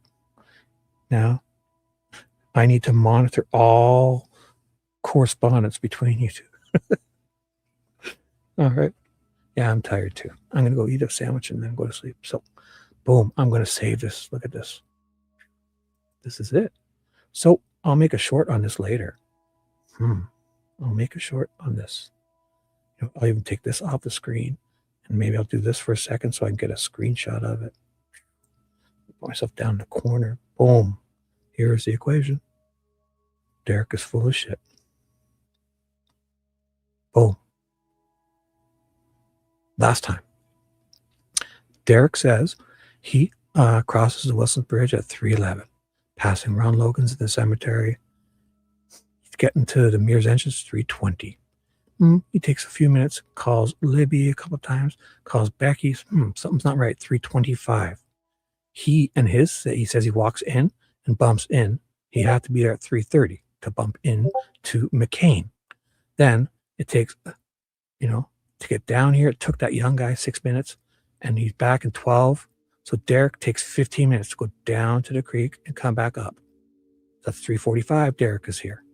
Then he has to walk to the Freedom Bridge. 10 minutes is generous. 3:55. Derek is here. Then goes back to his car.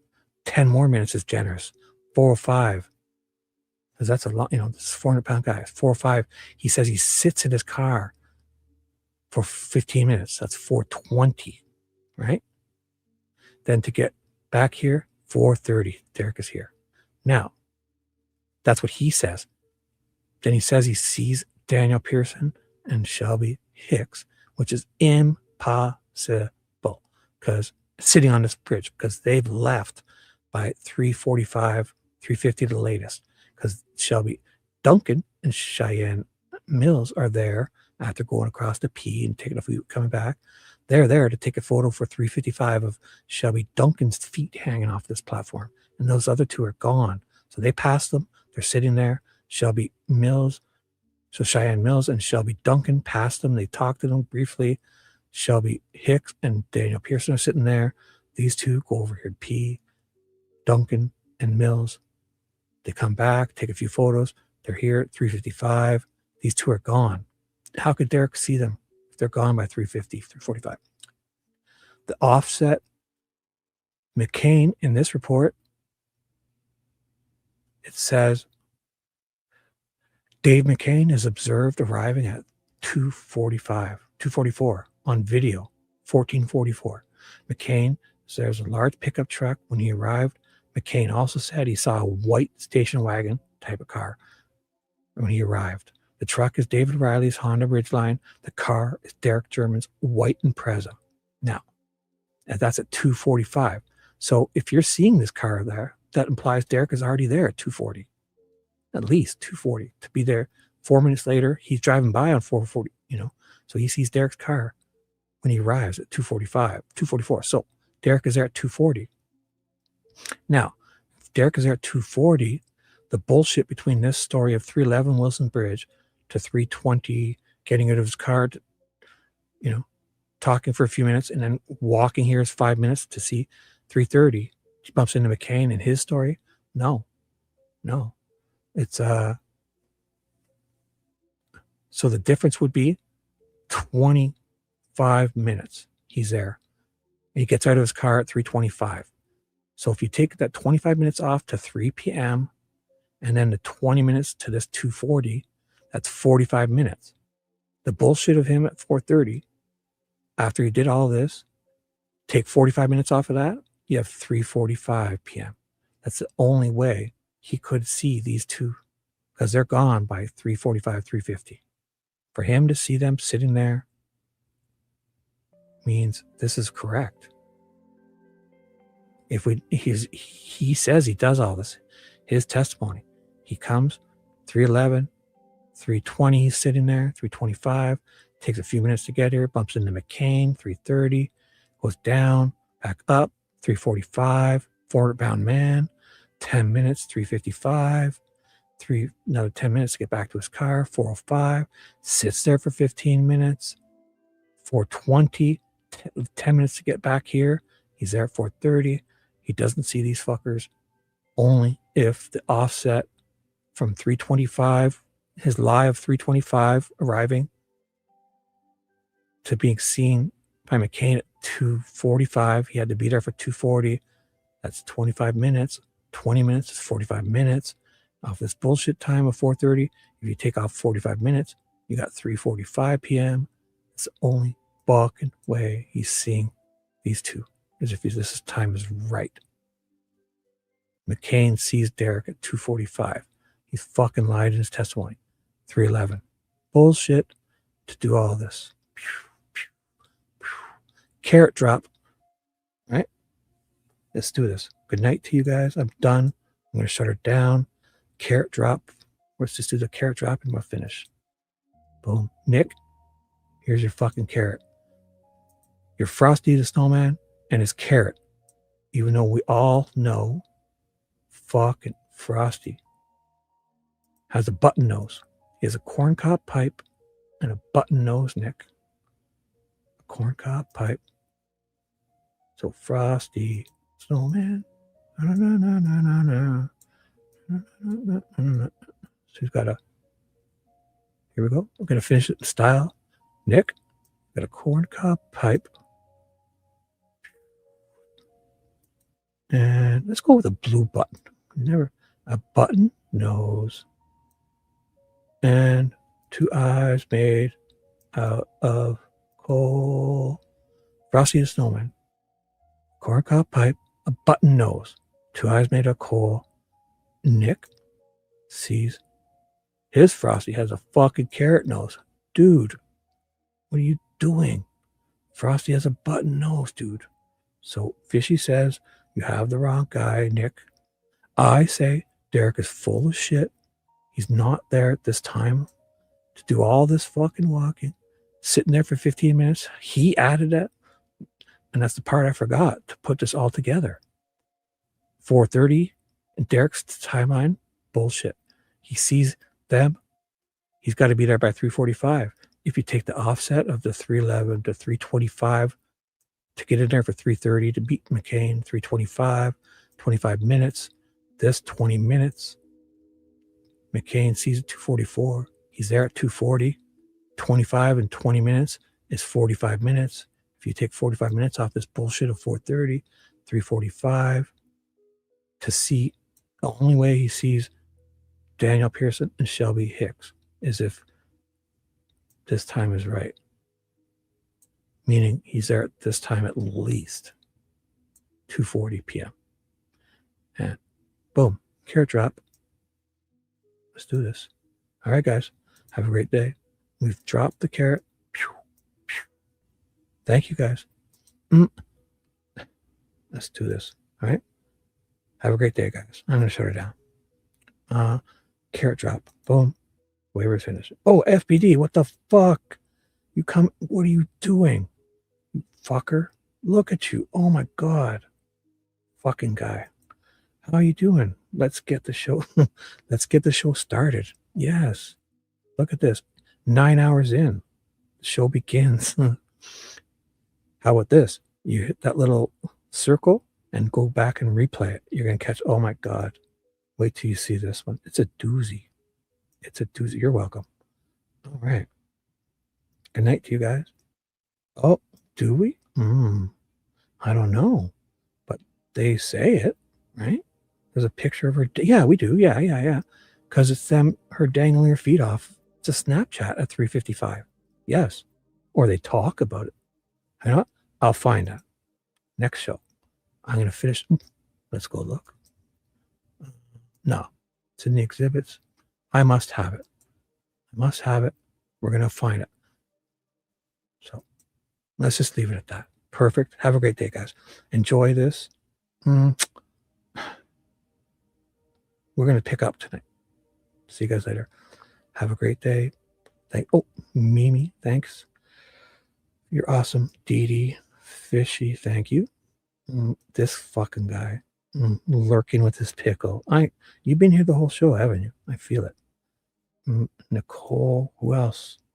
There's been a lot of great people. Sorry if I missed you.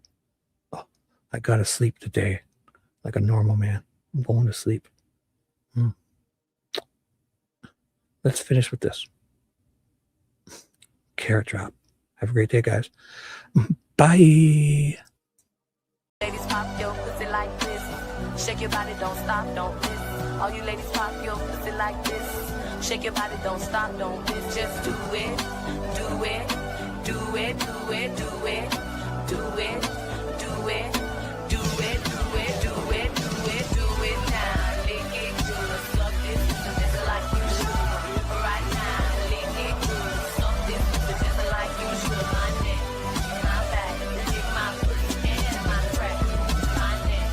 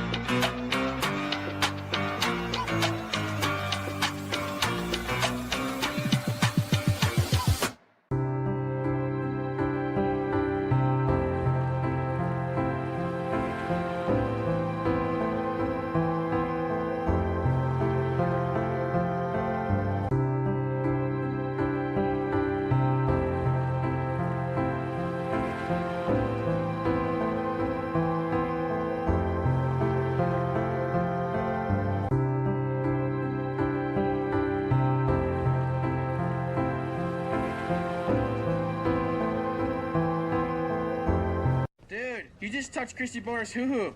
Shibby! Low five. Yeah. Let's get out of here.